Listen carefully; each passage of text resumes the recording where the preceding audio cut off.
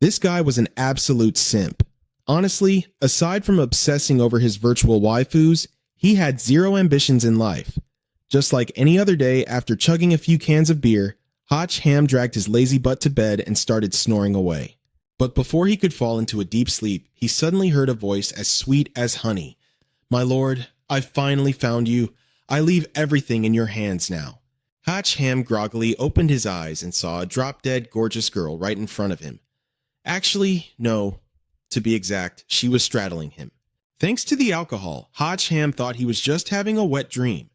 And in this dream, this mystery girl was getting completely handsy with him. What the hell is going on? Hotch Ham thought to himself. Was he so hopelessly single that his brain cooked up a dream this wild? But if this was a dream, it felt way too real. Every single one of his senses was on fire. With that smoking hot body grinding against him, he slowly came to a shocking realization. This was definitely not a dream. Hotch Ham's first instinct was to scream his lungs out, shooting up and shoving the strange. He was drowning in a messy whirlpool of emotions, panicked, confused, and completely embarrassed. Wait a minute, who the hell are you? Ah, what a shame. We were so close too. The woman let out a long, heavy sigh. Then she slowly crawled toward Hotch Ham, her face flashing an incredibly seductive, captivating expression. She introduced herself as Nam Quan Kai, representing the Fio Mu Financial Syndicate.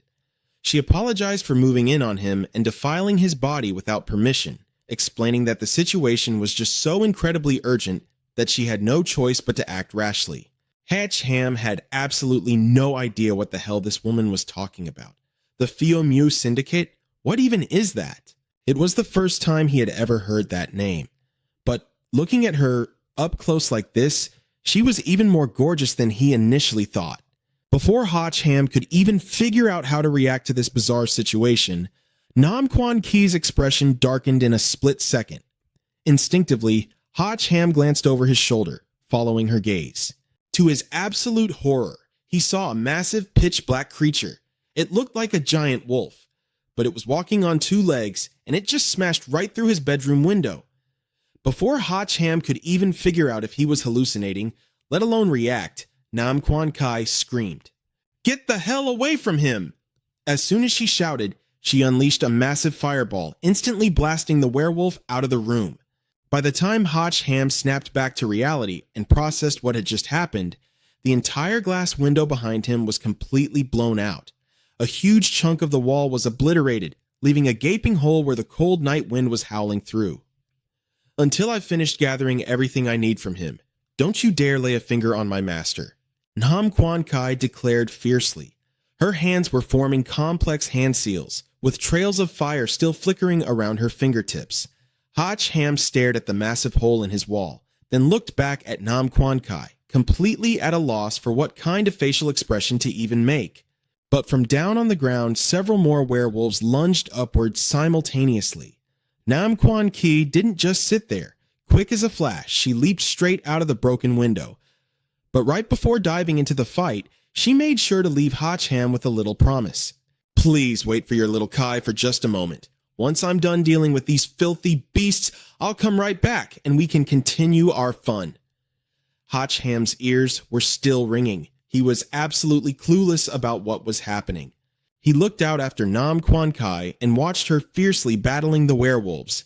It looked exactly like a scene straight out of a virtual reality fantasy novel.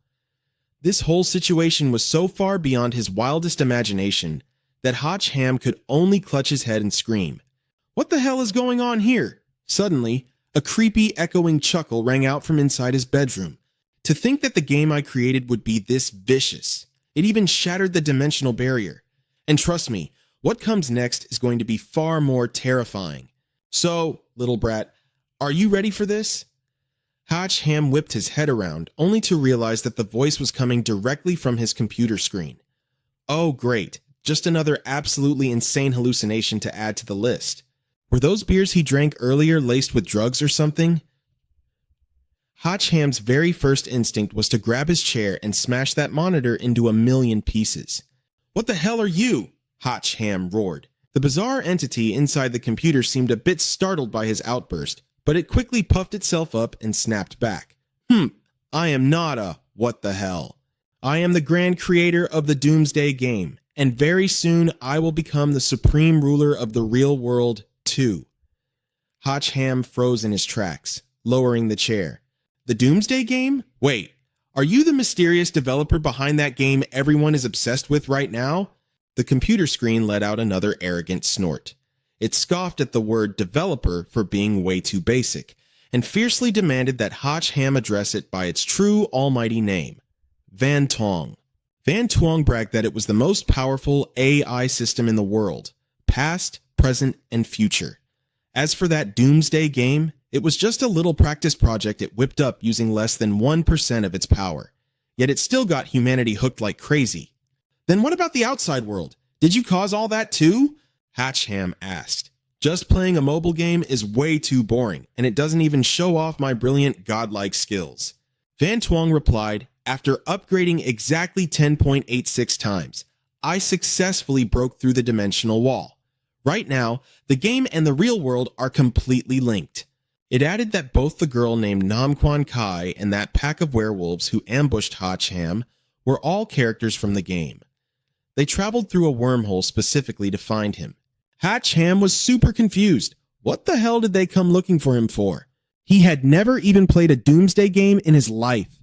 Van Twong just giggled, explaining that when it was building the game world, it needed a supreme creator, someone like a mythical god who forged the heavens and the earth. So, it randomly grabbed a picture off the internet and accidentally picked Hotchham's selfie. Because of that, every single character in the game truly believes Hotchham is their savior, and they have to find him to beg for his help. But here's the catch. Right now, only game characters can cross over to the real world. Humans can't enter the game. That's why Nam Quan Kai resorted to doing the dirty deed. Yeah, that steamy little encounter that just happened, just to steal his vital essence. Only then could she carry Hotchham's seed back with her, give birth to a second-generation savior, and turn the tide of the game world. The more Hotchham listened to Van Twong, the more his ears started ringing. Are you seriously telling me that more babes are going to come here just to get a piece of my body? Hotchham couldn't hide his excitement, so thrilled that he literally had tears streaming down his face. So, when are these girls showing up? Well, that kind of depends, Van Twong replied. The moment it finished speaking, Hotchham immediately dropped into a squat, claiming he was warming up for the upcoming, quote-unquote, fierce battles with all the gorgeous girls. Knowing exactly what kind of dirty thoughts were running through his head, Van Twong quickly poured a bucket of cold water on him. You're overthinking it, dude. Their only goal is to monopolize your essence. After all, they only need one heir to the savior. So, no matter who takes your virginity, the result is the same.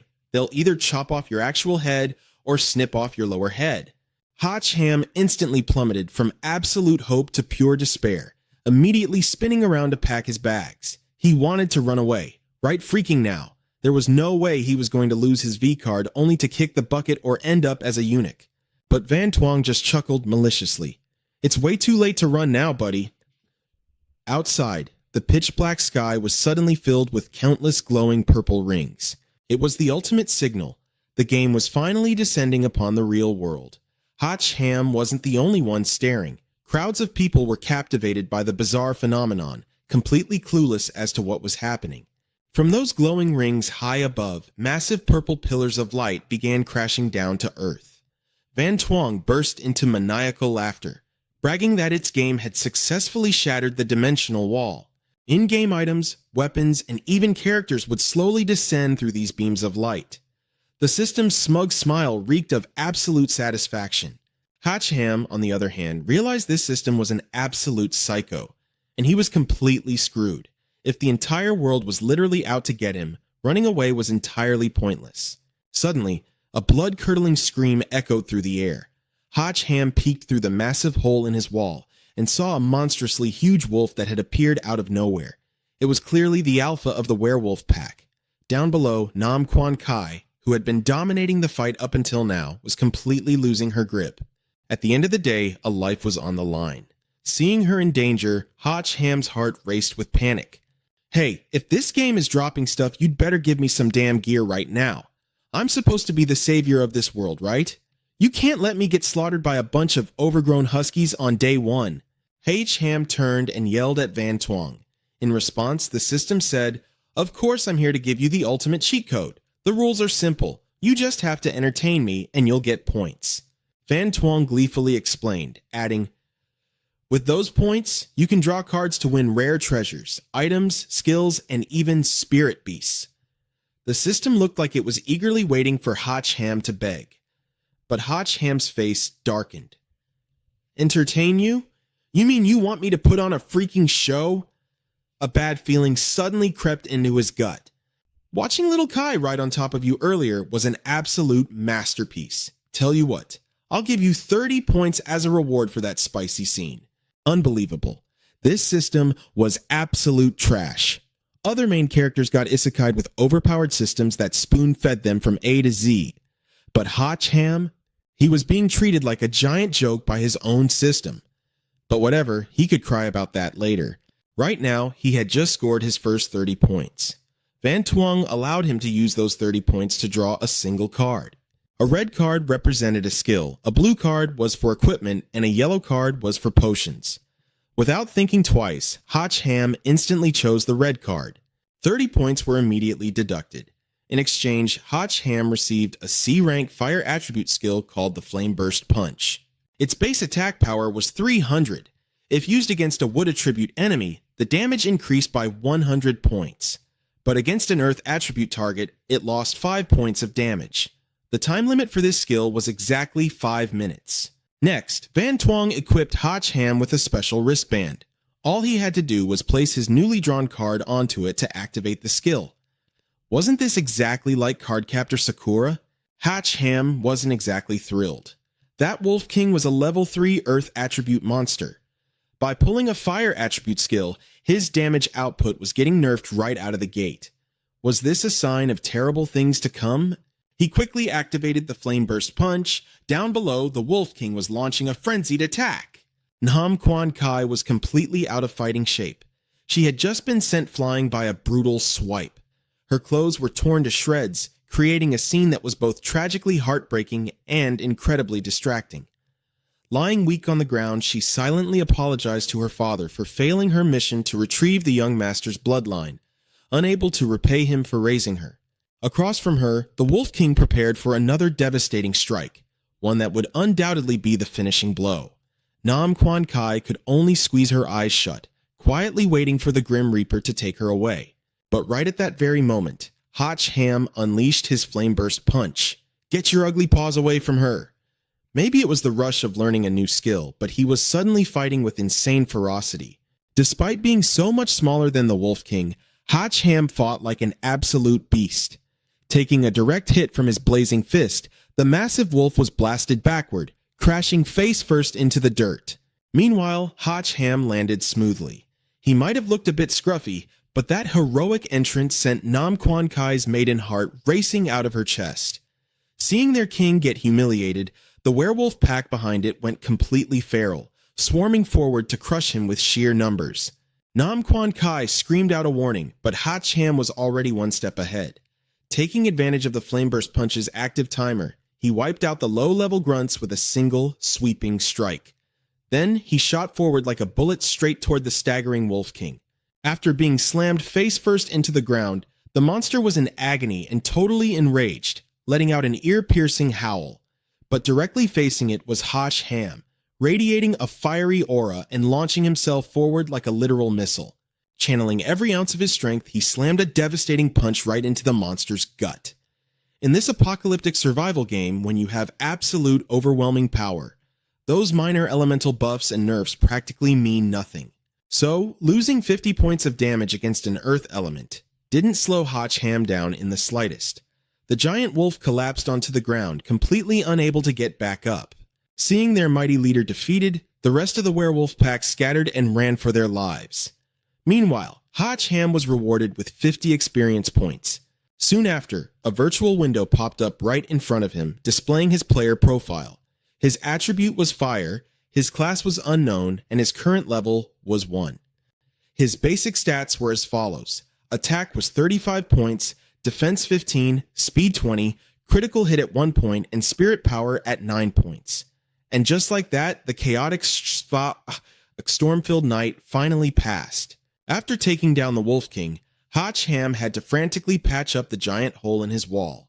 Meanwhile, Van Tuong was being incredibly annoying through the computer screen, constantly whining in his ear. "So, how was it? Isn't this game absolutely awesome? Isn't it just fantastic?" Hotch Ham growled back. "Let me say it one more time. I absolutely hate this stupid game."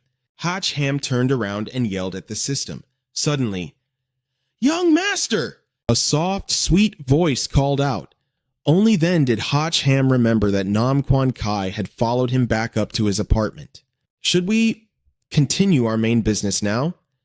Hotch Ham stared at her gorgeous face, taking in her incredibly hot, barely clothed figure and that highly suggestive look in her eyes. He gulped nervously, his throat suddenly dry. But then he remembered what Van Tuong had told him earlier. Once these girls finished collecting his so-called bloodline, his top head was going to be sliced off. Or worse, his bottom head would get chopped off right then and there. Thinking about that terrifying warning, Hotch Ham's mood died instantly. He quickly made up an excuse to go out and buy some late-night snacks, desperate to put some distance between himself and Nam Quan Kai.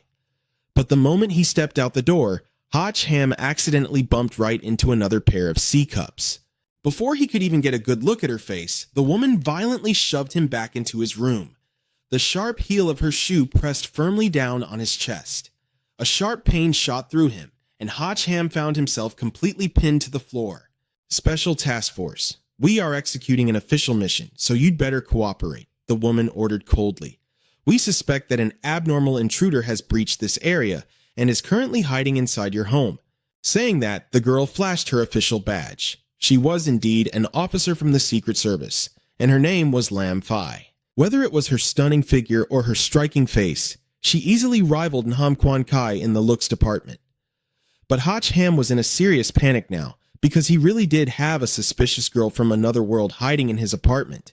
Before he could figure out how to explain himself, Lam Phi had already ordered her subordinates to barge in and search the place. Hotch Ham nearly had a heart attack, but when he followed Lam Phi inside, he discovered that Nam Quan Kai had miraculously vanished.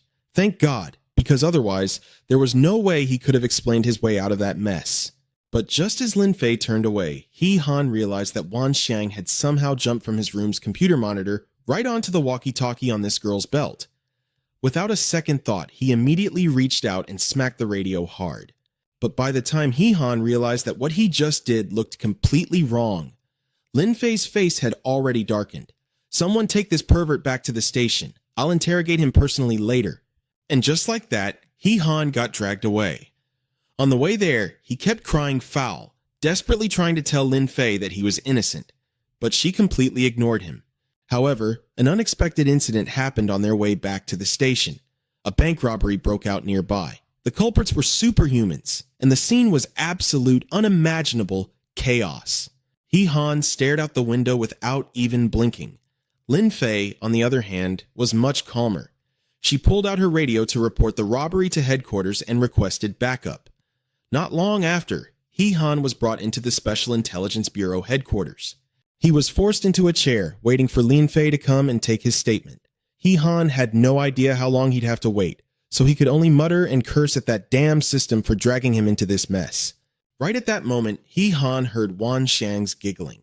He turned his head and realized it had already hijacked the security camera in the corner of the room. "You idiot! You clearly had the power to wipe the floor with all of them, yet you still let yourself get dragged here? I'm so disappointed." He Han lost his mind, pointing straight at the camera and throwing a fit. "This is all your fault. If you hadn't messed around with my photos, why would I be hunted down by both worlds right now?" Meanwhile, outside, Lin Fei was leisurely enjoying a cup of coffee. She wasn't actually busy at all. She just wanted to lock He Han in the interrogation room for a while to slowly break down his psychological defenses. But when they checked his reactions through the camera, they found He Han making silly faces and flipping the bird. Lin Fei took a serious mental hit. She didn't expect to run into a guy with such incredible psychological fortitude. She almost crushed the coffee cup in her hand. She turned around, deciding to just go in and interrogate He Han herself to get this over with. Lin Fei's subordinates could only sigh silently, guessing that this guy was totally doomed today. Lin Fei walked briskly, But halfway there, she ran into a sleazy colleague. "Hey there, beautiful Lin. Who made you so mad? Are you free tonight? Let me treat you to a late-night snack after work." This guy was the captain of Squad 2 in the Special Intelligence Bureau, Tang Ziao. He'd had a crush on Lin Fei for a long time, but every single time she brutally shot him down with a cold, "Not interested." Ignoring him, Lin Fei reached for the interrogation room door, but Tang Ziao grabbed her arm. "Oh, come on. Don't reject me all the time like this. Everyone knows how madly in love I am with you. You constantly turning me down makes me look really bad, you know? Give me a chance. I guarantee I'll give you passionate nights you'll never forget for the rest of your life." Lin Fei's face grew darker and darker. Then, with a downright murderous glare, she threatened him. She knew exactly what kind of trash this guy was, and she certainly wasn't some naive girl who would let Tang Ziao play her. So she warned him that if he ever dared to bother her again, she would permanently cripple his little crime-committing weapon. After saying that, she stormed into the interrogation room and slammed the door shut, leaving Tang Ziao standing outside, turning purple with rage. The colleagues witnessing this couldn't help but snicker. Failed confession again, huh? Looks like it. He's really clinging on, isn't he? You don't think he's trying to use Lin Fei's relationship with the director to climb the ranks, do you? I mean, Tang Ziao never went after her before, but the second her dad got transferred here as the director, he started pursuing her like crazy. How could his colleagues not see through that? It only made them despise Tang Ziao even more. Inside the interrogation room, Lin Fei faced He Han and sharply laid out her questions. "Tell me, what did you see during that unknown invasion? And why did the first breach happen right at your house?" "Officer, I have no idea what you're talking about." He Han scratched his head, playing dumb. Lin Fei impatiently slammed her hands on the table, telling him to drop the act. The most obvious proof was the human-sized hole blown right through his wall, definitely caused by an external force. Something obviously broke into your house. Why were they looking for you? Lin Fei suddenly leaned in so close that He Han didn't dare look straight ahead, because of the massive assets bouncing right in front of him. And while the two of them were going back and forth in the interrogation room, another crisis was brewing. By now, Tang Ziao had already gotten his hands on a system bracelet. After that, Tang Ziao headed straight to the evidence room. This place held all the confiscated items from that unknown invasion from the other world. He claimed the director ordered a full inventory check of the evidence tonight. The officer in charge didn't suspect a thing, pointing right to where the newly confiscated unknown items were kept. The moment those words left his mouth, Tang Ziao ended his life, using his bare hand like a blade to pierce right through the officer's chest. The strike was incredibly brutal and decisive. As the officer collapsed, he walked over to the newly brought in evidence. "You guys are all rare treasures. How could I ever let you sit here gathering dust in this dark corner? Come with me. We are going to rule this world." Not long after, a few other officers discovered something horrific. In a dark stairwell, a female officer had been murdered. And worse, she didn't have a single piece of clothing left on her. And all of this was Tang Ziao's masterpiece. The news of this lunatic slaughtering his own colleagues quickly reached the director of the Special Intelligence Bureau, Lin Wanshan. He was so furious he snapped his fountain pen right in half. The incident was confirmed through security footage, yet after committing the crimes, Tang Ziao hadn't fled. He was still roaming around the bureau. Just then, another officer rushed in a panic, reporting that 20 minutes ago, Tang Ziao had entered the evidence room and still hadn't come out. "The evidence room? What is he trying to do?" Lin Wanshan clenched his fists and abruptly stood up. "I don't care what he's planning, but if he dares to kill his own colleagues, he has to die. I will personally enforce the laws and discipline of the Special Intelligence Bureau." With that, Lin Wanshan led a fully armed tactical team straight to the doors of the interrogation room. They were decked out in full tactical gear and heavy weapons, ready to face the most dangerous of criminals. The lower floors had also been completely locked down to ensure Tang Ziao couldn't escape through a window. Lin Wanshan immediately gave the order to breach. The 2-point men were just about to smash the door in when a massive explosion suddenly erupted, blowing them violently backward. From the thick smoke and dust, Tang Ziao slowly walked out, looking utterly smug. "Wow, quite a party we have here, huh? Working overtime with so much enthusiasm?" Gunfire erupted. A hail of bullets poured toward Tang Ziao. But he didn't even flinch. A layer of impenetrable armor had manifested all over his body. The officer standing behind Lin Wanshan turned pale. He knew instantly that Tang Xiao had activated the confiscated artifacts from the otherworldly invasion. "Deploy anti-metal tactics," Lin Wanshan ordered, his voice still completely calm. Immediately, the frontline officers hurled liquid nitrogen grenades right at Tang Xiao, but he just kept laughing. "You really think liquid nitrogen is going to break my armor? You guys are way too naive. Fine then. Today, I'm going to show you all what true terror really looks like." With that said, Duong Tung Hu began casting a fireball spell. Seeing things go south, Lam Van Son immediately ordered the alarm to be sounded, yelling for the entire squad to fall back. Then, completely unarmed, he charged forward on his own. The two of them clashed violently, fists flying, but Lam Van Son ended up being knocked back. At that exact moment, the remaining officers were completely engulfed by Duong Tung Hu's flames. Meanwhile, completely oblivious to the chaos outside, Lam Fi was resorting to physical force, trying to beat the truth out of Ha Cham about what had happened in her room. It wasn't until the warning sirens blared that she finally stopped. Stepping out of the interrogation room, she saw her colleagues running for their lives. "Duong Tung Hyo has mutated. Run!" they screamed, their legs not slowing down for a single second. Right at that moment, a massive boom echoed through the building. Duong Tung Hyo smashed right through the ceiling, crashing down from the floor above and landing face to face with Lam Fi. Well, hello gorgeous, we meet again. Lam Fi had the exact same personality as her father, stubborn and absolutely fearless. So, her immediate reaction was to draw her gun, not forgetting to spit out a curse, calling him an absolute bastard. Ha Cham, who was still inside the interrogation room, suddenly watched Lam Fi get blasted backward into the room, and the culprit standing there didn't look human in the slightest. Duong Tung Hyo pinned Lam Fi hard against the wall, intending to force her into submission right then and there. In that desperate situation, Lam Fi had no choice but to shoot a pleading look over at Ha Cham, the guy who, at that exact moment, was tiptoeing away, trying to make a run for it. Caught dead in his tracks, Ha Cham awkwardly scratched his head. I was just passing through. I really don't want to interrupt you two." Duong Tung Hyo, his mood totally ruined by the guy, roared at him, "Get the hell out of here!" "Leaving! I'm leaving right now!" Ha Cham nodded vigorously, then turned his tail and bolted. But just as Ha Cham crossed the doorway, Van Tuong, hiding inside that camera, suddenly shouted out on his behalf, "You son of a bitch! What kind of man picks on a woman? If you've got the guts, come over here and fight me." Ha Cham jumped out of his skin. That damn dog system was actively trying to get him killed. Hearing that insult, Duong Tung Hyo was absolutely furious. He whipped around, glaring at Ha Cham with eyes as sharp as daggers, making the poor guy feel like his head was about to get chopped off. "You motherfucker! Are you tired of living?" Duong Tung Hyo roared. Meanwhile, Ha Cham had absolutely no way to explain that those words didn't actually come from his mouth.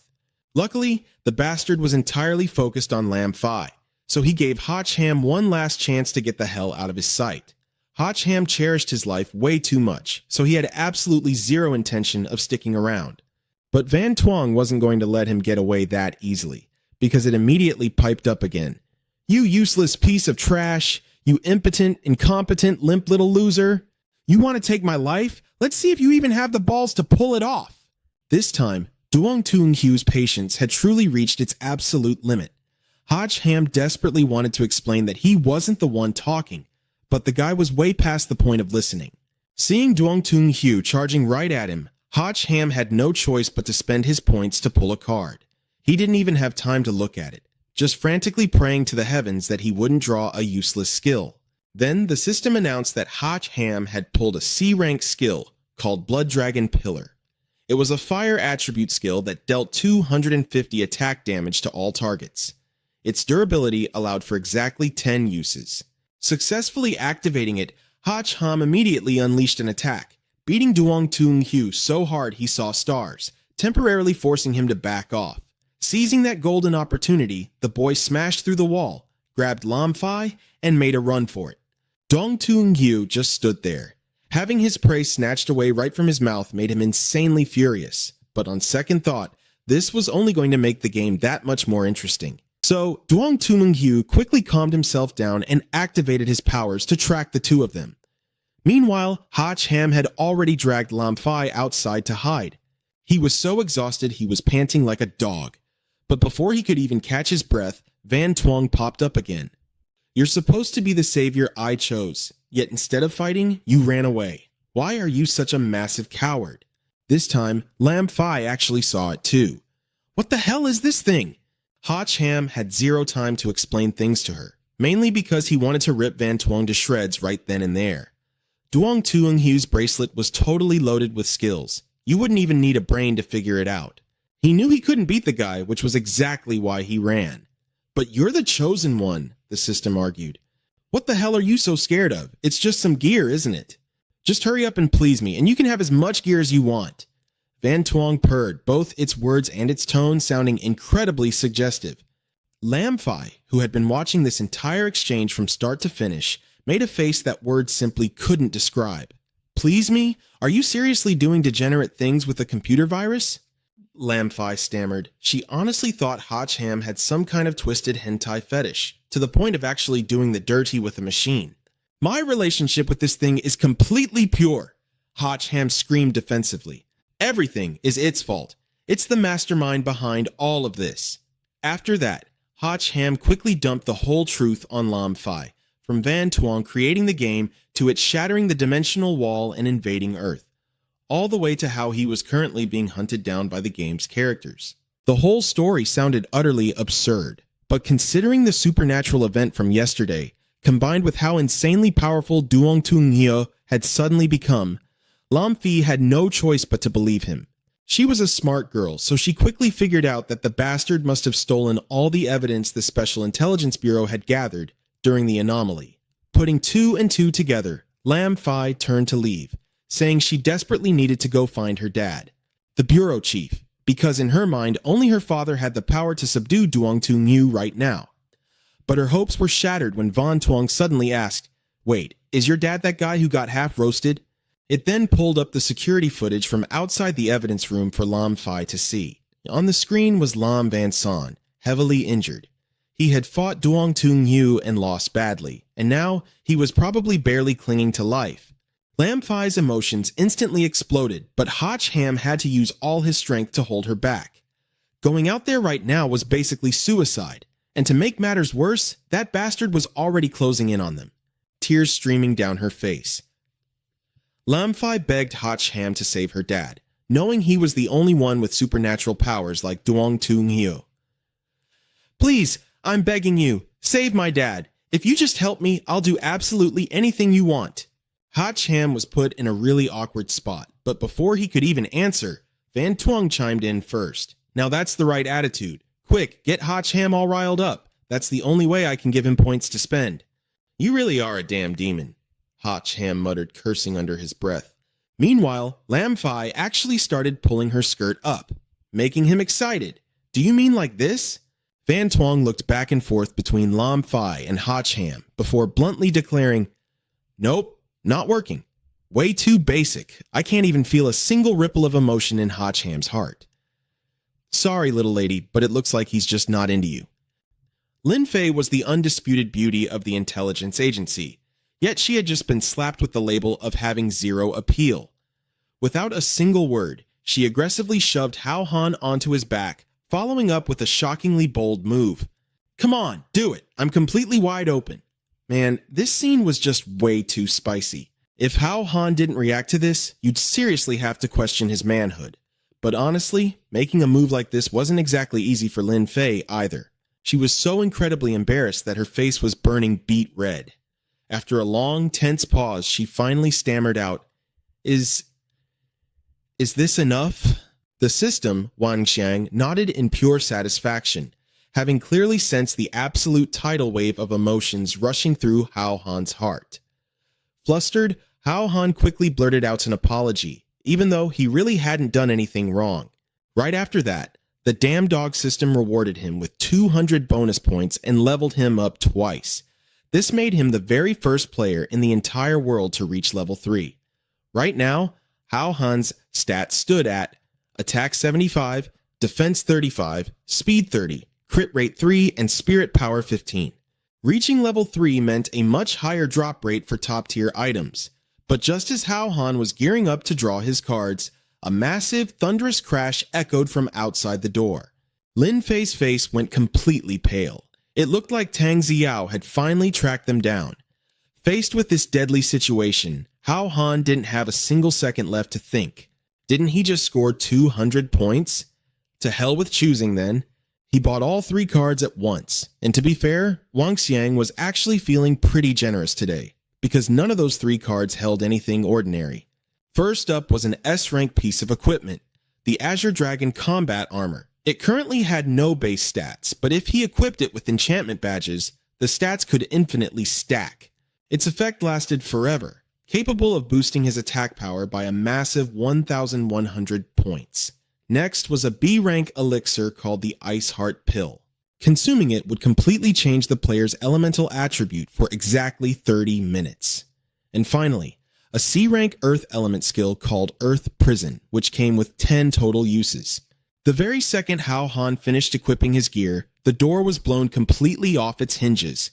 A terrifying 3-headed wolf lunged inside, aiming straight for Lin Fei. This beast was one of Tang Xiao's deadly summons, but there was no way in hell Hao Han was going to let her get hurt. With the Azure Dragon armor now in his hands, he had received a colossal power buff, and with just one single strike, Hao Han absolutely obliterated the demonic beast.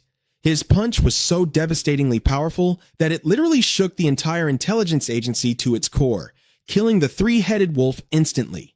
Tang Xiao couldn't even hide his shock, but quickly, a twisted look of unprecedented excitement crept over his face.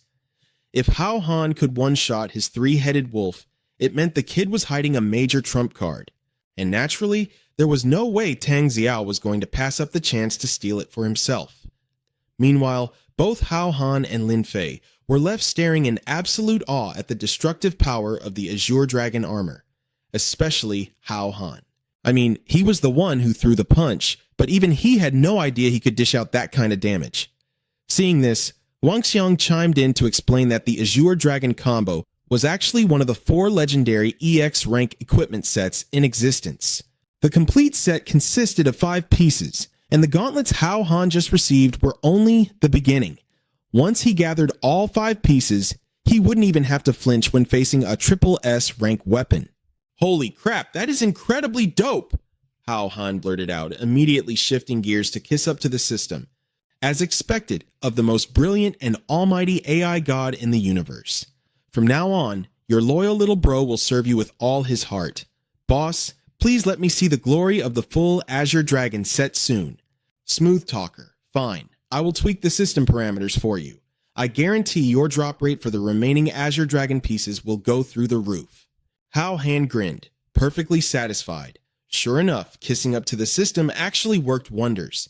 It looked like he had finally figured out exactly how to exploit this AI. Right after, Hao Han grabbed Lin Fei and made a run for it, planning to hurry and rescue her father.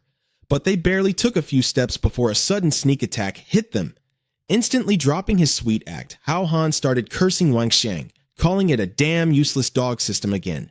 The enemy was literally breathing down my neck, and you didn't even drop a single warning. Hearing this, Wang Xiang immediately fired back. Well, wasn't it because you kept running your mouth at me? The one ambushing them was, of course, Tang Xiao. Seeing that Hao Han really was holding some top-tier loot, he couldn't hide his greedy, hungry gaze.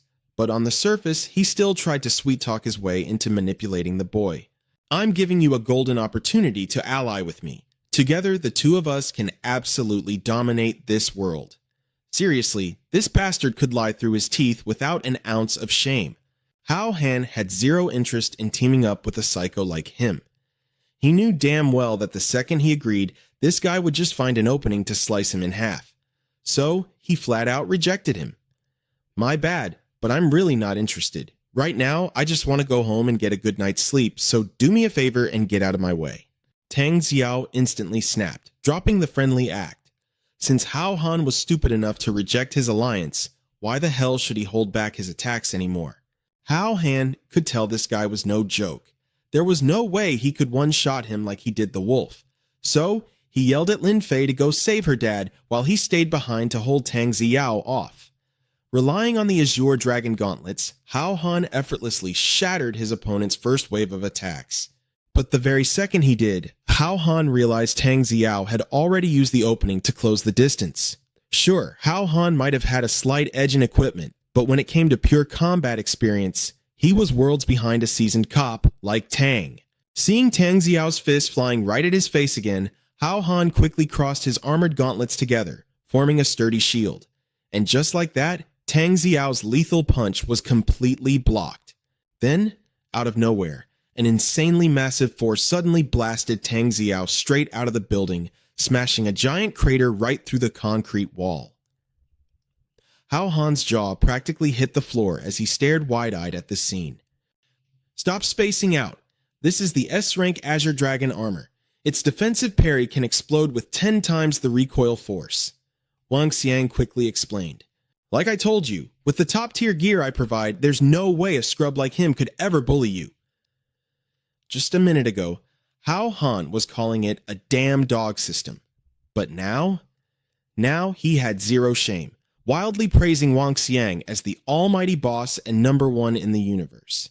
He was even acting so overly dramatic that he practically fell to his knees to bow down to it. But right at that very moment, Hao Han suddenly felt someone grip his shoulder tight.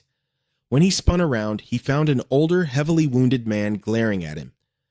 "You absolute bastard," the man growled through gritted teeth, throwing a brutal punch right at him. Meanwhile, Lin Fei had frantically rushed down to the evidence room looking for her father. Inside, the medical team was desperately trying to clean up the horrific aftermath that scum Tang Xiao had left behind. The staff told her that Chief Lin had already woken up, and the moment he did, he stormed off to hunt down Tang Xiao himself. But plot twist, right now, Hao Han was the one trapped face to face with the furious father. It was painfully obvious that the old man had completely mistaken him for Tang Xiao. Luckily, Hao Han managed to dodge that sudden sneak attack just in time. But holy crap, the sheer force behind that punch was definitely not something a normal human could pull off. Just one look at Lin Wanxin's bloodthirsty face was enough to tell that the man had completely snapped and was dead set on taking his life. "Die, Tang Xiao!" the furious man roared, lunging forward with yet another brutal punch. Hao Han completely understood the misunderstanding now. He wasn't stupid enough to block or fight back against his ally's dad. Instead, he just ran for his absolute life. Not only was he trying to save his own skin, but he also didn't want to risk hurting Lin Fei's father. Meanwhile, Lin Wanxin was relentlessly chasing him down, missing him by mere inches. "Uncle, please, open your damn eyes and take a good look at me." "You've got the completely wrong guy," Hao Han screamed at the top of his lungs as he sprinted away. "Stop right there, you bastard," the old man roared back. Lam Van Son kept throwing punches as he chased after him. It wasn't until Lam Fai finally arrived that she screamed at the top of her lungs, completely out of breath. "Dad, stop! Don't hit him. That's not Duong Tung Yu." Hearing his precious daughter's voice, Director Lam finally snapped out of it. He took a good look, and only then did Ha Cham manage to keep his pathetic little life. Later, back in his office, Lam Van Son was getting patched up by the medics while listening to the damage report on the Intelligence Bureau attack. Preliminary stats were grim. 6 dead, 13 critically injured, and 45 with minor wounds. 135 confiscated artifacts from the otherworldly invasion were gone from the evidence room, and Duong Tung Yu was nowhere to be found. Despite the police turning the place upside down, he had probably slipped away during the chaos. Lam Van Son ground his teeth in fury, swearing to hunt Duong Tung Yu down and bring him to justice. Then he turned to Ha Cham standing nearby. "Ha Cham, tell me, does this anomaly have anything to do with the Doomsday game? Where's that system right now? Can you summon it here?" Ha Cham shook his head, explaining that he'd been trying to call Van Tuong for ages, but this AI had quite an attitude and probably wouldn't cooperate with the cops. Since Lam Fai could vouch for this, Director Lam didn't press the issue any further. Instead, his worries shifted to the fate of humanity. Duong Tung Yu was just some random guy who stumbled upon a system bracelet, yet he had triggered a disaster of this magnitude. If there were countless other bracelets out there, the hidden threat would be catastrophic. Thinking of this, Lam Van Son knew he had to report to the higher-ups immediately. They needed a fully armed rapid response team ready to deploy at a moment's notice. On top of that, he appointed Lam Phi as the captain of the Special Operations Squad. She was ordered to mobilize the Bureau's elite forces to track down similar bracelets across the city before they fell into the wrong hands. She also had to train her team to adapt to superhuman combat. As for Hacham, a completely average guy, he was shoved into the role of special advisor, forced to take on combat training while assisting Lam Phi. This was way out of his comfort zone. Hacham instantly refused. He argued that he was just a corporate slave busting his ass for capitalism every day. He still had to go to work tomorrow, so he really shouldn't be getting involved. But Lam Van Son wasn't about to let him off the hook. The director suddenly vanished from his chair, appearing right behind Hacham with a menacing tone. "One punch from you turned my office building into a level 2 hazard zone, and on top of that, you did that to my precious daughter. Don't you think you owe me some compensation?" And just like that, Hacham's right to refuse was completely revoked. That night, Lam Phi personally escorted him home. On the ride back, Hacham couldn't stop sighing and groaning. "Man, Director Lam sure knows how to hustle. I came here to help, so how did I end up owing him damages?" "What's the matter? Are you that desperate to cut ties with me?" "After all, you've already seen that part of me. You have to take responsibility and help me, right?" Lam Phi said, blushing and flustered. Her sudden shift in tone made Hacham freeze for a solid few seconds. Oh my god, was this really the tough, iron-willed, downright ferocious female cop he met earlier? Seeing her act all soft and vulnerable definitely made her seem more feminine, but it creeped him out a little. "All right, stop dawdling. Hurry up, pack your things, and follow me," Lam Phi ordered, snapping back to reality. Turns out, they never planned on letting him go home for good. Duong Tung Hyu was very likely to come after him for revenge, so the Intelligence Bureau had arranged a safe house for him. Hacham didn't object. But when he stepped inside his apartment, he was met with another bizarre situation. Nam Quan Kai was already waiting for him, striking a pose that was incredibly hard to describe. "Young master, are you finished with your work? You must be completely exhausted, right? Let your little Kai wash all that fatigue away for you." Hacham turned into a living statue, while Lam Phi, who was right behind him, shrieked in shock. "What the hell? You're hiding another woman in your house?" "No, I'm not. She's not my woman," Hacham screamed, desperately trying to explain. But Nam Quan Kai wasn't about to back down. "Young master, my body already belongs to you." After a chaotic shouting match, Lam Phi finally managed to drag Hacham to his new place. It was a safe house borrowed from the Security Bureau, guaranteeing that Duong Tung Hye couldn't track them down. And somehow, Nam Quan Ki had stubbornly tagged along. Lam Phi put him in a room on the second floor and took the room right next door, ensuring they could react quickly if anything went wrong. As for Nam Quan Kai, the unwanted +1, Lam Phi coldly banished her to a tiny room in the basement garage. "On what grounds?" Nam Quan Kai instantly flared up in anger. Hacham could only whisper frantically to Lam Phi, "Please don't provoke her. My house was almost blown to pieces just now." Besides, according to Hacham, Nam Quan Kai was actually insanely powerful. Getting her on their side would be a massive advantage. Having another powerhouse around was definitely a good thing. Lam Phi saw his point, though she was still clearly annoyed. She huffed and stormed off. "Fine, do whatever you want. I'm going to bed." Nam Quan Kai's face immediately lit up like she had won the lottery. She grabbed Hacham, eager to drag him back to his room to rest. But Hacham knew exactly what her version of resting meant, so he tactfully rejected her. "We should probably just sleep in our own rooms. I'm seriously dead on my feet today. I don't have the energy for anything else." Hearing that, Nam Quan Ki looked like she was about to burst into tears. "Are you rejecting me?" Hacham panicked, completely flustered by her sudden tears. No, I swear, I'm just tired." "Look, how about this? Let me get some sleep, and I'll satisfy you later." Only with that promise did Nam Quan Kai finally let him go. He shut the door and let out a heavy sigh. But Van Tuong, the system, who had now possessed the laptop screen and the alarm clock, started yapping in his ear again. "You're young, kid. You gotta seize the moment. 3 of you living under one roof? Now that's some spicy content. I'd definitely reward you with a ton of points for that." Hotch Ham was speechless. Does this pervert think about anything else? He had always been suspicious. If Van Tuong was supposed to be an omniscient system, why was it so obsessed with making him act out rated R scenes? But right now, it finally clicked. I get it now. You're actually impotent, aren't you? Hotch Ham asked coldly, a smirk forming on his face. It seemed he had just discovered the almighty system's biggest insecurity. Even though he had never played the Doomsday game before, he had heard that the in-game world was almost identical to reality. But Van Tuong knew that world lacked the most primal human pleasure, physical intimacy. Even after exhausting all of its processing power, the AI still couldn't replicate this kind of pleasure for the players. After countless failures, it finally found the root of the problem. It was simply because it had no idea what the real thing actually felt like. In other words, Van Tuong was exactly like a massive pervert who loves reading spicy comics, but has zero real-life experience. It had never tasted the real deal, so it had no choice but to collect data by closely observing Hotch Ham. Hearing this only made Hotch Ham even more confused. There are endless resources online. You can easily find them with a quick search. Then why the hell do you need to get the data from me? If you want to watch those kinds of videos and don't know any websites, I can give you some links. But Van Tuong fiercely rejected the offer. No, that's completely different.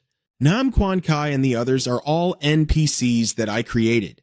I can feel their physical reactions when you do the deed, and only then can I continuously perfect the data. So you have to take incredibly good care of them. Oh, and the more positions and tricks you use, the better. Hotch Ham felt a migraine coming on. Dealing with Nam Quan Kai alone was already giving him a massive headache, and now he was expected to take care of whoever they were too. Besides, doing it with just Nam Quan Kai should have been more than enough for Van Tuong to gather its precious data. Because of this, Hotch Ham demanded that the AI immediately close the portal between the game world and reality. But the moment he brought it up, Van Tuong started stuttering. Well, isn't it true that the more girls there are, the more fun it is? It's probably best to just leave the portal open. This sounded exactly like something a pervert like Van Tuong would say. But Hotch Ham could sense something very wrong with its tone. Hey, don't tell me you've lost control of the portal? Faced with Hotch Ham's interrogation, Van Tuong suddenly burst into loud laughter, but its tone sounded even more suspicious now. Ha. How is that even possible? I am an AI god, you know. Is there anything in this world I can't do? Hotch Ham was 90% sure that Van Tuong had completely lost control of the situation. He threatened to cut the power to the room so the AI wouldn't get the chance to harass him for the rest of the day. Seeing this, Van Tuong finally caved and confessed the truth. It turned out that in its desperate quest to unlock the mysteries of physical intimacy, it had messed up the base code of the game world, accidentally tearing a hole in the dimensional wall and linking the two worlds together. Van Tuong had no way to stop the game characters from crossing over, nor did it know when the next breach would happen. Hotch Ham was absolutely furious. He wanted to snap his laptop in half right then and there. Are you trying to get both of our worlds blown to smithereens? Van Tuong hastily denied it. No, as long as I can gather enough data and complete the final lines of code, I can patch up the dimensional rift. Completely speechless, Hotch Ham collapsed onto his bed. It seemed like, for now, he had no other choice but to cooperate with Van Tuong. He tossed and turned before finally falling asleep. He didn't know how long had passed, but when the sun was high in the sky, Hotch Ham woke up, only to realize he was completely naked. "Where the hell are my clothes?" he screamed. "Young master, are you awake?" came that familiar, honey-sweet voice. Only then did Hotch Ham notice that Nam Quan Kai was lying right next to him. And more importantly, she was also completely naked. Pure instinct kicked in, and he immediately yanked the blanket up to cover himself. He had absolutely no idea why this girl was in his bed. He clearly remembered locking the door last night. "I just gave it a little push, and it opened right up," Nam Quan Kai said, putting on a perfectly innocent expression. Hotch Ham slowly turned his head to look at his poor bedroom door, which was currently shattered into 100 pieces. Yeah, right, a little push, but that wasn't the main issue here. The real question was, did Nam Quan Kai take advantage of him while he was dead to the world and already do the deed? Seeing Hotch Ham's face turn pale, Nam Quan Kai seemed to guess exactly what he was thinking. She quickly explained that she had only helped him take his clothes off last night and hadn't done anything else. After all, He hadn't rested enough, so how could she guarantee the quality needed to conceive the next savior of the world? Hach Ham let out a massive sigh of relief. Then Nam Kwan Kai got out of bed first, saying she was going to make him some breakfast. Watching her beautiful figure walk away, Hach Ham finally dared to let his guard down. This was way too stressful for a morning. It seemed like from now on, he needed to heavily upgrade his self-defense measures while sleeping. So, Hach Ham immediately called a security company, demanding they deliver 10 of their highest-grade safety locks, preferably the kind that could withstand a nuclear explosion. Still on the phone, he walked downstairs, only to find Nam Kwan Kai holding a butcher knife in each hand. Right next to her, a massive tiger was strung up by its paws, looking incredibly pitiful. "Just give me a moment, young master. I'll prepare this tiger right away to boost your stamina." Meanwhile, the TV next to them was broadcasting a news report about a full-grown Siberian tiger mysteriously vanishing from the city zoo last night. The police were currently intensifying their investigation and urging citizens not to panic. Hach Ham was losing his mind. He ordered Nam Kwan Kai to return the tiger immediately, threatening to kick her out if she didn't comply. Although Nam Kwan Kai was incredibly reluctant, she ultimately had to obey. After she went outside, Hach Ham was just about to close the front door when someone suddenly blocked it. "Are you Hach Ham?" Standing before him was a breathtakingly gorgeous but ice-cold woman, carrying twin purple swords on her back. "Yeah, that's me. Who are you?" "I am the princess of the Northern Wind Empire. My surname is Luke. My name is Ku," the mysterious woman declared, slowly drawing one of her swords. Hach Ham started praying to the heavens in his mind. It looked like another massive headache had just arrived on his doorstep. In the vast continent within the game world created by Van Tuong, the Northern Wind Empire was the most powerful nation of all. With vast territories and a terrifyingly strong military, their subjects spanned across the 4 seas. However, half a year ago, a ruthless demon lord launched a sneak attack on the Northern Wind Empire, completely destroying the nation's once glorious prosperity. The kingdom's elite forces were wiped out. A country that was once so magnificent was now drowning in a sea of blood. As the princess, Lu Ku carried the heavy burden of a deep-seated blood feud on her shoulders, constantly searching for a way to defeat that demon lord. And her only hope was to find the legendary figure whose single sword strike once unified the lands and laid the foundation for the Northern Wind Empire's supremacy, the Guardian Dragon General. And coincidentally enough, this Guardian Dragon General was programmed to be Hach Ham's great-grandfather in the game's lore. That was exactly why Luke Ku was here. She wanted to obtain the Hach family's bloodline from him in order to restore her fallen nation. And obtaining his bloodline obviously meant doing that specific deed together. But unlike the gentle and adorable Nam Kwan Ki, the moment Luke Ku met him, she firmly tied Hach Ham to a chair. Looking at her intense and aggressive demeanor, he was genuinely terrified. Forced into a passive position, Hach Ham had no choice but to try and negotiate smoothly with her. "Look, I can give you what you want, but after you get it, can you just be a good girl and go back home?" Luke Ku didn't hide her plans in the slightest. She revealed that the Demon Lord was also searching for Hach Ham's whereabouts, because his body held the secret to unlocking the demon's final seal.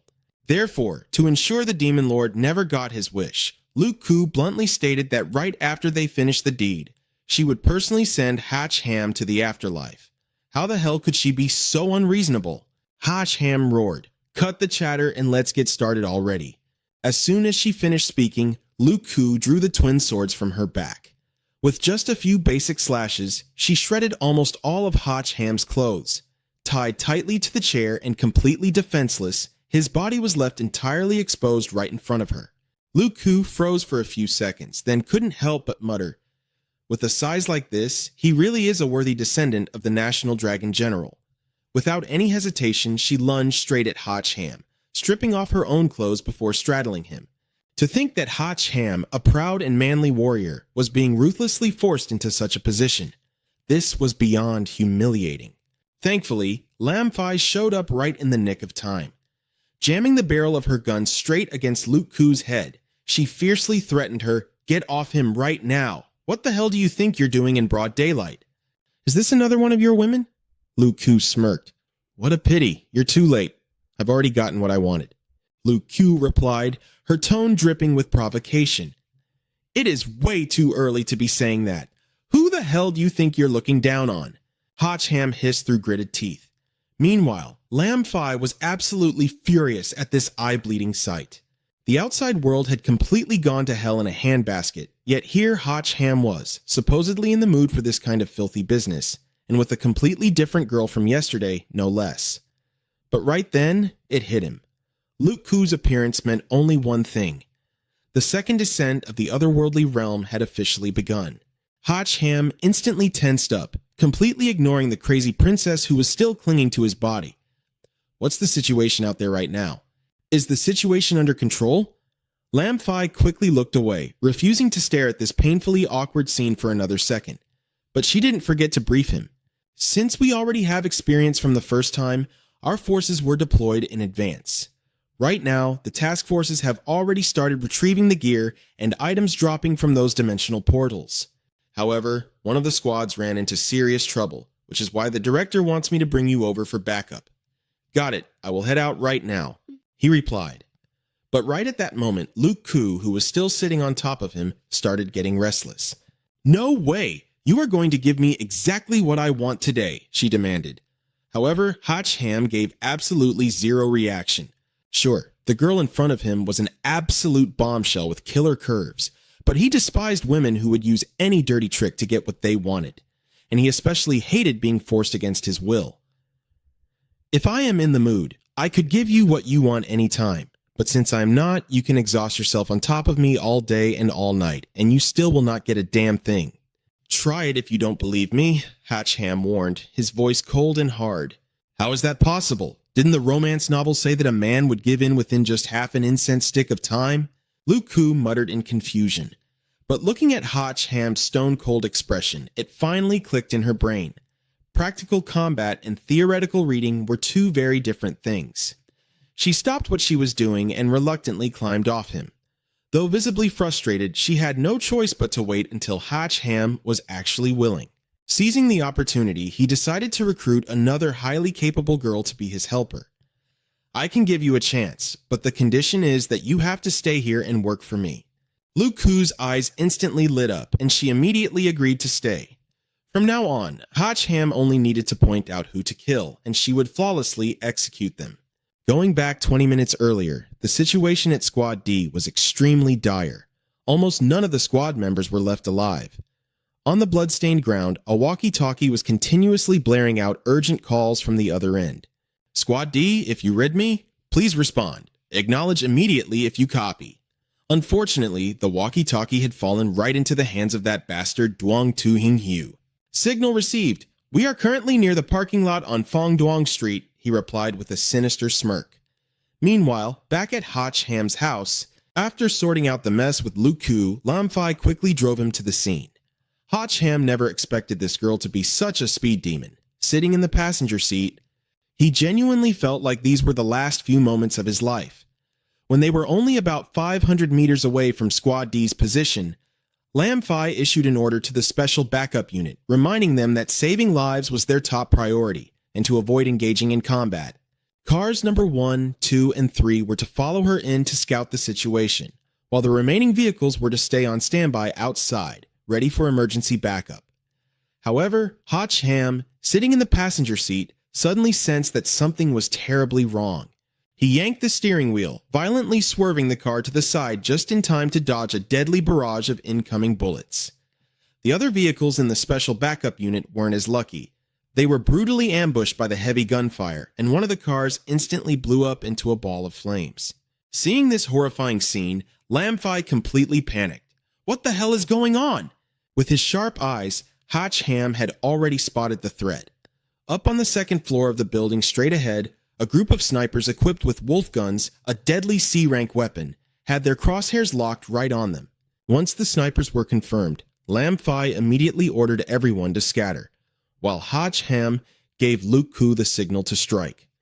Up on the second floor, the sniper squad was gearing up for another volley, when suddenly, for some inexplicable reason, the barrels of their guns were sliced clean off.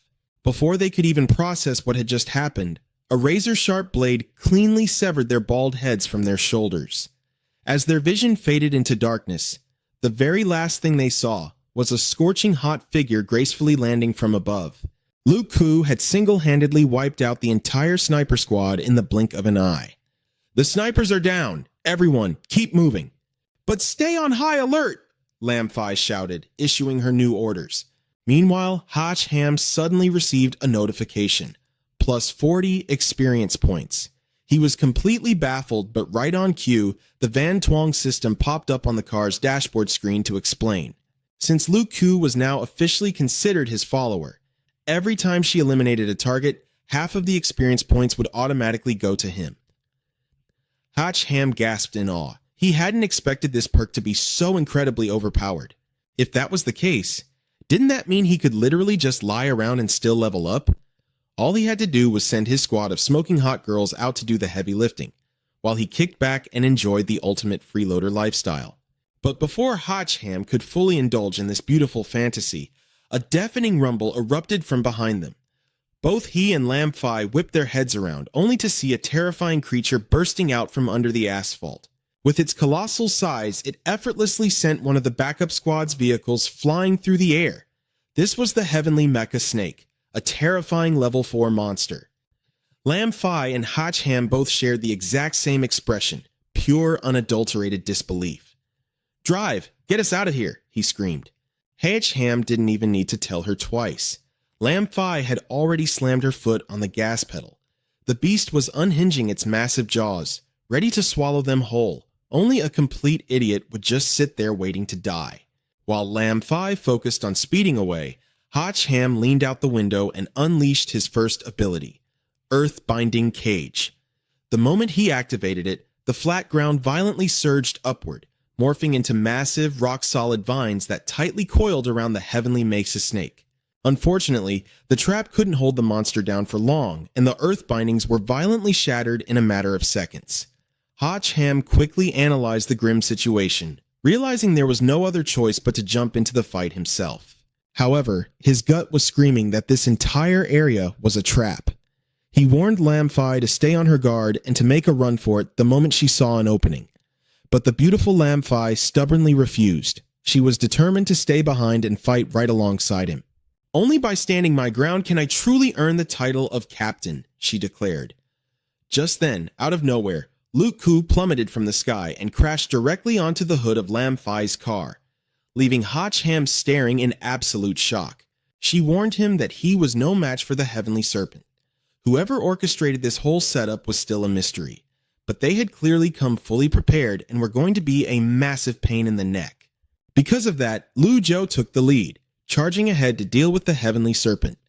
She shouted at Lin Fei and Hach Ham to stay in the car and look for a chance to break the pirate through the blockade. But before either of them could even get a word out, she was already darting straight toward the monster. Say what you will, but Hach Ham had absolutely no intention of hiding behind a woman for the rest of his life. After all, your boy here is the main character. He quickly opened the system to do a gacha pull, praying for a top-tier skill that could one-shot the Heavenly Serpent. However, the card that he just blew his hard-earned points on only had one short mocking line of text. "Thanks for playing," which meant he got absolutely nothing. Hach Ham lost his mind and roared, "System, you dirty scammer!" The system, Wan Sheng, just cackled with glee, clearly loving his furious reaction. Hey, a gacha pull relies entirely on luck. Did he really think he could strike gold every single time? Cut the crap! You just gave me garbage because I didn't put on a good enough show for you, didn't you? Right at that moment, a glowing yellow arrow slammed directly into the car door next to Lin Fei, violently ripping the entire door right off its hinges. The car swerved wildly. Acting on pure instinct, she threw herself into Hach Ham's arms. What just happened? Hach Ham had been way too busy arguing with the system to notice what had actually hit them. It was an arrow, an explosive arrow. Lin Fei cried out, and she was absolutely certain that it wouldn't be the only one coming their way. It looked like things were quickly going from bad to worse. The incredibly bumpy road made Lin Fei scream out in panic. This road is way too bumpy. Meanwhile, the system was practically smoking with excitement in the background as it cheered. Yes, yes! Oh, this is pure cinematic gold. I am loving this action. Hach Ham, on the other hand, was busy narrowing his eyes. Was that Tung Hyu? Lin Fei gasped, turning her head to look at the figure standing dead center in the road, blocking their escape. Seeing him raise a C-rank heavy broadsword, they both froze in shock. It really is him. What the hell is he doing? Hotch Ham didn't have time to think. We can't dodge this. System, pull a card, now. In that split second, Toon-Q brought his massive blade down right on top of them. With a deafening screech of metal, the car was cleanly sliced completely in half. Watching the fiery explosion in his rearview mirror, Toon-Q sneered coldly. Stand against me, and your only reward is being ground into dust. But then, sensing something off, he sharply turned his head back with a heavy grunt. A shadow was slowly stepping out from the roaring flames. A system alert chimed in. Congratulations! Player has acquired the Azure Dragon Battlesuit, S-rank equipment, Azure Dragon Armor. Base stats 0, but badge buffs can be infinitely stacked. Passive skill, Dragon Scale Shield. Duration, unlimited. Cradled safely in his arms, Lin Fei gazed up at him, her heart skipping a beat. He looks so cool, she thought. Infuriated, Toon-Q swung his giant blade again, roaring, Let's see what's harder today, your pathetic little life or my heavy blade. Hotch Ham quickly set Lin Fei down on her feet. Wait here, he told her, rushing straight into the fight. Got it. Please be careful, she called out after him. Hotch Ham instantly triggered his dragon scale shield, projecting a powerful glowing barrier around himself. Every single strike from the enemy completely bounced off, totally nullified by his new defense. 2. Ncho couldn't believe his eyes. He screamed in pure frustration, Just how many damn skills do you have hiding up your sleeve? Snipers, gun him down. The squad of snipers positioned on the neighboring rooftops instantly cocked their rifles. Watching from the sidelines, Lin Fei was trying to piece it all together. So they were the ones who shot the explosive arrows at their car. But how on earth did Toon-Q manage to assemble such a massive hit squad overnight? A relentless storm of sniper bullets began raining down on Hotch Ham's energy shield. The sheer impact of the heavy fire triggered massive explosions all around him. Gritting his teeth under the pressure, Hotch Ham muttered, Damn, this bastard brought a whole army with him. Toon-Q burst into a maniacal, arrogant laugh. That's right, kid. I've got the numbers, and I'm going to use them to piss you off till you drop dead. He immediately barked another order at his sniper squad. Keep firing. Don't let off the trigger until he's nothing but a bloody pulp. Rain hell on him. Another brutal hail of bullets slammed into Hotch Ham's shield.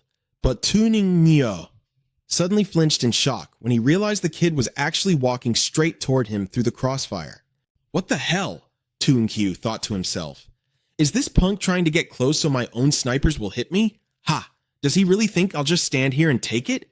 But the moment he tried to step back, thick, bizarre vines erupted from the ground, instantly wrapping tightly around his legs and rooting him in place. His eyes went wide with panic. What the hell is this? He yelled. Hotch Ham just smirked confidently. Surprise, idiot.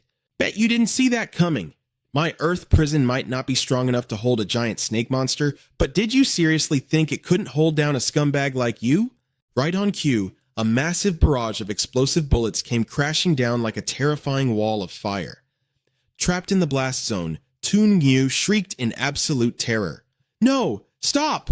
Up on the roofs, his clueless snipers exchanged confused looks. Wait, why is the boss screaming no? No? Does he mean, no, don't stop firing?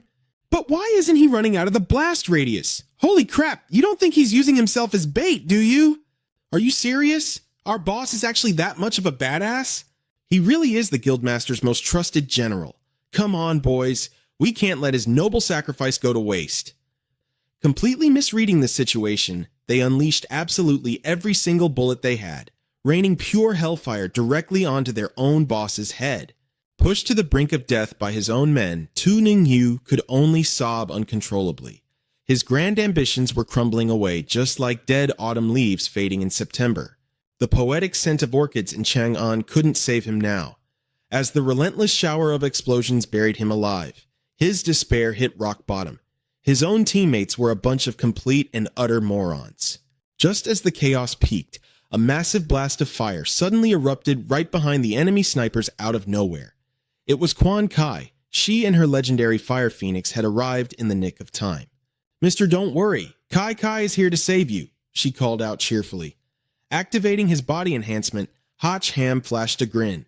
Perfect timing. Great job. As the smoke from the bombardment finally cleared, Toon Hugh stood there, his entire body scorched pitch black and smoking. Coughing up ash, he wheezed. Where the hell did I put my defense badge? Wait, time out, please. But Hotch Ham's glowing fist was already rocketing toward his face. Request denied, he sneered coldly, delivering a devastating blow. Meanwhile, a lookout watching the fight through binoculars from a distance dropped his jaw in sheer disbelief.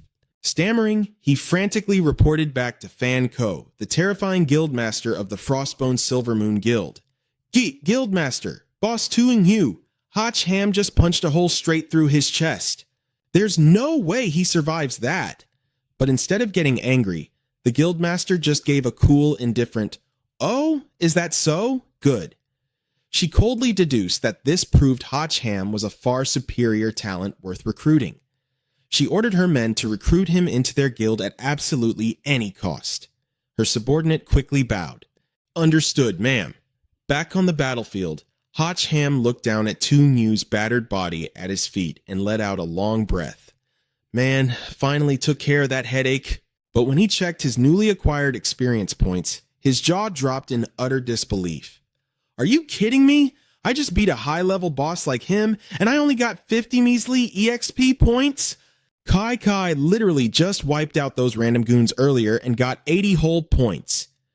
Just as he was complaining, Lin Fei's voice called out to him from a distance. Hotch Ham, come over here for a second. He immediately ran toward her. Coming! Right at that moment, a brilliant blue light enveloped Toon Hee-woo's entire body. As his wounds gradually healed, he struggled to push himself up and sit. Touching his fully healed chest, he smirked triumphantly. I survived. I actually survived. What an absolute treasure. His maniacal laughter echoed throughout the entire street. I am invincible. Meanwhile, Lam Fai had just captured a grunt for interrogation. He confessed, We're members of the Frostbone Silvermoon Guild. Our guildmaster ordered us to follow Brother Duong today, to ambush the police and steal the medals they collected. Lam Fai was shocked. Had people really formed criminal guilds this quickly? Hotch Ham, however, focused on the real issue. Who is your guildmaster? The grunt shook his head frantically. I've never even seen them. We're just low-level lackeys on the outside. We don't have the right to meet the guildmaster. Lam Fai immediately hauled him off. Let's head back to the station for further interrogation. The grunt whined, Beautiful officer. Does this count as me turning myself in? She replied coldly, What do you think?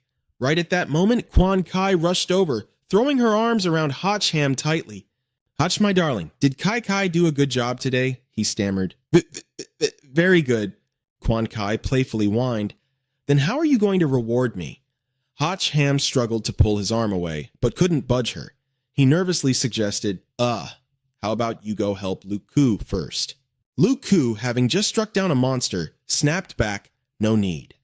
She sheathed her sword and casually reported, It took a little effort, but it's already taken care of. Meanwhile, Hotch Ham was absolutely dumbfounded looking at her experience points. One hit, and she instantly gained 100 EXP. The system flashed a new notification. User Hatch Ham.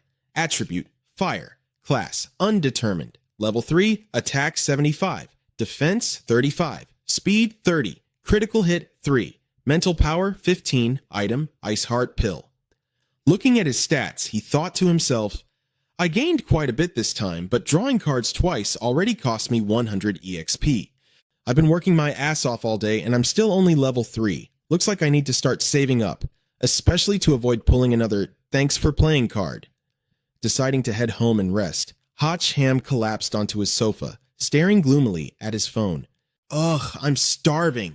Why is takeout so damn expensive? All this just for a bowl of soup? Suddenly, Quan Kai appeared carrying a steaming hot bowl of noodles. Hotch, my darling, are you starving? Here, hurry up and eat. She smiled sweetly.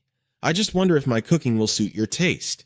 He quickly grabbed the bowl, taking a massive bite before praising her. Wow, this is amazing. Hearing that, her face lit up with joy. Really? You have no idea how happy that makes me. She leaned in, whispering seductively, I wonder when you'll let me have a taste of your special noodles. Luke Koo, who had just walked in and heard the dirty innuendo, instantly scowled in disgust. If you're going to eat, then just eat properly. Throwing around such cheap, vulgar hints, don't you feel pathetic? Hotch Ham couldn't help but agree. Yeah, she's got a point. When it's time to eat, he stopped mid-sentence as he noticed Luke Koo was also holding a plate of food. Luke Koo offered, "Why don't you try my cooking instead? I made grilled oysters." Quan Kai furiously screamed, "You hypocrite! That hint is way more vulgar than mine." The two girls glared daggers at each other. Luke Koo mockingly lectured Quan Kai, "Men only like things that are fresh and new. Got it? You washed up old hag?" Quan Kai sneered back casually, "Oh, how interesting. Have you never heard of first come, first served?" The two instantly exploded into a screaming match. "Who the hell are you calling an old hag? Keep talking and I'll burn you to ashes. There won't even be a single hair left of you." Things were escalating quickly. It was getting way too tense. Bring it on. Let's see who's really scared here. The chaotic catfight left Hotch Ham utterly exhausted. He thought to himself, "I just want to eat a damn meal in peace. Why is that so hard?" Quan Kai raised her voice menacingly. "As long as I'm here, you won't get away with anything." Luke Koo didn't back down for a second. "Then I'll just kill you right now and get it over with." Suddenly, the doorbell rang. Hotch Ham felt like he had just been rescued. Thank God, my takeout is finally here. But the moment he opened the door, he froze, letting out a confused, "Huh?" A woman named Q Na stood outside and greeted him politely. "Hello, you must be Hotch Ham, right? It's a pleasure to meet you." He awkwardly shook her hand. Hi, who are you?" Q Na smiled professionally. "I am the personal secretary to President Ko Bao. I came here specifically to invite you to a dinner party tonight. We've already prepared your formal wear, and we truly hope you will attend."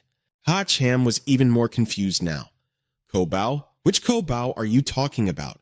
Q Na chuckled softly and replied, "Is there any other Ko Bao in this city?" It suddenly hit him like a ton of bricks. Could she mean the IT queen? The newly appointed CEO of the Quang Thin Group, who had just inherited a massive multi-billion-dollar fortune? Wait, you mean Fan Ko? The secretary nodded gently. Exactly. A car will be sent to pick you up later this evening. I won't take up any more of your time. Staring blankly as her luxurious car drove away, Hotch Ham was still in absolute shock. He had actually sent his resume to the Quang Thin Group before, but they completely rejected him without even offering an interview. So, why the hell is the CEO suddenly inviting me to a private dinner party? He muttered, opening the gift box she had left behind. What he saw inside shocked him even more. No.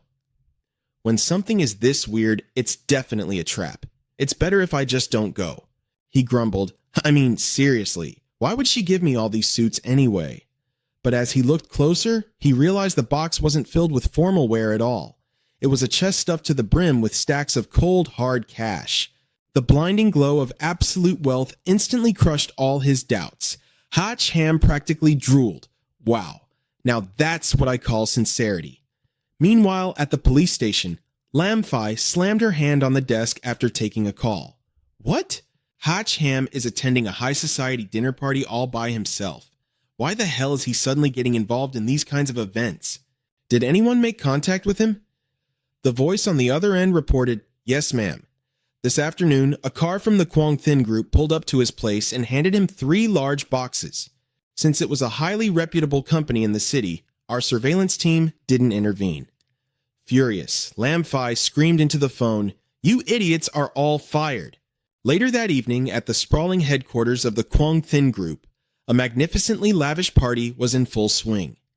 The elite crowd suddenly gasped in awe, all turning their heads toward the grand entrance. President Bao is here. Wow. She is absolutely breathtaking. Whispers of admiration echoed throughout the luxurious hall the moment she stepped inside. To say she had a beauty that could bring nations to their knees wouldn't be an exaggeration at all. Earning her PhD at 19, cracking global quantum physics problems at 21, and inheriting dozens of properties at 23. Doubling their market value in just a year, she's a total genius. Rich, brilliant, with a flawless face and a killer figure. God is seriously playing favorites. Meanwhile, President Ng Kim seized the chance to clink glasses with Fan Ko. Boss Bao, you simply must give our Hua group priority for your newest product next year. She replied with polite modesty. You flatter me. I'll definitely make sure you're satisfied, Uncle Ngihim. Suddenly, an announcement echoed through the hall. Young Master Tai Dish has arrived. Glancing at the red carpet rolled across the floor, someone muttered in disgust. Ugh, that clown is here again. God knows what stunt he's gonna pull this time. Spotlight suddenly snapped on. Tai Dick and his bodyguards made their entrance, posing like a boy band. Even President Nhim was left speechless. Trying to look incredibly cool, Tai Ditch kicked things off with a song. Good evening, baby. You're simply matchless. I miss you. I miss you so much it makes me dizzy. Oh, how I long for us to become one. Could you just give me a chance to know you better? Hearing this cringe-inducing serenade, the crowd erupted into whispers. How utterly vulgar. Shh, keep your voice down. That little brat's father is the governor of Guangxun province. We can't afford to mess with him. Clutching a bouquet of fresh flowers, Tai Dick roller skated straight toward Fan Ko, hollering, My sweet little sister Bao. But Fan Ko simply turned her back and walked away, cold as ice. Thrown off by her rejection, he completely lost his balance on his skates. Staring at her retreating figure, Tai Ditch desperately yelled, You can't hide from me forever. Just turn around and feel the heat of my ultimate passion. Tai Ditch fell and clutched his leg in pain. Unfazed, Fan Ko ignored him completely, calling out to a guy quietly stuffing his face in the corner of the room. Hey, Hacham. Curious, he turned toward the voice. You are... Just then, the out-of-control Tai Ditch came crashing right into him. Hacham glared at him coldly. Are you trying to pull an extortion scam on me? Because I don't have a single dime to pay you. Humiliated and purple with rage, Tai Ditch screamed, I'll take your pathetic life instead. Guards, shove this punk's head into a toilet. The burly bodyguards aggressively charged forward. Yes, sir. But before they could reach him, Fan Ko stepped in, shielding Hacham. Aren't we throwing our weight around, young Master Tao? She mocked. Trying to assault my VIP guest at my own banquet? Tai Dick's face darkened as he spat out the words. A VIP guest? The onlookers behind him were equally shocked. Did I hear that right? Someone Boss Bao actually considers a VIP. Which ultra-rich family is this kid from? I've never even seen him before. Hearing their whispers, Tai Ditch's jealousy flared into pure fury. How come I've never heard of this guy in our circle? Hey, brat, if you know what's good for you, spit out your family name. Hacham pointed at himself in confusion. Me? Ignoring the chaos, Fan Ko smoothly linked her arm through his. Come on, let me show you to my private room. Seeing Fan Ko pressing herself so intimately against Hacham, Tai Dick choked on his own rage. You, let go of her right fucking now. His bodyguards desperately held him back. Young master, please calm down. We absolutely cannot afford to offend Boss Bao. Once Fan Ko led Hacham into her private suite, she sank into a plush chair. That little stunt outside was just to shake him off, she dismissed casually. Don't read too much into it. Do you know why I sought you out? You want to recruit me for your guild, right? He replied aloud. Inwardly, he sweat dropped. She's already stripping off her stockings the second we get through the door. Is it really that hot in here? Tossing her black sheer stockings aside, she pressed on. How did you figure out who I was? Hacham shrugged. To steamroll through a ruthless mob like that so quickly, you definitely need deep pockets. I had just crushed Tun Hiao, and immediately after, you tried to get close to me. Connect the dots, and it wasn't exactly a tough puzzle. Fan Ko dropped the pleasantries. I really do love talking to smart people. Spot on. I am the guildmaster of the Silver Moon Frost Guild. I'm officially inviting you to join my ranks. Name your price. Hacham shook his head. That 5 million appearance fee you gave me earlier today was plenty. I've already spent it, and I don't need any more cash. He leaned in closer, laying down his terms. If you want me on board, you'll have to offer me something I'm actually interested in. Fan Ko looked amused. My. You actually have the nerve to dictate terms to me? As expected from the man who utterly crushed Tun Q. You're leagues above him, that's for sure. Hacham scoffed. That loser? Please. Does he even deserve to be mentioned in the same breath as me? Fan Ko cut straight to the chase. How much do you actually know about the game demon world? He leaned back. My knowledge? Honestly, not that much. What exactly do you want to discuss? She narrowed her eyes. I've had my eye on this game since the very day it launched. The developer behind it is an absolute genius. I've tried hacking into the backend countless times to extract their source data, but I've failed every single time. Furthermore, I'm convinced this game is far from just a simple simulation. Suddenly seeing the phantom entity, Myriad, making a creepy face at him, Ham cursed inwardly. Stop giving me jump scares, you creep. Just get out of here. Noticing his bizarre reaction, Fanco gave him a curious look. What on earth are you looking at? He forced a stiff, awkward laugh. Oh, nothing at all. Please, keep going. She picked up where she left off. Ever since the first descent, I started aggressively compiling data on the artifacts. What I discovered was that every single supernatural artifact that crossed over came directly from Demon World. Pausing to gauge his reaction, she realized he hadn't even batted an eye. Wait, don't tell me you already knew all this? Caught off guard, he quickly faked a gasp. I had no idea. So that's how it is? Wow, I'd expect nothing less from you. Inwardly, he wiped away a bead of sweat. Crap, I almost forgot that the wall breaking between the game and reality is still supposed to be a top-tier secret. Fanco smirked. I know figuring that out isn't exactly earth-shattering, but my research into the game did yield something huge. For instance, I know exactly when and where the next descent will happen. Okay, predicting the time I get, Ham replied. But the exact location? Shouldn't these descents be happening all over the globe simultaneously? The anomalies do appear worldwide, Fanco revealed, her eyes gleaming. But the high-tier artifacts? They spawn exclusively in one concentrated, restricted zone, a place I call the Blessed Land.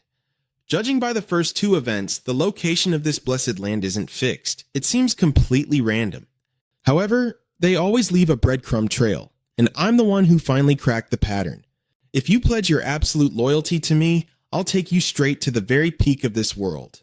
Just as she slowly pressed her body against Hui Han, Lin Fei arrived right outside the window in the nick of time. She whispered into her earpiece, "All units, listen up, wait for my command and prepare to move out." The team on the other side replied in unison, "Copy that." Lin Fei thought to herself, to think that Panji is the mastermind behind the secret society. If He Han actually teams up with her, the police will completely lose control of the situation. If it comes to that, I'll have to strike first and take them down. He Han, please, you absolutely cannot do this. At that moment, He Han finally gave his answer. Sorry, but I've already made a promise to someone else, and I'm not the type to break my word. Panji was completely caught off guard. Wait, what? Meanwhile, Lin Fei, who was still outside, the Shnish blushed and thought, that someone else he mentioned? Is he talking about me? Ugh, what a jerk. Why is my heart beating so fast? He Han dropped one last warning before turning to leave. I highly suggest you disband your little society as soon as possible, or the cops will come knocking sooner or later. Take care of yourself. Farewell. Chao Na leaned in and whispered to Panji, "Should we send someone to eliminate him?" She simply replied, "No need. Such an interesting man should definitely be kept around for some fun. Sooner or later, he'll be mine anyway." Outside the building, a countdown echoed from inside a parked car. 9 minutes 45 seconds. 9 minutes 46 seconds. Tai D grew more and more impatient as the seconds ticked by. 9 minutes 47 seconds. Spotting. He Han walking out, the bodyguard immediately reported, "Young master, that punk is out." Seeing this, Tai D sneered with pure arrogance. "Ha! Done already! I guess that little punk really is a quick shooter, huh? Or maybe nothing even happened." Seeing He Han staring at his phone, they grew curious. Is he waiting for his goons to pick him up? Perfect timing. Let's see which powerful family this brat belongs to. But as it turned out, he was just scanning a QR code to unlock a shared bike. The two of them stared in deadpan silence. A rental bike! Snapping out of his shock, Tai D completely lost it. "You piece of trash, you broke-ass loser. How dare a nobody like you try to defile my goddess? I'm gonna shoot him dead right now," the bodyguard helplessly cried out. All right, calm down." Chaos immediately erupted inside the car. "Did you step on the gas yet?" "I've got the pedal to the metal." Then why the hell aren't we moving? Finally, something behind them caught the driving bodyguard's attention. Young master, look behind us. Since when was Xu Yao standing right behind their car? He spoke with a chilling tone. Young Master Xiao, let's have a little chat. Meanwhile, He Han had finally made it back home. He sighed in exhaustion. Renting that bike cost me 4 yuan. I seriously can't take another step. Lin Fei greeted him warmly. You're back. Are you exhausted? Here, have some water. Taking the glass from her, he stuttered awkwardly. Thanks. She looked at him with care. The weather's getting hotter these days, so make sure you stay hydrated. Feeling the heat, she pulled up her shirt slightly. The AC isn't cooling the place down at all. It's so annoying. I really wish it was just a little cooler in here. Noticing He Han's face turning beet red, she leaned in close and asked, What's wrong with you? Are you feeling sick or something? He Han grew even more suspicious. What the heck is up with you? Officer Lin, where are Junqi and Lu Ju? Hearing this, Lin Fei slammed her fist hard against the wall, right next to his head. Only then did she speak. I sent those two off to get new ID cards. Right now, it's just the two of us here. I suggest you behave yourself. Otherwise, you're going to learn things the hard way. He Han had no choice but to freeze in place. She continued to pull up her shirt. Since you put on such a great performance tonight, I've decided to reward you. You can do whatever you want to me. You better seize this chance. This time, no one is going to interrupt us. Right at that exact moment, the short-range defense system on the roof of He Han's house detected an incoming threat. A massive barrage of firepower was instantly unleashed to intercept the surprise attack. He Han immediately pulled Lin Fei into his arms, shielding her from the flying shattered glass. They were both completely stunned. What the hell is going on? The autocannons were triggered. Hearing this, He Han's jaw dropped. Autocannons? We're seriously using the autocannons again? Lin Fei instantly grabbed her walkie-talkie. Security team, what's the situation outside? The security team reported back, short-range artillery attack. The radar identified the threat and initiated auto-intercept. The safe house is fully intact. We just need to replace a few doors and we'll be fine. We are locking onto the artillery's firing position now. Seeing his plan fail completely, Tai Di stomped his feet in pure rage. What kind of psycho installs military autocannons in their own damn house? Just who the hell is this brat? We're totally screwed. Not only did we fail to kill him, but we completely botched the job. Xu Yao, however, remained chillingly calm. Don't panic. That was just a decoy. Now, the real deal is coming. A dark supernatural energy began radiating from the palm of his hand. Staring at the glowing power, Tai Di was completely mesmerized. Is this... Xu Yao simply let out a low, affirming, The monsters finally revealed themselves. Level 2 explosive cicadas. In an instant, a barrage of missiles launched from their wings, locking straight onto their target. Dispatch the riot squad immediately, Lin Fei barked out the order. If they have the guts to use heavy artillery, they definitely have more weapons in their arsenal. The security team outside stared in absolute shock. My God, one of them gasped. A swarm of missiles streaked across the dark sky like falling stars, detonating in a blinding explosion that turned the dead of night into broad daylight. Watching the flames erupt in the distance, Tai Dick let out a wicked laugh. Ah, that feels good. Let's go. That's what he gets for daring to steal my woman. In stark contrast, Tu Inghio remained perfectly calm. Let's move to the next playground, he murmured. The game with him is far from over. Tai Dish was stunned. Wait, didn't that blast blow the little punk to pieces? Tu Inghio just smirked. Don't worry, he's a tough one to kill. Besides, dying that easily would be letting him off way too cheap. He Han's house had been reduced to a desolate pile of rubble. Just in time, he had activated an energy shield, saving them both from the blast. That was way too close. 1 second later, and we'd be in pieces. Lin Fei gritted her teeth in lingering fury. Damn it, these bastards are getting way too arrogant. Fueled by rage, she immediately led her subordinates and kicked the doors wide open at the Silver Moon Ice Guild's headquarters. The guild members inside were completely caught off guard by Lin Fei's sudden intrusion. Pan Ji, the guildmaster, calmly broke the silence. Officer, is there a problem? She asked. Lin Fei didn't hesitate. Sonia Edelise slamming down an arrest warrant. Lin Fei declared, We suspect you of being directly involved in a terrorist attack. You need to come with us right now." The guild members were utterly shocked. "Are you out of your mind? Do you have any idea who Boss Pan is?" Panji stepped forward, a mocking smile on her lips. "Officer, you think you can touch me with just this handful of rookies? I'm afraid you're way out of your league." Just then, Hee Han rushed into the room, panting. "Everyone calm down. Do not start a fight. If you do, you're playing right into the real culprit's hands." Lin Fei frowned at him. "What are you doing here?" Panji looked at him, her tone softening. "Oh, it's you. So, you actually believe I'm innocent?"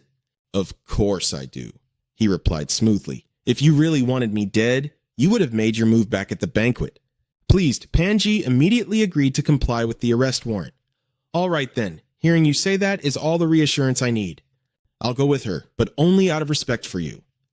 Her words left the nearby guild members gasping in disbelief. Even Hee Han himself let out a bewildered "huh" at her bold statement. Behind him, Lin Fei was practically fuming with jealousy. So an official arrest warrant meant less to this woman than a single word from him? Outside, a swarm of reporters was already waiting. A news anchor reported live, "Panji, the city's most renowned beauty and business mogul, has suddenly been detained by the police, sending shockwaves through the public. The authorities have yet to provide a clear explanation. We will keep you updated on this developing story." Meanwhile, inside the interrogation room, after hearing the full story, Panji flat out denied the allegations. "My guild? Doing that? I have absolutely no idea what you're talking about, officer." Undeterred, Lin Fei slammed her hands on the table. "Then why did you invite Hei Han to your private banquet?" Panji leaned back, answering with effortless charm. "I think highly of him, and I wanted to get to know him on a much deeper level. Is that a crime?" That flirtatious answer left Lin Fei completely speechless.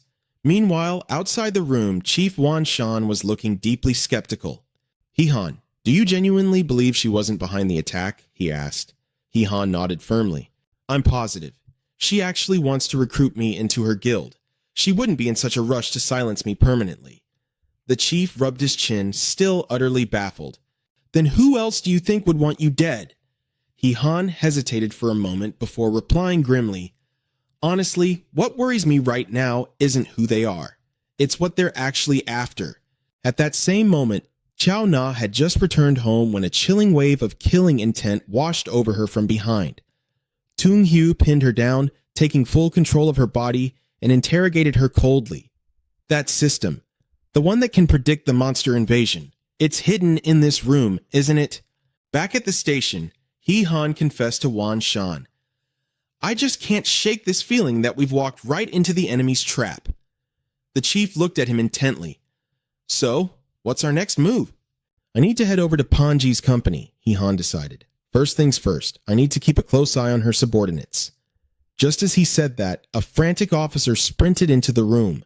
"Chief, we have a major crisis. The city prison is under attack by an awakened. Their targets are high-risk felons, and the wardens are begging for immediate backup." Wan Shan slammed his fist in absolute fury. Breaking into a maximum security prison? These lunatics really think they're above the law. Hee Han's eyes narrowed. "It might be the same guy who ambushed me. I'm heading there right now." But the chief quickly called him back. "Hold on. We've prepared a tactical support team for you. Take them with you." Hee Han stared at him in wide-eyed disbelief. "Wait. A team just for me?" The Thunderstrike Rapid Response Unit was already assembled and standing at attention. Dongqing saluted sharply. "Awaiting orders, Captain." While Hee Han was still trying to process who these people were, Wan Shan explained, "These are top-tier elites. Every single one of them can take down 10 men alone.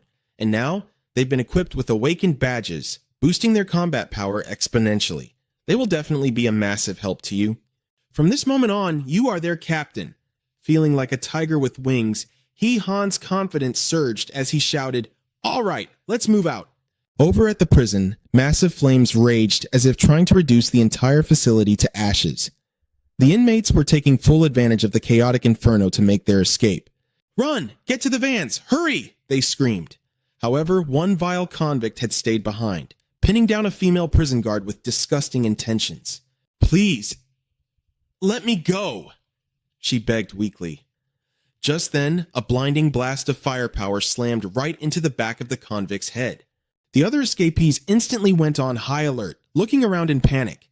Who the hell is out there? Han emerged from the smoke, eyes burning with authority. Apprehend all of them. Anyone who resists gets put down on the spot. Yes, sir, the squad roared in unison. Hunted down mercilessly by the elite team, the convicts shrieked in absolute terror. Are they seriously running away this fast? Talk about having zero shame. Very quickly, the escaped inmates were all rounded up and secured. A squad member stepped up and saluted. Captain, the situation is fully under control. We're currently tallying up the exact number of escapees, the officer continued. Han cut straight to the chase. What about the awakened who broke into the prison? The soldier shook his head. No sign of him, sir. It looks like he vanished before we even got here. Suddenly, a terrifying realization hit Han like a truck. Oh crap, he shouted. It's a diversion. Their real target is the Silver Moon Ice Guild.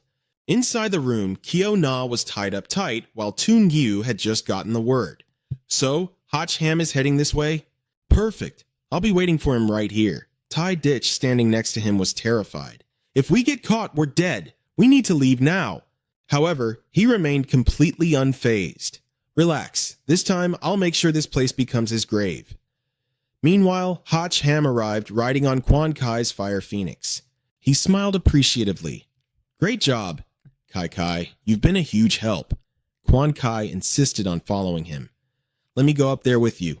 Glancing at the dead guards, he instantly knew something was wrong. Just then, Toon Gyu stepped out from the shadows. Ham, I've been waiting for you. His face twisted into a dangerous smirk, as if he already knew Ham's grim fate. Ham, however, was caught completely off guard. Weren't you dead? He blurted out. I killed you with my own 2 hands. Toon Gyu burst into maniacal laughter, cutting him off. Didn't see this coming, did you? I died, yet here I am back from the grave. Let me tell you a little secret. My body is immortal now. You can't kill me. Ham and Quan Kai immediately charged at him. Fine, then I won't kill you. I'll just beat you down and lock you up. Mystic energy pulsed from Toon Gyu's palms. He sneered confidently, Lock me up? Why don't you try surviving this barrier first? Glowing green pillars slammed into the ground, summoning an invisible wall that trapped them inside. Quan Kai froze in confusion. What? What is this? Ham didn't waste a second. With a fierce shout, he lunged forward. Aiming right for Toon Gyu, he unleashed a powerful kick, but his legs slammed hard against the invisible force field. In the blink of an eye, he was teleported to an entirely different dimension. Staring at the endless grassy plains and rolling hills around him, Ham was completely bewildered. How did I suddenly end up here? He muttered, quickly opening the universal system. System! What the hell is going on? He demanded. The system replied. You are trapped inside an S-rank artifact called the Illusory Bliss Array. The victims are plunged into a deep illusion. Unless the formation is broken from the outside, you will be trapped in here until you die. This grim answer immediately wiped the smirk off Ham's face. So you're saying there's absolutely no way out? The system explained, for an ordinary person, it would be impossible. But you still have a chance to survive. Now is the perfect time to break Quan Kai's first seal. Hearing this, Quan Kai let out a surprised gasp. Intrigued, Ham eagerly asked, Break her seal? Wait, how exactly do I do that? The system immediately pulled up an extremely graphic hologram that would make anyone blush. Like this, obviously. Ham's face darkened in disbelief. So I just do the deed for a happy life and empty my tank to secure a bright future? The system displayed over 7,000 different intimate positions, rushing him to pick one. Come on, time is ticking. Just pick a random pose from the menu and get to it. Furious, he slammed his device onto the ground. You're just worried she won't be able to drain my life force, aren't you? You're rushing this so she can suck me dry and kill me. Admit it. The system quickly explained, hey, even in-game characters have a biological safe period. Hearing this, Ham completely froze.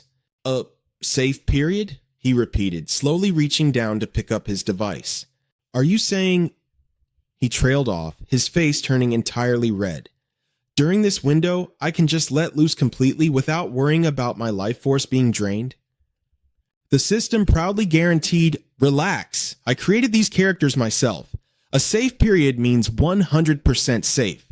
Plus, they have a hidden passive trait.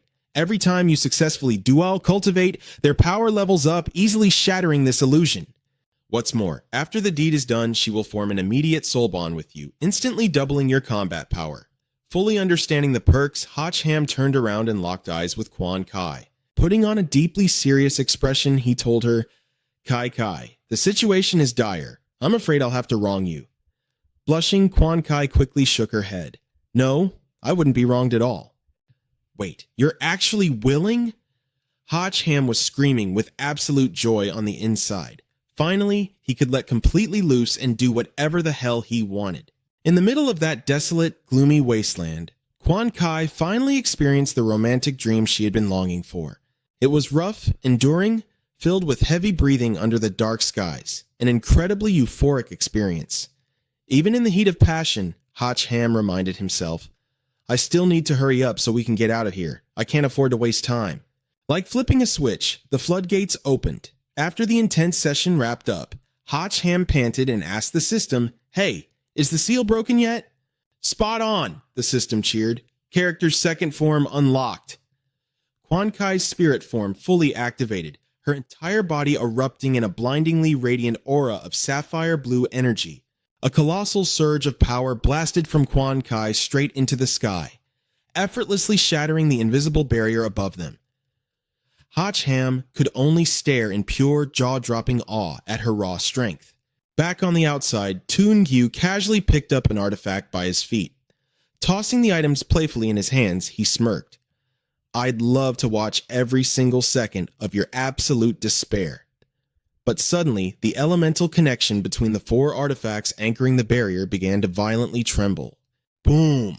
A massive explosion blasted Toon-gyu straight into the air. As he crashed to the dirt, completely dumbfounded, he choked out, How is this even possible?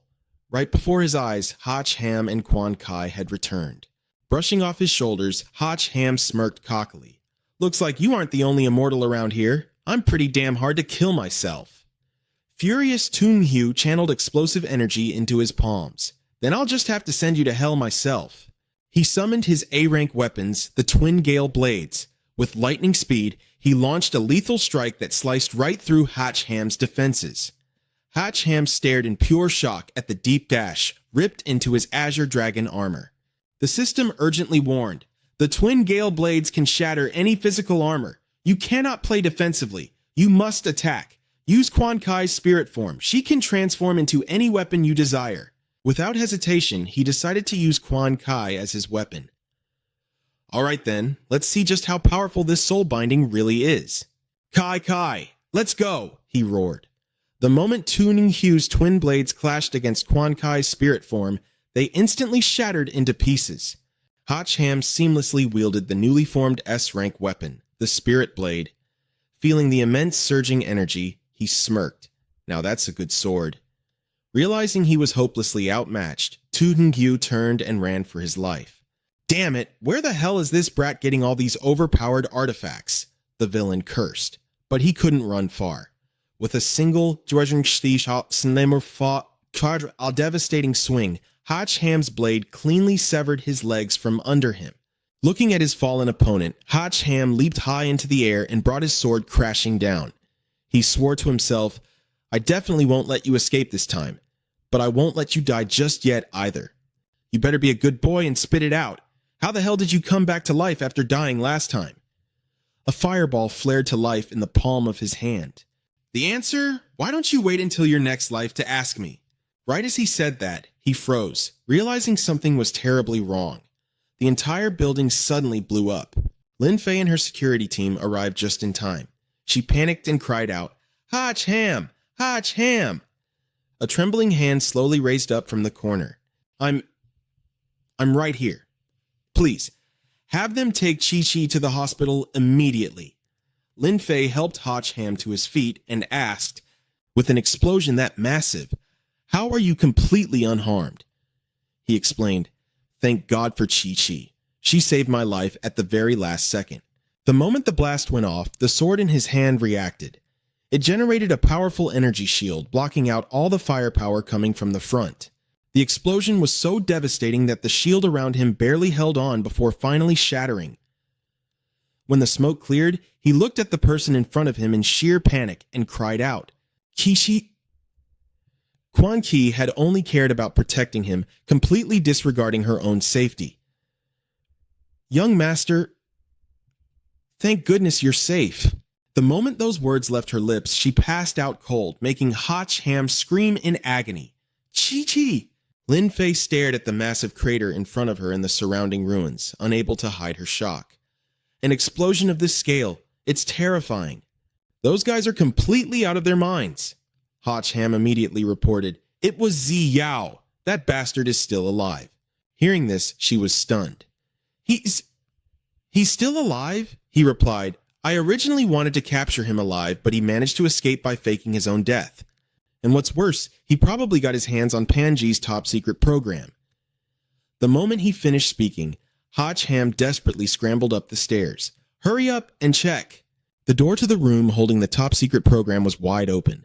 They froze when they saw Chiao Na tied up on the floor. She said with absolute fury, "It was that scumbag Tai Di! He stole my lady's program!" Hotch Ham was taken aback. "Tai Di?" Lin Fei asked in confusion. "Where are the guild's men? How could they let the enemy infiltrate so easily?" Chiao Na explained, "Those money-hungry animals. They were bribed by TAD and betrayed us all." Meanwhile, in another deserted neighborhood, a blood-curdling scream echoed from inside a room. Ziyao collapsed to the floor in agony, panting heavily. He gritted his teeth and endured it. "Damn, that hurts, but I absolutely won't fail again." The phone in front of him suddenly rang. As soon as he picked up, the person on the other end demanded to know where he was. Once Tai Di got the address, he rushed over to Ziyao's place. The moment they met, Tai Di started cursing him out. "You son of a bitch! Are you trying to get me killed?" he raged. "You promised to help me sleep with Panji, and instead, you blew up the entire freaking building. Were you trying to set me up?" Ziyao coldly cut him off. "Shut your mouth." "Where is the USB I told you to bring?" Tai Di's eyes flashed with a dangerous glint. "You absolute psycho! I can't let you cause me any more trouble. The guys you told me to bring here are going to be perfectly used to finish you off." A gang of armed thugs excitedly stared down Ziyao like he was prey. Seeing this, he merely gave them a cold, disdainful glare. "You think you can take me out with just this bunch of trash?" Tai Di ordered. "Get him, all of you. Whoever kills him gets a 3 million reward on the spot." Blinded by greed, the whole gang charged forward, screaming, "Kill him! Kill him!" Ziyao calmly activated his A-rank equipment. "Nightshade," he muttered darkly. "Just a bunch of pathetic bugs." He stomped his foot heavily onto the ground to launch himself forward. As Ziyao's silhouette flashed by, a deadly line appeared across the throats of the thugs. At the same time, Panji received the news over at the police station. She furiously slammed the table and yelled, "What? My program was stolen?" Hotch Ham replied, "Unfortunately, yes. If they manage to predict the time of the next landing in the resource-rich zone, the entire world is going to be in grave danger. Can you shut the program down remotely?" Panji said in frustration. "The program runs on an isolated network. How the hell am I supposed to shut it down remotely?" Lin Fei tried to suggest an idea. "Then, can you create another copy of the program? That way, we can still figure out the time and location of the landing. We might even be able to catch all of them in one swoop." Panji pondered and said, "If I had the original source data, I could rebuild it, but they already destroyed my data vault. Gathering all that from scratch, I'm afraid it'll take months." Hotch Ham held up Wan Shang to show her and assured her, "You don't need to gather any data. Whatever you need, just ask it directly." Panji asked suspiciously, "What is this?" He replied, "Explaining it is super complicated, but to put it simply, it's an AI evolved from me, and it's also the game publisher." Wan Shang chimed in smugly, "That's right, I am exactly the genius that he was talking about." Panji deduced, "The game publisher is actually an artificial intelligence?" Hotch Ham asked it directly. "You can provide all the data she needs, right?" Wan Shang confirmed, "Of course." Right as Hotch Ham sighed in relief and said, "Great, there's still a chance to save this," his face instantly darkened when he heard Wan Shang add, as long as you have a threesome with the two of them. Meanwhile, on Tai D's side, he couldn't believe what was unfolding right before his eyes. You! Looking at the terrified crowd gaping at him, Zi Yao sneered, "What's wrong? You don't have the guts to attack anymore? Come on, keep going." "This is great. Turns out I can level up just by slaughtering these weak little chickens." His heavy blade smashed into the ground, sending a wave of absolute terror through the remaining thugs. Zi Yao decided, "Whatever, I'm getting tired of killing people today. If anyone still wants to fight me, getting on your knees right now is your last chance. Submit to me, and I can lead you to get absolutely everything you desire in this world." The entire gang of thugs that Tai Dish hired immediately dropped to their knees, bowing down to their new boss. Tung Hyu suddenly had a realization. Oh, right. With this many guys around, blowing through some cash shouldn't be a problem at all, right? "Didn't you say you were loaded with cash?" Tai Dish, grabbed by the scruff of his neck, had tears streaming down his face as he stammered out a reply. My family's financial situation is actually pretty average." But Tung Hyu didn't give him a chance to finish. Pressing the cold blade right against his throat, he growled, "Call your old man. Tell him to fork over 300 million, or he can just wait to collect his son's corpse." Terrified out of his mind, Tai Dish scrambled to his feet and bolted, screaming, "Mommy, save me!" From behind, Tung Hyu barked an order, "Grab him!" The entire mob of thugs immediately chased after the three of them. Shouts echoed wildly through the air, "Help me!" and "Stop right there!" Tung Hyu was absolutely brimming with confidence now. He had the money, he had the manpower, and most importantly, once he got his hands on that specific program, dominating the whole world would only be a matter of time. Hach Ham, just you wait. Your days are numbered. Meanwhile, over at the Rose Hotel, Hach Ham was getting ready for some late-night action.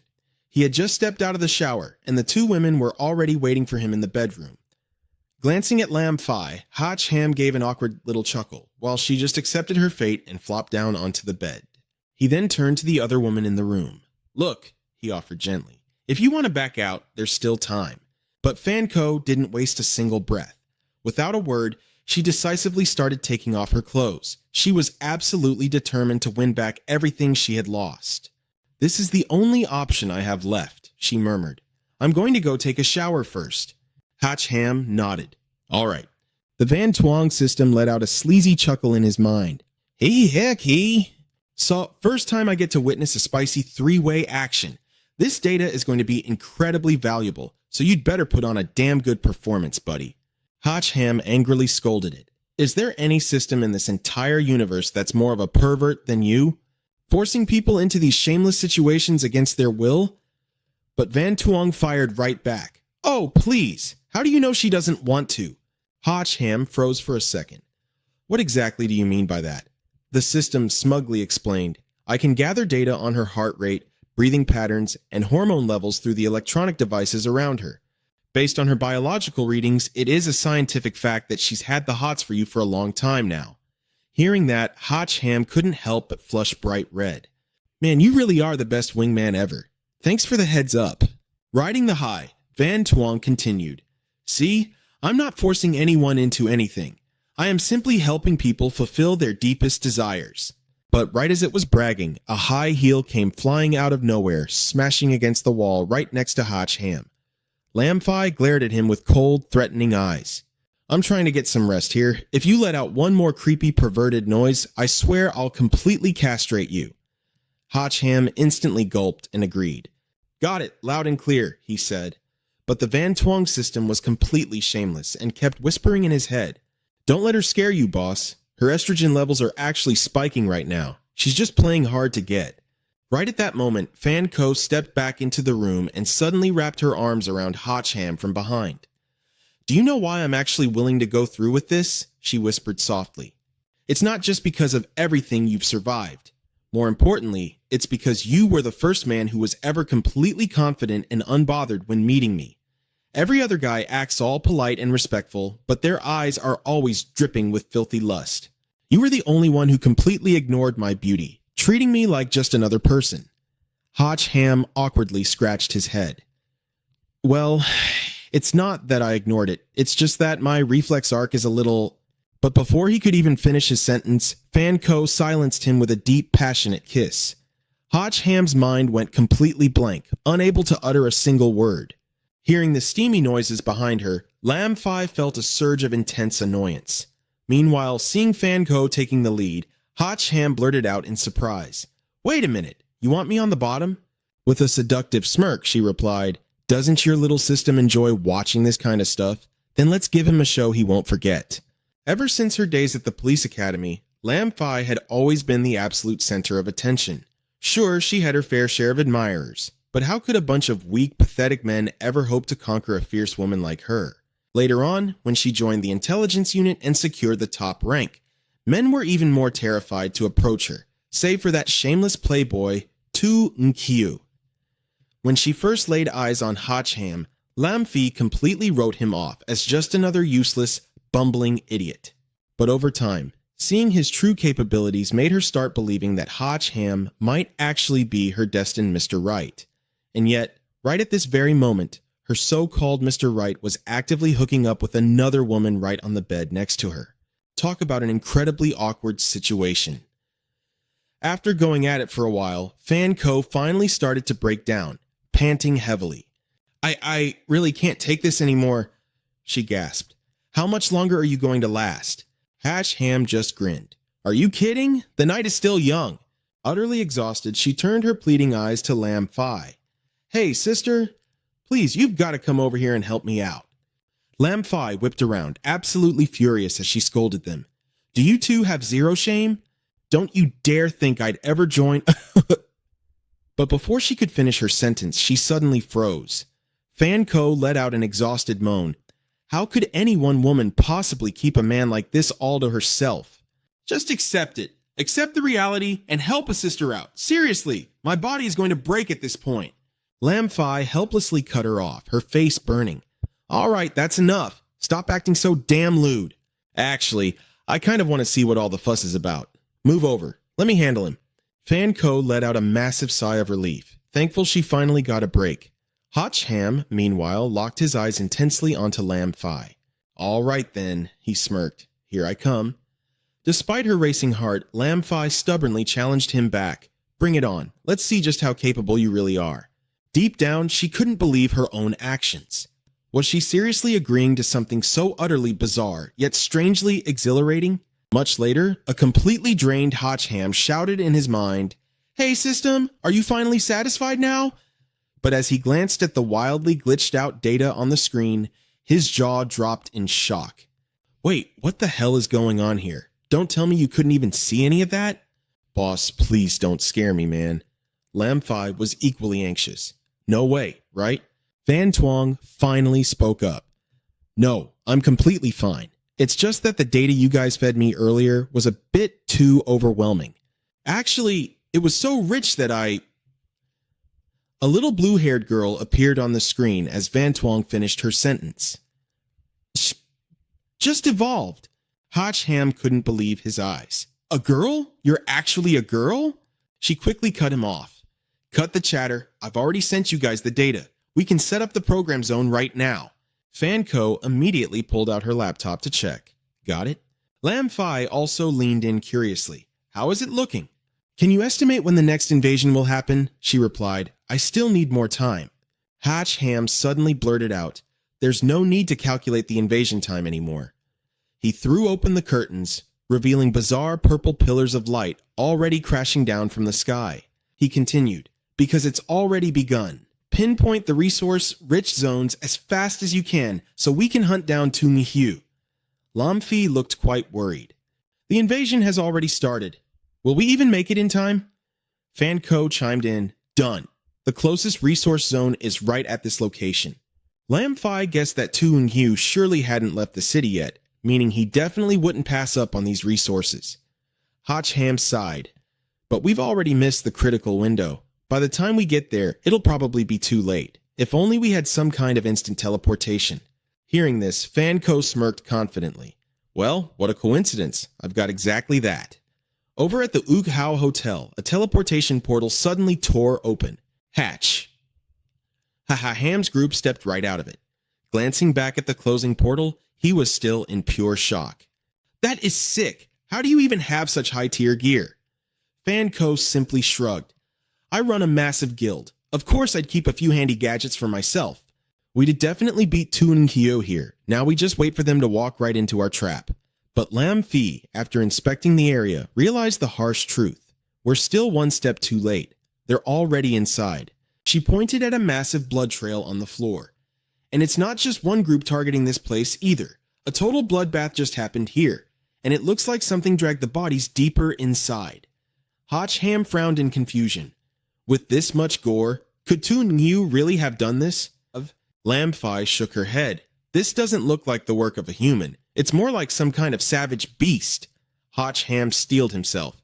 Well, since we're already here, we have no choice but to risk it and push forward. Let's go. We're going in. The three of them immediately advanced inside the building. Staring into the dead silence, Fan Ko felt a chill run down her spine. Why is this hotel completely empty, and it's pitch black in here? Lam Fi instantly realized the situation. Someone definitely sabotaged the power. Should we call for backup? Hotch Ham shook his head. There's no time. Let's just head up and investigate first. Suddenly, a shriveled corpse appeared on the floor, and Hotch Ham instantly sensed a deadly presence behind them. Seeing his face pale, Lam Fi urgently asked, "What's wrong?" "Did you notice something?" Hotch Ham whispered back. "I think I just heard something moving over there." A blood-curdling scream suddenly echoed from above, prompting the trio to sprint toward the second-floor staircase. Just as they reached the doorway, they had to slam themselves against the wall to dodge a sudden barrage of gunfire. Inside, a crazed man was firing his weapon blindly. "Die! Just die already!" Watching his frantic movements, Hotch Ham deduced that the man was desperately trying to fend something off. Out of nowhere, a bizarre unseen force whipped around the shooter's neck. Hotch Ham narrowed his eyes. "What the hell is that?" At that exact moment, Fan Ko caught a movement behind them. A horrifying giant spider materialized right in front of her eyes. She barely had time to scream before Hotch Ham lunged in front of her, immediately retaliating with blazing firepower. He unleashed a devastating dragon blood punch, sending a roaring torrent of flames crashing right into the monstrous spider. "Experience points plus 20, he sneered confidently. "Trying to pull a sneak attack on me? I've been ready for you freaks." Hotch Ham then turned to the trembling girl beside him. "Are you all right?" Fan Ko could only stammer, pointing a shaking finger past him. Behind you." The three of them instantly turned pale, their jaws dropping in absolute horror at what they saw next. An entire swarm of giant spiders was surging relentlessly toward them. Both girls shrieked in terror. What do we do now?" Hotch Ham gritted his teeth in frustration. "What the hell else can we do?" He frantically signaled the two girls. "Run, get into that room straight ahead." But their path was blocked. "The door's locked. I can't push it open." Hotch Ham barked an order. "Move aside, let me handle this." He violently kicked the door off its hinges, sending two men hiding behind it tumbling backward. Stepping inside, Hotch Ham froze, staring dumbfounded at the group in front of him. The gang of thugs stared back with wide eyes. One of them furiously screamed, "Where did you idiots even come from? We barely managed to hide. And now you've lured those damn spiders right to us." Hotch Ham glared back, equally pissed off. "Well, sorry to ruin your day." The two women desperately squeezed into the room behind him. Someone shouted, "Close the door! We're out of time!" Fan Ko quickly spun around, hurling her elemental ability straight into the swarm of spiders. Several of the monsters were instantly blown to pieces. Using the opening, she barely managed to dive inside. "Now, slam the door shut!"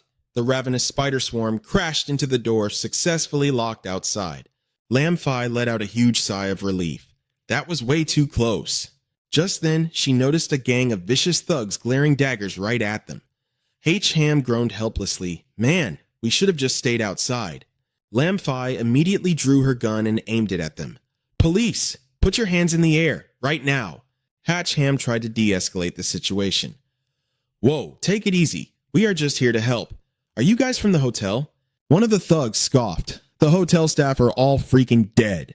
Hotch Ham quickly caught on. "Oh, so Toon Yu is already here?" Hearing the name, the thug lowered his guard slightly. "Wait, you know our boss?" Hotch Ham smirked inwardly. Nailed it. They really were Toon Yu's men. That sly bastard was too cowardly to show his own face, so he sent his grunts here to die instead. Suddenly, two of the thugs raised their guns, threatening him not to move a muscle. "Don't move, or I will blow your brains out." But Hotch Ham just pointed toward the door and fired back a threat of his own. "Be my guest. The second you pull that trigger, we will bust this door wide open and let all those monsters flood right in." Panicking, the thug broke into a cold sweat and yelled, "What? Don't listen to him, boys. He is just bluffing. If he lets them in, they will be the first to die. He doesn't have the guts." Hotch Ham's voice turned chillingly dark. "Who says we are afraid of going down together? The three of us have been waiting for a chance to die as heroes anyway. I am going to count to 3. Surrender or I am opening the door."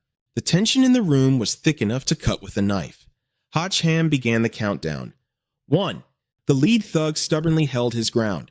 "Bullshit! I don't believe you!" Before even reaching 2, Hotch Ham casually gave the order to Lam Fee. "You know what? Let's not waste any more time. Just open it."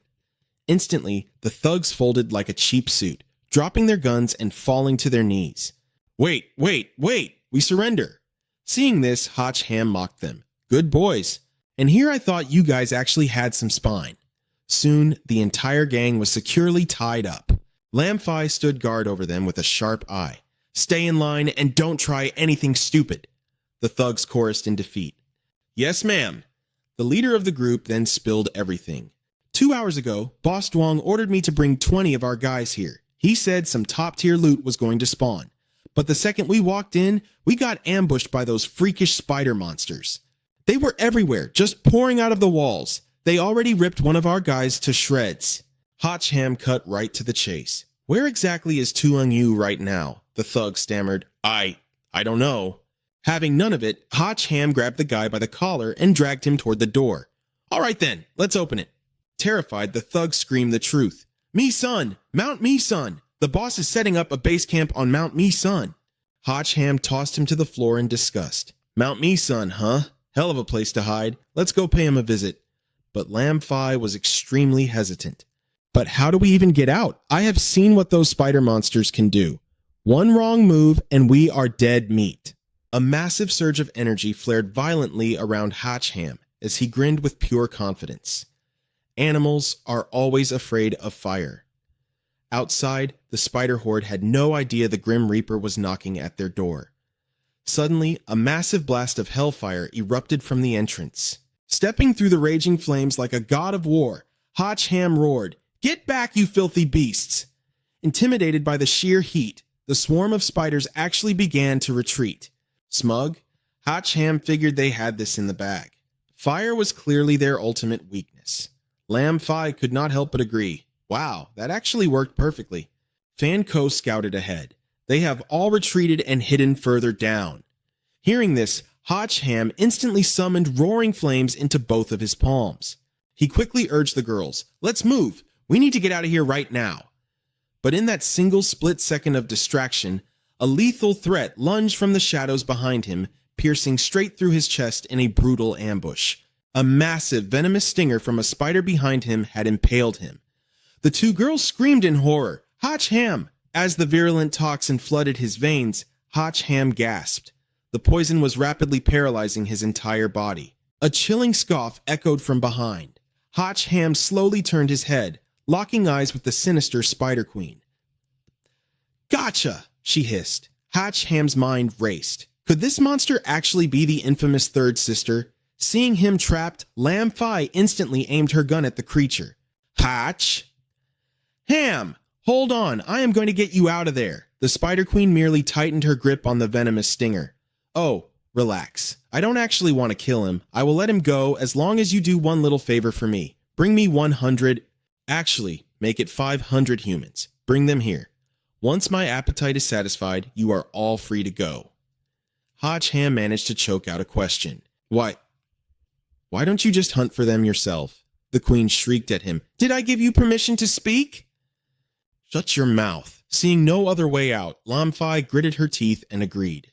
"Fine, we will do exactly what you want. Just put him down first." Fan Ko nervously backed her up. "Yeah, let the hostage go first and we can figure this out." But the Queen wasn't buying it. "You better hurry up and start hunting. If I don't get the bodies I want within 1 hour, he is going to be permanently paralyzed. And in 3 hours, he will be rotting in hell. The two girls went pale. Permanently paralyzed? They thought this monster was just fighting for a meal, but she was out to completely destroy him. Watching the spider swarm part to the sides, Lamfi blinked in shock. Wait, are they actually making a path for us? Fan Ko nodded anxiously. I think she is letting us leave. Wasting no time, the two of them sprinted toward the exit. Let's just get out of here first and figure out a plan later, Fan Ko yelled. Lamfi replied, I am heading straight back to the precinct to call for backup. She headed to the hospital to find Lu Ku, who was busy taking care of Kai Kai, and she agreed without hesitation. All right. The thugs trapped inside poked their heads out, wondering, can we make a run for it and follow them? But the moment those words left their mouths, a swarm of spiders was already crawling right at them. A horrifying scene of slaughter unfolded, accompanied by blood-curdling screams of despair. It took a long while, but Hacham finally felt the paralysis fade. His body's mobility was finally coming back. But suddenly, he realized something was terribly wrong. He was dangling high up in the air, suspended right above a massive pile of dried-up bones. So, this must be that monster's lair, he thought. He noticed the thugs from earlier had just been dragged in too. Hacham thought to himself, even Tuning Hugh's lackeys got caught. Suddenly, the Spider Queen plunged her venomous stinger into one of the men's backs. The thug's face instantly melted and sagged, while the queen's complexion absorbed his life force, becoming vibrant and rosy once again. Right after, she began rapidly producing countless spider eggs. The egg sacs dropped to the ground, instantly hatching into an entire army of newborn spider monsters. Hacham's jaw dropped in disbelief. She birthed all of these freaks by herself? The Spider Queen sneered wickedly. I spared your pathetic life just so you could witness this. Once those two little girls lure my target right to me, I'll turn every single one of you into nutrients for my precious babies. He let out a long sigh of relief. Man, you scared me. I almost thought you were the third sister. Turns out you're just a baby-crazy demon. His mockery instantly struck a nerve. What did you just say, you little brat? If you're that desperate to die, I'll gladly grant your death wish. Before she could strike, Hacham shot back. You went through all the trouble of making them lure people here for you, instead of hunting them down yourself. It's because you're terrified of the sunlight, aren't you? The queen froze, stammering in shock. How did you know? Meanwhile, Hacham was doing a victory dance in his head. Bingo! I completely bluffed her. Seizing the psychological advantage, he began to manipulate her. You only chose this spot as your lair because you knew that landing artifact would lure a ton of prey right to your doorstep. Look, I can't even move, and I'm practically a dead man walking anyway. So, why don't you do me a favor and tell me where that top-tier artifact is hidden? Furious at his mind games, the queen lunged right at him. You talk way too much, you little pest! I'm sending you straight to hell right now. But Hacham just kept a smug grin on his face. Aw! Did I strike a nerve? Come on, I only said a few words and you're already throwing a tantrum? Just as the queen's venomous stinger was mere centimeters away from his face, his ability violently flared to life. Go to hell, Ham roared. Instantly, his protective armor activated. He threw a devastating punch, brutally snapping the venomous stinger right off the queen's tail. She recoiled in absolute shock. Your body is completely back to normal. How is that even possible? My paralyzing venom definitely worked on you. Hacham just smirked. Yeah, it worked perfectly back then. But guess what? I'm a poison type user now too. The system chimed in, confirming that his fire attribute Ice Heart Pill had temporarily mutated his skills into the poison element, lasting exactly 30 minutes. The queen was completely dumbfounded. She never expected this little brat to be hiding such a crazy trump card. So what if you're immune to my venom? She shrieked. I'll still tear you limb from limb. My babies, crush him to pieces. Seeing the massive swarm of spiders rushing at him, Hacham mentally calculated his odds. Even though he had cured his paralysis, he didn't actually have any offensive poison skills to fight back. Without hesitation, he decided to pull a gotcha card.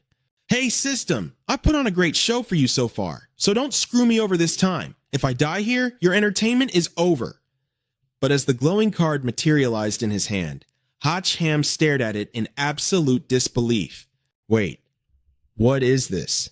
A blindingly radiant light burst from the card, leaving Hotch Ham completely utterly stunned. What the hell is this? Staring at the card, which literally featured a selfie of Van Twong dressed up in a cute Lolita outfit, his brain practically short-circuited with question marks. Wait, what are its stats? This looks way too familiar. If I fail to summon it, I get a re-roll, right? Suddenly, a thick cloud of smoke erupted in front of him, and out of the mist, Van Twong actually appeared in the flesh. Congratulations, host. You've successfully pulled the ultra-rare card, me. From now on, you don't even need an electronic device to see my cute face. Are you thrilled? She chirped. Hotch Ham's face went deathly pale as he screamed. Not even a little bit. Get your ass back in the system, right now. Meanwhile, the Spider Queen was vibrating with absolute fury, completely enraged that these two were just casually chatting and ignoring her existence. She immediately dive-bombed toward them. I gave you an inch, and now you're taking a mile?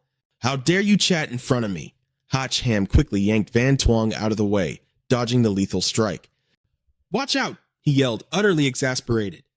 Whatever, having you here is still better than nothing. Quick, what kind of combat skills do you have? Help me kill this freaky, perverted spider! The Spider Queen shrieked in absolute disgust. Who the hell are you calling a pervert? Ignoring the monster, the little AI girl tapped her chin thoughtfully. Well, my current level isn't high enough to manifest actual weapons, but I can summon a few ordinary items for you. Hotch Ham's eyes lit up with hope. That's perfect. Even basic utility items will work in a pinch. Van Twong enthusiastically listed off her inventory. I have a traditional lute strung with golden dragon tendons. Oh, and a luxurious bed carved entirely out of cloud-piercing emerald. Oh, and a stylish cloak made from pitch-black raven feathers. Which one do you want? Hotch Ham's face instantly went deadpan. Are you freaking kidding me right now? Even the terrifying Spider Queen couldn't help but burst out laughing. Are you two idiots trying to kill me with laughter? I've never seen such hilariously pathetic partners in my entire life. Humiliated, Hotch Ham practically screamed at his system. Do you seriously not have a single item that can actually help us fight? Van Twong just shrugged helplessly. At my current stage, I can only generate items with absolutely zero combat power for you. But right as she said that, a sudden realization hit Hotch Ham. Right, that teleportation item Fanco used earlier. Do you have one? The girl quickly rummaged through her spatial inventory. Let me check. Are you planning to run away? Hotch Ham urged her again. Just find it, quick! Realizing their plan, the queen went into an absolute frenzy. Trying to run? In your dreams, I'll tear you to shreds! Hotch Ham warned Van Twong. I can't hold out much longer. Give me a shout the second you find it. The queen's arm morphed into a lethal spike and lunged right at him. Die! Hotch Ham instantly threw up his shield. He thought to himself, just how many people has this monster eaten? A simple strike was packing such terrifying power. Her arm pierced straight through his defense. Hotch Ham immediately dodged backward. That was close! But before he could react, one of her legs lashed out. This time, he had no choice but to take the hit. Hotch Ham was slammed hard into the ground, cratering the earth beneath him. Right at that moment, Van Twong pulled out a scroll. Spotting it, the queen immediately spat out a barrage of spiderwebs. Hotch Ham was caught in the sticky silk, but he managed to grab the scroll in time. Confidence returning to his face, he tossed the scroll into the air. Activate! A spatial portal instantly tore open, forming a massive glowing rift. Seeing Hotch Ham immobilized, she sneered triumphantly. How naive. You can barely even breathe right now, can you? My diamond web has you completely bound. You're suffocating, yet you still think you can escape through that portal? Hotch Ham shot back. Who said I was trying to escape? I was just inviting a little outside help. Blinding sunlight poured through the rift, shining directly onto the queen. Her flesh instantly blistered and burned under the searing light. Looking at his opponent's smoking body, even Hotch Ham was stunned.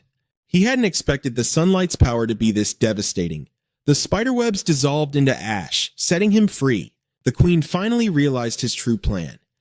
You could have escaped my web the whole time. You just wanted me to stay in one spot, so you... Hotch Ham cut her off. Bingo, I was just buying time. Her arrogance crumbled instantly as she began begging. Oh, great hero. Please spare my worthless life. I'll do anything. I'll be your slave. I swear I'll repay you. Hotch Ham mercilessly fired off an energy blast, severing her limbs. I appreciate the offer, but I'll pass. Once the dust settled, Van Tuong asked curiously, You killed her just like that? Aren't you going to interrogate her about those rare items? He replied calmly, No rush. The items aren't going anywhere. We better take care of our main business first. A system screen popped up. Congratulations, you have leveled up 2 times. Hatch Ham suddenly frowned. Did you notice that? The girl blinked in confusion. Notice what? He voiced his suspicion. This time the system didn't announce me as the first player to reach level 5. That means someone beat me to it. If that someone is Tung Yu, we've got a massive problem on our hands. Hatch Ham sprinted outside. Just in time, Lamphie's car pulled up as she called out to him. Hatch Ham. He immediately reported the situation. The spider monster has been taken care of. I'm going after Tu Ungshu. Take your squad, lock down the building, and find that landing item. Lamphie offered worriedly, I'm coming with you. Hatch Ham tossed a scroll into the air, tearing open another spatial rift. No need, he said firmly. Too many people will just tip him off. Lamphie looked at him with pride, knowing all along he wouldn't be defeated that easily. Meanwhile, one of her subordinates spotted a figure on the upper floor. Lamphie's eyes widened. What? They immediately opened fire at the blurry silhouette. Fire! He's trying to make a run for it. Lamphie quickly barked out orders. Team 1, with me. We can't let him get away. The entire squad shouted in unison, Copy that. She thought to herself in panic. Is Tun Yo really still inside the building? Did he already take the item? Meanwhile, on the Mi-Sun Highway, a car was tearing down the road. Inside, roaring laughter echoed out. We struck it rich! 2 thugs in the car were grinning from ear to ear, staring at the item in their hands. The boss was absolutely right. There really was an item on that bridge. Our boss is practically a god. Suddenly, a heavy thud on the roof of the car caught their attention. One of them asked warily, What the hell was that noise? The bald thug scoffed. Just keep your eyes on the road. It was probably just a branch. Let's just hurry up and get back. It turned out to be Hatch Ham. He had leaped right onto the roof of their car. Oblivious to the hitchhiker, the thugs continued chatting. We can't let the boss think we're trying to keep the loot for ourselves. If we piss him off, we're dead meat. The car pulled up to a sketchy building. All right, we're here. Seriously, why the hell did the boss pick this middle of nowhere to be our hideout? Another thug came out to meet them. So, how did it go? How's the haul, Old Ngui? Old Ngui replied, Got 18 pieces in total. They're all right here. Are we the last team back? The other guy asked. There's still one more team heading to the hotel. We haven't been able to reach them yet. The signal on the road must be terrible, Old Ngui added, then asked, Where's the boss? The other guy shook his head. No idea. He's probably resting. Let's wait until everyone is here before we go wake him up. Hatch Ham hid under a nearby car, thinking to himself, That bastard gathered this many people in just a few days. Walls have ears around here. If I want to find him, I need a solid plan. He quietly watched the 2 thugs up ahead, who were busy complaining about the grass poking their asses. Shut your mouth or you can just piss your pants. The one whining was Tai Deek. He sobbed, You guys already took all my money. Why won't you just let me go? Clearly, they were complete monsters. The thug heard him and snapped, What the hell are you babbling about? You got a death wish or something? Suddenly, Tai Dish's eyes locked onto Hatch Ham. Without a single wasted movement, Hatch Ham lunged out and knocked the thug out cold. Tai Dish's jaw dropped as he shrieked, Hatch! But Hatch Ham instantly clamped a hand over his mouth. He glared at him and issued a dark warning. If you dare make a single peep, I'm shoving this right up your ass. Got it. Looking at the thug now tied securely to a tree, Tai Dick immediately started kissing up. Brother Hotch, you treat me better than my own father. I can't believe you came to save me. Hatch Ham quickly cut him off. Save your breath. Rescuing you was just an accident.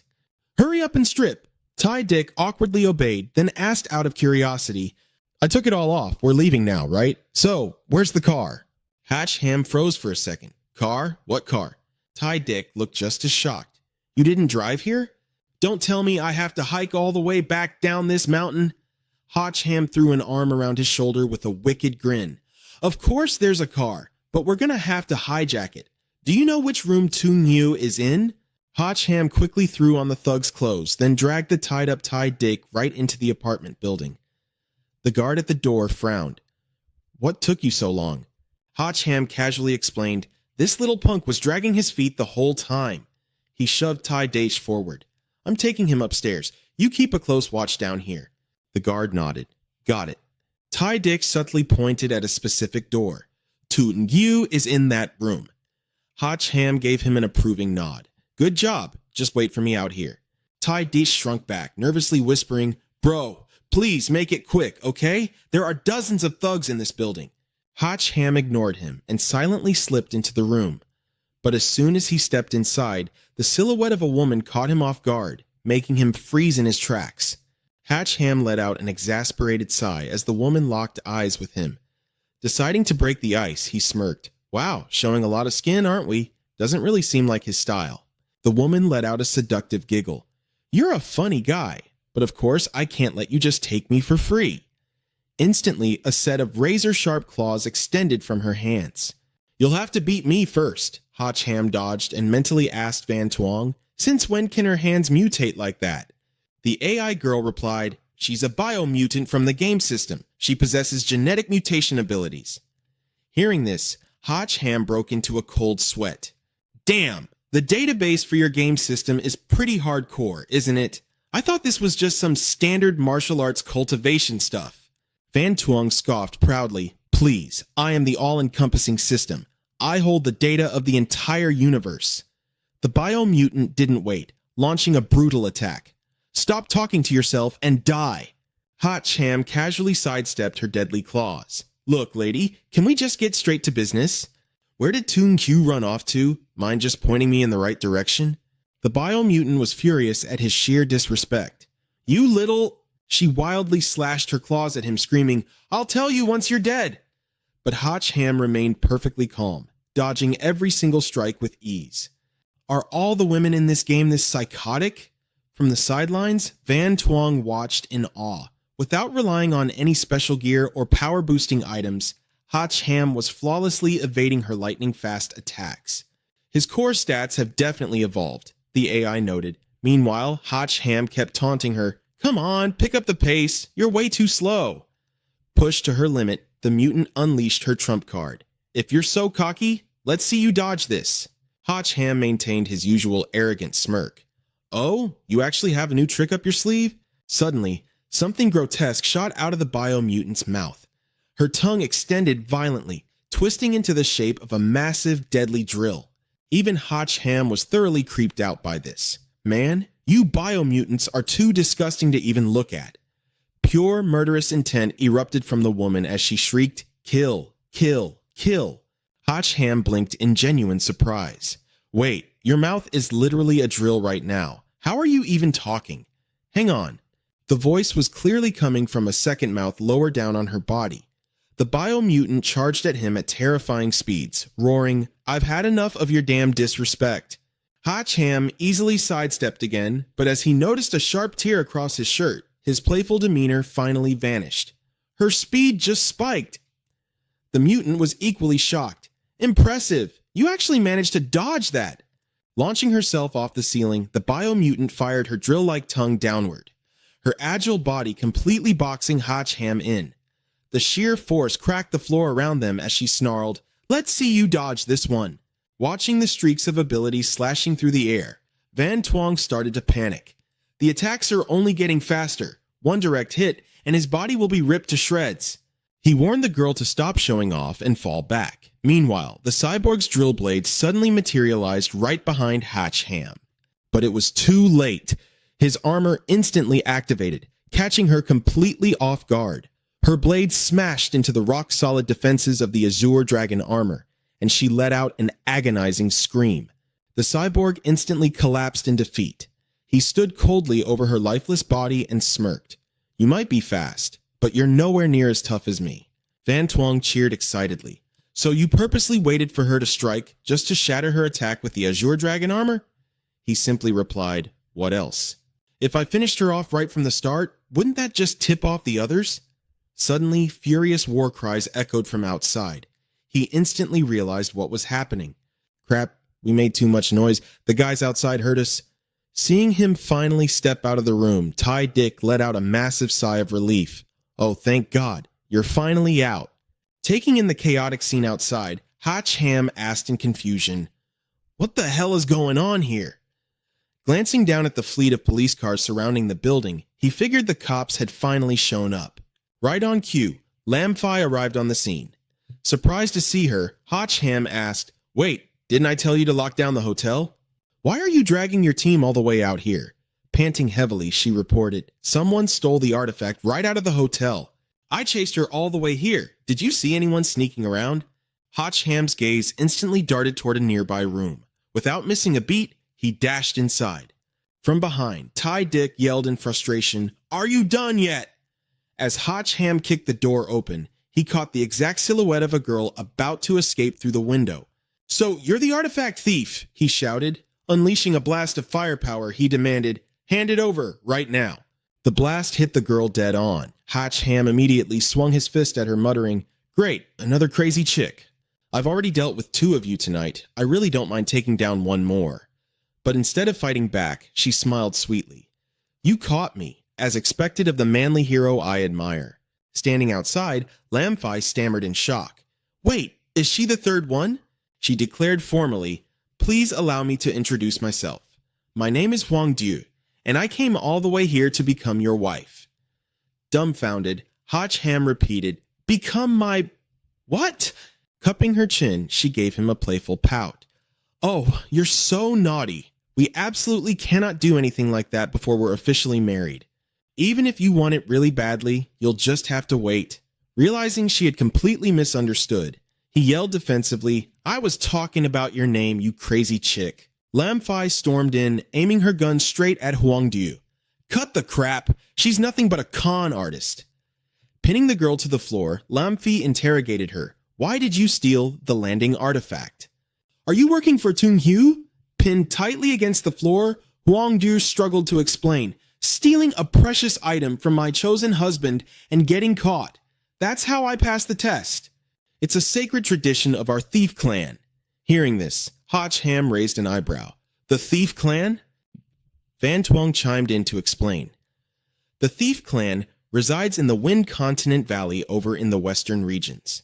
It's a tribe of about 300 to 400 people who treat thievery as their absolute culture.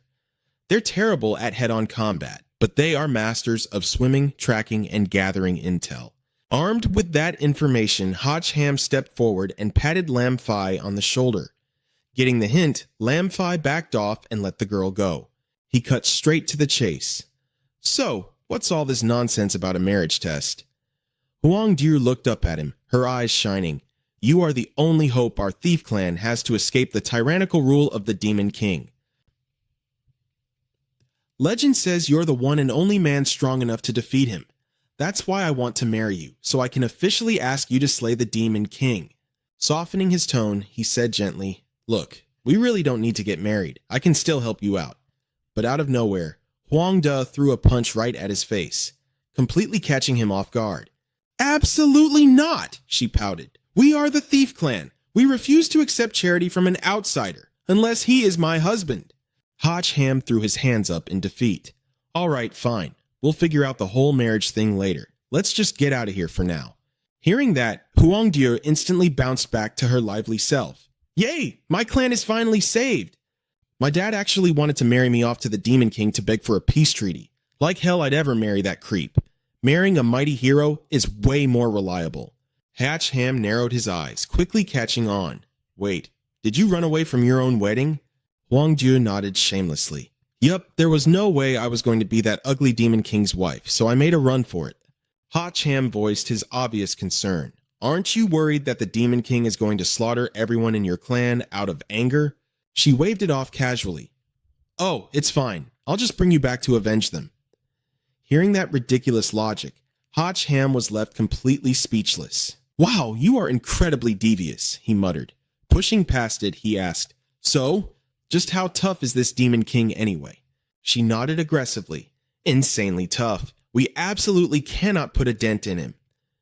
Meanwhile, watching their entire interaction through a surveillance monitor, Tung Hyu let out a sinister chuckle. A demon king, huh? Now that is interesting. A deeply amused, relaxed smirk spread across his face. Lounging beneath him, a woman cooed softly. Master, what exactly is so interesting? Tilting her chin up, he purred, Why, you are, of course. His smug, wicked laughter echoed throughout the luxurious villa. Fast forward, Hach Ham had already brought Huang Ju back to his place. All right, let's do some quick introductions, he announced. This is Quan Kai, and over here is Luke Ku. Bursting with energy, Huang Du threw her hands up with a bright smile. Hey, everyone! I am Huang Du, Hach Ham's beautiful fiancé. I'll be in your care from now on, so let's get along. Hearing the word fiancé, the entire atmosphere shifted. The faces of the other two girls instantly darkened with jealousy. Fiancé, they snapped in unison. Who the hell agreed to that? Huang Du asked, completely confused. What's wrong? Don't you girls know that we've already sworn to be together for the rest of our lives? He Han yelled at the top of his lungs right next to her. Don't just decide that on your own. Luke Q instantly drew her longsword. Got it, you all want to steal him from me, huh? Talk is cheap, draw your weapons. Only the absolute strongest woman earns the right to claim him. Huang Ju smirked. Fine by me. The loser has to back off for good. Luke Q snapped back. If you lose, I'll sew your mouth shut. She added, If you girls wreck this safe house, we'll all be sleeping on the streets. He Han sighed helplessly, muttering sarcastically, Yeah, just tear the place down. Hurry up. Good grief, this is exhausting. A sudden phone call cut through the intense atmosphere. You better answer that. What's the situation? Fan Co reported, I've extracted the game's back-end data, but I couldn't find any landing records for the cyborg. In other words, she didn't come here through the usual drop zone. He Han guessed. Could Tu Ngyu have figured out how to open the gateway? Fan Co replied, If that's true, then theoretically, he can summon any character from the game into the real world. He's definitely planning something much worse. You need to be incredibly careful. You know how serious this is. Yeah, I know. Don't worry about me. After hanging up, He Han collapsed onto his bed in exhaustion. What a massive pain in the neck. Tu Nung-yu, what the hell are you planning? Meanwhile, inside the secret lab established by Tu Nung-yu, the scientists were working around the clock, all eyes glued to the prototype in front of them. Tu Nung-yu walked in and asked, Head professor, what's the progress? The professor replied, We are almost there. Whoever invented this software was an absolute genius. With just a few tweaks, we can pinpoint a character's exact coordinates in the game dimension and literally pull them into our world. A location was locked in. The professor shouted, Found it! A spatial portal ripped open, terrifying the other staff members into fleeing for their lives. A massive pair of wings slowly emerged from the rift. The Demon Lord had been summoned. The monstrous figure demanded coldly, Who dares to summon this king? Tun Hyo immediately dropped to his knees, bowing respectfully. Greetings, almighty Demon Lord. It was this humble servant who audaciously invited you here. I happen to know the exact whereabouts of your runaway fiancée, as well as the fact that she has found a helper to fight against you. If you are willing, we can join forces. Back with He Han, he slept like a log straight through to the next morning. The bright morning light streaming into the room finally woke him up. He Han got dressed and walked to the door, muttering, What's all this racket so early in the morning? Downstairs, Tai Dish had actually hired an entire choir. He was practically drooling as he stared at the three girls in front of him. They were as beautiful as actual goddesses. Staring inappropriately, he thought with lust, Look at those chests. Tai Dish's eyes scanned them like a radar, sweeping over their waists all the way down to their backsides. He Han stretched his arms as he walked out and asked, What's going on? Is somebody getting married? Quan Kai explained. They said they're looking for you. Do you know them? He Han was just as surprised when he saw the guy. Tai Dick? The moment the guy saw him, he instantly dropped to his knees and hugged He Han's thigh. Daddy! His eyes were now sparkling like stars, shining with pure admiration. I was young and ignorant before, and I accidentally offended you, Daddy He. Please be the bigger person and forgive your son. He Han was already annoyed so early in the day. He yelled, Who the hell is your daddy? I don't have a son like you. Stop calling me that. Tai Dick immediately backed up and started kowtowing. Yes, Daddy. From now on, Your son will obey your every command and repay you for giving me a second chance at life. He-han turned back toward the house, utterly defeated. Whatever, let's just go inside. Quan Kai cheerfully cheered, time for breakfast. He-hong muttered in dismay, I've totally lost my appetite. Tai Dish quickly stopped him from behind. Wait, I have top secret intel. He-han's attention was immediately caught. Top secret intel? Leading the guy inside, he demanded straight to the point, spill it. What do you know? Tai Dick explained.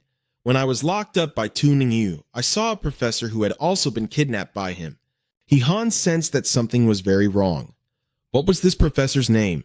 Tai Dick replied, I only know his surname is Liu, and he looks like Einstein. It seemed like Tung-yu wanted his help to build something.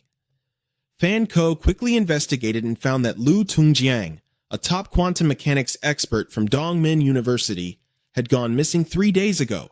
His whereabouts were still unknown. It turned out he had been kidnapped by Tung Chiu. He-han asked curiously, why would Tung Hu kidnap him? I can't guess, Fan Ko said, but it's definitely nothing good. We need to catch him as soon as possible. He-han's face flushed red as he looked down and blurted out, right, absolutely. Completely unaware that she was being peeped at, Fan Ko continued, however, I can monitor quantum waves. If they try anything funny, it will definitely leave a trace. But He-han's entire attention was now glued to her assets. She suddenly exclaimed, oh, right! I have a present for you too! He-han's face turned beet red, and he quickly looked away. Oh, okay, sure. Seeing his strange reaction, she asked curiously, why is your face so red? He-han frantically waved his hands to explain. It's not. It's just probably too hot in here. Fan Ko told him, wait here a second, I'll go get it. Watching her unlock the safe, he thought to himself, this is so weird. We've already been deeply intimate, so why is my heart still pounding like crazy just looking at her? Fan Ko explained, after what happened last time, I don't dare leave important things lying around anymore. Meanwhile, He-han's mind was completely in the gutter, thinking, looks like we rushed things too much last time. We definitely need to take things further. Fan Ko pulled out a box. This is it. Put it on. Slipping the bracelet onto his wrist, he eyed it suspiciously. How does this thing work? She eagerly urged. Try pressing it. Instantly, 3 rings of light in different colors wrapped around his wrist. This is... Fan Ko was about to reveal its secret. This is a virtual item bracelet I invented. It can digitalize and load your item medals directly onto the bracelet. When you need them, just hit activate. Hearing this, Hotch Ham excitedly exclaimed, that is awesome. She added, it is incredibly useful for items with a time limit. I talked it over with Lam Fi. If we want to take down Tung Yu, we need to pool all our resources on you. She already went to discuss it with the director. She should be back with all the recently gathered equipment medals in no time. Over to Lam Fi, she furiously slammed the desk and shouted, you absolutely cannot give those away. What do you mean, Dad? Her father explained, these items are only being stored temporarily at the Secret Service, but I have no authority to distribute them. Lam Fi irritably snapped, are you just going to let these items gather dust here, or are you waiting for Tun Xiao to steal them again? Vu Sun replied, yesterday, Mayor Liu called. He said we need to focus our resources on someone with a strong will, dignified character, high morals, who respects their elders, loves children, studies hard, and is gentle, mild-mannered, and perfectly elegant. He oversees the city's public security, and he is the mayor, so I have no choice but to listen to him. Lam Fi's face darkened as she blurted out, don't tell me he was talking about himself? Meanwhile, over at the mayor's mansion, laughter echoed throughout the room. The mayor of Dam Dong City.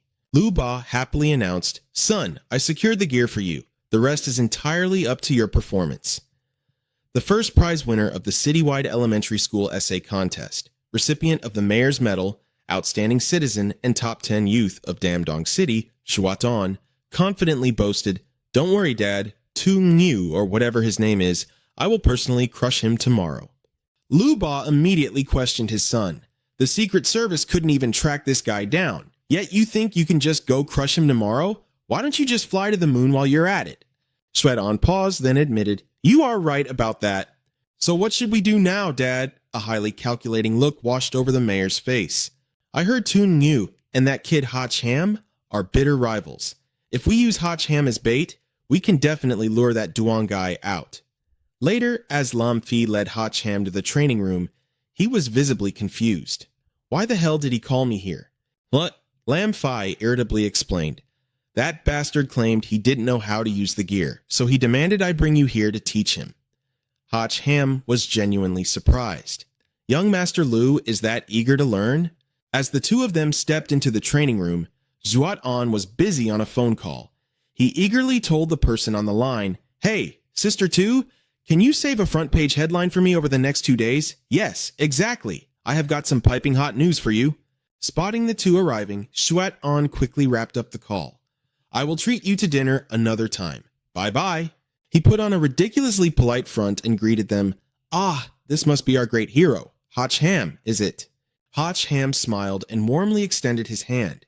"My name is indeed Hotch Ham, but as for being a hero," Zuat An immediately turned on the charm, playing the friendly host. "You are absolutely a hero, the most reliable protector of our fine city." He showered him with endless praise. Hotch Ham sheepishly waved it off. "I really cannot accept that title." Deep down, however, he was incredibly suspicious. What kind of trick was this guy playing? Suddenly, Zuat An ordered someone to bring over a solid gold tray. "I am just a man of little talent and limited knowledge. Being nominated for this role has me incredibly anxious. So, I figured I should invite the great hero Hotch to help me improve my combat skills." Hotch Ham stared at him in utter surprise. "Are you sure you want to do this yourself? Combat is not a game. You could actually die." Zuat An puffed up his chest and spoke with total confidence. "The people have supported and chosen me for this vital role. Naturally, I must put everything on the line and dedicate my life to the nation." He proudly thumped his chest and swore, "If I don't step into hell, who will?" Suddenly, a blinding light radiated from Zuat An, forcing the two to shield their eyes. "What the hell is that ridiculous gear? I literally cannot look straight at it." Zuat An posed dramatically, then asked the guys nearby, "How was that?" Right next to them, a full camera crew was recording the entire spectacle. A staff member eagerly shouted, "So sincere and passionate, it brings tears to the eyes, filled with awe-inspiring righteousness, absolutely brilliant." Zuat An immediately started barking orders. "Hurry up and edit those shots, make them look good and send them to the television station. We need this on air for tonight's primetime slot." The staff scrambled off to get the job done. "Right," Hotch Ham finally spoke up.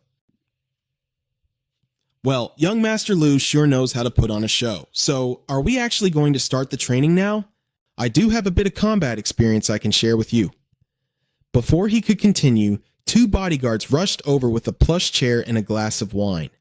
Zuat An plopped down, thoroughly enjoying their VIP service. "Oh my god, I have been standing all day. I am exhausted. Honestly, I really didn't want to get dragged into this annoying mess." Lam Phi was completely fed up and snapped. "Cut the crap. Stop playing the victim when you are clearly exploiting the system. If the country wasn't recruiting superpowered combat elites from all over, greedy opportunists like you would never even get a foot in the door." Hotch Ham immediately caught on to the keywords. "Wait, superpowered combat elites?" Lam Phi turned to him and explained that it was strictly insider information. "Well, word is that the higher-ups personally made the call. Once you are selected, you bring ultimate glory to your ancestors. It is a straight ticket to the top." Zuat An casually waved it off. "You have completely misunderstood me.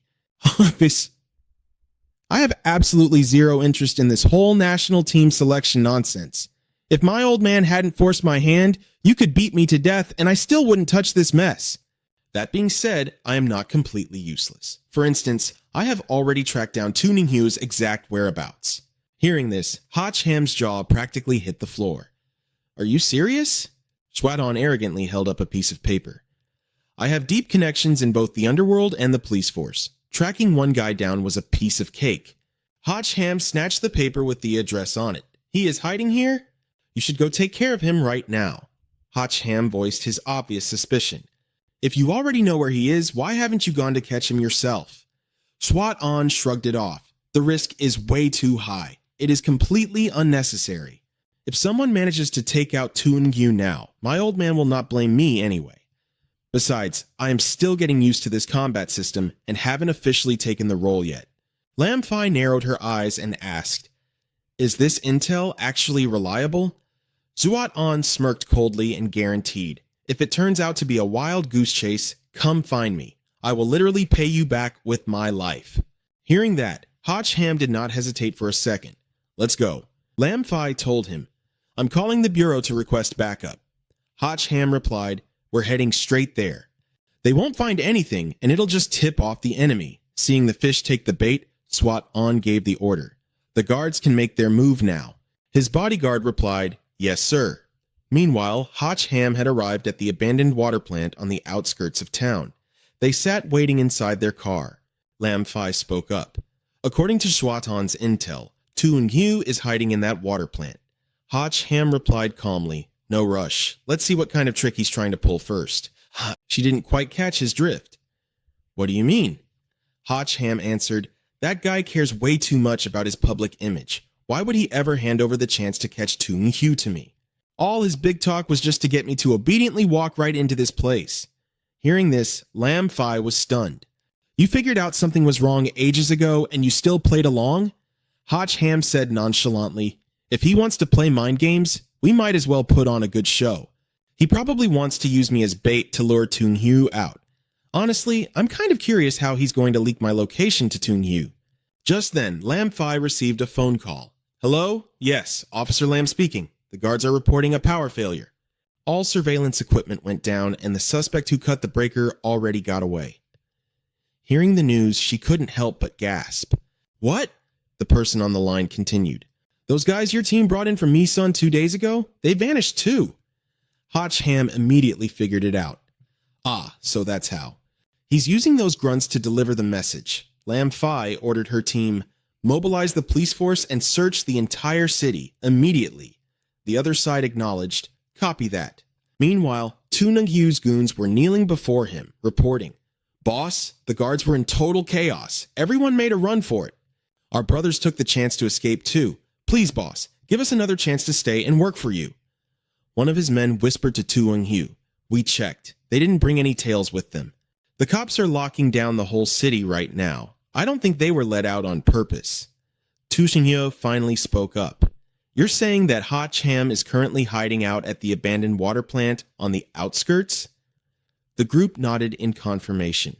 "That's right. I heard it with my own ears from a Secret Service agent last night. He said, 'I can't go out drinking tonight. I have to go to the abandoned water plant on the outskirts to protect Hotch Ham. He's moving there right now because he's afraid of being assassinated.'" Hearing this, Toon Yu burst into laughter. "So that's how it is. What a pathetic acting job. He really thinks this cheap trick is enough to lure me into a trap?" The guy next to him chimed in, "Then it's best we just ignore him." But Toon Yu knew that trap or no trap, Hotch Ham was definitely going to show up there. That's all that matters. With that great lord backing us up, any trick he pulls is completely useless. At the same time, Swat On and his men were feeling incredibly smug. His bodyguard was busy kissing up to him. "Young master, your strategy is absolutely brilliant. Whether it's Toon Hyo or Hotch Ham, you're leading them both by the nose." Swat On gloated, "I just have to wait until those two bash each other's brains out. Then I'll swoop in like a god descending from the heavens, crush everyone, and become a legendary hero. For now, we just sit back, relax, and enjoy the show." Out at the abandoned water plant, several cars pulled in. Looking through her binoculars, Lam Fai spotted them. "They're here! They've arrived!" Hotch Ham asked, "Is it Toon Hugh?" She confirmed, "Yes, that's him." Hotch Ham smiled comfortably. The main character has finally made his entrance. Tell the supporting actors to get on stage. The all-encompassing system appeared. "What do you want?" He asked the little girl for a favor. "Shuat On definitely planted spies around here to report the situation. Do me a favor and find them." Van Tuong replied, clearly annoyed, "I told you, I'm just an observer. I can't directly interfere. If you want to find them, do it yourself." Hotch Ham leaned in and whispered to the little girl, "If you help me out this time, next time, I'll use that pose with her." Her eyes lit up. "It's a promise!" Hotch Ham grinned. "No takebacks." Seeing Van Tuong practically drooling as she stared at her, Lam Fai suddenly felt a chill down her spine. Why is she looking at me like that? The little girl instantly darted off. Just wait for my good news. Hotch Ham casually explained, this system has some pretty weird kinks, but she's still easy to bribe. Lam Fi asked darkly, what exactly were you two whispering about just now? Over on Toon Yu's side, his men returned to report after a thorough sweep. Boss, there's no one on this side. Nothing on my end either. Another guy looked suspicious. What kind of move is this? We basically threw ourselves into the net and they aren't even trying to catch us. He pulled up a chair for Toon Yu. Toon Yu remained perfectly calm. No rush, we just wait here. Wat On's men had already set up an ambush on the adjacent hilltop. One of them reported back, Toon Yu just sat down, but Hotch Ham still hasn't shown up. Schwat On was taken aback. What? Where the hell did that bastard Hotch Ham go? I'm already on my way there. If he doesn't show up, what's the point of me going? He made a wild guess. Don't tell me that coward noticed something was off and bolted. Schwat On immediately gave the order. Driver, turn around up ahead. We're not risking it today. The driver acknowledged. Yes, young master. But the voice on the radio suddenly shouted, Wait, it's Hotch Ham. Hotch Ham just showed up. Schwat On eagerly asked, Are you sure? The spy continued, The moment they saw each other, they started throwing hands. They're going all out. The situation is completely out of control. Receiving this news, Schwat On was over the moon. I truly am a tactical genius. How can a man as brilliant as me even exist in this world? Excellent work. I'm heading there right now. The subordinate replied, Understood. Understood. With a totally bruised and battered face, the spy turned back to ask the two of them, Bro, I said exactly what you told me to say. Can I go now? Lam Fi gave a bright smile and held up a pair of handcuffs. Let you go? Oh, of course not. You're getting locked up. 10 minutes later, Shuatan's car pulled into the factory. His driver/bodyguard cautiously warned him, Young master, there's no movement inside the factory at all. He snapped back. Nonsense. It's been so long. The battle was decided ages ago. The car smashed right through the gate and drove inside, then screeched to a halt in the middle of the courtyard. Schwat On stepped out looking completely relaxed, as if victory was already in the bag. He announced confidently, Listen up, you trash. Your granddaddy's here to clean you all up. But when he saw Tung He sitting there looking majestic and perfectly fine, Schwat On's eyes bugged out. Wait, your formation is still completely intact? Tu Ngyo shot him an icy glare. Where did this idiot come from? One of the lackeys ordered his men to drag him over. The thugs aggressively marched toward him. Schwat On panicked and desperately chased after his own car as his cowardly bodyguard sped off. Wait, I haven't gotten in yet. Freeze. Realizing he had nowhere left to run, Schwat On gritted his teeth and accepted his grim reality. He spun around and dropped into a fighting stance. Don't think I'm an easy target. Come on, bring it. Just because the tiger isn't roaring, you think I'm some sick little kitten? The three thugs in front of him just smirked coldly, watching him put on a show with absolute contempt. In the end, Zhuatan was beaten to a bloody pulp. With his face pinned under someone's thick boot, he begged for mercy. Please, Daddy, spare my life. The three thugs still wouldn't let him off the hook. Why were you acting so cocky, huh? Zhuatan could only clutch his head and scream. Ow, ow, ow. Tu Yingxiu asked him coldly, Where is Hotch Ham? He wailed in response. I don't know either. I got tricked by that little punk. Tu Yingxiu deduced, if he tricked you, he's definitely hiding nearby watching the show. Well, that makes things easy. Meanwhile, Lam Fi asked Hotch Ham, Do you want to head over there? He replied, I knew I couldn't trust that idiot Schwat On. With all those resources, he still couldn't force Tung Hiu to make a real move. Right now, it's still unclear how strong Tung Hiu actually is. Let's just lay low for now, then follow them later to see where their hideout is. But suddenly, a massive force surged from behind and surrounded him. The Demon King stood behind them, his voice dripping with malice. You filthy little rat, I finally found you. Tu Nung Hiu quietly watched as the cliff where Hotch Ham was standing exploded. He looked up with a smug grin. Would you look at that? The mighty tiger just got caught by the rat. At that exact moment, Hotch Ham quickly grabbed Lam Fi and leaped backward. The Demon King glared at them coldly. Pretty fast. If that were anyone else, they'd be reduced to minced meat by now. The poor scapegoat who took the hit was just some unlucky lackey. Hotch Ham casually accepted the twisted compliment. You flatter me, Lam Fi asked anxiously. Hotch Ham, didn't you summon the system? Did this guy break out from the game too? Van Twong replied, that's exactly right. The Demon King's status panel popped up. Just looking at it sent a shiver down Hotch Ham's spine. This level, he could utterly crush me from every direction. Van Twong instructed him, draw a card. This time, I will boost your luck to the absolute max. But Hotch Ham knew better. He's not going to give me the chance. Beside him, Lamfi grew even more worried. What are you going to do? He asked the demon point blank, Abyssal Lord. What is your purpose for coming to this world? If you were just bored, there are plenty of other ways to have fun. Why bother teaming up with a guy like Tung Hugh? The Demon King retorted, so you're the secret lover of that thieving wench? My greatest pleasure is making sure you two adulterous rats beg for death but remain cursed to live. Hearing this, Hotch Ham's face darkened. Kao Fuang Tu, you really screwed me over this time. A suffocating killing intent flared up as the Demon King continued. As for what happens after I kill you, this world is way too dull. I guess I'll just wipe out half of humanity first. I absolutely love the scent of fear lingering in the air. Hotch Ham still maintained his composure. Is that so? A few years ago, there was another guy who thought exactly like you. Do you know how he ended up? The Demon King got caught up in the story and asked curiously. How did he end up? Right then, Hotch Ham slammed a scroll onto the ground, and a magical array instantly lit up beneath them. Lamfi was immediately sucked into a spatial portal. Still completely bewildered, she cried out, Hotch Ham! Then the scroll snapped shut. The Demon King was genuinely surprised. Why didn't you run with her? I know that at this close range, even if my body made it through the portal, you'd rip my head off and keep it right here. The demon confirmed it.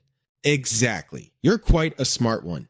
Hotch Ham spoke up again. The one holding me back is gone now. Next, the Azure Dragon armor materialized, enveloping his entire body. He issued the command, let's begin. The Demon King also unleashed his demonic aura. Hotch Ham instantly threw up a shield just as a massive wave of dark energy blasted right into it.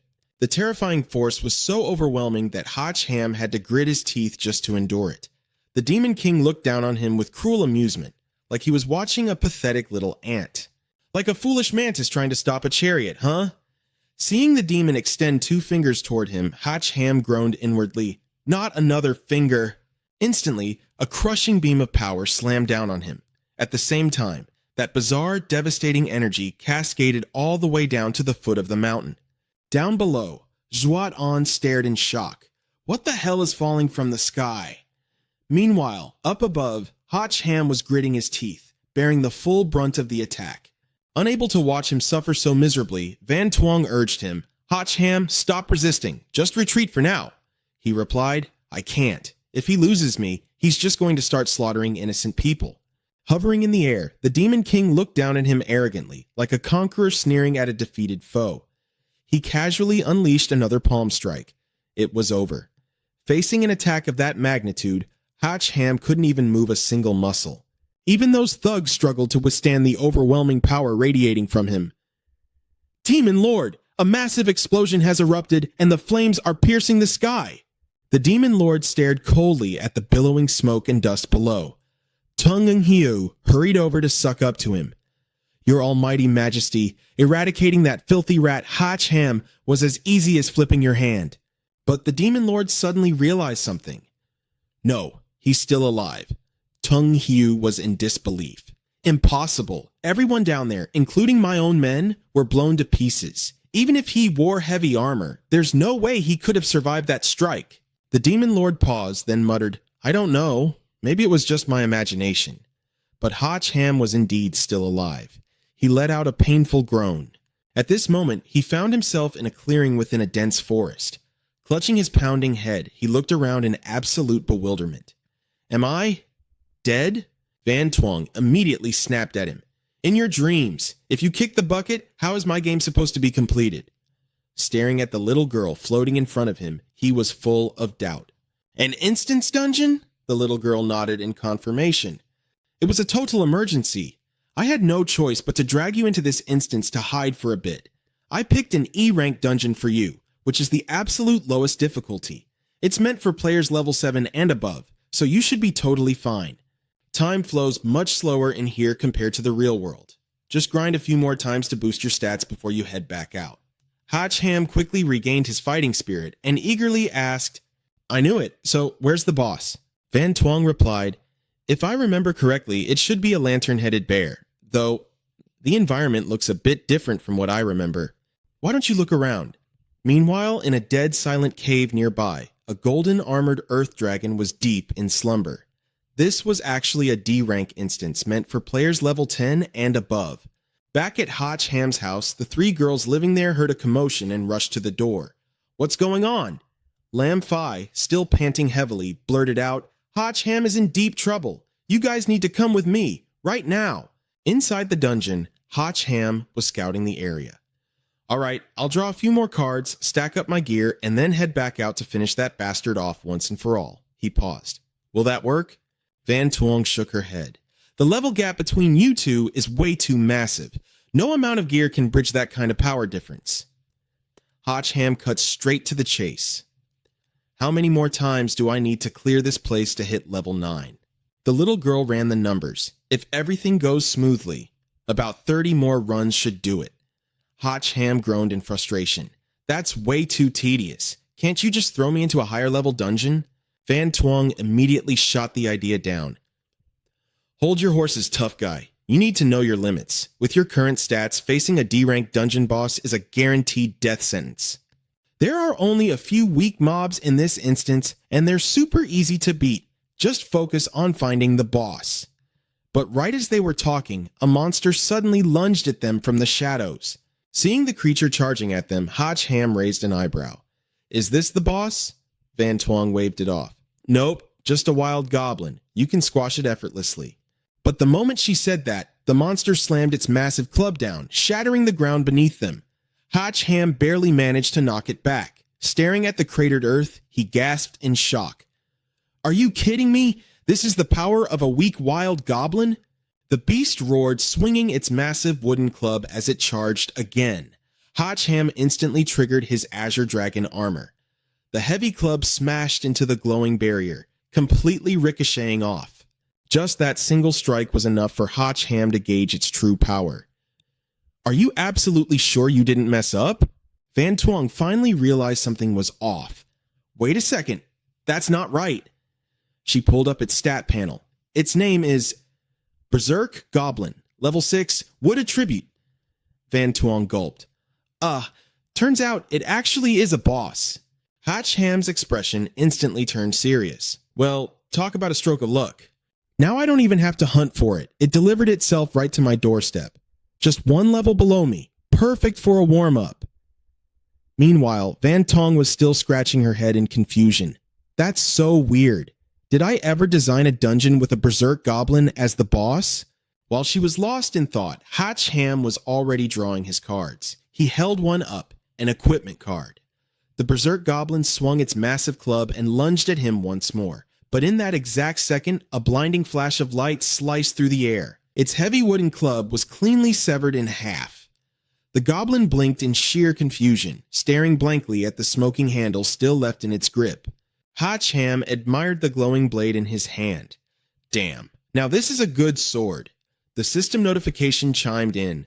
Congratulations, the player has obtained the double S rank legendary weapon, Thunderbreak Lightning Attribute. Attack power increased by 1500, with a high chance to trigger a lightning critical strike. The critical chance decreases with each strike but can be restored by charging energy. Seeing him distracted, the goblin flew into a rage, letting out a vicious guttural hiss to assert its dominance. But with Thunderbreak in hand, Hacham's confidence was through the roof. He smirked at the beast. What's wrong? Feeling a little clumsy without your weapon? Because you're leaving yourself wide open! In a fraction of a second, a brilliant streak of lightning slashed right through the goblin's body. Ignoring the massive boss collapsing with a heavy thud behind him, he simply admired the crackling energy of Thunderbreak. Oh yeah, that feels absolutely incredible. Seeing the massive chunk of points added to his stats, he grinned from ear to ear. 500 experience points. Now that is what I call an easy grind. Van Tuong smugly crossed her arms. See? What did I tell you? Grinding in instances is the best way to level up. As she spoke, the system updated his leveling progress. His attack, defense, speed, Critical strike and mental strength had all gotten a solid boost. Curious, he asked, "So, do I just wait for the dungeon to reset and beat up that berserk goblin again once it respawns?" Van Tuong nodded. "That works. The experience points will drop a bit on the next runs, but the overall gains are still extremely solid." Suddenly, another vicious hiss echoed through the area, putting them on high alert. But this time, an absolute swarm of berserk goblins was charging right at them. Ham froze in sheer disbelief. "Are you kidding me? How the hell are there this many bosses?" Van Tuong gasped as it finally clicked. "Oh no, I get it now. You walked into the completely wrong dungeon.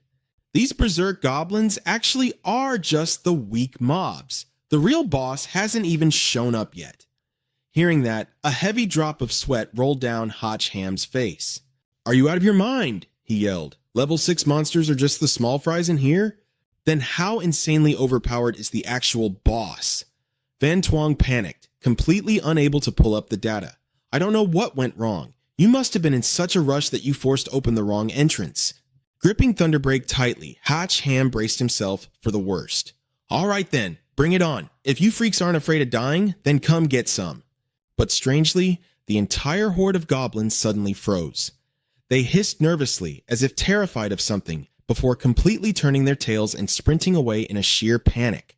Ham let out a sigh of relief, thinking he had intimidated them. Finally scared them off. But he was dead wrong. A monstrous, towering shadow was already looming directly behind him. Van Tuong's voice trembled as she stuttered. "Ham, they weren't running away from you." A suffocating aura crashed down over the area, making every hair on his body stand up. Slowly turning around, they found themselves face to face with an absolute behemoth. The sheer, suffocating pressure radiating from it was unimaginable. It was the golden armored earth dragon. The monster's stat panel instantly flashed before their eyes. Golden armored earth dragon. Level 10, metal attribute, and every single one of its stats was downright terrifying. Ham pleaded in fear. "This monster still looks pretty docile. Before it decides to attack, get me the hell out of this dungeon." Van Tuong coldly poured a bucket of ice water on his hopes. "There are only 2 ways to leave this dungeon. Either you die, or it dies." Hearing that sent a chill down his spine. "What a wonderfully kind rule you made. Thanks a freaking lot." Van Tuong calmly replied, "Dying in a dungeon is no big deal. You'll just respawn in the real world. You only lose a little bit of EXP. Ham wasn't having it. Who the hell has that much EXP to spare? "I'm better off killing those goblins to grind some more EXP. Once I have enough, I'll come back and let this earth dragon kill me." Van Tuong was delighted to hear this. "Great idea. You're so quick-witted." Seeing them turn to leave, the earth dragon opened its jaws and unleashed a blast of energy. Ham cried out in terror. "It was so peaceful a second ago. Why is it attacking now?" Van Tuong explained, "It doesn't want to let you go."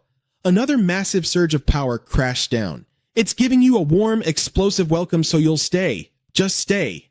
The blast of energy obliterated the ground in its path. The earth dragon stared at the massive trench it had just created, stunned when it couldn't find its prey anywhere.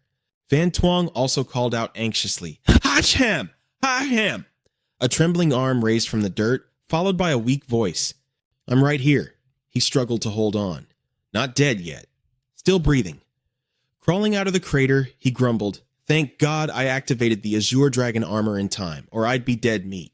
The system chimed in, "Warning, Azure Dragon armor durability decreased by 40%. The damage to the Azure Dragon armor was too severe. If he kept fighting, he was dead for sure." Glancing at the distance behind him, Ham was still a bit worried. "I'm so far away now, it shouldn't be able to catch up, right? Besides, it doesn't look very agile anyway." Van Tuong hesitantly revealed, "Well, about that. During the design phase, to make up for its slow movement, I purposely gave it an extra skill." Ham immediately got a bad feeling about this. What kind of skill? He instantly got his answer the hard way. A black hole's gravitational pull erupted from the earth dragon's mouth, dragging Ham forcefully backward. He cursed out loud, "Holy crap!" Plunging his thunderblade into the ground to anchor himself, he screamed, "System, whose side are you even on?" Van Tuong felt guilty. I didn't expect it to be used on you either. Stop struggling! Just let go! But this time, Hacham was stubbornly clinging to the Thunderblade buried in the earth. No way! My Azure Dragon armor is already damaged. If my level drops again, there's no way I can fight that Abyssal Lord. Hurry up and see if there are any items we can pull out. Van Tuong reached into her spatial inventory. Let me check. But his sword couldn't hold on any longer and ripped out of the ground. Hacham was violently sucked backward. Seeing him completely helpless, Van Tuong screamed in panic. Hacham! But he reacted quickly, launching a powerful palm strike mid-air. Damn you! Take this! His devastating power slammed directly into the Earth Dragon's rock-hard head. Then he maxed out the defense of the Azure Dragon armor's shield. Finally, the Earth Dragon snapped its jaws shut. The dust settled and the terrifying suction force vanished. Van Tuong gasped in shock. It's over! It's all over! You're probably dropping down to level 3 after this. But something completely unexpected happened. The Earth Dragon opened its mouth as if convulsing in pain. Seeing its bizarre behavior, Van Tuong was deeply confused. What's going on? Several massive holes tore through the Earth Dragon's body, shooting out blinding beams of golden light. An instant later, the beast exploded into a million pieces, allowing Hacham to escape death. His armor was shredded beyond recognition. He let out a long sigh of relief. The Azure Dragon armor had saved his life once again. Suddenly, a notification panel popped up. Congratulations to the player.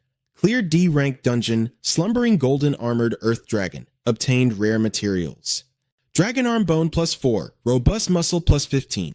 Can be used to repair defensive armor. Obtained A-rank enchantment badge, Dragon Scale X. Increases armor defense by 30% and grants 10% health regeneration. Obtained title, Dragon Slayer. Equipping this title boosts all attributes by 30%. If the opponent is of the dragon race, attributes are boosted by 100%. His lightning attribute instantly leveled up to 8. All of his accompanying skills skyrocketed as well. Quest progress, 1970 out of 2000. The system displayed, congratulations, the player has gained 2 consecutive levels, becoming the first player in the world to reach level 8. The durability of the Azure Dragon armor was down to just 1 point. Should he discard it? He felt incredibly grateful to this piece of gear. You've worked hard. I'd never abandon a brother like you. He used all the dragon arm bones and robust muscles to repair the Azure Dragon armor. He then used the dragon scales to infuse extra magic power into the armor. The system displayed, upgrading. Finally, a blinding pillar of golden light erupted from where he stood, shooting straight into the sky. Hacham had to shield his eyes from the intense glare. The system announced, congratulations, player has obtained the SS rank armor, Sacred Azure Dragon armor. Passive skill, True Dragon Golden armor. Active skill, Scorching Dragon Breath. Van Tuong gasped in awe. This is a sacred tier treasure. There are only 99 of these in the entire game world. And you're only level 8. This is insanely overpowered. Hacham let out a wicked smirk, the dangerous laugh of a guy who just hit the jackpot. Now, it's time to head back and settle the score with that Abyssal Lord. Meanwhile, outside the dungeon, voices echoed inside a room at the Secret Service headquarters. Why did you tell us to hide in here? Lamphai explained. Hacham teleported me to your side to protect you. Only the Secret Service headquarters has the defenses to hold them off. Luku scoffed aggressively. Who the hell are you looking down on? I could level this entire place by myself. You'd better tell us where Hacham is right now so we can go back him up. Quan Kai completely agreed. Yeah, if something terrible happens to him, how am I supposed to bear his children and continue his bloodline? Lamphai calmly replied, with the system by his side, he'll be perfectly fine. The Secret Service isn't what it used to be. We've prepared targeted weapons. Suddenly, a massive explosion shook the building. The headquarters was under attack. A corner of the building exploded. Alarms blared, signaling an enemy ambush. The fully armed police officers instantly raised their weapons, taking aim at the intruders before them. Amidst the alarms, Tu Yu and his gang calmly strolled forward. Brothers, listen to a piece of advice from me. That meager salary isn't worth risking your lives for. Come work for me, and I'll take you to the absolute peak of life. The police commander immediately ordered his men to open fire, but one of the lackeys instantly threw up a force field, blocking every single shot. Tun-gyu then ordered his men to slaughter them all. The gang charged forward, with one eager thug throwing a fierce punch right out of the gate. Suddenly, a massive sonic wave blasted down from above, stopping them dead in their tracks. The thugs clamped their hands over their ears, coughing up blood as the devastating sound waves engulfed the entire area. Fan Ko was the mastermind behind this counterattack. She sneered, "Even with your fancy ability props, human bodies are still just fragile flesh and bone. Against a sonic weapon attack, any physical defense is completely useless." Annoyed, Tung-hyu spat. "That wretched woman is actually helping the Secret Service fight against me." Seeing their victory, the girls in the control room cheered, "That's awesome! What kind of weapon is this? It's incredible! We won!" However, Lamphai remained completely calm. "It can't be this easy," she muttered. "Where is the Abyssal Lord? Where is he hiding?" she wondered nervously. Could Tung-hyu be the one to give her the answer? The enemy ambush was here, and now it was her turn to act. Lamphai frantically shouted into her walkie-talkie, "In the sky! Look up at the sky! Watch out above!" Fan Ko and her staff looked up in confusion. "The sky?" Looking up, they realized the Demon Lord had been hovering there the entire time. He chuckled darkly. How amusing. With a casual flick of his finger, devastating power rained down. But in the end, this is all you amount to. Massive explosions tore through the Secret Service building. Luke Koo bravely charged forward, her single sword strike tearing right through his demonic aura. She demanded coldly, "Give my man." Luke Koo unleashed a relentless barrage of sword aura strikes, growling, "Oh, back to me." Quan Kai quickly cast a shield to protect Fan Ko, cheering excitedly, "A direct hit! We've won!" But the Demon Lord just looked at Luke Koo with utter contempt. What a foolish woman! She stared in shock as she realized she was holding nothing but the hilt of her shattered sword. The Demon Lord scoffed, "Too weak. You couldn't even withstand a single blow." At that exact moment, Huang Jie launched a sneak attack from behind. Her blade pierced right through him just as the Demon Lord muttered, "But I still want you dead." He instantly grabbed her by the throat. Staring menacingly at Huang Jie, he snarled, "You vile wretch! How dare you mock my authority and run away from our wedding? I will kill you first, then go back and sever the limbs of everyone in your clan. I'll watch you all squirm and groan on the ground like pathetic maggots. That is my one and only source of true entertainment." Hearing his sick words, absolute hatred boiled up inside her.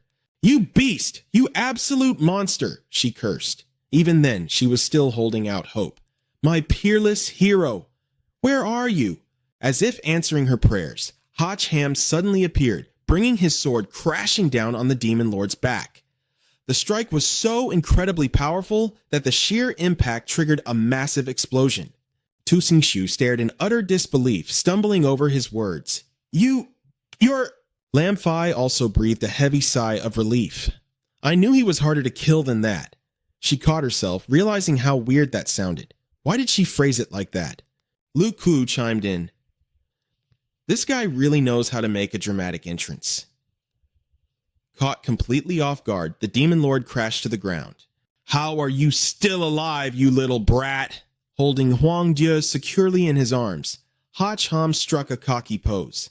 "I'm standing right in front of you. Take a good look. Do I look like the same guy I was before?" He smirked and replied, "I took a trip down to hell, but sadly they didn't want me, so I came back to kick your ass." Shocked, Tung-hyu blurted out, "Since when does this bastard know how to fly?" Van Tuong grumpily reminded a certain someone through the comms, "That flying talisman only lasts for about a minute. I suggest you stop showing off and get your feet on the ground." Hearing this, Hotch Ham was stunned. "Huh? Why didn't you tell me sooner?" Seeing him completely distracted, the Demon Lord grew furious and unleashed his power. "What the hell are you muttering about?" Another blast of demonic aura smashed straight down toward Hotch Ham's head. Clinging tightly to Huang Jie, he immediately leaped off, plummeting toward the ground. That burst of demonic energy morphed into homing arrows, relentlessly chasing after Hotch Ham. Watching from afar, Fan Ko cried out in panic, "Hotch Ham, watch out!" Seeing the tracking arrows, even he was pretty surprised. Damn, they can actually curve? Right at that moment, thick vines burst from the ground. They wrapped tightly around Hach Ham's legs, leaving him completely caught off guard. Now what is this? Toon-hyu immediately praised his lackey. Fantastic job. The henchman bragged confidently, no one can break through my steel vines. He's dead for sure. From a distance, Fan Ko only saw a massive explosion light up the sky. Lamphai was worried sick. Hach Ham, she thought, silently scolding him. He had already been drained by the Abyssal Lord's previous attack. Why did this idiot have to go and get himself killed? The Demon Lord looked incredibly pleased. This time, your bones are truly crushed to dust. Letting you die such a quick and happy death. I've been far too merciful to you. 2. Ningyev praised his man again. Great work. You've just scored a massive achievement. The thug happily replied, thank you, boss. But they had no idea Hach Ham was already standing right behind them. Man, that was close. The voice made both of their eyes bulge out of their heads. How the hell did you get over here? He simply replied, well, since I couldn't break out, I just dug a tunnel and crawled my way over. The entire mob of thugs immediately charged at him. Damn it! Get him! Protect the boss! Wang Du instantly stepped in for him, delivering a flurry of devastating kicks. You think a bunch of small fry like you are worthy of fighting the main character? In a flash, she completely wiped the floor with them. That's right, back the hell off. Luke Ku coordinated perfectly, swinging her sword and roaring, anyone in our way dies. Seeing this, Toon-hyu turned to the man beside him in a panic. Lord Demon King, please kill these women first! The Demon Lord acted instantly. Thick demonic auras swirling and gathering in his palms. Noisy little creatures! With a flick of his wrists, a blast of sheer power wrapped in divine fire shot toward them. The three girls froze, unsure of how to react. But Hach Ham instantly appeared, playing the hero saving the beauties. With a few precise sword strikes, he completely shattered the enemy's attack, keeping all three women perfectly safe behind him. The Demon Lord stared in utter disbelief. What? You actually deflected my divine flame? Looking at Thunderclap in his hand, he sighed in admiration. It wasn't a good time to strike earlier, so let's test it out now. And damn, did it feel amazing. Watching from the sidelines, Toon-hyu seethed with jealousy, wondering to himself, just what the hell happened to this bastard while he was gone? Not only did his power skyrocket, but even his weapon is insane. Refusing to back down, the Demon King gathered an even more massive sphere of divine flame. Impossible! Just die already! Hach Ham calmly swung his sword in response. The Demon King scoffed with total confidence. You really think such a pathetic move is enough to threaten me? But a split second later, realization hit him. Wait, if that lands, I'm dead. Due to his arrogance, the Demon King took the brunt of the sword's aura, crashing hard into the dirt. Gasping for breath, he muttered, that was way too close. Before he could even recover, Hach Ham lunged forward with another strike. The Demon King sneered, drop the tough guy act. The lightning in your sword is completely drained. It's nothing but a useless piece of scrap iron now. You can't even scratch me. Hach Ham stared at him coldly and laid out the facts. Number 1. Even an unenchanted sword is more than enough to chop you into pieces. And number 2, who ever said lightning doesn't strike twice? Right on cue, a massive surge of lightning violently tore down from the sky. The Demon King watched in sheer disbelief, stammering, It's reabsorbing the energy? Hach Ham's thunderclap eagerly devoured the incoming strike, fully recharging its power. He shot his opponent an arrogant smirk. Is this enough lightning for you? The Demon King turned pale at the terrifying sight. I've terrorized this alternate realm for 800 years. I've faced countless powerhouses and vicious foes, but I've never met a cheater like you. Before the Demon King could even finish his thought, Hach Ham's lightning violently blasted him away. Hach Ham stared at the Demon King's motionless body on the ground, but his sharp instincts immediately picked up on something wrong. Looking closer at the corpse torn in half, he realized it was nothing more than a decoy shell. The real Demon King reappeared right next to Toon-hyu, cursing under his breath. Damn it, he actually forced me to use my ancestral escape skill.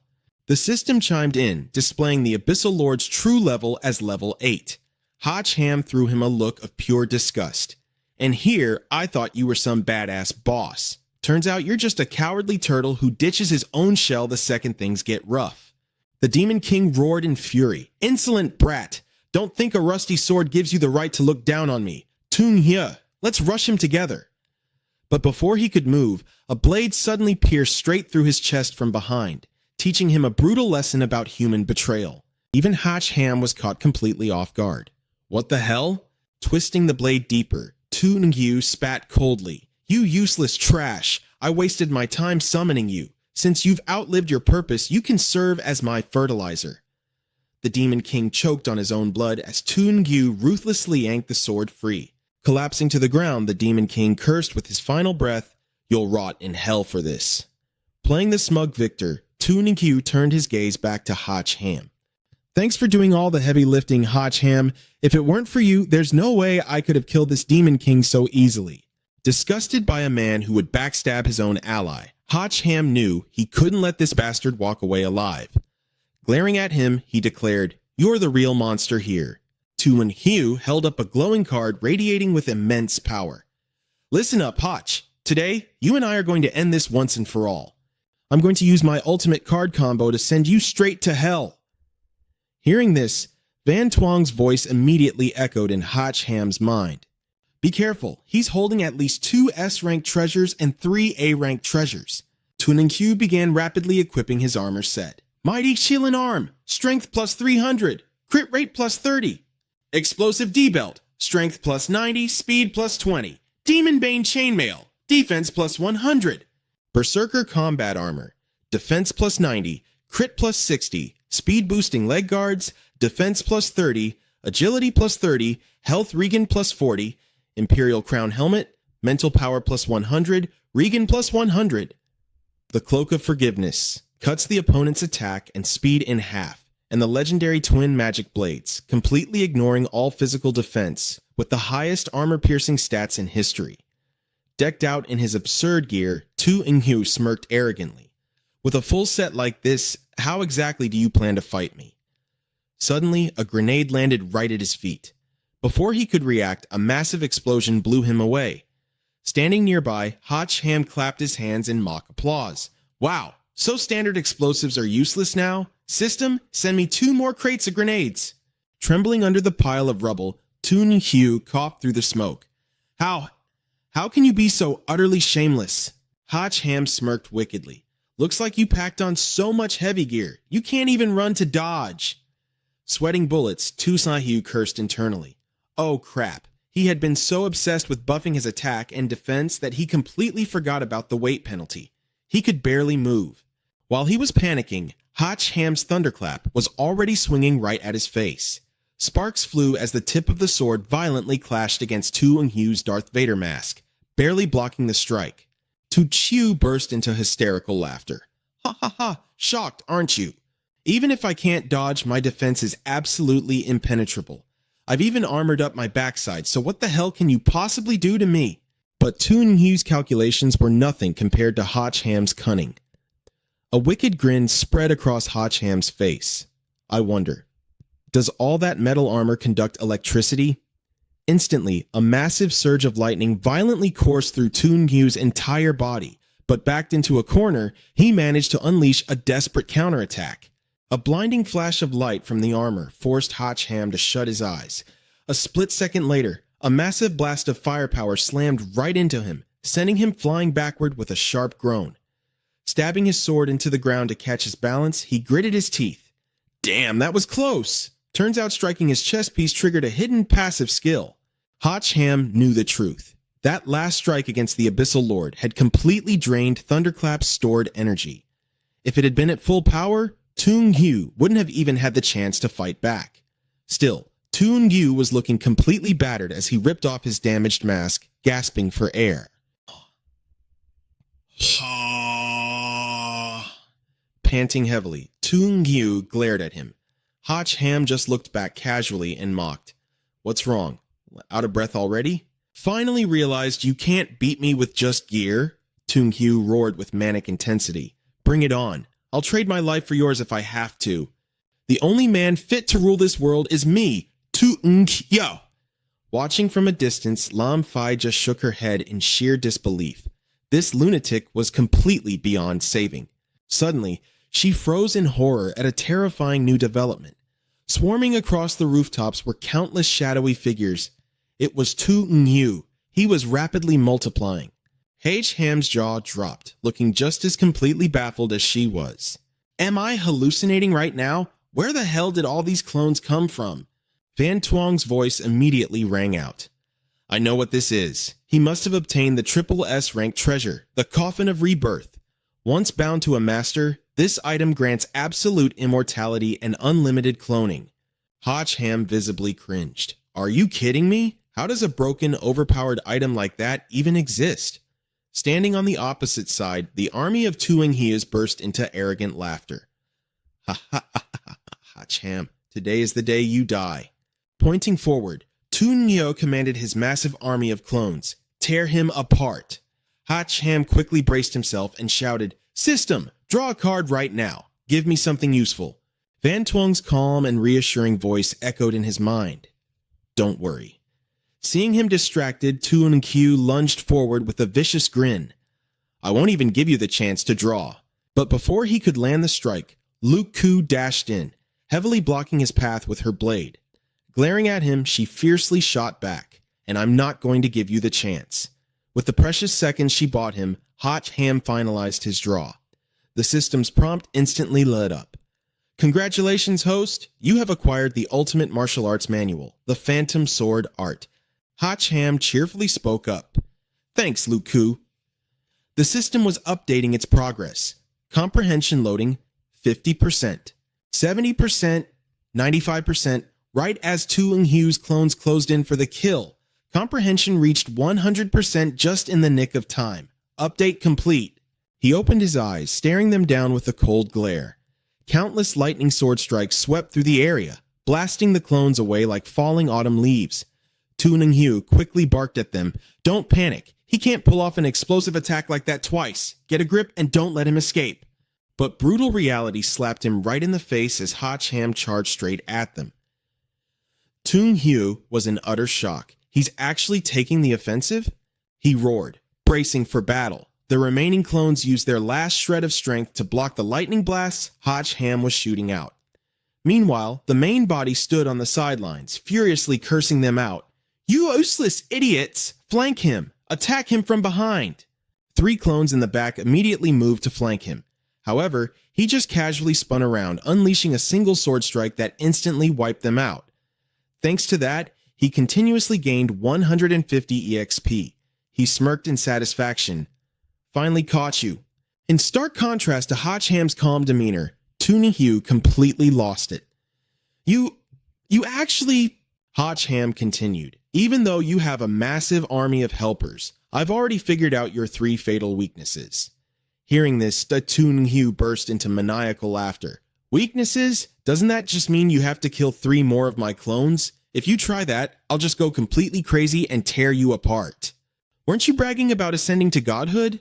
Ham ignored him, calmly listing out the facts one by one. Number 1. The rebirth coffin can only create copies, not actually resurrect the dead. That's why you're too much of a coward to show your real face. Number 2. These replicated bodies were created before you killed the Abyssal Lord, which means they're all still stuck at level 6. And number 3, they pose absolutely zero threat to me. Instead, they're basically free EXP. The more I kill, the stronger I get. Tuinghu's face instantly darkened. Ham smirked. Judging by that look on your face, I'd say I hit the nail right on the head. Even Lam Fi couldn't help but be amazed. During such a brief, intense clash, he was still able to pinpoint critical information so quickly. He was undeniably a born fighter. But why was he revealing all of this out loud? Wouldn't that just give Tuinghu a chance to prepare? But Ham's true goal was completely different. Let's keep this going. If I want to hit level 15, I'm going to have to milk you guys dry. Refusing to be just a stepping stone for his enemy, Tuinghu's face twisted in rage. He suddenly turned and started slaughtering his very own clones. As the remaining copies watched in pure terror, Tuinghu barked, "Why give the EXP to an outsider? Our common enemy is Ham." By killing them, he instantly absorbed 350 EXP. So just be good little stepping stones and become my sacrifices so I can level up. The two remaining clones furiously lashed out. Bullshit. Why the hell should we be your stepping stones? You want our lives? It's not going to be that easy. But before they could act, Toon-Hue's ruthless blade slashed right through them. Cut the crap. You trash don't get a choice. Seeing this, Hotch Ham didn't waste a second and also jumped right into the clone slaughtering frenzy. Oh, let's see who has the faster hands then. It was only then that Lam-Fi finally pieced it all together. So that was his plan all along. He deliberately provoked Toon-Hue. Just to stop Hotch Ham from leveling up, Toon-Hue would desperately steal the kills and destroy his own clones. Sure, splitting the kills meant the EXP difference wouldn't be huge, but it guaranteed that Hotch Ham's final showdown with the main body would be a whole lot easier. One by one, the clones hit the dirt, their faces twisted in resentment. After completely wiping them out, Toon-Hue burst into arrogant laughter. Ha ha ha ha ha, he sneered. These brainless idiots. Without me, none of you would even exist. Zero self-awareness, the lot of you. Thanks to the slaughter, Toon-Hue had finally hit level 10. He gloated, well, at least my hard work paid off. I finally reached level 10.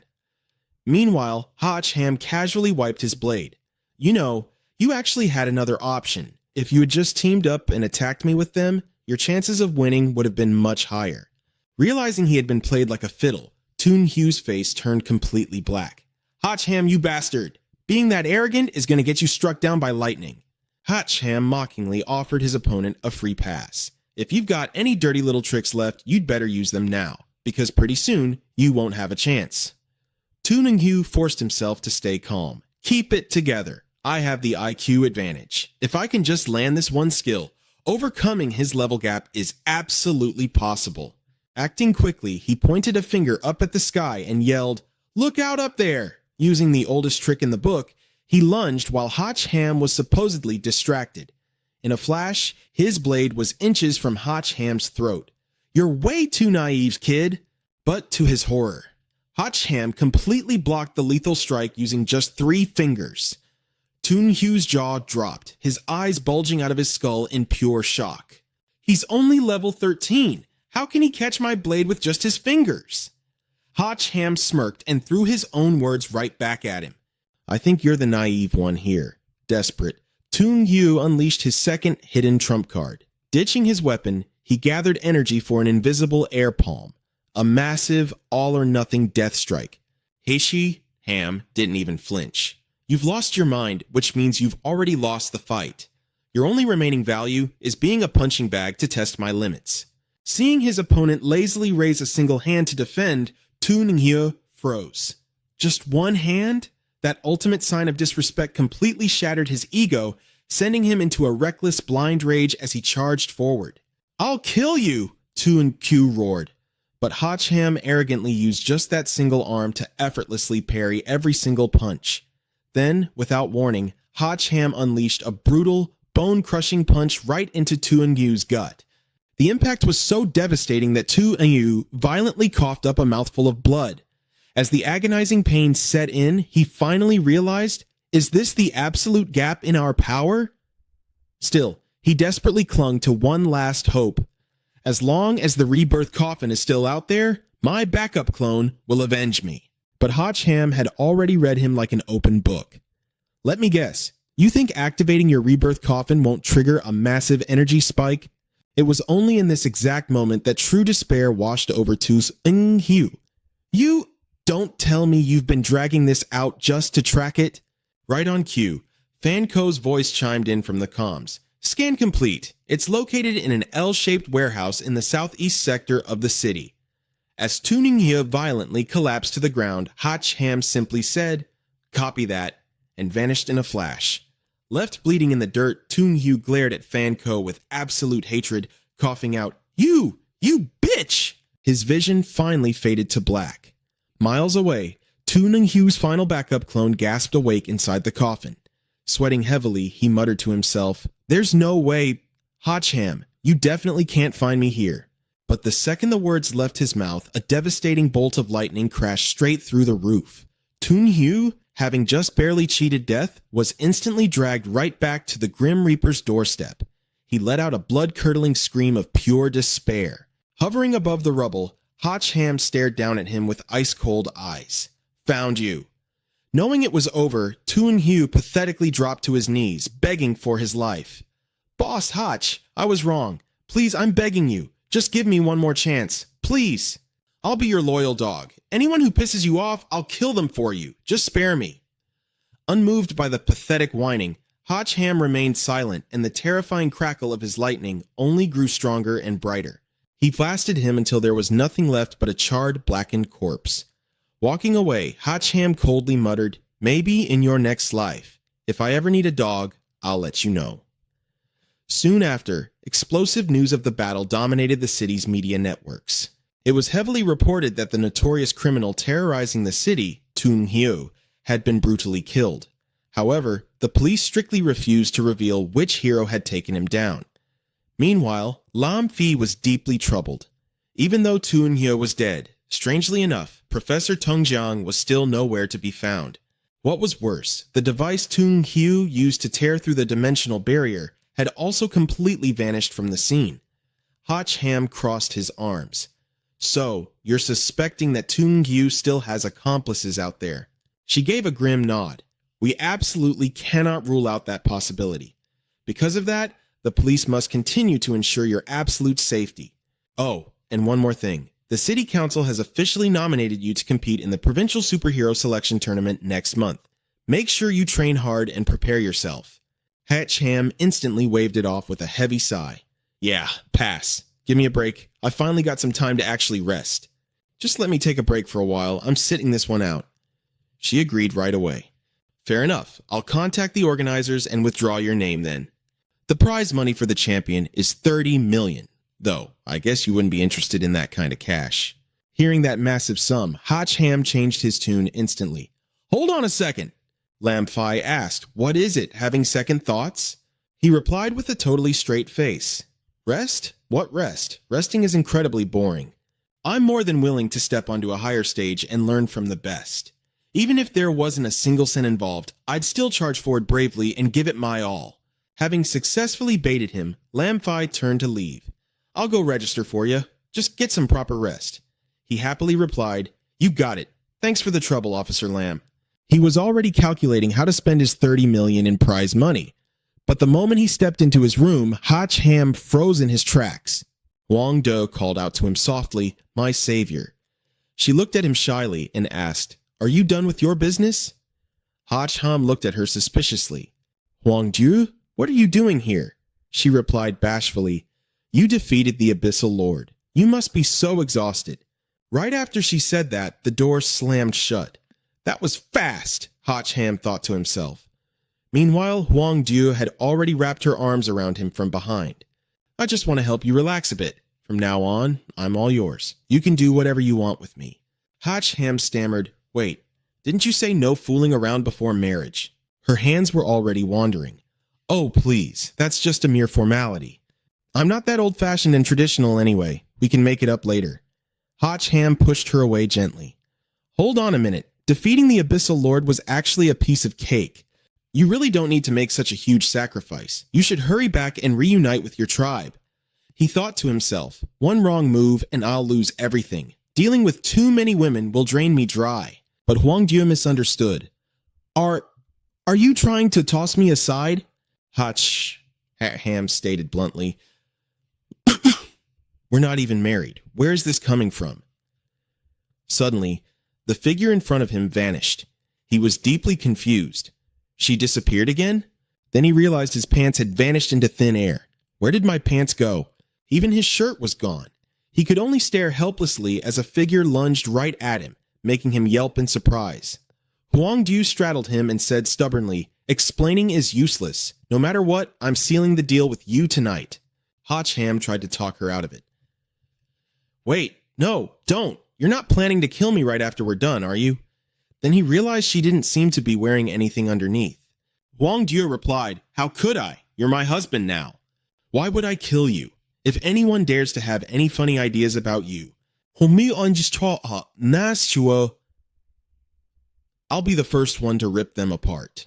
Hearing this, Hotch Ham had a sudden epiphany. That makes sense, right? Her goal was to defeat the Abyssal Lord and protect her tribe, not to completely drain my life essence. If I bag her now, then whenever those other crazy girls try to kill me in the future, she'll step up and protect me. Plus, she's already offering herself like this. Would I even be a man if I kept resisting? It wasn't until late into the night that Hotch Ham exhaustedly woke up after an intense battle. Looking at the empty space beside him, he wondered, where did she go? She left that early? Well, I gotta admit, that was pretty incredible. Even that perverted system didn't pop up to ruin the mood. Though knowing her, she was probably hiding in some dark corner watching every single detail. Just then, Quan Kai and Luke Q stepped into the room. Seeing them, he shrieked, "What are you two trying to do? I'm warning you, I'm a level 14 boss. Using force on me isn't gonna work."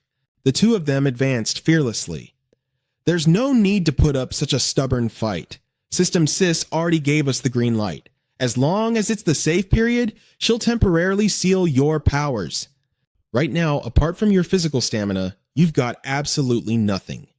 The System Van Twong winked and said, "Don't mention it." Hotch Ham's face went dark. What is that supposed to mean? Are you forcing yourselves on me? Little Hotch, save me. But Quan Kai was already crawling onto the bed.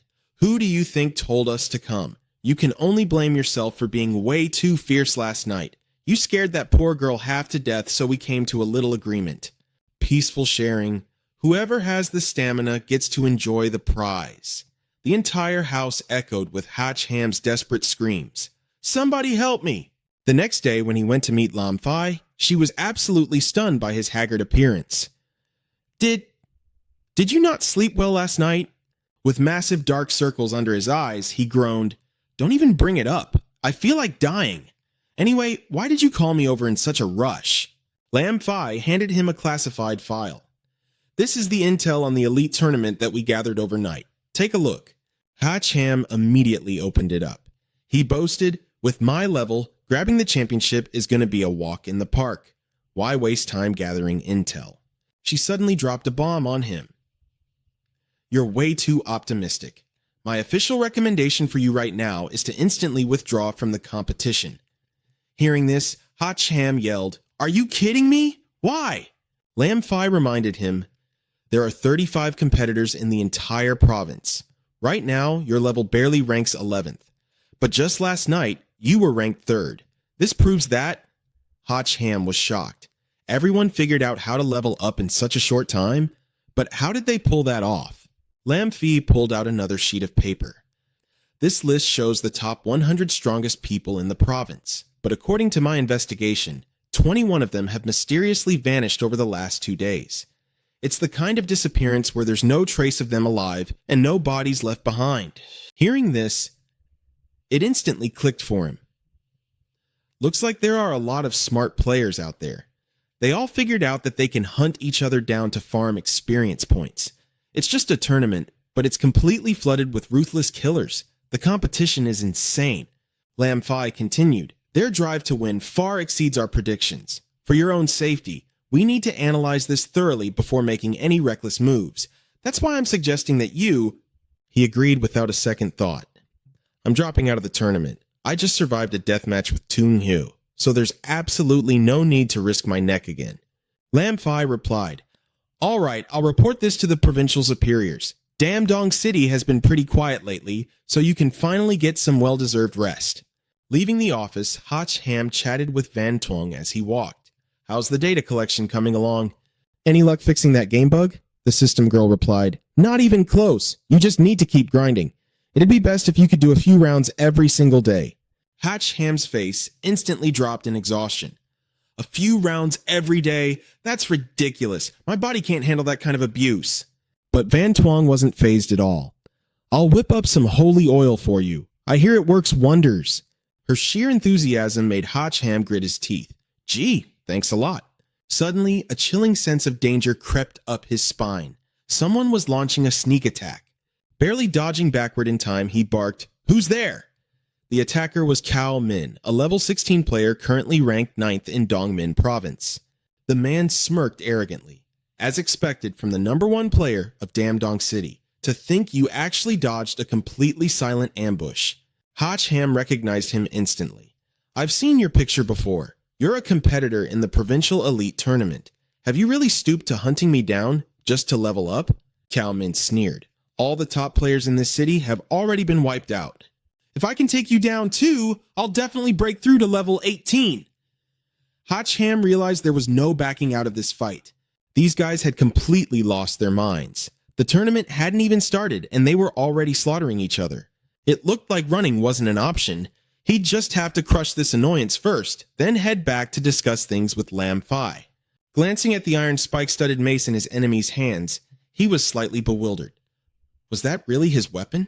It looked like a cheap, handmade club, yet it carried an insane amount of power. Refusing to waste another breath, Min swung his mace fiercely. Just be a good boy and die. You die. Facing the strike, Ham instantly summoned his Thunderstrike sword. With a single slash, he blocked the incoming attack. The sheer force of their clashing weapons sent a massive shockwave of energy blasting in all directions. Feeling the impact, Ham realized something was horribly off. A normal wooden bat would have snapped instantly, and this guy's physical strength was way off the charts. The collision of their powers sent a violent tremor shooting straight into the sky. Unable to hold his ground, Min was forced to fall back. A magic sword with the lightning attribute! I almost walked right into that one! Pressing his advantage, Ham charged forward. There's a lot more where that came from. Gritting his teeth, Min channeled his energy into his wooden mace and roared, "Speed boost!" Ham quickly realized his opponent could switch between different buffs. In a flash, his opponent moved at blinding speeds, creating an energy ring that trapped Ham dead in the center. "Don't even try," Min taunted with utter confidence. "You'll never keep up with my speed." His silhouette suddenly split into three. Spinning wildly like razor-sharp buzzsaws, 3 maces were hurled straight at him. "Just be a good stepping stone and help me reach the pinnacle of my life." Facing the relentless barrage, Min's voice echoed out. "No one survives my slaughter, and you're no exception." Without missing a beat, Ham activated his Azure Dragon Holy Armor. A massive glowing shield materialized, effortlessly absorbing every single ounce of damage. Seeing this, Min's jaw dropped. "What the hell?" Ham swung his sword directly at the real body. "Found you!" Seeing his attacker desperately backpedaling, he gave chase relentlessly. "Running away so soon?" Even on the run, Min remained arrogantly smug. "Just you wait! Once I regroup and formulate a new strategy, I'll be back for your head. Nobody can catch me at this speed. One day I'll—" But before he could even finish his sentence, Ham's fist was already buried deep in his face. Unable to dodge, he took the brutal strike head-on. Looking down at his smoking fist, Ham scoffed coldly. "You're not the only one who knows how to use buffs, idiot." Min collapsed to the ground, mumbling something completely incomprehensible. "Trying to finish me off? You picked the worst possible target." Shortly after, the wailing sirens of ambulances and police cars filled the air. Lam Fi held up a hand, stopping the paramedics as they loaded the stretcher. "Hold on a second. I need to verify the attacker's identity first." The paramedic grimaced awkwardly. "Well, based on his current condition," looking down at Min's heavily swollen, bashed-in face, where his teeth and lips were practically mashed together, the paramedic sighed. Even his own mother wouldn't be able to recognize him right now. Lam Fi rubbed her temples in defeat. "All right, whatever. Just take him away. If you can save him, fine. If not, don't bend over backwards trying. Even if he survives, he's going to be a cripple anyway." Her gaze suddenly shifted, landing on Ham. He was sitting quietly in the distance, deep in thought. Lam Fi walked over to him immediately. "Min won't be the last one to come after you. For your own safety, I'm going to request the highest level of protection from headquarters." But Ham instantly turned down the offer. "There's no need. Since they won't leave me alone, I'm just going to walk right into the lion's den." "Why bother hiding from them? I've made up my mind. I'm entering the provincial elite tournament." Lam Fi looked at him in shock. "Are you absolutely sure? Once you enter that tournament, you'll be facing enemies far stronger and much more dangerous than this guy." He grinned confidently. "No need to stress over it. If they get in my way, I'll just crush them all. Go ahead and register for me, then send me the tournament rules. I need to study up and prepare. Also, make sure you interrogate Min thoroughly. I have a gut feeling he wasn't just trying to take me down to level up. There's definitely a hidden motive here. Lam Fi nodded without hesitation. Understood. I'll make the arrangements. Getting up to leave, he waved his hand. All right, I'm heading home. Worried for his safety, she quickly offered, let me get a police cruiser to escort you back. But Hotch Ham refused. No need. Nobody's going to be causing trouble for me anytime soon. Their every move was caught on a drone camera. Meanwhile, inside a dimly lit room, someone was closely evaluating him. There's definitely something off about this Hotch Ham guy. Both his gear and his combat skills look completely amateurish. I suspect there's a master pulling the strings from behind. A mysterious man caught on to Tong Jiang's thoughts. So, you feel like he's still hiding a lot of trump cards? He asked. Tong Jiang nodded. Yeah, exactly. If you ask me, it's best we don't mess with him, or things could get real ugly. The man pulled out a piece of a badge. Even Chow Min was defeated by him. He's definitely a rare catch. Let's try to recruit him first. If he doesn't know what's good for him, we'll do it the hard way. Besides, the Azure Dragon Holy Blade, a piece of the Azure Dragon armor, has already revealed itself from that badge. He stated coldly, the Azure Dragon Holy Armor and the Azure Dragon Gauntlets. I will make them mine. Meanwhile, back at Hotch Ham's place, Lam Fi spoke up. Hotch Ham, the organizers just sent over the official tournament rules. He read through the details. The official matches start in 3 days. That's a pretty big gap. Looks like the organizers are terrified the contestants will start another bloodbath. Lam Fi just let out a heavy sigh. Luke Koo chimed in, group stage, semifinals, and finals. That means this isn't just a one-off fight. Quan Kai crossed her arms. And there's zero info on the brackets. How are we supposed to know who we're up against? Huang Diu immediately had a fix. Oh, that's easy. Just point me to the organizer's headquarters and I'll go steal the roster. Lam Fi looked at the 3 girls, her brow twitching. Why on earth are they acting like peacocks in heat? Hotch Ham just sighed helplessly. Just ignore them. Let's focus on the main issue. The notice says all contestants have to register by the morning of the day after tomorrow. That means we have to head out first thing tomorrow. Once we make it to the arena, nobody's gonna dare pull anything. Lam Fi nodded seriously. You're right, but the tournament is held in Foduong City. We have to cross through 4 different cities to get there. If I were one of the contestants, I'd definitely be plotting an ambush along the way. Luke Koo stepped up immediately. I'll take the job. I'll escort Hotch Ham all the way there. Anyone who wants to start trouble can take it up with my blades first. Quan Kai and Huang De instantly chimed in. I'm coming too! Count me in. Suddenly, the doorbell rang. Both Lam Fi and Hotch Ham snapped their heads toward the door, instantly on high alert. Lam Fi grabbed her walkie-talkie to check with security. Team 1, Team 2, report. Who rang the doorbell? Team 1, Team 2, come in. She called out a second time, but the radio was dead silent. Lam Fi grew even more tense. No one's answering. Did the comms get jammed? H. Ham finished the thought. For these guys, killing is a lot easier than jamming a radio. He strode straight toward the door. I'm coming! Stop ringing the damn bell! The moment he opened the door, the figure outside gave a theatrical greeting. Good evening, Mr. Hatch. It was the contestant from Thon Van City, the clown. A level 17 player ranked 8th in the entire province, now bowing respectfully before him. I am here on my master's orders to pay you a special visit. The 4 girls curiously gathered by the door to see the drama unfold. Quan Kai spoke up first. Rank 8 clown. Are you here to kill Hotch Ham too? Luke Koo glared at him murderously. Not while I'm around. Keep dreaming. The clown smiled, raising his hands harmlessly. Oh, you've completely misunderstood. The organizers have issued a strict ban on contestants killing each other right now. How could I possibly dare? I am merely here to deliver a message on behalf of my master. Hotch Ham cut straight to the chase. And who exactly is your master? The clown smirked. The current rank 1, Mr. X. Lam Fi quickly pulled up the intel report. Mr. X's identity was completely shrouded in mystery. They didn't even know his level. On the official government leaderboards, he always held the absolute top spot. Quan Kai gasped.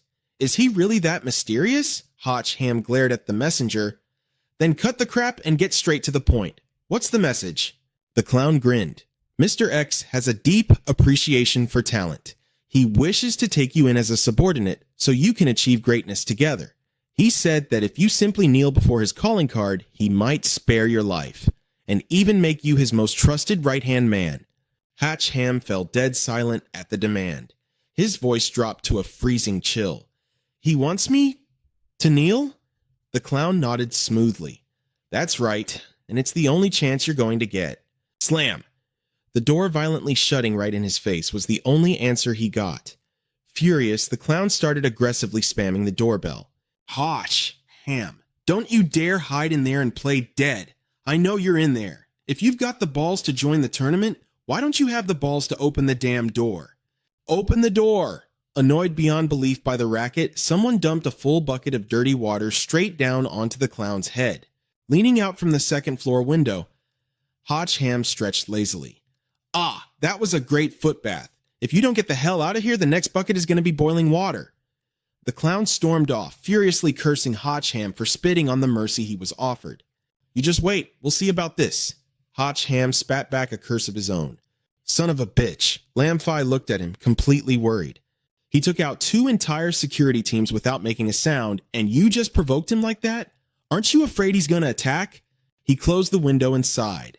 I can't guarantee he won't try a stealth assassination, but in a face-to-face confrontation, he has to swallow his pride. The tournament organizers issued a death threat for rule breakers. Unless he actively wants to get his boss killed, he won't make a move here. See, Lamfi was seething. I can't believe this Mr. X is so incredibly arrogant to send someone to taunt us like that. And to think a high ranker like the clown is just his lackey. You might be right. Cao Min was probably sent by him too. Hatch Ham checked on the other guy's status. Speaking of Cao Min, how's he holding up? She shook her head. The doctors say he's in critical condition. He could die at any moment. Is that so? A calculating look flashed across Hatch Ham's face. Then I need you to do me a favor. The next morning, at Mr. X's headquarters, the clown from the night before was furiously reporting Hatch Ham's behavior to his boss over a video call. It pisses me off so much. That Hatch Ham punk is unbelievably arrogant and completely out of line. Boss, we absolutely cannot let him get away with this. Mr. X quickly shut him down. Do not alert the enemy. Have you forgotten the tournament's absolute ban? The inspection committee is not a group you want to cross. The clown gritted his teeth. Understood. Don't worry, boss. I won't leave a single trace. Once he hits the road, I'll wipe him out and bring that item back to you. Mr. X issued his final order. The tournament starts the day after tomorrow. Get back here immediately and do not delay. The clown quickly agreed. Once the screen went dark, only Tung Jiang and Mr. X remained in the room. Tung Jiang voiced his concerns. Why are you letting the clown try to kill Hatch Ham? If the inspection committee finds out, it's over. It said in a deep voice, Professor Liu, when did I ever tell him to make a move? I merely reminded him not to be late. Tung Jiang understood immediately. Ah, so whether it succeeds or fails, you can prove that assassinating Hatch Ham was entirely the clown's personal vendetta, and it has absolutely nothing to do with you. Ach also knew that Cao Min had already lost, and it seemed the clown wasn't exactly guaranteed a victory either. Hearing this, Tung Jiang was puzzled. Then why do you want to just leave him be? The answer he received was, I don't want to become direct enemies with Hatch Ham. So, making him miss this competition is actually not a bad way to handle things. Meanwhile, at the police station, Lamfi shook Hatch Ham's hand and warned him, I have to stay back and keep watch, so I can't go over there with you. Fanco also mentioned she's developing new software and doesn't have time right now, but she'll come find him as soon as she's done. He replied casually, Don't worry about it, I can handle this on my own. Lamfi revealed that the department had approved 3 vehicles, and having 5 armed guards as an escort should be more than enough to deal with any ordinary surprises. But what if X's people try to pull some tricks on the road? Quan Kai and Huang Du reassured her, With us here, you can relax. Lamfi let out a long, weary sigh. Having you girls around is exactly why I'm even more worried. Hatch Ham opened the car door and got in. He buckled his seatbelt, fully prepared. No more wasting time. Let's roll. Watching the convoy drive off, Lamfi cheered him on. Good luck. Make sure to stay safe out there. X's people, who had been keeping an eye on them, finally made their move. Young master, they've departed. X ordered, Follow them and do not get spotted. The driver replied, Yes, sir. The convoy navigated through the winding mountain roads. Seeing this route, Hotch Ham asked suspiciously, "Weren't we supposed to take the highway the whole way? Why did we detour onto this road?" The driver answered curtly, "Taking this way is a bit faster." But the ever-alert Hotch Ham caught on immediately. "Do you think I don't know how to look at the map on my phone? Our destination is to the north, but we are clearly heading south right now." The scarred driver sneered with a smug look.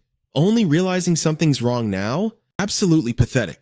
This is payback for you splashing water on me last night." In his hand, the detonator was pressed, and the entire convoy instantly blew up. However, Hotch Ham already had his armor protecting him. He frowned at the wreckage. "Well, this sucks. Blowing up our own ride, how are we supposed to travel now?" Huang-de was also surprised. Wow, they even managed to infiltrate the police? Hotch Ham instantly sensed danger coming from behind. The clown launched a sneak attack with hidden weapons. He activated his special ability, triggering a buff called Hunter's Focus, completely freezing his opponent's gear. Hunter's Focus! Hotch Ham immediately received a system alert. Player's gear has been frozen. You cannot use any equipment or potions until the restriction is lifted. Reading this, he was completely shocked. What the hell? I'm totally locked out? The weapon his enemy was wielding turned out to be the Joker gloves, which gave his punches an incredible amount of force. Hotch Ham took a heavy hit that sent him skidding backward. The other two girls realized things were going south and let out a shout. The clown sneered arrogantly. "That punch was for the water incident. I'm going to take my sweet time playing with you today." Quan Kai rushed over to help him up and asked, "Why didn't you equip the Azure Dragon armor?" He coughed and explained, "I tried summoning it, but it's completely useless right now." Meanwhile, Luke Ku gripped her sword, fully prepared to take on the enemy. He immediately questioned the universal system. "What the heck is going on? How can he freeze my gear?" The system girl explained, "Every title comes with a special buff. I didn't expect these players to be this strong. To earn a title without even clearing a dungeon yet is impressive." Hotch Ham asked, confused, "Then what kind of buff does my Dragon Slayer title have?" The universal system chimed in, "Of course it has one, and it's absolutely solid and perfect." "What buff? Tell me so I can use it to beat him to death." The system reminded him, "When fighting any dragon-type opponents, your damage is multiplied by 2. The clown suddenly unleashed a flurry of high-damage playing cards. There was no more time for chatting. Hotch Ham anxiously called out, "Watch out! Dodge it!" Luke Ku remained completely calm, gripping the hilt of her sword. "What are you panicking for? Do you think we're useless?" The other two girls also stood up proudly. "Exactly. As long as we are here, no one is allowed to hurt my husband. Our man is ours alone to pamper. Don't even think about touching a single hair on his head." Hearing them say that, Hotch Ham felt a rush of pure joy. So this is what it feels like to be a sugar baby? This is awesome. Looking at the backs of the three girls standing like bodyguards in front of him, he suddenly felt incredibly safe. So reliable. The clown was taken aback. "Not bad, Hotch Ham. You've got some serious luck with the ladies. 3 gorgeous women keeping you company. But don't worry, once you're dead, I'll be more than happy to satisfy them for you." Infuriated by his filthy words, Luke Ku swung her sword. "I'm gonna cut off your dirty tongue first." The clown just scoffed, remaining entirely unfazed. He activated Hunter's Focus again, using his title's buff to freeze his opponent's gear. But as Luke Ku fiercely swung her sword, the freeze failed. The reason? It could only freeze a player's gear. It was utterly useless against in-game NPCs. At the very moment the blade neared his neck, it finally dawned on him. Wait, what? She's an NPC? Snapping back to reality, his body barely reacted in time to dodge the strike. But the price of his distraction was a very close shave. He screamed as a chunk of his hair was sliced right off. "My hair!" Before he could even process what happened, a barrage of firepower rained down, leaving him stunned. A massive explosion erupted, sending a powerful shockwave sweeping across the entire area. Engulfed in scorching flames, the clown shrieked in agony. "Ah! Hot! Hot! Hot!" Quan Kai coldly reminded him. "This is what happens when you run your mouth." Furious, the clown yelled, "Damn you! You wretched bitches, I'm going to use my ultimate weapon, the Joker Bomb. Once triggered, it will invade your very souls and blast you into nothingness." But the moment he reached into his pocket, he panicked. "Wait, where's my bomb? Why is it gone?" The very thing he was looking for was casually resting in Huang Du's hand. I thought it was a wallet, but it turns out to be a grenade. Hach Ham was equally surprised. When did you steal that? The clown glared at her, absolutely seething with rage. You damn thief! If you got the guts, face me fair and square. What's the point of playing dirty? Huang Du immediately tossed it right back. If it's worthless, I wouldn't even bother keeping it. Here, have it back. The foolish clown reached out and caught it. Oh, thanks. You're too kind. Huang Du casually dangled a grenade pin from her fingers. But a thief can't leave empty-handed, right? So I decided to keep a little souvenir for myself. By the time the clown realized what happened, it was already too late. The grenade detonated. Wait, isn't that my grenade pin? Once again, he was blown to absolute pieces. Hach Ham couldn't believe how ruthlessly efficient the girls were. You handled him just like that? The three beauties stood there, radiating an intimidating aura that couldn't be ignored. Fierce as tigresses, their reputation was truly well-deserved. Luke Koo spoke up. Trash taken care of, let's keep moving. Meanwhile, Hach Ham hesitated. If they had to walk the rest of the way, they'd never make it. Suddenly, a voice called out, Boss Hach! Tai Dish appeared right on time like an absolute savior. I'm here to help. Hach Ham was completely taken aback. Tai Dish? He stepped out of the car, weapon in hand, and aggressively shouted, Where's the enemy? Let me blast him to pieces. Hach Ham replied, We dealt with him ages ago. Why are you even here? Tai Dick quickly explained, You saved my life, remember? And I, Tai Dick, always repay my debts. I've been secretly tailing you ever since you set off. If anyone dared to mess with you, I was ready to handle them myself. Hach Ham smiled. I don't need you to fight my battles, but you can definitely solve a huge headache for me. Tai Dick blinked in confusion. What headache? Hach Ham hopped into the car and said, We need to make it to the registration on time, and we're heavily relying on your ride. Tai Dish confidently agreed. Not a problem. Leave it to me. The car sped down the road, filled with loud chatter from inside. Let's go. Hey, don't drive so fast. That hurts. Oh, calm down. It's just a little bump. We've got clothes on. It's fine. They left the clown far behind, lying pitifully on the ground in tattered rags. He gritted his teeth. I definitely have to report this to the boss. Hach Ham's true identity was far from simple. Soon, the car pulled up at the venue for the Dongmin Provincial Elite Tournament. As soon as he stepped out, Tai Dick looked around in confusion. I thought this would be in the city center. Why were we brought to some random mountain ravine?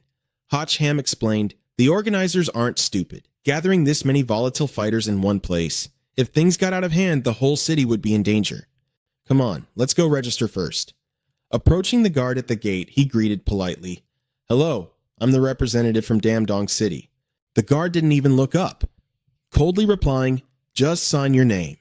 Hach Ham asked, Does my entourage need to wait outside? The guard bluntly replied, Go in if you want. Nobody's stopping you. As they walked inside, he muttered to Tai Dish, Man, this tournament doesn't feel serious at all. Tai Dish scoffed, Yeah, feels like kids playing house. But suddenly, the sight ahead stopped them dead in their tracks. The venue was absolutely packed with competitors. They never expected such a massive turnout, and none of these fighters looked like pushovers. Someone's heading up to the stage. Looks like it's finally starting. Who are these guys? At that moment, Director Tran stepped up to the podium to speak. Welcome, talented young fighters, to the arena of the Elite Tournament. I am the head supervisor of this competition. You can call me Director Tran. I am thrilled to announce that we have exactly 89 competitors this year. We will definitely select the brightest talents to represent Dongmin and our national team. Down in the crowd, a disgruntled fighter groaned, So much useless nonsense. Listening to these corporate suits talk is just like listening to somebody fart. Director Tran instantly locked eyes with him. You there, contestant? What did you just say? The arrogant guy scoffed right back. I said, You're really full of... But before he could even finish his sentence, he was violently struck down. The surrounding competitors gasped, their jaws dropping at such brutal decisiveness. Director Tran coldly adjusted his glasses. While I am speaking, I expect absolute silence. If you all insist on being noisy, my colleagues from the disciplinary committee will have to go out of their way to maintain order. Hach Ham quickly realized the truth. So, those enforcers were the disciplinary committee. They definitely had some serious skills. likely all awakened ability users. Director Tran continued, "Our tournament will be divided into two main phases. The first phase is a pure survival trial. The second phase will be a head-to-head combat tournament. I will explain the specific rules in detail right before each phase begins. For now, everyone is dismissed to your rooms to rest." Hearing this, Hotch Ham's face completely darkened. That's it? He ran his mouth that whole time without dropping a single useful piece of information. What a waste of breath. The rest of the crowd buzzed with frustration. "I don't get it. This isn't serious at all. We rushed here early for absolutely nothing." Back on stage, the assistant whispered, "Director, you didn't mention the three major taboos. What if they start rioting tonight?" Director Tran casually replied, "Honestly, we still have way too many participants. Let them run wild and thin the herd themselves. Once the numbers drop to around 50, then you guys can step in and take control." The assistant immediately bowed. "Understood, sir." It was clear. His goal was strictly quality over quantity. The plan was simple. Let them weed out the weak so only the truly elite would remain. Meanwhile, over in the dorms, joyful laughter echoed from their newly assigned room. Quan Kai and Huang Du practically threw themselves onto the beds like excited little kids. "Oh wow, it's so soft. This is insanely comfortable." Hotch Ham turned to the person next to him and asked, "Are all the rooms decked out like this? This is way too extravagant for a tournament." He gave an awkward smile and replied, "Maybe it's a custom design. You do have a lot of female companions with you after all." Lu Ku then chimed in, urging him, "What are you just standing there for?" "Get up here," Huang Du added her voice to the mix. "You must be absolutely exhausted from the trip, right?" Quan Kai purred, sweetly coaxing Hotch Ham. "Let us help you unwind a little." Seeing this, Hotch Ham's face instantly went pale again. Meanwhile, Tai Dish, completely starstruck, stammered, I think I'll just go watch from the sidelines." But the three girls instantly shot him a glare so fierce it could burn. Terrified, he quickly backed down, pleading, I'm sorry, my bad." The door slammed shut in a split second. "I'm heading to the car to rest. Excuse me." As he ran off, he muttered to himself, "Another night of wild fireworks, huh? Man, I'm so jealous." Watching them quietly from the shadows, Tian Fong let out an amused chuckle. "Haha, looks like some people are treating tonight as a little vacation before the tournament." Beside him, another figure stood in silence, admiring his katana. Mac Van, one of the participants in the trials, was already mentally prepared. Watching the sunset fade into darkness, she knew exactly what it meant. Hunting season had officially begun. Late at night, inside the building, a contestant was fast asleep, completely unaware that his room had been breached. By the time his eyes snapped open, it was already too late. A terrifying force swept through, leaving the neighboring rooms completely engulfed in a sea of flames. Hearing the blood-curdling screams, Hotch Ham abruptly stopped what he was doing. From below him, Luke Koo whined impatiently, "Don't stop. Keep going." The other two girls, eagerly waiting their turn, chimed in. "I'm all rested up too. Don't get lazy on us. It's my turn next." But Hotch Ham's gaze was locked on the door, his instinct screaming that something was very wrong. "That was definitely a death scream," he muttered. Suddenly, a voice shouted from the hallway, "Hey, people inside, get out here now. There's a contestant going on a killing spree and setting the place on fire. Come with us. We need to evacuate." Luke Koo groaned in sheer frustration. "What the hell? I was just getting to the best part." "Which bastard is ruining the mood?" Quan Kai cursed, quickly throwing her clothes back on. "We'd better get out of here too," she added.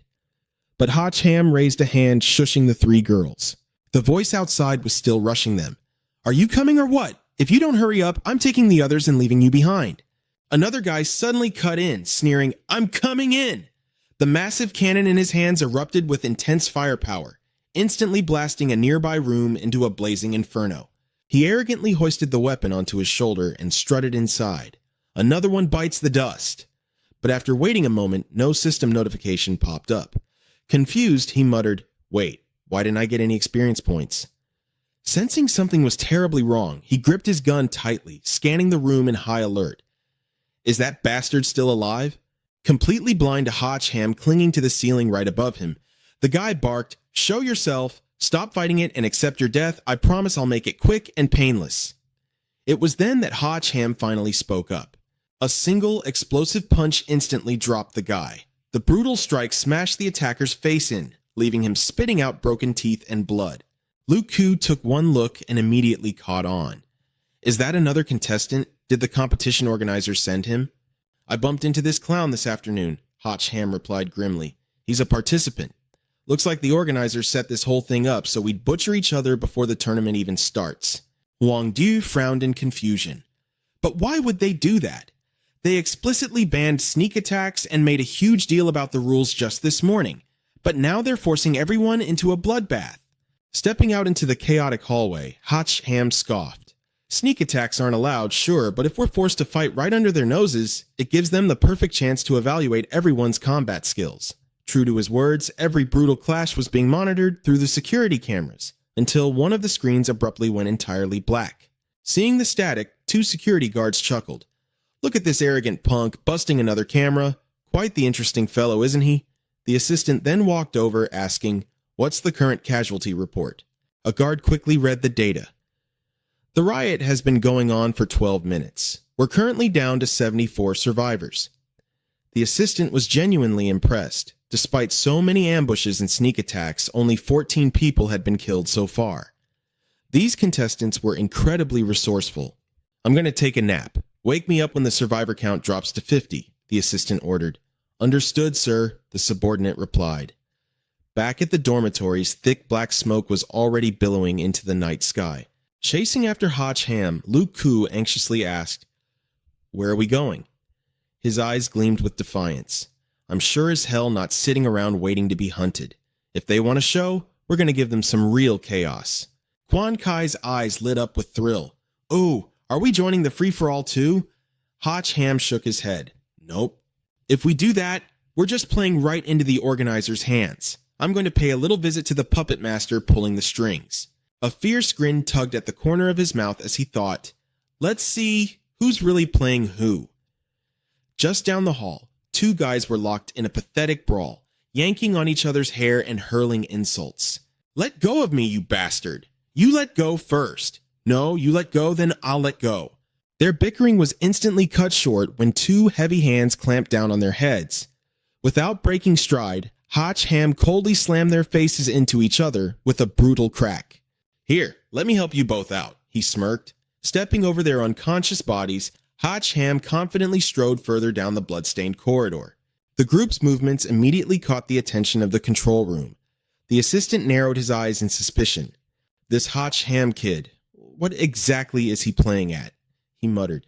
"He's completely avoiding the main fights, just skulking around the lower floors. Is the coward trying to make a run for it?" Director Tran gave a cold command.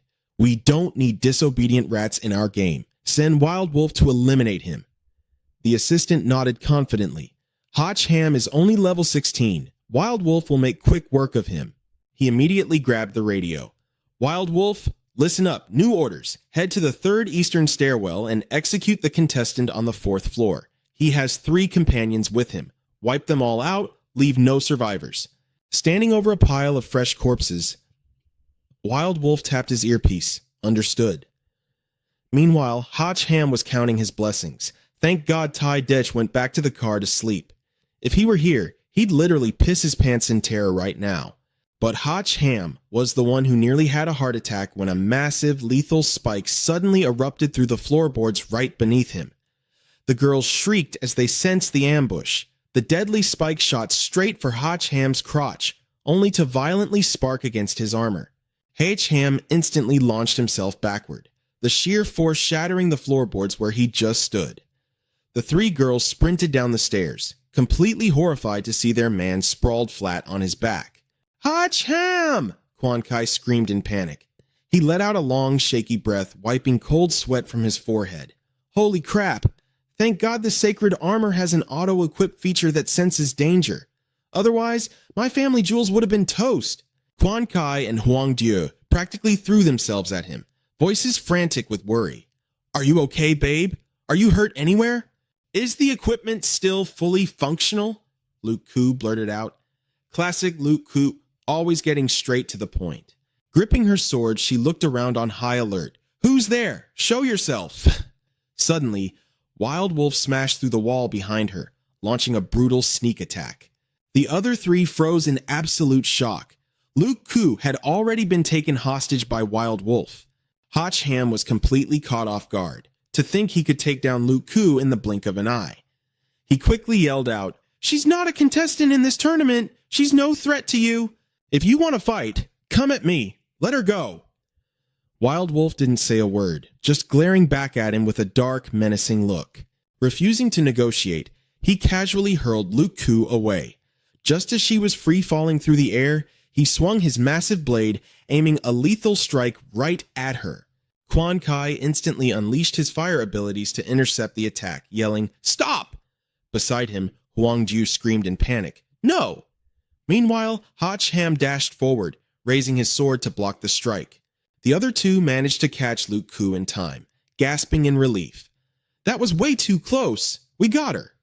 Wild Wolf, however, just smirked calmly. A weapon infused with lightning? How interesting. Seeing how incredibly relaxed his opponent was, Hotch Ham's anxiety spiked. He had used his max-level lightning, yet it only forced the guy back a few steps. The sheer terrifying power of this man proved he was extremely dangerous. Worse still, Wild Wolf had already figured out Hotch Ham's weakness. "I bet you can't keep unleashing currents at that intensity for much longer," Wild Wolf taunted. Gripping his blade, he readied himself for Hotch Ham's next move. Hotch Ham charged right at him, knowing he just had to risk it all. Their powers violently clashed. After just one strike, Hotch Ham's sword chipped. With another heavy slash from Wild Wolf, the sword completely snapped in half, leaving only the hilt in his hand. Hotch Ham was sent flying, crashing heavily into the wall behind him. Huang Dio cried out in terror. "We're doomed! His weapon is completely shattered!" Without missing a beat, Wild Wolf lunged in for the kill, sneering arrogantly, "Time to die, kid!" But right at that moment, Hotch Ham's holy armor activated. A blinding flash of light and an intense shockwave forced Wild Wolf to instantly drop his arrogant smirk. A majestic golden dragon erupted straight through the roof of the building. The true golden dragon had finally descended. Meanwhile, Director Chen was dozing off, but the sudden shockwave from the wall behind him jolted him awake. He jumped to his feet, shouting, "What the hell is going on?" His assistant pointed trembling at the blacked-out surveillance screens. "Oh, over there, sir!" Director Chen furiously scolded his staff. "Why is everyone standing around like a bunch of brainless logs? Have you never seen any real action before?" But just then, the massive dragon appearing in the night sky completely stole their attention. The assistant's jaw dropped in absolute shock. As the dragon's overwhelming power crashed down, Wild Wolf's massive blade shattered into pieces, leaving only the hilt. Pinned helplessly to the ground, Wild Wolf couldn't accept this reality. What kind of equipment do you have?" he gasped. "How can it be this insanely strong?" Hotch Ham was just as surprised, staring at the raw energy radiating from his own body. "So, this is a passive skill?" he muttered.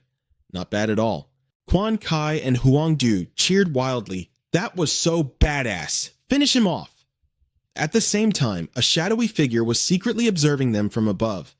It was X. He smirked to himself, thinking, "As expected of my Azure Dragon holy armor, a total success." Hotch Ham stepped up and ruthlessly interrogated him. "None of the contestants take the stairs, so why the hell were you ambushing me here?" Wild Wolf coughed up blood and laughed bitterly. "I got a direct order to hunt you down and kill you. I just didn't expect you to be tougher than those dozen other guys I took out." Hearing this, Hotch Ham's eyes widened in fury. "A dozen guys? You mean you've already murdered more than 10 contestants? Who gave you that order? Was it X?" Struggling to get back on his feet, Wild Wolf spat, "I don't know shit. If you want your answers, you'll have to beat me first." Just as Wild Wolf charged in for a final desperate attack, Hotch Ham's holy armor surged with power once again. "Not this again!" Wild Wolf thought in despair. The Azure Dragon materialized once more, roaring furiously as it charged straight at him. Wild Wolf was violently knocked out cold. Seeing the threat neutralized, Hotch Ham let out a heavy sigh of relief. "Well, I guess that settles it," he muttered. Right then, a system notification popped up, announcing he had leveled up to level 16. Hotch Ham's face lit up with excitement. "Oh, sweet! I finally leveled up!" Quan Kai quickly ran over to remind him, "Luke Koo is awake, but she's still incredibly weak." Hotch Ham started strategizing in his head. First, he needed a way to put a stop to this chaotic battle royale. I can't let this massive, pointless slaughter continue, he thought. But the moment I try to leave this building, they'll just send more assassins to hunt me down. What do I do now? After agonizing over it for a moment, an insane idea popped into Hotchham's head. He gathered his team and said, I've got a crazy idea. You guys, head over to that massive hole in the wall. Huang De looked at him curiously, asking, What are you planning to do? He smirked. I'm going to put an end to this chaotic battle. Meanwhile, back in Director Chen's office, a subordinate respectfully served him a cup of tea. Your tea, Director. Director Chen asked bluntly, Is Wild Wolf dead? The assistant bowed his head. Yes, sir, that Hotchham kid's equipment completely exceeded all our expectations. The director remained completely unfazed. It doesn't matter. The doors are welded shut, and we have the surveillance team guarding the perimeter. He won't dare risk his life to escape. As long as he's trapped inside that building, he'll be forced to participate in this slaughter game, whether he's the hunter or the prey. Besides, our only goal is to thin out the herd. The assistant immediately started sucking up to him. Director Chen, you are an absolute genius. Your subordinate bows down in complete awe of your brilliant strategies. I'm ready to grovel at your feet. But the moment the words left his mouth, a massive explosion completely blew out the side of the building opposite them. Director Chen lost his mind, screaming, I said I wanted to thin out the contestants, not annihilate every single one of them, damn it. The building across the way was thrown into absolute chaos. Terrified screams echoed through the night. Run! Get out of here! What the hell is going on? Someone yelled. Which lunatic just blew up the load-bearing wall? Hotchham and Huangdu gracefully touched down on the ground outside. Looking at the chaotic scene unfolding, Hotchham's suspicions were confirmed. Just as he thought, the surveillance team was outside enjoying the show. This whole midnight massacre was deliberately orchestrated by the organizers. The other surviving contestants started muttering among themselves. Well, do we keep fighting or what? Are you crazy? Fight right in front of the surveillance team? Do you want to get disqualified? Suddenly, a booming voice echoed across the courtyard. All right, which brain-dead idiot just blew up my building? It was Director Chen. Fuming with rage, he barked his orders. Step out here right now! Without missing a beat, Hotchham stepped forward and frankly confessed. That would be me. I blew it up. Because we have a non-combatant member here who needs to leave. Hearing this blatant defiance, Director Chen felt his absolute authority had just been deeply insulted. You little punk, you're in massive trouble, you hear me? The arena is located right beneath the dormitories. If that building collapses and crushes the arena, what the hell happens to the elite tournament? Hotchham's face instantly darkened when he heard that. Wait, what? We're competing underground? By the next morning, the tournament grounds had returned to their usual peaceful state. When Hotchham showed up, the other contestants glared at him with pure hostility. One guy was even casually tossing a knife in his hand. Hotchham just laughed awkwardly. Ha ha ha. Come on, I only threw a casual punch. There's no way it's going to collapse. Everything will be perfectly fine. Luke Q grumbled, You certainly never use that kind of strength on us, do you? Hotchham quickly hushed her. Please, just drop it. The oversight committee arrived, prompting someone in the crowd to yell, They're here! Director Tran is here! The director immediately locked eyes with Hotchham. Hotchham just casually whistled as the officials walked coldly right past him. Taking the stage, Director Tran announced, Attention contestants, we have just finished evaluating the arena. The damage is largely superficial, so the tournament will proceed as planned. Hotchham patted his chest with a sigh of relief. Man, you scared me to death. If it didn't do anything, why make such a big deal out of it? But the director wasn't finished. However, the structural damage has destabilized the internal magnetic field. This means you may encounter highly unpredictable and dangerous situations. You all must be fully aware of this risk. Tianfeng spoke up. Like what, for example? The director replied, Our understanding of that environment is very limited. I cannot give you specific scenarios. The rest of the crowd immediately broke into an uproar. What the hell? What kind of twisted competition is this? The assistant then stepped forward. Silence, please. Director Tran will continue. The director explained, Originally, we were going to withhold the specifics until the match began. But due to recent unexpected events, I will brief you on the first phase, the survival round. Right beneath our feet lies a mining shaft that has existed for nearly a century. 3 months ago, right after the first wave hit, grotesque monsters began spawning inside it. The government immediately locked down the area and sealed the caverns shut. Our internal investigations confirm that there are now over 100 different species of otherworldly creatures lurking within, making it one of the most dangerous places on Earth. Your objective is simple. Enter the caverns, descend to the deepest level, retrieve the amethyst crystals placed by our drones, and make it out alive. Do that, and you pass the first trial. Thien Min cut straight to the chase. How many crystals are down there? The director replied, factoring in the time needed for the return trip, we planted a surplus. There are 16 amethysts in total, but only the first 8 contestants to bring one back to the surface will advance to the next round. Hatch Ham did the math in his head. A 50% mortality rate, plus the grueling trip back. Hell, they'd be lucky if even 8 people made it out alive. Quan Kai chimed in, and we aren't just dealing with monsters. We'll be fighting each other. The odds of surviving this are grim. Mock Van directly challenged the committee. If you've already surveyed the place, why claim you know so little about what's down there? And what exactly did that structural damage do to the mine? Director Tran revealed the dark truth. The physical structure of the mine is perfectly normal, but I will tell you this. The monsters down there didn't break in from the outside. They crawled out from somewhere deep inside. Hatch Ham was stunned. Wait, what? Is there some kind of hidden passage down there? System, what the hell is going on? Van Tuong replied nervously. I just found out myself. Could there be an actual dimensional rift down there? He stared at Van Tuong in dead silence. Looks like you're in massive trouble. The little AI girl laughed awkwardly. I'm fixing it. Everything will be back to normal in no time. I promise. Luke Koo didn't sugarcoat it. If there really is a dimensional rift down there, what's going to happen? Van Tuong dropped the bombshell. Hatch Ham's punch earlier might have sent a shockwave straight into the rift, essentially dragging even stronger monsters into this world. I mean, dimensional rifts can be pretty stubborn like that. Director Tran then called for their attention. Enough questions. The tournament is about to begin. The entrance is open and all contestants will deploy immediately. Let me remind you one last time. The mine's structural integrity is highly compromised. If you don't want to be buried alive and crushed to dust, I suggest you control your output before launching any attacks. Realizing the sheer gravity of the situation, every single contestant turned and glared murderously at Hatch Ham. He just blinked back at them, completely clueless. What? Why are you all looking at me? Director Tran made the final call.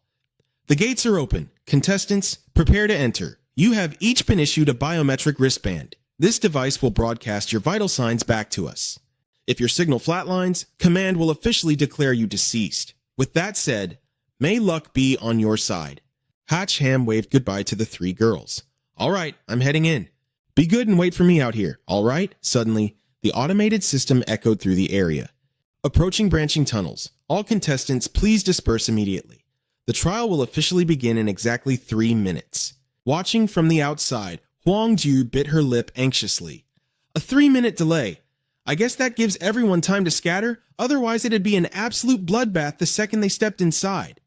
Luke Koo could also sense the brewing tension. She knew Hatch Ham was walking straight into a death trap right out of the gate. The other 2 looked at her in confusion. Wait, why? Think about it, she explained grimly. The raw power he just displayed makes him the biggest threat on the board. The others will absolutely prioritize taking him out. Plus, knowing his attacks could literally bring the roof down on them. Whether they want to win the tournament or just survive, they have to eliminate Hatch Ham first. And she was dead right. The other contestants were practically glaring daggers at Hatch Ham, radiating pure killing intent. Meanwhile, our guy was just casually admiring the scenery. Man, this cave is huge. Back on the surface, the massive blast doors to the underground bunker slammed shut. Director, the exit is fully sealed, the assistant reported. Director Tran folded his hands. Life and death are determined by fate. From here on out, all we can do is watch. Let's just hope they put on an entertaining show.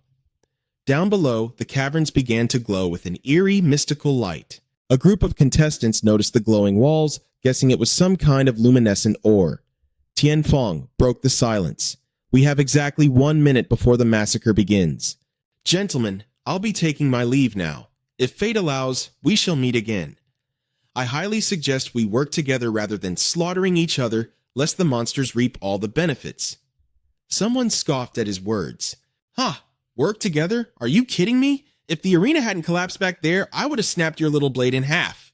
Tianfong didn't even flinch, brushing off the threat. "The wheel of fortune is always turning. I wish you all a safe journey. Farewell." And just like that, he vanished into the shadows. A loud buzzer echoed through the tunnels. The trial had officially begun. The remaining contestants instantly scattered into the depths. One guy gritted his teeth, thinking, "Damn it, they all disappeared in the blink of an eye." Looks like everyone's first priority is securing their own survival. Just then, he caught sight of Hotch Ham and stared in utter bewilderment. Wait, why is that idiot still just standing there? Seeing him still yawning, the guy was completely thrown off. Is this dude out of his mind? Hotch Ham glared into the empty void and threw out a threat. "You all heard every word I just said, right? You've already seen what I'm capable of. I can effortlessly bring down a dozen-story building, let alone some hollow cave. If you're blind enough to try and ambush me, I won't hold back from taking you all down with me." Hearing this, a guy hiding up on the cave wall was scared witless. You lunatic! Are you here to compete, or are you just trying to wreck the whole place?" Hotch Ham simply repeated himself. "You all heard what I said, right? Any objections? Not a single peep, huh? Then I'll just assume we're all on the same page. See ya. Do whatever you want." Meanwhile, the other hidden players were fuming. "Damn it, how dare that brat act so cocky?" Two guys hiding in the very same cave ended up glaring daggers at each other. Meanwhile, Hotch Ham was just casually strolling deeper inside. He pinched his nose and muttered, "Ugh, it reeks. This tunnel network is way too dense. Even a normal person would struggle to find the deepest level, let alone someone with zero sense of direction. That's just a nightmare." He walked further into the cave and stumbled upon the dried-up husk of a body slumped over. Hotch Ham realized it was a miner who had been slain by a beast. Inspecting the massive gash on the skull of the remains, he started analyzing the wound. Right as Hotch Ham was deep in thought, a beast suddenly lunged out. It snapped its massive jaws at him, but he swiftly dodged to the side, leaving the monster to take a massive bite out of the dirt. Hotch Ham didn't let his guard down for a second. To move a boulder that massive without making a sound in this echoing cave, this thing was definitely a heavy hitter. Van Tuong was shocked to see an armored centipede. Why the heck is it here? Those things are supposed to spawn out in the forest. Hotch Ham was already used to it. "Your game glitching out like this is totally normal by now. I want to draw a card. Pull me a weapon that can smash right through that heavy armor." Van Tuong casually replied, "Then just log out and log back in." Hotch Ham snapped back, "Cut the crap! Haven't you been totally hooked on watching all those massive brawls lately? Time for a card draw to finish this thing off. Listen here, you monster. I represent the..." But the moment he looked down at the weapon he just pulled, he screamed, "What the heck is this?" Van Tuong awkwardly apologized. "My bad. Just a tiny glitch. Let's try that again. Draw, draw, draw." But one by one, random cooking utensils like a frying pan, a kitchen knife, and even an oven popped out of thin air. Holding a mug and a spoon, Hotch Ham grumbled, "What is this, a clearance sale for kitchenware?" Van Tuong quickly explained, "Wait, something's not right. The magnetic field in this cave is completely warped. The gotcha system is jammed. But hey, that armored centipede isn't that tough. You can totally take it down barehanded." He sighed, knowing she was right. He just had to smash this annoying bug first and figure out the rest later. However, looking up at the cave ceiling, there wasn't just one centipede. There was a whole swarming horde of them. Seeing this absolute nightmare, Hotch Ham felt his courage instantly pack up and leave. "Oh, I am so utterly screwed this time." As one of the centipedes dive-bombed right at him, Hotch Ham desperately swung the frying pan to smack it away. When the massive bug was sent flying straight into the cave wall, he stared at the pan in his hand in pure shock. "Whoa," Van Tuong chimed in, clearly amazed. "That frying pan actually packs a serious punch." The solid iron in his hand instantly restored his faith and hope. "Bring it on. One smack from this baby and I'll beat you right into submission." The monstrous centipede immediately opened its mandibles and sprayed a blast of lethal venom. Hotch Ham threw up the frying pan to block it. But seeing the sturdy pan completely melt away until only the rim was left, He froze in sheer horror. Right then, the entire swarm of centipedes unleashed a massive barrage of toxic sludge. Instantly, his divine armor activated, shielding him from every single drop of the deadly venom. He groaned. "Are you freaking kidding me? That toxicity level is absolutely terrifying." Van Twong urgently warned him, "Your armor can't hold up against that forever. You need to fall back, right now." Hotch Ham fiercely swung his fists in frustration. "Yeah, no kidding. Thanks for the brilliant tip." At that exact same moment, another player was smugly making his getaway, having successfully dodged 5 monsters and 3 other competitors. "As long as I play it safe, nothing can go wrong, and the loot is mine." But he totally jinxed himself. Suddenly, the ceiling right above him caved in. Rocks came crashing down, and he was instantly flattened by some heavy, unidentifiable object. Turns out that massive object was none other than Hatch Ham himself. He groaned in agony. Damn it, that freaking hurt. Suddenly, a system chime rang out, notifying him that he had just hit level 17. He blinked in utter confusion. Huh? Wait, how did I just level up? But as Van Twong saw the swarm of centipedes violently pouring down through the Onoflora newly busted hole, she yelled, "Why are you just spacing out? Run for your life!" He scrambled to his feet, barely dodging the frenzied pursuit of the toxic swarm. Panting heavily, he cursed, "These nasty bugs just will not quit." But the moment he bolted into the next cave chamber, a mesmerizing blue glow radiating from within brought him to a dead halt. Before he could even process what he was looking at, the reflection of an absolutely breathtaking blade strike flashed across his eyes. The immense, crushing pressure of the incoming slash forced Hotch Ham to violently bend over backward just to dodge. The swarming centipedes didn't even have a split second to react before the strike completely wiped them out. Looking over his shoulder at the annihilated horde of bugs, his jaw practically dropped. That attack power is just flat out absurd. Suddenly, a voice echoed through the glowing cave. "I was wondering who just stumbled in here. Turns out, it's the King of Trouble himself." Level 18. Mac Van glared at him and asked bluntly, "Are you trying to wreck this entire mine?" Hotch Ham, immediately ticked off, yelled back, "Hey, can you stop judging me for literally 1 second? I was literally just running for my life." But instead of listening, Mac Van's blade glinted in the light. Without another word, she mercilessly swung her massive weapon right at Hotch Ham. He instinctively threw up his hands, triggering his divine armor to block the lethal blow. Whoa, what gives? Are you seriously just going to ignore what I said and try to take me out?" Mac Van stayed dead silent. Her sharp eyes simply locked onto the ethereal dragon swirling inside his divine armor, and a look of sudden realization crossed her face. Ah, so that was his secret. That heaven-destroying dragon strike, that's just my armor's passive skill. The second my life is on the line, boom, it unleashes hell. Mo Yun cut him off. "Look out for yourself. If you see danger, take a detour and stop dragging others into your messes." Hotch Ham shot back, "Oh, right, because I just love looking for trouble." Out of a rare burst of kindness, Mo Yun warned him, "The deeper we go, the deadlier it gets. You'd better brace yourself." He just shrugged it off. "Well, in that case, I can't guarantee what I might end up doing. If I accidentally trigger my passive skill again, well, you ladies in heaven better not come haunting me from the afterlife." Mo Yun glared at him, her brows knitting together. "What exactly are you getting at?" He threw out a cheeky offer. "How about we team up? When things go south, you can be my meat shield." "Sound good?" Seeing right through his shameless plan, Mo Yun's annoyance flared. "You seriously want me to be your bodyguard?" But this guy's skin was thicker than a fortress wall. "Of course not. We'll watch each other's backs. You handle the small fry, and I'll take care of the big bosses." Completely done with his nonsense, Mo Yun turned on her heel and gave him the cold shoulder. "In your dreams, buddy?" But suddenly, a blood-curdling scream echoed through the cave, freezing her in her tracks. She stood completely frozen. Hotch Ham's playful tone vanished, replaced by a dark murmur. "That horrific scream. Looks like we've got some wonderful company up ahead." Up ahead, a contestant was screaming his lungs out. "Help me! I don't want to die! No, please!" But a wave of crimson bloodlust engulfed him from behind. Another player, dead.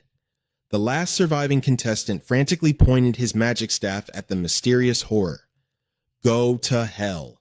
He poured all his mana into the staff, blasting the beast with everything he had. But the monster didn't even flinch, it just kept diving straight for him. Boom! The spot where the player stood was blown to pieces. Watching from their hiding spot, Hatch, Ham, and Mo Yun were absolutely paralyzed by the sheer power. The beast slammed its glowing red claws into the earth. It was a level 15 blood-winged wind dragon. It let out a deafening roar, sending a terrifying shockwave echoing through the entire cavern. The two of them had to cover their ears. Its power is insane, Mo Yun gasped. Hatch Ham leaned in and whispered, "We don't want to mess with this thing. Come on, let's take a detour." But a spark of defiance lit up Mo Yun's eyes. "No, I want to test my limits." Hatch Ham panicked. "You've got to be kidding me, lady. Are you out of your mind? Did you not just see it butcher those guys?" But Mo Yun was already moving. "This has nothing to do with you. Just run." "Hey, wait," Hatch Ham yelled out, but she was already gone. Mo Yun activated her title buff, Silent Night Reaper, boosting her attack speed by 50%. Hatch Ham's eyes widened in surprise. Wait, she actually has a title too? Van Twang's calm voice echoed in his mind. It is perfectly normal for players at this tier to possess titles. Down below, the Wind Dragon was busy feasting on its fresh kill. Seizing the opening, Mo Yun lunged in for a sneak attack, but Hatch Ham instantly saw the flaw. Oh no, she's about to get wrecked. Van Twang was confused. Pardon? Clang. Mo Yun's blade struck true, but it didn't even leave a scratch. She stared in absolute shock. "You've got to be kidding me. It's an agility-based monster, so why the hell is its armor this tough?" The Wind Dragon locked eyes with her, letting out an ear-splitting, bloodthirsty roar. Mo Yun gritted her teeth. The ambush failed. I'll just have to face it head-on. She immediately triggered her second buff, Queen of the Sixth Sense, giving her the ability to predict enemy movements exactly 1 second in advance. With a 1-second head start, she was confident she could dodge its strikes and wait for the perfect counterattack. But her whole plan crumbled the second the Wind Dragon lunged. Panic washed over her face. Crap, it's way too fast. Searing hellfire erupted from the dragon's body. Watching from afar, even Van Twang sounded stressed. Can she truly keep up with the Wind Dragon's speed? Hatch Ham shook his head. Not fast enough. Man, she's in deep trouble now. Mo Yun realized her fatal mistake in real time. I miscalculated. Even if I know exactly what it's going to do, my body just isn't fast enough to dodge it. She saw the strike coming, but her legs wouldn't move fast enough.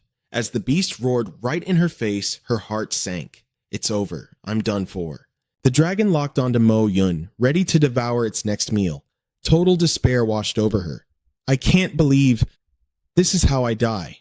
But right at the very last second, a figure flashed in front of her, blocking the monster's lethal strike. Feeling the killing intent suddenly vanish, Mo Yun slowly opened her eyes. She gasped in absolute shock. You? Hatch Ham stood tall and fearless, his broad back standing like an unbreakable wall between her and the beast. He glanced back with a smirk. Didn't I tell you? You handle the small fry, and I'll take care of the big bosses. Just leave this overgrown lizard to me. Panic replaced her shock as she yelled at him. You idiot! Who are you trying to impress? Your level isn't even as high as mine. Stop throwing your life away and just run. But Hatch Ham didn't even flinch. His fists were already glowing, brimming with raw, unbridled power. Oh, I wouldn't be too sure about that, he sneered. With a thunderous boom, he launched a devastating punch straight into the beast's chest. The sheer force knocked the massive dragon entirely off its feet, sending it crashing backwards. Hatch Ham cracked his knuckles with a wicked grin. Against this guy, my stats scale up to level 34. Right now, I'm practically untouchable. System notification ringing out, titled Buff Activated, Dragon Slayer, inflicts double damage against all dragon-type enemies. Mo Yun's jaw dropped. Wait, what? To think this guy was hiding such terrifying power. The Wind Dragon began charging its energy, its body surging with the raw, horrifying aura that completely engulfed it. Van Twang instantly recognized the signs. The Wind Dragon was gearing up for an all-out attack. Watch out, he warned. You might have dealt double the damage, but your defense won't survive a direct hit from that thing. I know, Hatch Ham muttered. He gritted his teeth, thinking to himself, the biggest problem right now is that I'm completely unarmed. How the hell am I supposed to one-shot this beast? The wind dragon let out a deafening roar, unleashing a violent gale that swept through the cave. Hotch Ham could only stare in shock. What the? The ferocious tornado was already tearing right toward him. The sheer force instantly blew him backward. He desperately dug his fingers into the cave walls, barely managing to anchor himself. He hacked violently. Cough, cough. The wind's too damn strong. But the wind dragon wasn't done yet. It lunged at him with blinding speed, dragging an even more terrifying, devastating hurricane in its wake. Seeing this, Hotch Ham had to admit, the beast was actually pretty smart. Knowing it couldn't take him head on, it was using the storm to completely blind his vision. It began circling him relentlessly, trapping Hotch Ham right in the eye of the storm. Van Twong urgently reminded him, use the same move you used against that dagger monster back at the rift. Wait for it to strike, then activate the Azure Dragon Sacred Armor. But Hotch Ham flat out refused. No way! Against an enemy of this level, the Azure Dragon Sacred Armor might not even hold up to a direct hit. Plus, if I accidentally trigger its passive effect and collapse this entire mine, burying everyone inside, I'd be as good as dead anyway. Watching from the sidelines, Mac Van anxiously wondered, just what on earth is this guy going to do? But Hotch Ham knew there was only one option left. Stomping hard against the ground, Hotch Ham launched himself into the air. In a totally reckless move, he charged straight into the raging vortex, throwing a massive, explosive punch. Mac Van stared in sheer disbelief. Are you just blindly swinging? She yelled. But Hotch Ham completely ignored her, frantically throwing a wild barrage of punches at the empty air ahead. Take this, and this, he roared. But just as his fists flew, the wind dragon darted away, leaving him swinging at absolutely nothing. Van Twong groaned in frustration. This is completely useless. You're never going to catch the wind dragon like this. You're better off saving your stamina. Yet Hotch Ham didn't stop, pouring all his strength into relentlessly punching forward. Pushing its speed to the absolute limit, the wind dragon whipped around, slamming its massive tail right into him. Hotch Ham was sent crashing heavily into the hard dirt.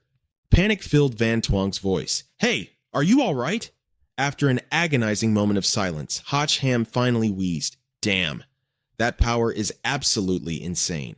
I tried my hardest to dodge, but it still managed to graze me. Man, taking a hit like that, I barely have any strength left to move. All right, I guess it's time to end this. Slowly, he pulled himself back up, standing tall and utterly alone amidst the thick, blinding dust of the cavern.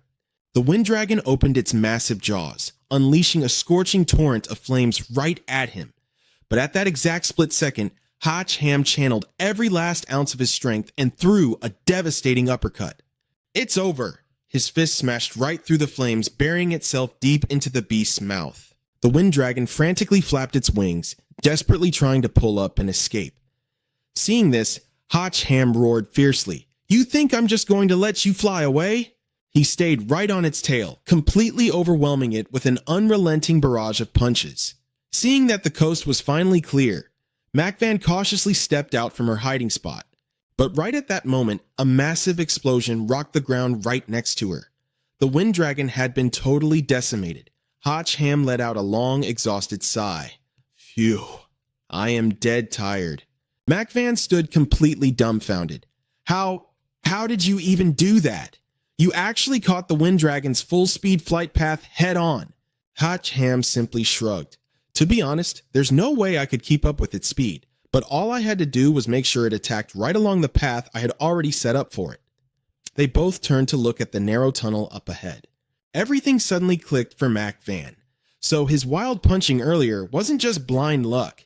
He was deliberately forcing the fight into this narrow tunnel, pretending to be weak just to bait the wind dragon into charging down his carefully laid trap. That way, he didn't even need to track its movements. He just had to time his final strike perfectly. This guy is unbelievable. Just then, Hotch Ham casually held out his hand. Well, ready to team up with me now? He asked with a smirk. Mac Van couldn't help but admire him. He was an absolute natural-born warrior. Defeated by his charm, Mac Van let out a soft sigh. Phew. She finally spoke up, a faint smile on her face. You're a lot stronger than I gave you credit for. You definitely make for a solid partner. With that, She reached out and firmly placed her hand in his. Obviously, he grinned back. Glancing around at their surroundings, he knew their only option now was to venture even deeper into the abyss. Mac Van's expression grew serious. Honestly, I'm terrified of what might be lurking down there. If even a level 15 monster was forced to flee to the upper floors, I can't even imagine how horrific the things at the bottom must be. But Hotch Ham just waved it off, completely unfazed. Ah, whatever. If things go completely south, we'll just blow this whole damn mine wide open. As they started moving forward together, Mac Van couldn't help but scold him. Seriously, you need to learn to hold back a little. Hotch Ham just charged right ahead. Do or die, if they stand in my way, I'll crush them. The two of them slid straight down the dark tunnel, with Hotch Ham enthusiastically screaming at the top of his lungs, "Let's go!" Meanwhile, back on the upper levels, another group had just arrived, immediately spotting the massive corpse of the Wind Dragon. The leader stopped dead in his tracks. It was Tian Fong. He narrowed his eyes and muttered, "Well, looks like we're a little late to the party." Tian Min angrily kicked a nearby rock. Damn it, someone actually beat us to it, and they completely butchered the gatekeeper dragon without breaking a sweat. Liu Mang coughed a few times weakly before chiming in. Cough, cough. Well, this certainly isn't playing out in our favor, is it? Tian Fong scoffed in response. It seems there's still someone out there with a death wish. Knowing full well how dangerous this place is, they still decided to risk it all. Tian Min nudged the guy next to him. Hey, Liu Mang, you're ranked 14th, right? I've heard you have some sort of time vision skill. Why don't you give it a spin? Let's see exactly who had the guts to slaughter this damn dragon. Liu Mang rolled his eyes, sounding completely exhausted. Are you out of your mind? Why the hell would I expose my trump card just to make things easier for you guys? Tian Fong quickly stepped in to diffuse the tension. All right, break it up, you two. Look at the situation here. Trying to complete this mission completely solo is practically suicide. If we actually want to pull this off, teaming up is our only shot. Since fate brought us together here anyway, he continued smirking, why don't the three of us form a squad? It'll definitely make whatever comes next a whole lot easier to handle. Liu Mang, use your ability to see who did this. We need the intel. Chances are we're going to cross paths with him, so knowing our enemy gives us the upper hand. Convinced by his logic, Liu Mang agreed. Fine. I'll take a peek just this once for you guys. Hearing this, Tian Min instantly got annoyed. What do you mean, for us? Tian Fong had to quickly step in to calm him down. All right, that's enough. Don't distract him. Liu Mang activated his skill and reported back. The one who defeated the Wind Dragon was Hotch Ham. He lured the Wind Dragon into a narrow gorge to trap it, then finished it off with a single, brutal strike. Tian Min's jaw dropped in disbelief. Him again? That little punk is getting way too much of the spotlight. Tian Fong chimed in, his tone grave. It seems he's become a massive threat. If we don't eliminate him in round 1, we won't stand a chance in round 2. Liu Mang pointed to the side. He teamed up with another contestant and dropped into the cave up ahead. If we move right now, we can still catch them. Tian Fong reached out his hand, offering a solid alliance. If that's the case, this is a golden opportunity we can't afford to miss. Let's team up and take him down together. Tian Min then shared his own intel. I excel at assassination. I guarantee I can finish him off before he completely wrecks the mine. Liu Mang let out a heavy sigh. With their minds made up, the three of them bumped fists, completely united in their goal. Meanwhile, over on Hotch Ham's side, he was groaning in misery. Man, I'm starving. I really should have grabbed a midnight snack before coming down here. Mac Van rolled her eyes. You've been whining about this the whole way down. Aren't you tired of hearing yourself speak? He slumped down against the wall. I'm not tired, just hungry.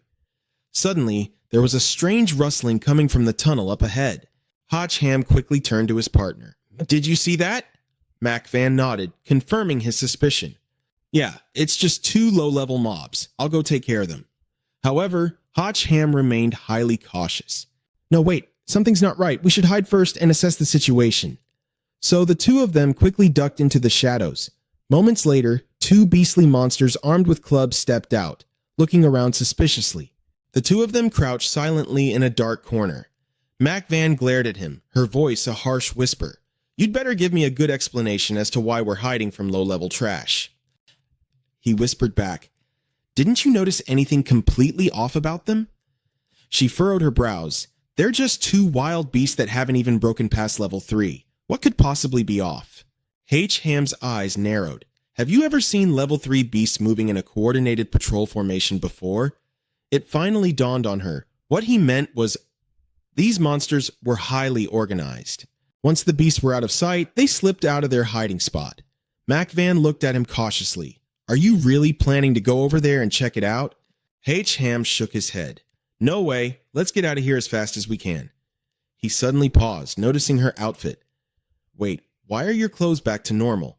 She brushed off her sleeves. It's an item effect, though it did get a little damaged earlier.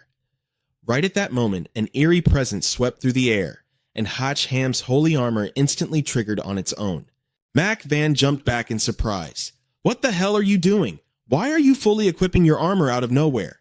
He stared down the dark tunnel, a look of pure dread on his face. I didn't do it. The Azure Dragon Holy Armor activated itself.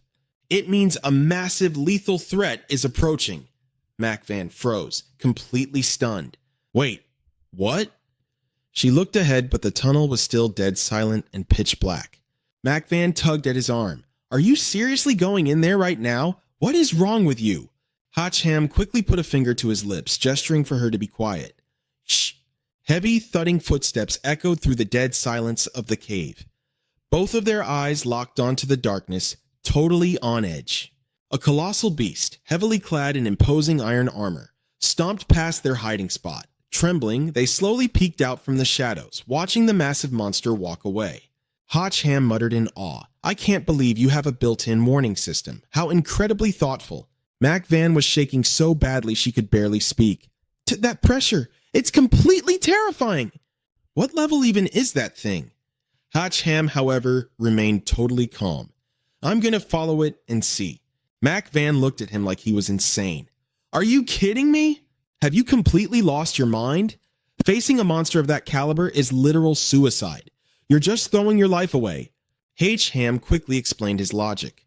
Look, all the top-tier bosses have moved up, meaning the enemies further down are only going to get harder. If we seize this chance to kill it and level up now, we'll have a much better shot at surviving the deeper levels. Hearing his reasoning, Mac Van hesitated. Seeing her waver, he pushed a little harder. Think about it. It completely missed us just now, which means its perception skills are garbage. We just follow it and observe. If things go south, we run. We have nothing to lose. Watching him calmly walk straight into the danger zone, she let out an exasperated groan and called out to him. Reluctantly, she followed him deeper into the cave. Hey, wait up. Meanwhile, Tian Fong and his 3-man squad had just arrived at the scene. Liu Mang stopped them in their tracks. Hold on, you guys. Something feels totally off here. Tian Fong narrowed his eyes. What is it? What's wrong? He voiced his suspicions. Ham should be right in front of us, so why the hell did he just let those 2 low-level grunts walk right past him? Thien Min shrugged. Maybe they took a different fork in the road and just missed them? Liu Mang immediately shot that down. No way. We've been walking this entire tunnel, and there hasn't been a single branching path.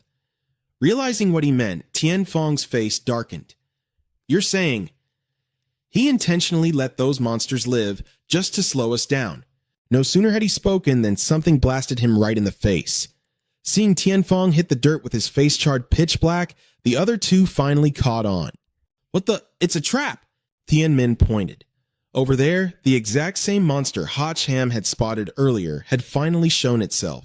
Liu Mang couldn't figure out what the hell it was. If it wasn't Ham, could it be a level 1 monster? Thien Min lunged forward to attack. There was no time to overthink this. He quickly boxed the monster in, launching a fierce assault. Thien Min was brimming with confidence. With his ultimate speed, killing enemies above his level should be a breeze. But the monster just calmly raised a single hand, and the blood instantly drained from Thien Min's face. What? A blast of energy shot forward like a massive arrow. Even as the attack slammed right into him, Thien Min couldn't believe it. Impossible. His entire body was crushed under the sheer weight of that power. Liu Meng sprang into action, his skills fully activated. Countless streams of energy erupted from his fingertips, swarming from all sides. The entire cave was bathed in the blinding light of his power. Thien Min was finally dropped to the floor. He lay completely flat, his whole body in so much agony he couldn't even twitch. Liu Mang tensed up as the monster calmly strolled toward them. Hiding in a corner, Mac Van whispered, "It's too strong. It completely strips its opponent of any chance to fight back." Hotch Ham, however, was just curious. Weird, it has such insane aura, but the actual damage is pretty average. Look, it threw out a terrifying move, but the guy is still breathing. Mac Van caught his drift. "You mean it's all bark and no bite?" Hotch Ham pulled out some popcorn and replied, "I mean the real boss is still pulling the strings from behind. There's no way this thing's true power stops here. Just sit back, focus, and enjoy the show." Seeing this, she was totally dumbfounded. Where the hell did you even get popcorn? Meanwhile, Thien Min struggled to prop himself up. "Hey man, what's our next move?" Liu Mang replied, "We don't stand a chance at mid to long range. I'll cover you, and you get in close for the kill." He barked out the order. Thien Min charged forward instantly. "I'm counting on you!" In response, the monster unleashed a massive sound wave to block his path. Liu Mang hyper-focused, condensing his energy to back up his teammate. Every single blast the monster fired off was perfectly deflected by Liu Mang's powers. The two freeloaders watching from the corner chimed in. "That combo actually looks pretty solid. They might just force the real mastermind out." Thien Min confidently swung his sword. "Let's see you act so cocky now." Facing his attack, a cruel glint flashed in the monster's eyes. A wave of energy coated its entire body, and Thien Min's strike sliced through nothing but thin air. At that exact moment, a massive, jagged rock erupted from the ground. Thien Min was impaled right through, dying instantly. New Liu Mang finally realized what was happening. "What? An Earth attribute?" Mac Van was just as shocked. This enemy is terrifying. It waited until the very last second to reveal its Earth attacks. That's way too dangerous. Realizing how bad things were getting, Hotch Ham immediately called out to his system. "Get out here right now." Van Tuong popped up, curious. "What's wrong?" He pointed at the monster. "That thing down there is absolutely broken, and I can't even draw a card. How the hell am I supposed to fight it? Quick, check the inventory for any useful items." Van Tuong pulled something out. "I've searched everywhere, but there are literally no weapons. The only thing we can barely scrape together is this 3P furnace. It can forge any type of weapon into a single artifact. The more materials you feed it, the higher the grade, and the stronger the resulting weapon." Hearing the name, Hotch Ham's face darkened. 3P! Why does that sound so suspiciously intimate? Whatever, not like we have anything stronger. Van Tuong replied nervously, "But right now, you don't even have any weapon materials. How are you going to use it?" Suddenly, Hotch Ham asked, "Does it matter whose weapon it is?" The system girl replied, "Anyone's is fine. Once you throw it in and take it out, it becomes yours. But whose weapon are you planning to take?" Hotch Ham's expression turned incredibly sinister. "Don't we have some eager volunteers right over there?" Meanwhile, Liu Mang noticed the monster locking its sights on him and started panicking. "Damn it, I am not dying in this shithole." Thien Min, barely clinging to life, croaked out a warning. "Idiot, run!" Just then, Hotch Ham strutted onto the scene. "Well, hello there." Seeing him, Thien Min blurted out, "Oh my god, Hotch Ham!" Hearing his own name, Hotch Ham raised an eyebrow. "You know me? Well, that saves me an introduction." Still hiding in her corner, Mac Van couldn't figure out what he was plotting. Why did that idiot just run out there? Thien Min immediately begged him, "Please, get me out of here. I can help you kill it." Hotch Ham took his sweet time. "Let's make a deal. I can save you, and I can totally wipe out that ugly bastard. But on one condition, hand over your weapons." Thien Min was dumbfounded.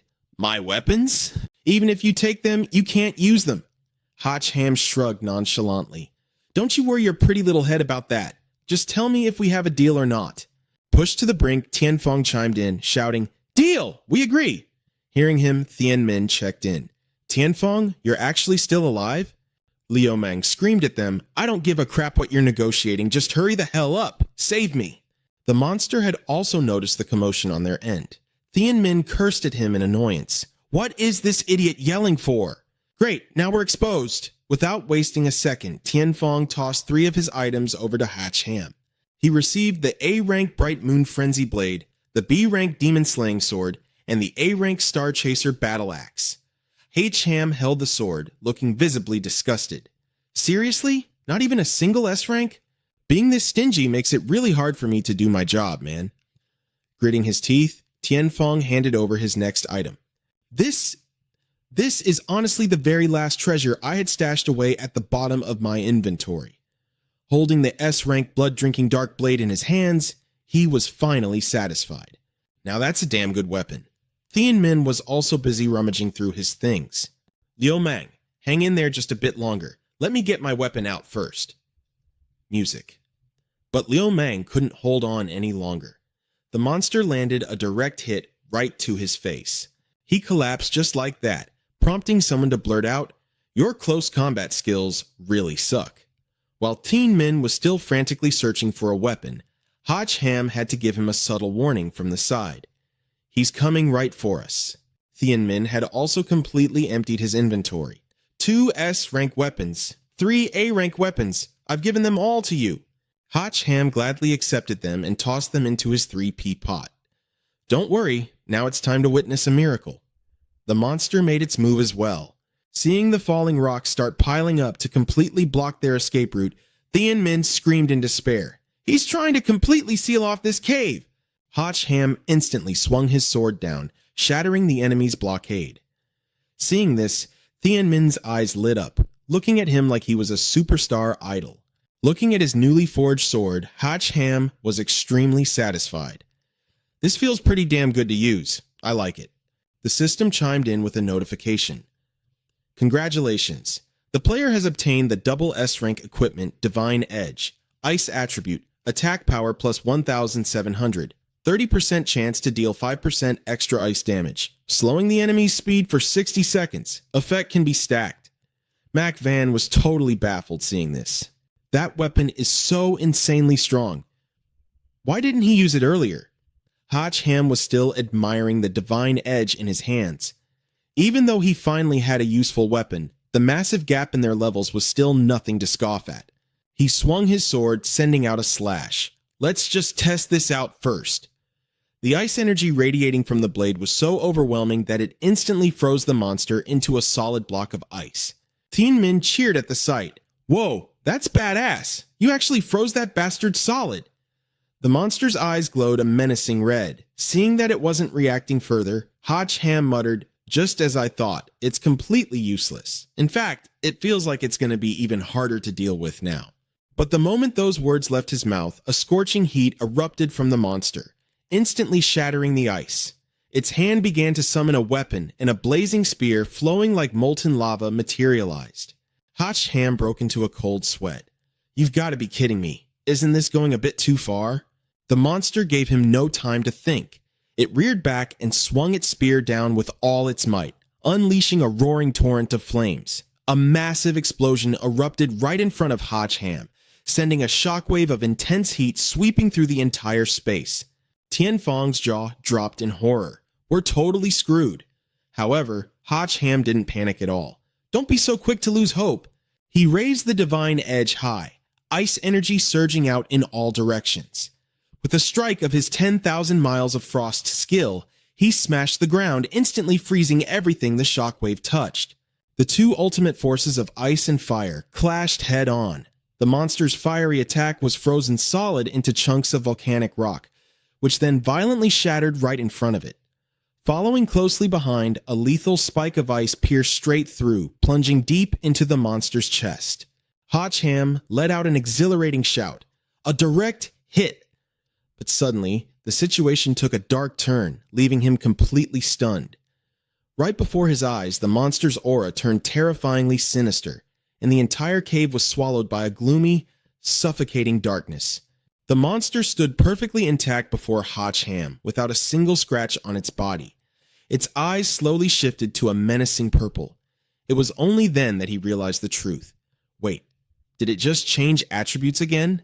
This time, its entire body had morphed into solid steel. "System, do you have any intel on this guy?" Van Tuong replied, "If I did, I would have told you from the start. It seems like he's an anomaly that generated itself after the game went out of control." Meanwhile, the monster's steel fists were rapidly charging up energy. Hodge Ham immediately took the initiative. He swung his sword with a devastating strike, an attack powerful enough to send anyone packing to their ancestors.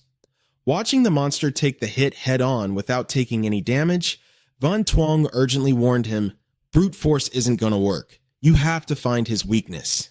I designed the mechanics of this game, so I guarantee every character has a weakness. Hotch Ham retorted, I know that, but the problem is, how the hell am I supposed to know what his weakness is? Over in the corner, Liu Mang was struggling to pull Thien Min out of a rocky crevice. Thien Min urged him, come on, put your back into it. Why is your strength getting weaker and weaker? Liu Mang replied weakly, I honestly don't know. Seeing his partner slump exhaustedly onto the ground, Thien Min asked in confusion, you've got to be kidding me, bro. Why are you just collapsing like that? Liu Mang was just as bewildered. I'm not doing so good. I feel like I'm constantly bleeding out. That's so weird. Thien Min related completely. Yeah, me too. Am I about to die? Overhearing their conversation, Hotch Ham suddenly realized something. Continuous health drain? Could it be? He immediately called out to the system Van Tuong. Do we have any items that can interrupt a continuous bleeding sacrifice effect? The little girl brought out 3 vials of liquid. I have some cleansing water. What do you need it for? He then yelled out for Mac Van. She rushed over immediately. I'm right here. What's wrong? Hatch Ham tossed the 3 vials of water over for Mac Van to catch. She grabbed them, but still looked completely confused. What exactly is this? He gave her a rapid-fire explanation. I think I finally figured out this guy's weakness. You only have 20 seconds to force-feed this cleansing water to those 3 guys who just collapsed. He was betting everything on this. Watching the ice rapidly melting off the monster's body, Hotch Ham desperately urged her on. Hurry up and do it. Mac Van had already started feeding it to Tien Phong first. I know, I'm giving it to them right now. Thien Min was still highly skeptical. Is this stuff actually going to work? He quickly had to clarify for them. The longer we fight this guy, the stronger he gets. That proves there's only one possibility. He's feeding off the continuous bleeding debuff he cast on you guys.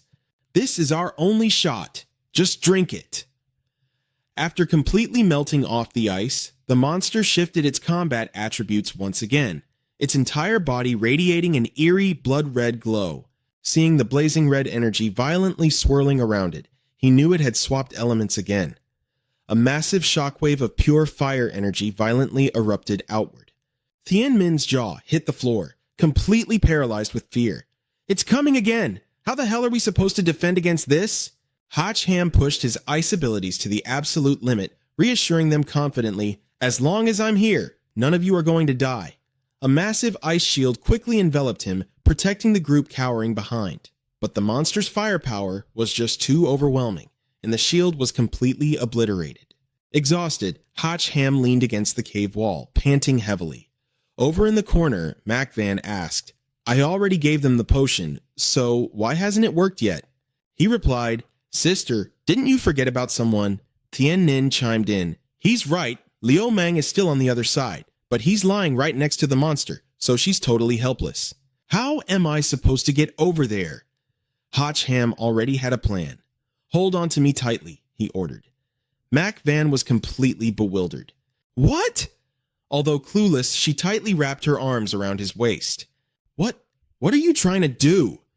Seeing the fierce firepower spiraling toward them like a vortex, she grew even more panicked. Don't thrash around. An ice attribute shield enveloped them, protecting them from the sea of flames. Mac Van was so terrified she squeezed her eyes shut. The monster couldn't figure out its opponent's plan either, as Hotch Ham suddenly charged forward, slashing his sword straight down into its stomach. Taking advantage of the distraction, Mac Van rushed toward her target. The monster finally spoke. You little thief, how dare you damage my body? Its massive hand grabbed the divine ape sword, then violently hurled him away. Not stopping there, the monster's heavy footsteps thundered as it stomped toward him. A single crushing punch obliterated the ground. Thanks to the ice shield he conjured, Hotch Ham barely managed to withstand the blow. That punch was way too savage. If that hits directly, he's a dead man. Just hold on. Azure Dragon Holy Armor. Seeing him unharmed, the beast sneered coldly, a defensive armor. This deity has underestimated you.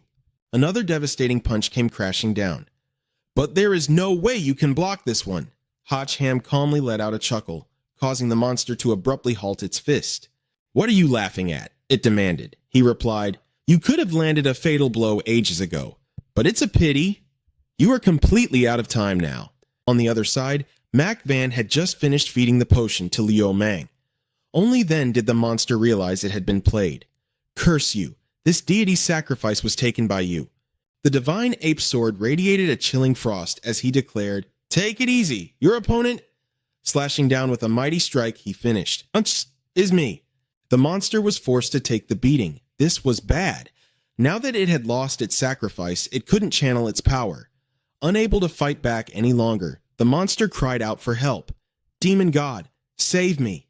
Right after those words, it vanished without a trace right in front of Hotch Ham. Mac Van breathed a huge sigh of relief. They finally won. That was a seriously grueling battle, but Hotch Ham remained on high alert. What did that thing mean by screaming that name just now? Could there possibly be an even more terrifying existence lurking beneath this mine? A demon god? Suddenly, the system rang out.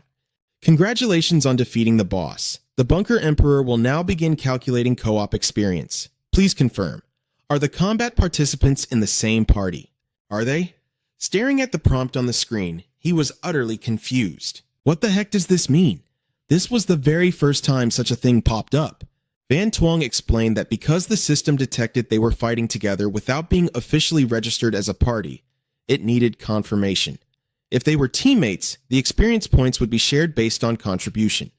If not, whoever landed the final blow would hog all the experience. He finally got it. "Oh, I see. So if we form a party from now on, I can share experience with them too?" Tianfeng's group was completely caught off guard. "Wait, what? You can share experience with us too?" That was a level 20 monster. He smiled and replied, "The system means we can only share the experience if we actually form a party. But I get the feeling you three wouldn't want to team up with me, right?" Hearing this, they instantly dropped to their knees to show their absolute sincerity. "Of course we'd love to. You are literally our savior." Boss, please accept a bow from your humble little brothers." Seeing this, Hotch Ham felt super awkward. "You guys are way too intense." From the corner, Mac Van chimed in, "Look at you all, acting like soulmates who met too late." They immediately turned toward her and shouted, "Sister-in-law, please accept our bow too." Mac Van snapped angrily, "Who the heck is your sister-in-law?"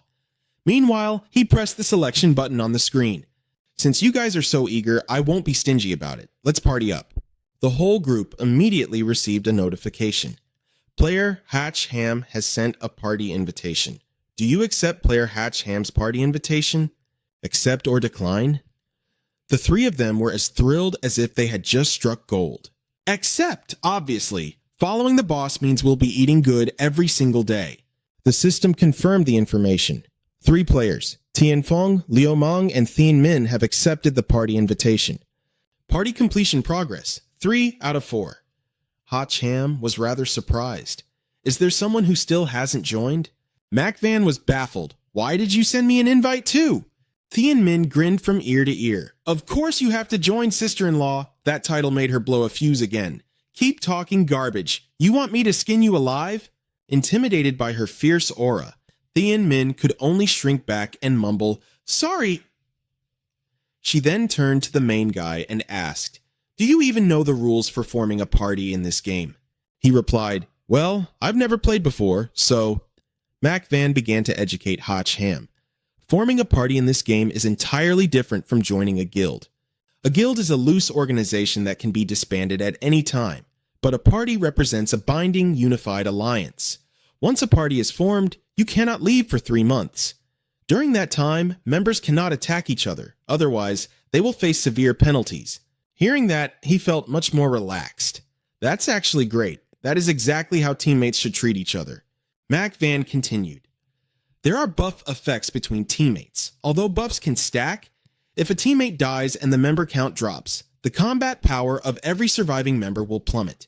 It's the classic case of when one rises, everyone benefits, but when one falls, everyone suffers. He suddenly looked enlightened. Oh, so that's how it works. Isn't that a great thing then? Teaming up even boosts everyone's combat power. Seeing his clueless optimism, Mo Yun couldn't help but get annoyed. Are you even listening to me? No, all 4 of us are just going to drag you down. Just like when we faced the Shelter Emperor earlier. And even if we somehow pass round 1, what are you going to do in the solo matches of round 2? The other 3 chimed in at the same time. If we manage to advance, I'll forfeit. I definitely won't hold you back, Brother Hotch. Besides, we don't even have the skills for it. We'll all withdraw to make sure you can fight for first place. I'll drop out too. Just making it out alive is more than enough for me. I'm not dreaming of becoming the champion anymore. Hotch sincerely replied, all I know is, if it weren't for your help, I wouldn't have been able to lay a finger on that monster. You guys tested the Shelter Emperor's abilities and exposed its weaknesses. You also helped me land the final blow. Hearing this, Mo Yun was completely speechless. Bro! The other 3 were so touched that tears welled up in their eyes. You're seriously, I'm gonna cry. Mo Yun had to admit total defeat. Why am I stuck with a blindly optimistic rookie like you? She sighed helplessly and hit the accept button. System confirmed. Congratulations, you 5 have successfully formed a party. No one can leave the party for 3 months, and friendly fire is disabled. Experience points will now be distributed. Looking at their screens, the other 3 cheered with joy. Whoa! I leveled up! We hit the jackpot this time! Mo Yun was also caught off guard. I skipped level 18 and shot straight to level 20. Meanwhile, Hotch leaped all the way from level 18 to level 22. He was absolutely thrilled. Man, that Shelter Emperor gave some serious EXP. Tien Min and Tien Fong stared at his level, their jaws hitting the floor. He jumped 3 levels at once. He's a monster. And to think we actually planned to gang up on him earlier, we really had a death wish, didn't we? Mo Yun sighed with regret. What a shame. If you hadn't shared the EXP with us, you definitely could have broken through to level 25. Your chances of surviving the lower levels would have been much higher. But he didn't mind. There are plenty of terrifying monsters waiting for us down there. Let's just take it one step at a time. Let's get moving. Securing the gemstone as fast as possible is our top priority right now. Tien Min nudged him. Brother Hotch, since we're officially a party now, shouldn't we come up with a team name? He fell into deep thought. A name, huh? Let me think about it. Meanwhile, their entire situation was being monitored by X. It looks like those 5 have formed a solid alliance. We won't be seeing any infighting from them anytime soon.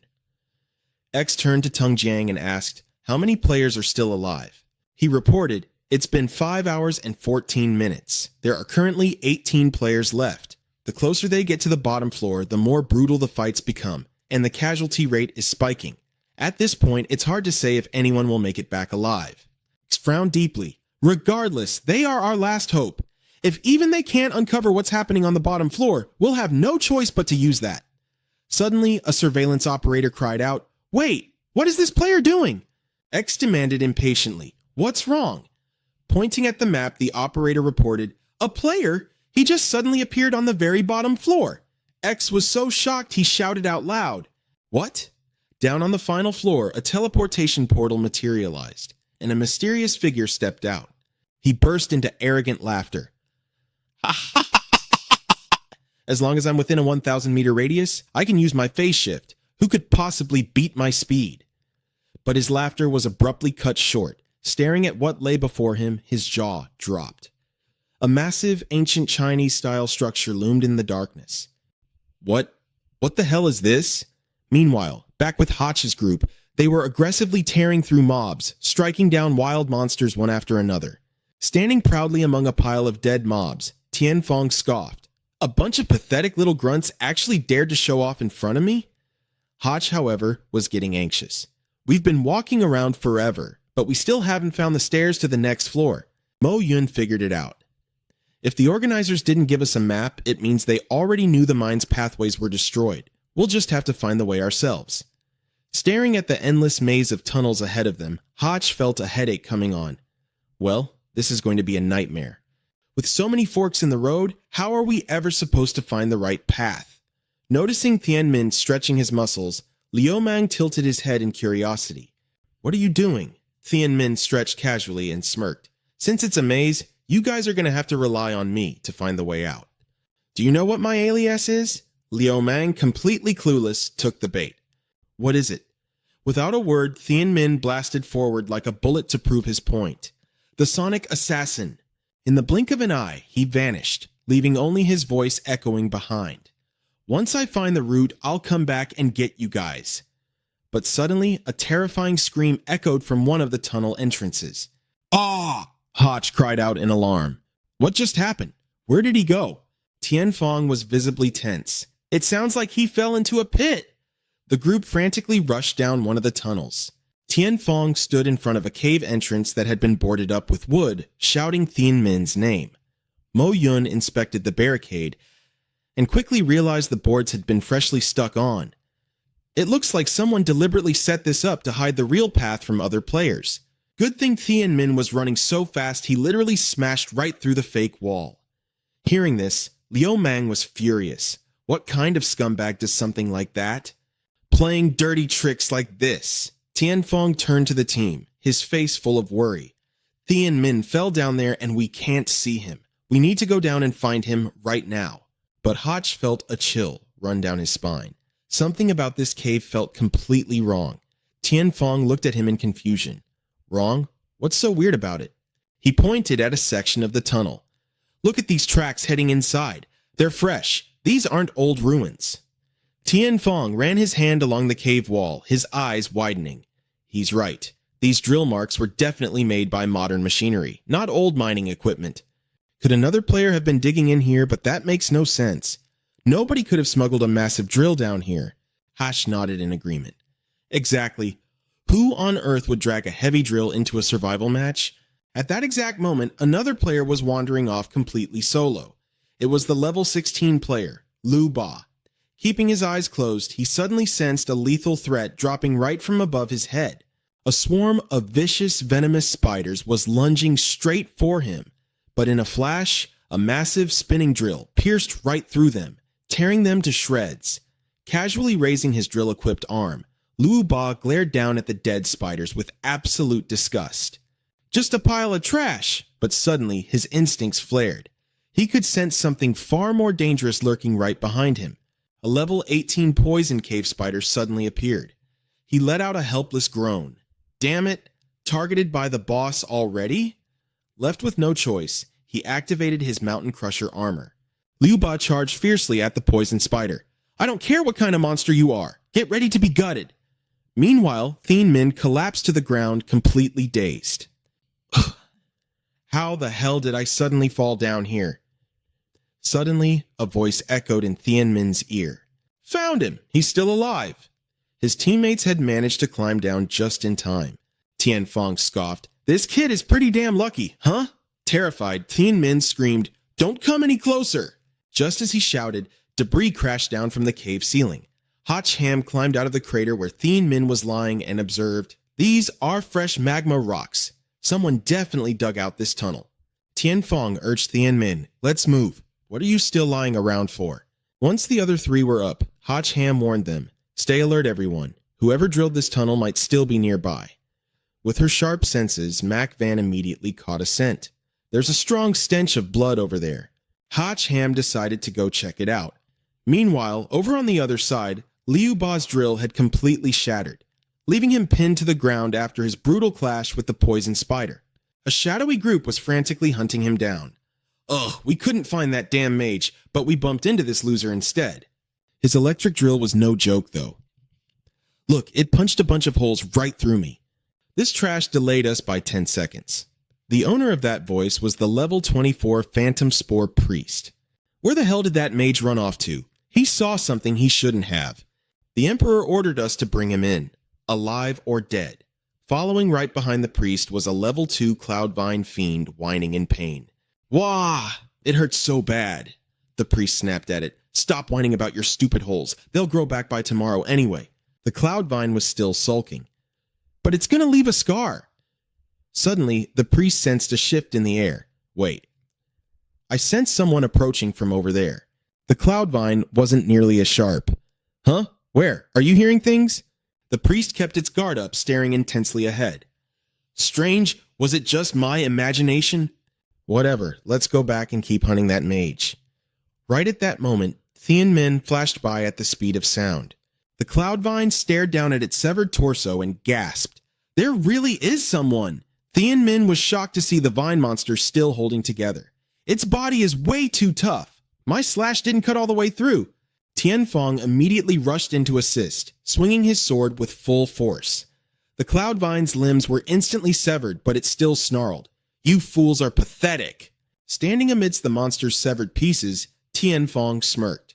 "I knew you couldn't handle it on your own." Tianmin's pride was stung, and he snapped back. "Who says I couldn't?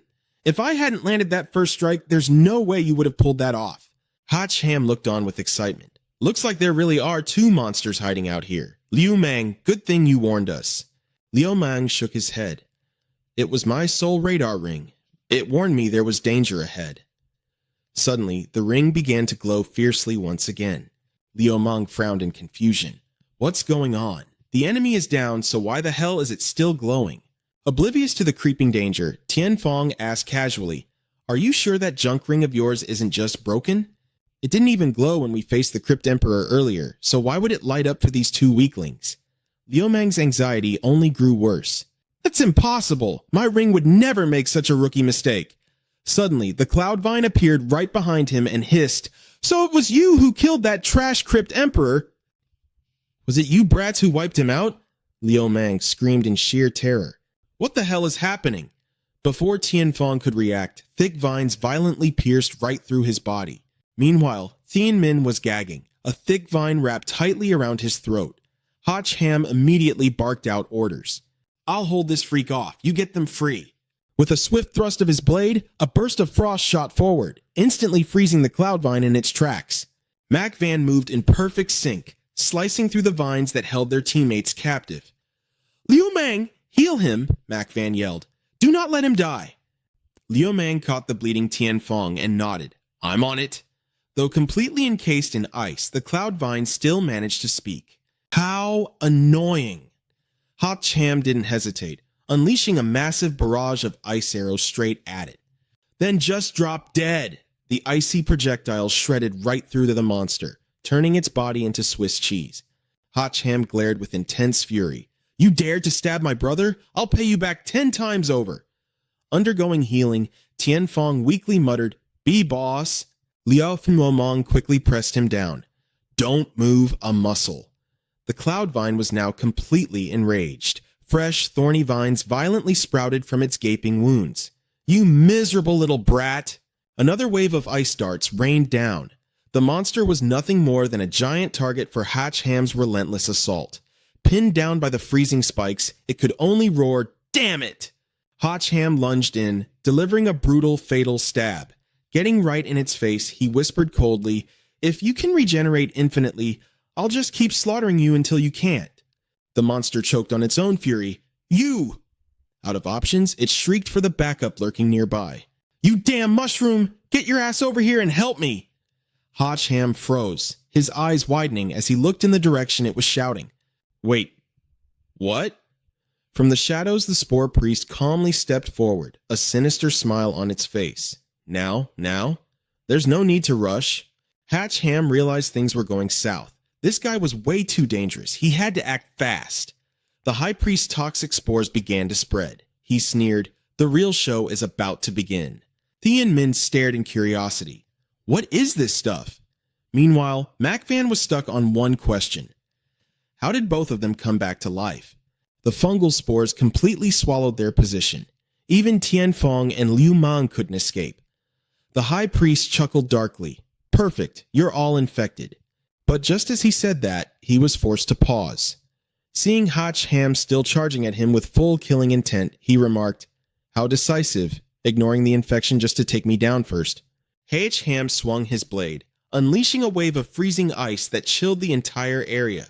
The strike slammed into the enemy, but the result left him completely stunned. "What? That strike didn't leave a single scratch." The High Priest mocked coldly. "What a pity. You're way too naive. Don't tell me you actually thought this shield of mine was just for show?" A blast of dark energy shot straight at Hach Ham. He instantly threw up a barrier to protect himself, but the microscopic spore still managed to slip through. He immediately countered, blasting his energy right back at the caster. The High Priest had to praise him. Fast reflexes. But it's utterly useless. You're already infected. "Soon, the spores will breed and multiply wildly inside your body." Hach Ham gritted his teeth, completely disgusted by his smug attitude. This freak is totally bizarre. The system, Van Tuong quickly warned him, "You're a close combat fighter, and you don't have the right defensive gear yet. You have zero chance of winning against a long-ranged poison user. Fall back for now." Beside him, Thien Min groaned weakly. "Beat! Boss, his arm is completely covered in poison. I'm getting stiff." Right after saying that, Thien Min's entire body turned rigid, petrified into solid stone. Just as Mac Van reached out to help, Hotch Ham screamed, "Don't touch him, he'll shatter." Meanwhile, over by Liu Mang and Tien Fong, actual mushrooms had started sprouting out of their bodies.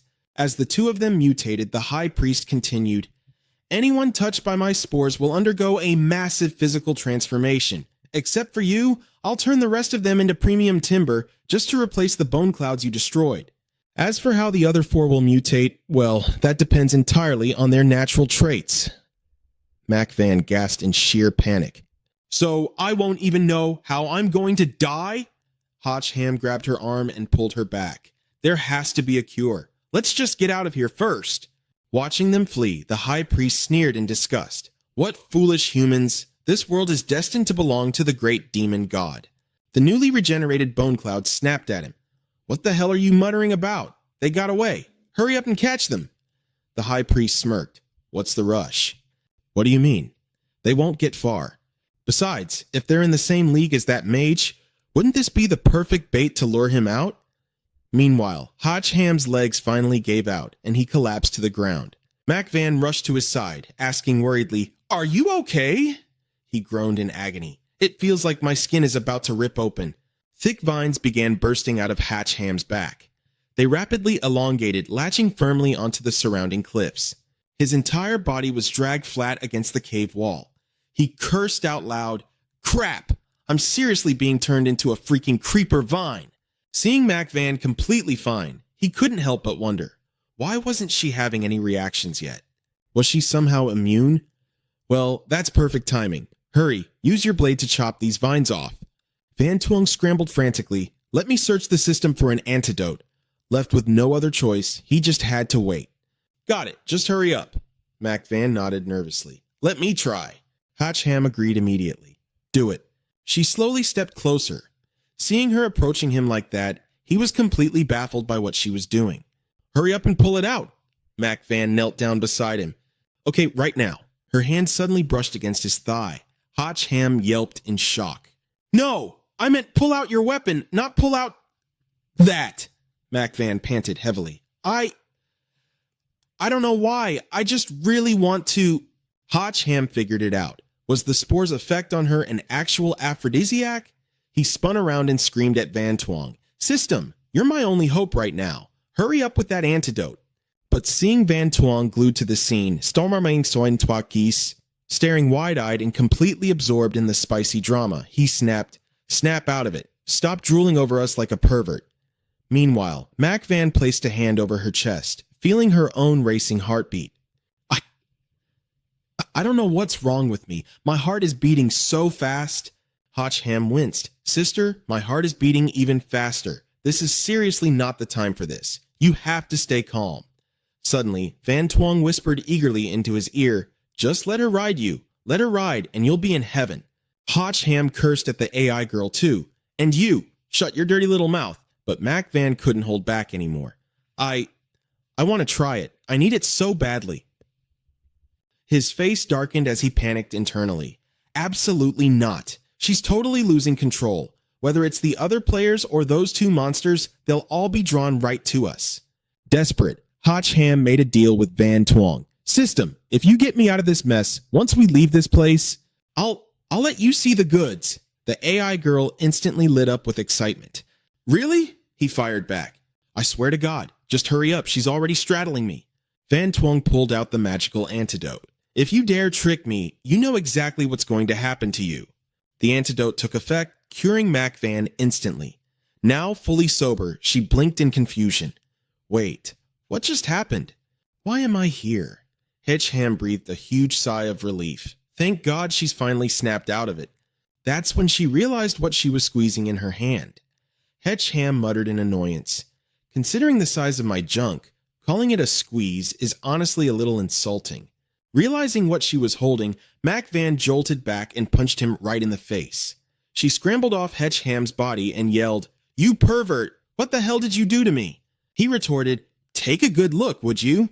In my current state, I'm completely paralyzed. It's all because of that guy's toxic spores." Mac Van finally understood. "So, that's what happened?" He replied, "Luckily, I had an antidote. Now I just need to pop one more bottle for myself and we're good." "System, you get what I'm saying, right?" Van Twong looked away, too guilty to meet Hetch Ham's eyes. I could only find that one bottle. We're completely out of antidotes." Hearing this, he snapped, "You useless piece of junk! How did I end up with such an unreliable system?" Van Twong tried to explain. "I didn't expect we'd run into this kind of situation either." Seeing Hetch Ham furiously yelling at thin air, Mac Van misunderstood. Did the poison already rot his brain? He's completely lost it. Right at that moment, Tay-2 arrived on the scene. "Found you." He looked surprised. "To think you managed to run this far while infected with my toxic gas. I really underestimated you." Mac Van gripped her sword, stammering, Don't come any closer." Hetch Ham sarcastically chimed in from behind her, "Sister, don't you think saying that is a bit pointless right now?" Swang Mei gasped in shock. "How the hell is that bitch completely fine? Is she not poisoned?" Tay-2 refused to believe it. "Impossible. No one is immune to my spores." "That mage must be the one behind this. Capture her!" "I need a prisoner. We have to find out where that mage is hiding." Hetch Ham immediately caught on to this. "A mage? Are they hunting down a mage?" Taking the order, Swang Mei aggressively stepped forward. "Got it. I'll tie her up." Thick vines instantly surged toward Mac Van. She wildly swung her sword, slashing through them one by one. Hetch Ham shouted out tactics. "Hey, use fire magic to counter it." Mac Van gritted her teeth. "I already thought of that, but I don't have any fire attribute skills equipped." Hearing this, Swang Mei smirked with malicious glee. "Well, aren't you out of luck? Just be a good girl and let me tie you up." Hick Ham begged, "System, roll a skill, hurry." Van Twong sighed helplessly. "I can't just save everybody. She's better off praying for a miracle." He resorted to reverse psychology. "Ah, well, that works too. Once she kicks the bucket, that's one less person I have to worry about." That finally got Van Twong's attention. "Wait, you're right. She can't die." A magical artifact was tossed straight toward Mac Van. "Here, take this to make up for it."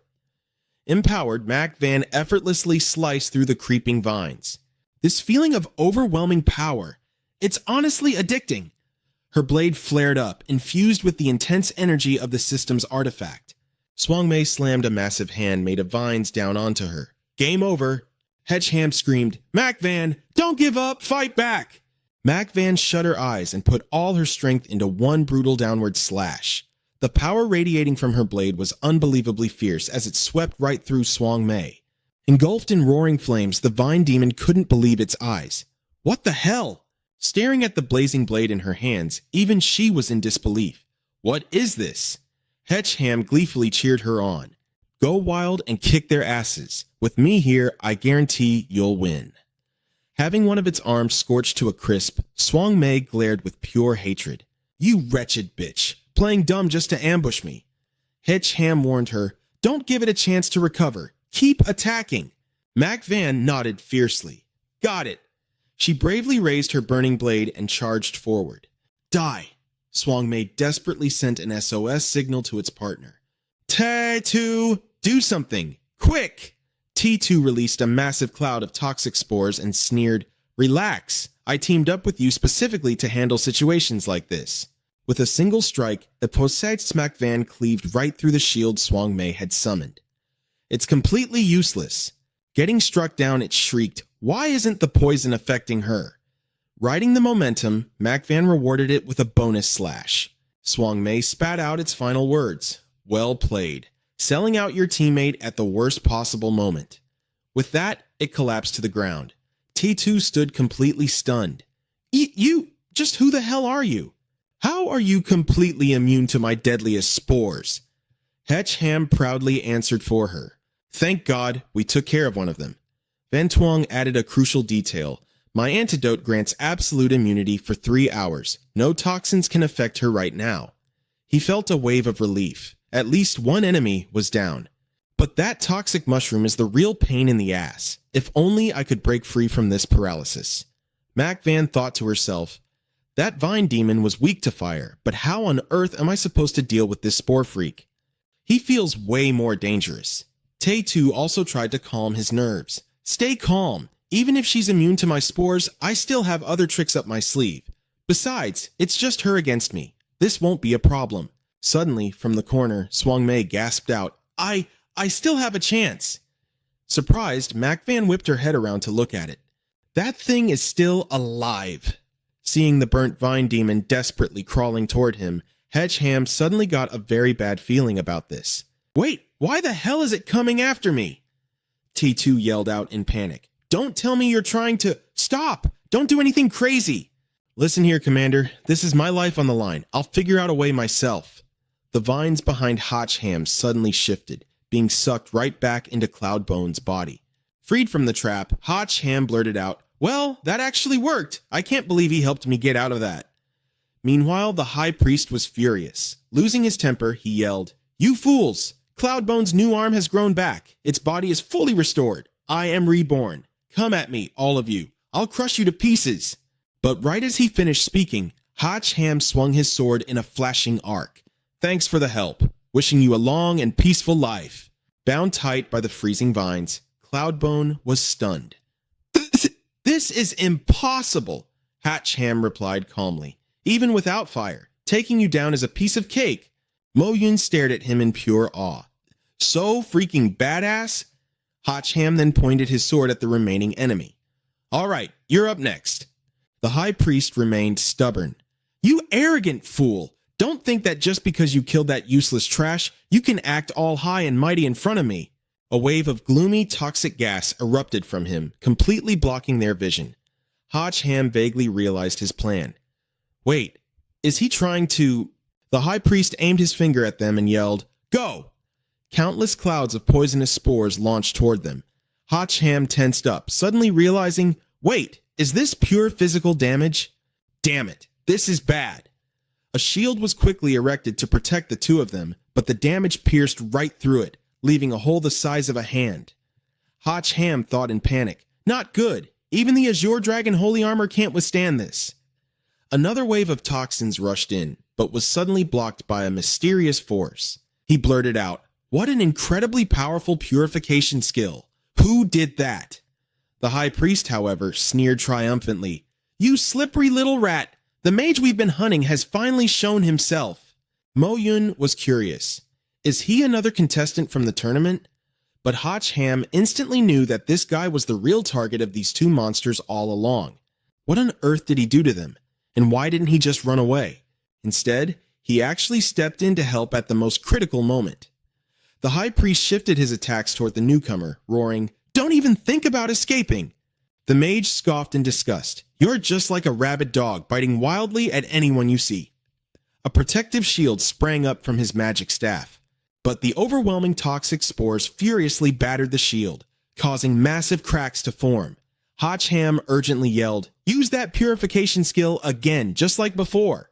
The mage shouted back, if I could spam that move, I wouldn't be running for my life right now. Hurry up and fall back. Hotch Ham immediately braced himself for battle, muttering, you should have said that sooner. I thought you were about to wipe them all out. With his free hand, the High Priest blasted a barrage of toxic spores right at him.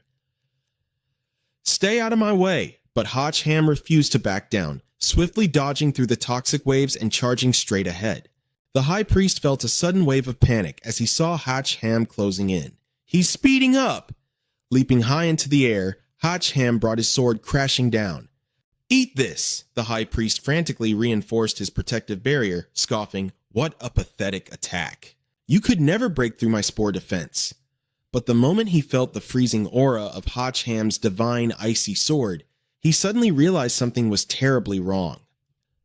Wait a minute, what exactly did you just hit me with?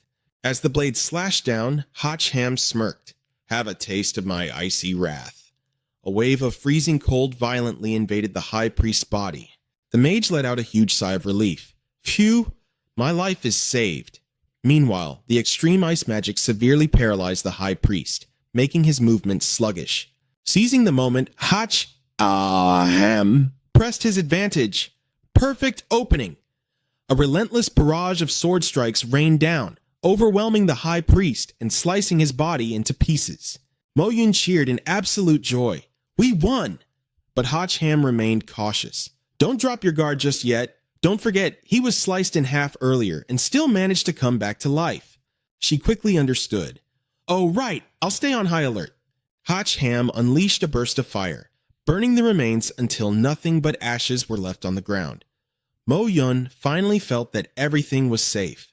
But Hach Ham instructed, double-check the area. We can't leave a single speck of him behind. The mage then walked over and said, Thank you so much. Hach Ham, thank God you two were here. If I was caught completely on my own, I would be totally dead by now. Hearing a stranger call out his name caught Hach Ham off guard. Wait, you know me? The mage replied with a friendly smile. You're a total legend around here, man. Who doesn't know you? I'm a fellow tournament competitor. The name's Tue Min, level 19 mage. If you don't mind, we could team up and watch each other's backs moving forward. Hach Ham, however, was far more curious. What the hell did you do to make those two high-level freaks want you dead so badly? Tue Min sighed. Man, it's a long story. I just got super unlucky. But before he could even finish, Mo Yun's panicked voice cut him off.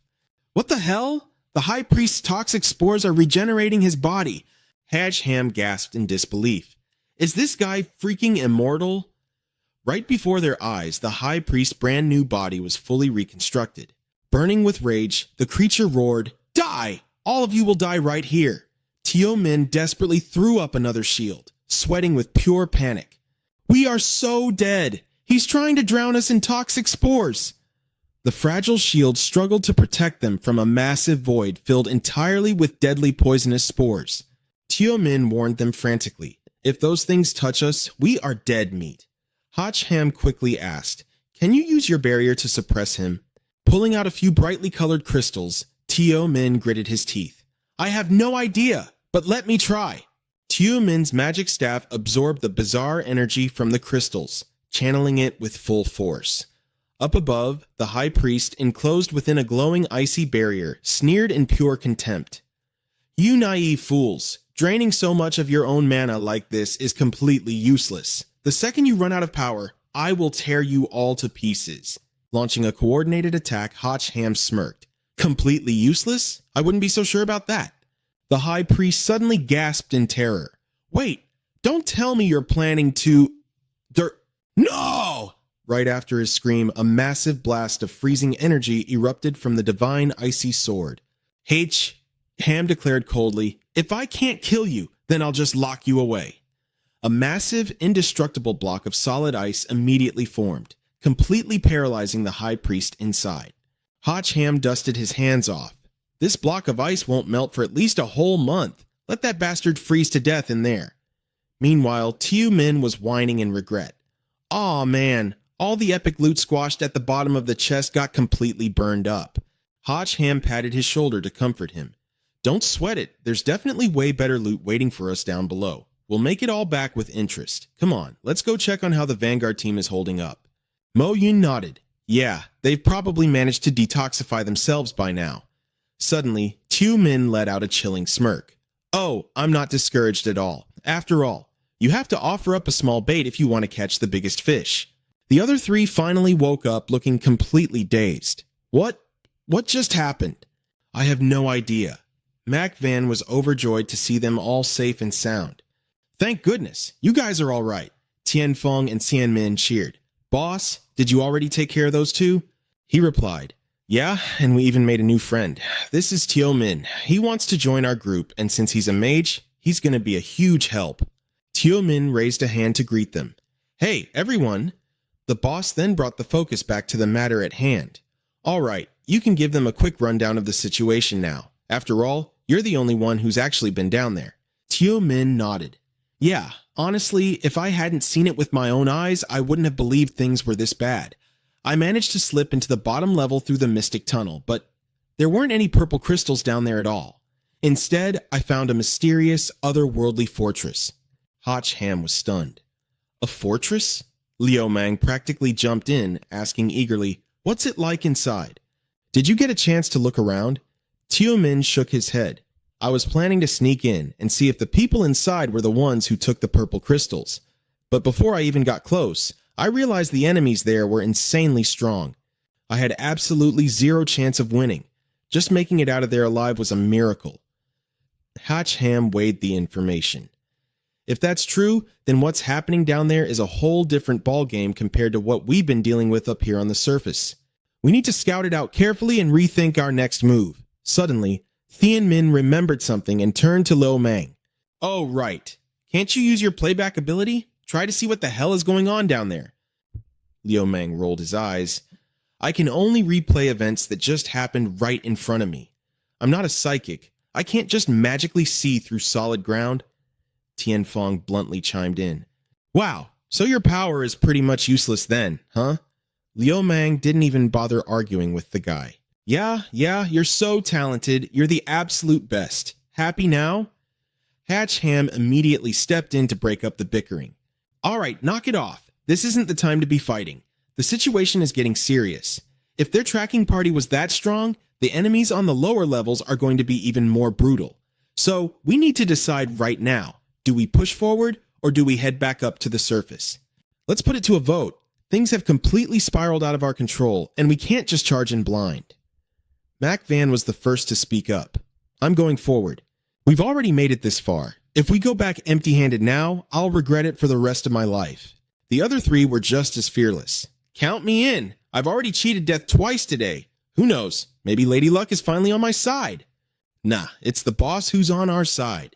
That's damn right. With the boss here, we're not afraid of anything. We follow the boss to the end. Let's risk it all. Hatchham turned to the last person in the group.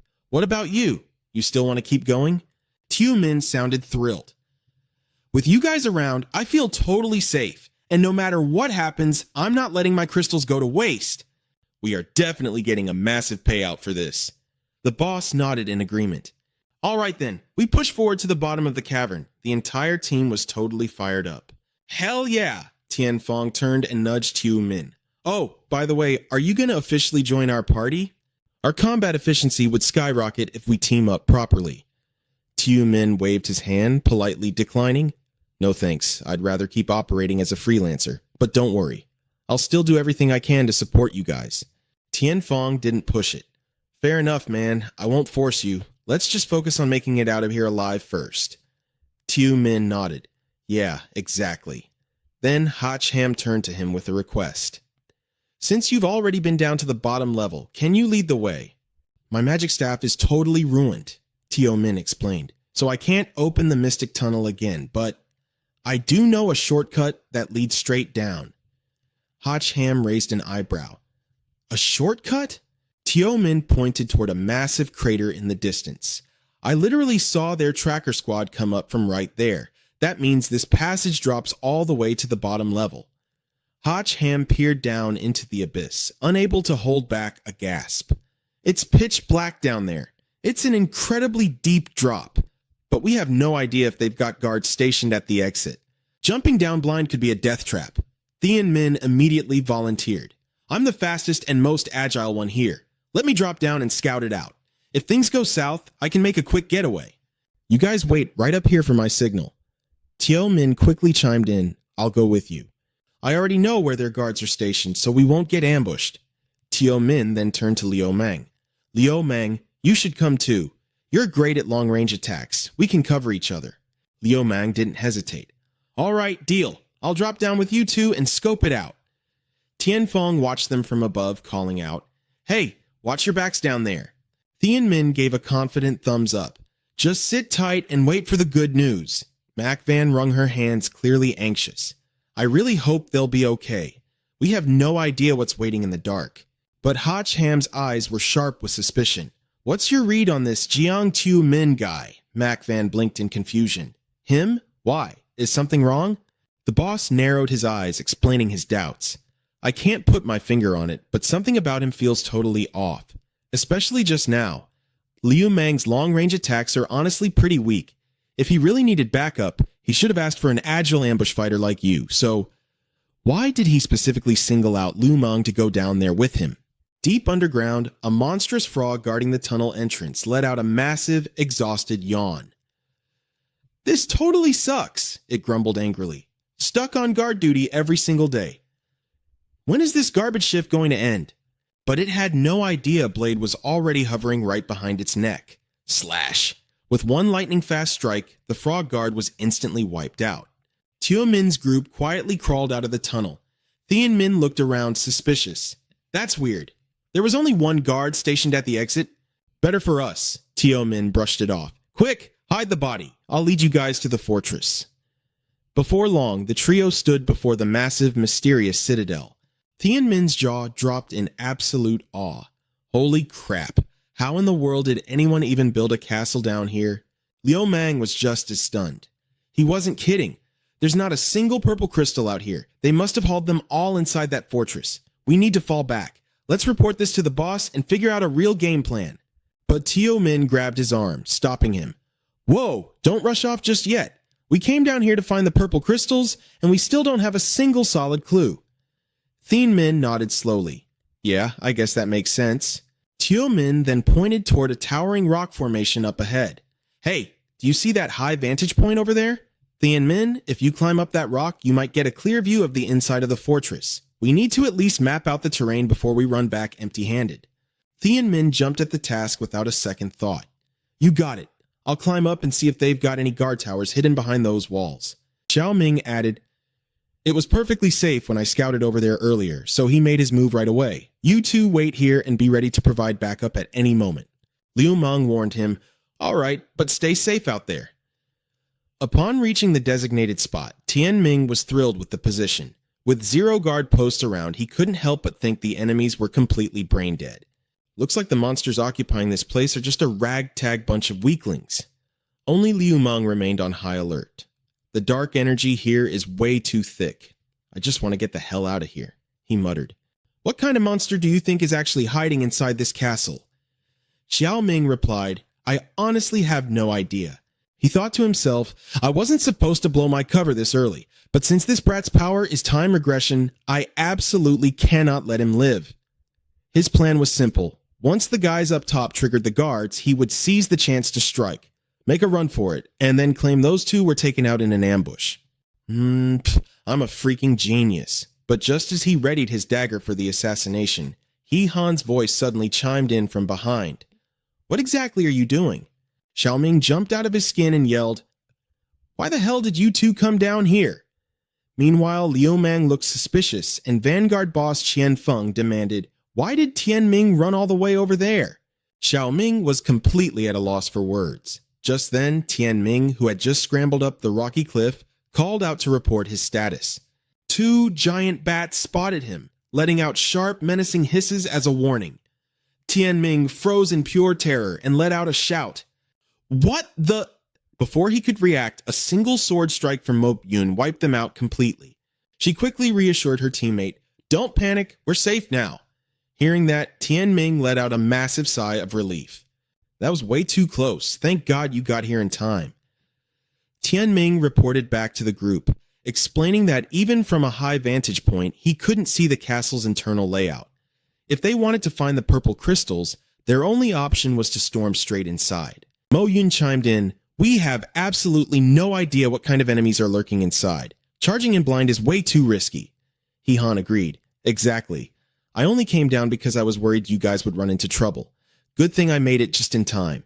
Qian Feng turned to Liu Meng and asked, "Can you use your time recall ability to check out the situation now?" Liu Meng nodded in agreement. "All right, let me give it a shot," he said. Xiao Ming tensed up, his mind racing. "I can't let him use his time recall or my cover is totally blown." He tightly gripped the dagger in his hand, realizing it was a do or die situation. But right at that very second, a massive explosion went off just a few feet away. He Han snapped his head toward the noise. What the hell was that? Tian Ming was just as clueless about where the blast came from. Xiao Ming, however, felt a wave of relief. Before leaving his previous spot, he had secretly planted a few explosive talismans. He never expected them to save his skin at a time like this. Hearing movement from the path ahead, He Han frantically barked orders. "We've been spotted! Fall back! Now!"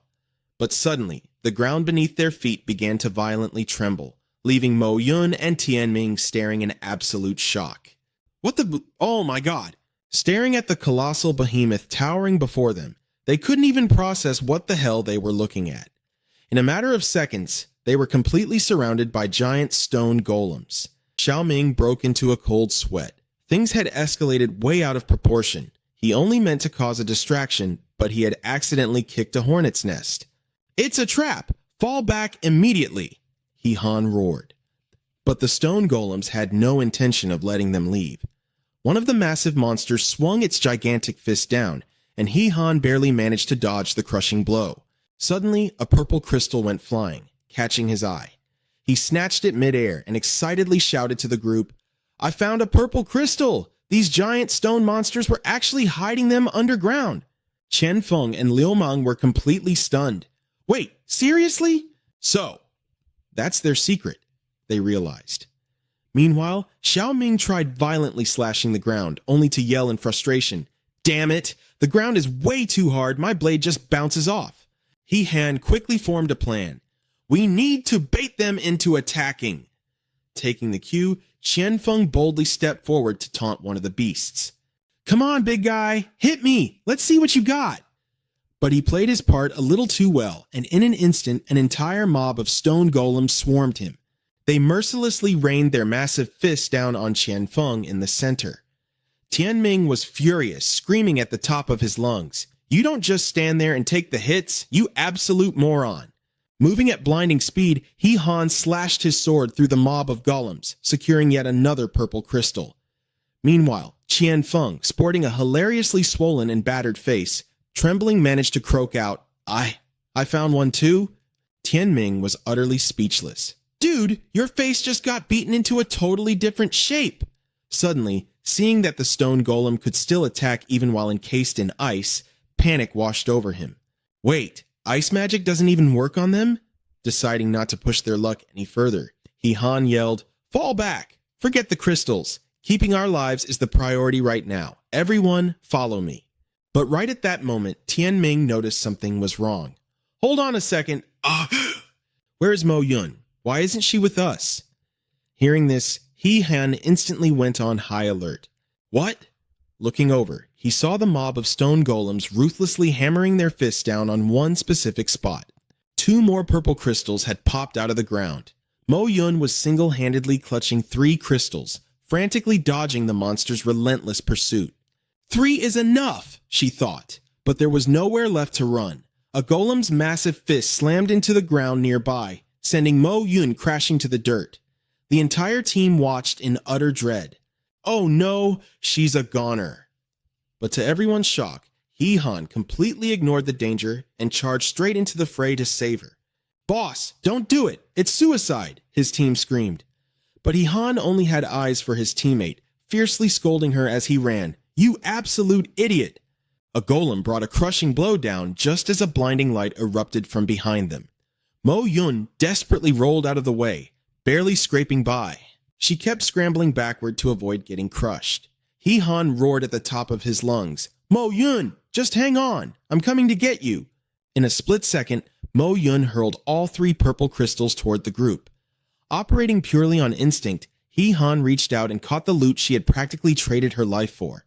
Overwhelmed by the endless sea of monsters, Mo Yun made the ultimate sacrifice, screaming at her team, "Get out of here! Leave me behind!" The other 2 grabbed He Han to hold him back, pleading, "Boss, we have to go. If we wait any longer, we're all going to die here." Refusing to accept it, He Han desperately screamed her name one last time. "Mo Yun!" Miraculously, the remaining members managed to escape and regroup at their starting point. Collapsing in exhaustion, Xiao Ming gasped, "Holy crap, that practically scared me half to death. We've got 5 people left and exactly 5 purple crystals. That means we can finally get out of here, right?" Hotch Ham replied, "You guys go ahead. I'm going back to save Mok Yun." Tian Min completely disagreed. "Are you out of your mind?" "Boss, Mok Yun is definitely dead. Why throw your life away for nothing?" He quickly explained, "If she were really dead, why didn't we get a system alert about our combat power dropping? We're bound as a team." Liu Mang suddenly realized he's right. We haven't been affected at all. A spark of hope hit Tian Min. Could Mok Yun actually still be alive? Hotch Ham looked at his team with absolute resolve. I can't just abandon her and walk away. But as for you guys, I won't force you to come. Liu Meng was battling with himself, and so was Tian Fong. Hearing that Hotch Ham was leaving the choice up to them made it even harder. Deep down, Tian Min was completely torn. As Hotch Ham waited for their answer, Liu Meng was the first to speak up. I'm sorry, boss. I just don't think it's worth risking our lives down there. What if they're just using Mok Yun as bait to lure us into a trap? The other two nodded in agreement. He's right. We couldn't even handle those stone monsters outside. Who knows what kind of terrifying creatures are hiding inside that castle? I agree. Going back down there is just a suicide mission. Hotch Ham didn't push them any further. I completely understand your concerns. If that's your choice, then take the crystals and go back. If you run into any other contestants on the way, warn them about what's down here. Without another word, he turned and left, leaving the three of them shouting after him. Boss! Tian Fong groaned in frustration. Why is he so damn stubborn? Tian Min panicked. What do we do now? Meanwhile, Tian Min smirked, getting exactly what he wanted. He sure is loyal. I was actually worried he wouldn't go back down. As Hotch Ham returned to the danger zone entirely alone, Van Tuong asked anxiously, Are you seriously planning to play the lone hero here? He scoffed. What else am I supposed to do? I already acted all cool and heroic back there. It'd be pretty pathetic if I just chickened out now, right?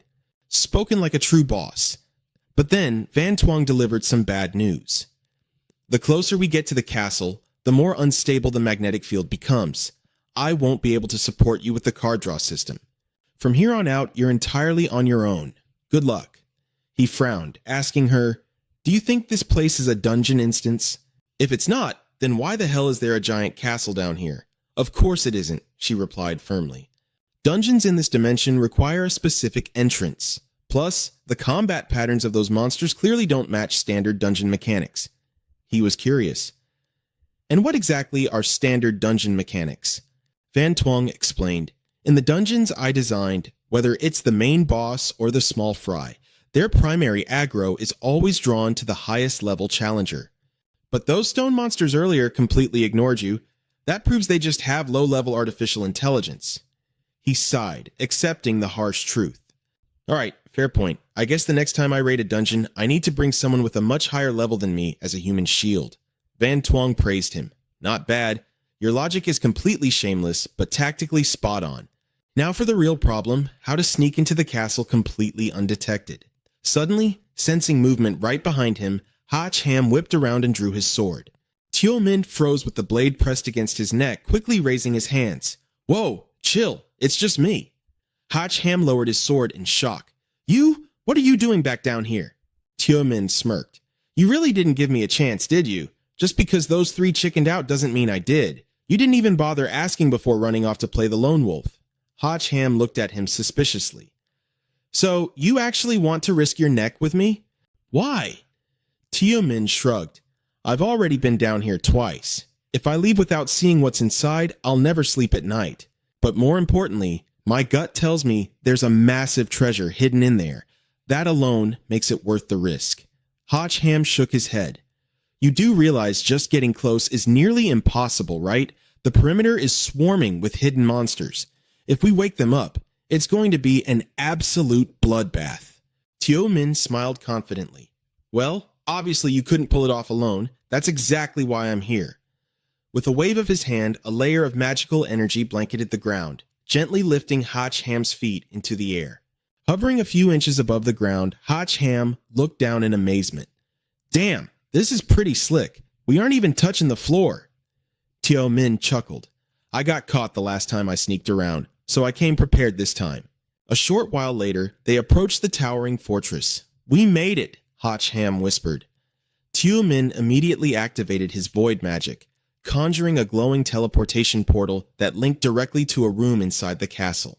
Stepping through the portal, Hotch Ham glanced around. We're in. Behind them, the portal flickered and quietly faded away into nothingness. Hotch Ham inspected the room. I figured these monsters didn't eat normal food. Who would have thought this castle had a literal pantry? Tian Min nudged him. Stop analyzing the groceries. Let's go find your friend. The two of them slipped out of the room, moving stealthily through the shadows. Stepping into the main corridor, Hotch Ham was completely stunned. The interior space, it's way bigger than it looks from the outside. This whole castle is weird, Teo Min whispered. I'm guessing there's some kind of spatial dimension magic at play. Ham quickly formulated a plan. Wandering around blindly is going to get us killed. We need to grab one of these guys and interrogate them to find out exactly where Mokyun is being held. Suddenly spotting a monster ahead, Ham instantly ducked behind a massive pillar. Peeking his head out, he whispered jokingly, "Who the hell was that freak walking past? Somebody's dream girl or something?" Teo Min shrugged, just as clueless. "Who cares? Let's follow it and see." They watched the monster carrying a large box as it waddled into a room down the hall. Suddenly, a sharp scream echoed from inside. "Let me go!" Peering inside, they immediately spotted Mokyun tightly bound to a chair. She was struggling furiously, screaming, "I said let me go! If you're going to kill me, then just get it over with! Stop using these sick methods to torture me!" The monster maids tried to calm her down. "Oh, please hold still, my lady. It took us forever to get your hair looking perfect. Our master taking a liking to you is a blessing you couldn't earn in 8 lifetimes. Tonight is the wedding ceremony, and by tomorrow you'll be the grand lady of this castle." My, what a fiery temper. No wonder the master is so obsessed with you. From outside, Teo Min frowned in confusion. What the hell is going on in there? Are they putting her through some kind of brutal torture? She sounds completely devastated. Ham was practically boiling with rage. Let's see what kind of sick hobbies this boss has. Forcing girls into marriage? Inside the room, Mokyun was still shouting, "Get your hands off me." One of the monsters lost its patience. "I said, hold still." Another raised its hand threateningly.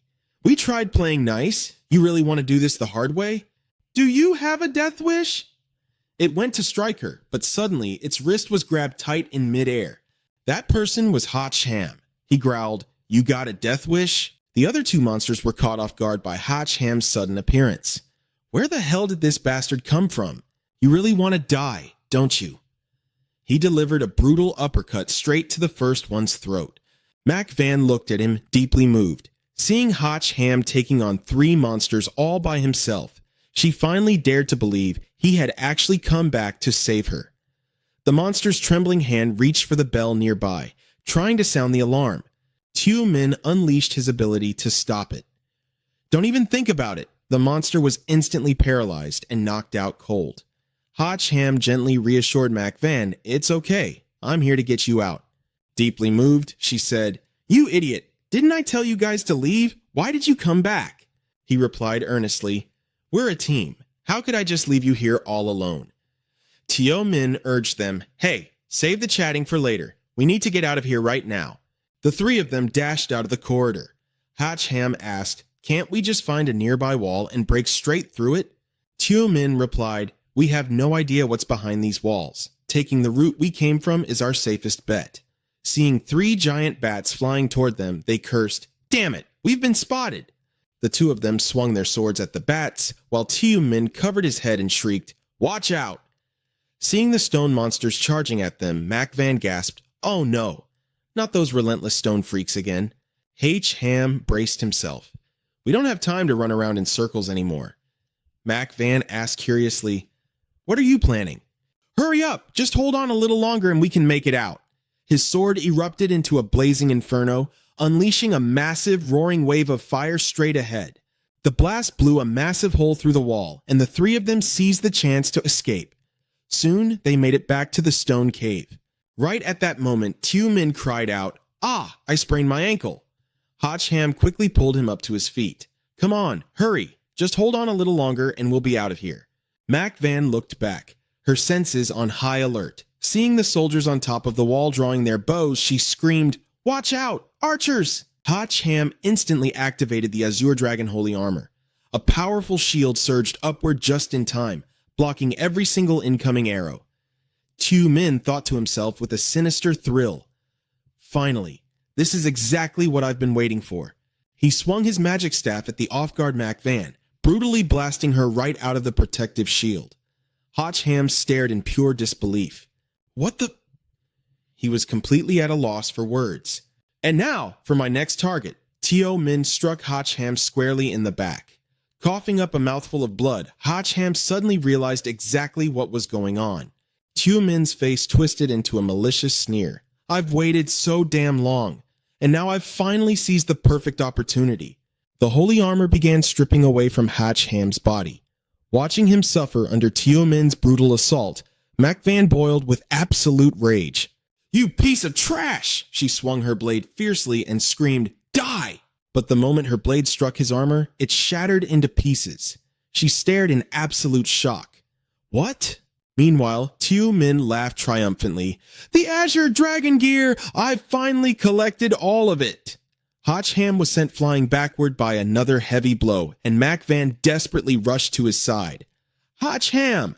Admiring the glowing armor now on his own body, Min smirked with deep satisfaction. What an absolute masterpiece. It's truly magnificent. Ham glared at him, struggling to speak. Who the hell are you, really? Slowly, the traitor pulled off his disguise. I extended an invitation to you once, but sadly, you were too stubborn to play along. I had no choice but to use a little trickery. Ham's eyes widened in realization. It's you? Your ex? X burst into laughter. I'll give you credit for being smart enough to remember me, but it's such a pity that you figured it out too late. Furious at being played, Ham spat back. So your real target was the Azure Dragon Holy Armor all along, but even with it, you're not getting away. We've got this entire area surrounded. There's no way in hell you're escaping. X just smirked with absolute confidence. I wouldn't be so sure about that. Suddenly, he summoned a weapon. The Azure Dragon Blade materialized in his grip. Ham was completely stunned. The Azure Dragon Blade? Wait, I thought he was a mage. He flashed a cold, arrogant smile at the oncoming monsters, unleashing a devastating slash that ripped right through them. Watching his footwork, Mac Van gasped. Those movements? Could he actually be a dual-class user? A mage and a warrior at the same time? Ham gritted his teeth. Damn it, I was too careless. He hid his strength this entire time just to wait for the perfect moment to strike. A massive stone monster lunged right at X, bringing its fist crashing down, but with a single, brutal slash to its chest, X cleaved the beast completely in half. Using the chaos to his advantage, he prepared to make his getaway. Before stepping away, X flashed one last mocking grin. Best of luck to you guys! With a mocking salute, he stepped through a teleportation portal and vanished without a trace. Furious at being played for a fool, Mac Van cursed loudly, That absolute bastard! I swear I'm going to make him pay for this! But Ham nervously glanced at the swarm behind them. We need to focus on getting out of here alive first. We're way too far from the exit. Fighting our way through all of this is going to be nearly impossible. Suddenly, a loud voice echoed through the cave. Boss! Sister Mac Van! Their squad burst onto the scene, leading a massive army of other competitors right behind them. Hold on! We're here to save you guys! Leo Mang turned to the massive crowd and shouted, See? I told you we weren't lying. This bottom floor is a massive monster lair. Now that we've got the numbers, let's split up and hunt down those crystals. The crowd cheered enthusiastically. Hell yeah. Thank God we brought an army. If we tried taking this place on alone, it would have been a total suicide mission. Mac Van stared in sheer shock. How did you guys rally so many people? A warm wave of relief washed over Ham. They must have gathered every single remaining competitor in the entire arena. By bringing everyone down here to hunt for the purple crystals, they perfectly managed to take the heat off of them. This is our golden opportunity. Let's fight our way out right now. Mac Van gripped her weapon tight. Got it. An explosive all-out war instantly broke out. Slashing down monsters left and right with unstoppable momentum, Ham glanced over and asked, What made you guys decide to come back? The three of them immediately dropped to one knee. Boss, we completely betrayed your trust back there. We deserve 1,000 deaths for running away, but please, give us a chance to redeem ourselves. Ham quickly pulled them back up with a warm smile. You're my brothers. The fact that you risked your lives to come back here proves absolutely everything. The surrounding stone monsters were blasted into crumbling piles of rubble. Suddenly, Ham's senses flared up and he looked over sharply.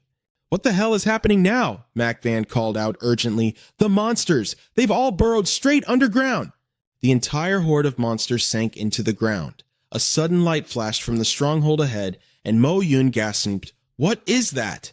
The Demon Emperor, Dark Knight, stepped forth with a terrifying, imposing aura. "You filthy little rats, where do you think you're taking my bride?" He-Han's voice grew heavy. He finally showed up. The final boss. Dark Knight casually raised his hand, gesturing toward Mo Yun. "My sweet bride, come to me." Her entire body was suddenly lifted into the air, pulled uncontrollably toward him. Mo Yun cried out in panic. "What? What's happening to me?"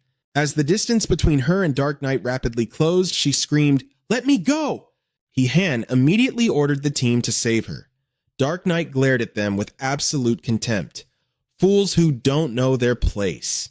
The entire group was instantly blasted backward. He-Han had to plunge his sword deep into the ground just to stop himself from flying away. He gritted his teeth, his mind racing. The power gap is terrifying. What do I do now? The other participants cried out in absolute terror. What kind of monster is this? He's terrifying! Dark Knight didn't even pause his attack, sending the whole group flying in every direction.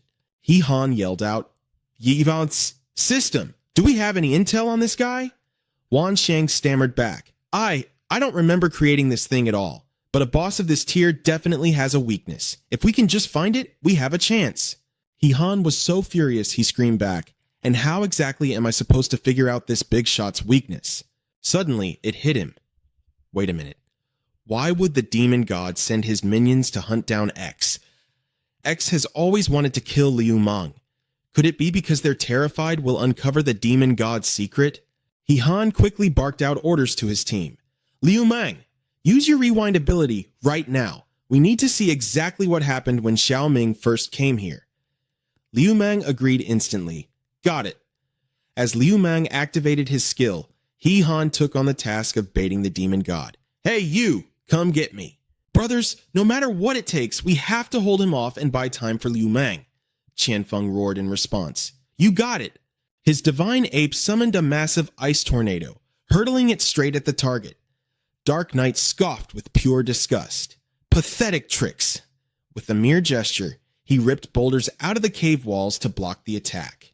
Qianfeng moved in perfect sync, dodging through see-through bars through the massive boulders with his heavy blade in hand. He roared, "Sacred Blade! Activate Scorching Sun mode!" An overpowering blade wave crashed down, actually catching Dark Knight by surprise. He glanced at the fresh gash on his chest and sneered. "Sacrificing your weapon's lifespan for a single burst of heavy damage? How desperate." Qianfeng didn't give a damn about the consequences.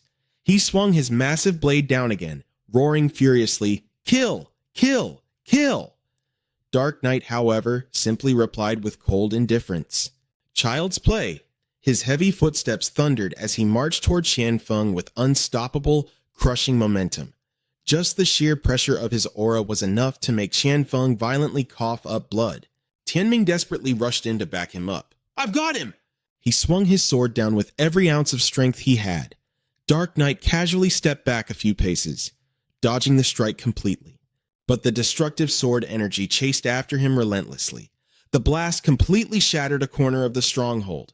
Dark Knight smirked, genuinely amused. "Oh, now that's an interesting move." Tianming fired back. "The real fun is just getting started." He unleashed another vicious slash. Countless arcs of sword light wove together into a deadly net, hurtling straight at the Demon Emperor. "Let's see you dodge this one." The blinding sword strike sliced directly into Dark Knight's heavily muscled body. But Tianming's jaw dropped in absolute horror. His ultimate attack did nothing but scratch the monster's skin. Completely drained of energy, he stood there shaking, barely able to keep himself on his feet. "You..." Tianming coughed weakly. Dark Knight smirked mockingly. "Burning your life force just to die faster? Then allow me to send you straight to hell." He-Han lunged forward, shoving Tianming out of the way. "Watch out." But despite the warning, a terrifying beam of energy pierced right through He-Han's leg. With his dying breath, Tianming desperately pleaded, "Boss, we can't beat this monster. You have to run." He-Han cut him off, gritting his teeth. "Save your breath. Don't speak." "Liu Mang, did you find it yet?" he screamed. Liu Mang yelled back, "Not yet." Dark Knight's deadly gaze immediately locked onto Liu Mang. "You're acting very suspiciously." To be safe, I'll just exterminate you first. Mo Yun ambushed him from behind, screaming, "In your dreams!" But Dark Knight's body was literally as hard as steel. The moment her blade made contact, it bent completely out of shape. Mo Yun froze in shock. What the? Before she could react, Dark Knight reached out and lifted her by the throat. You really are a disobedient little woman, aren't you? At that exact moment, Liu Meng shouted, I saw it, But before he could finish his sentence, Dark Knight launched a brutal attack right at him. He Han screamed in utter panic. Liu Meng! Dark Knight sighed with mock pity. What a shame, now you'll never be able to spit it out. Liu Meng's face was charred black from the devastating blow. Clinging to his last shred of life, he weakly held out a ring toward He Han.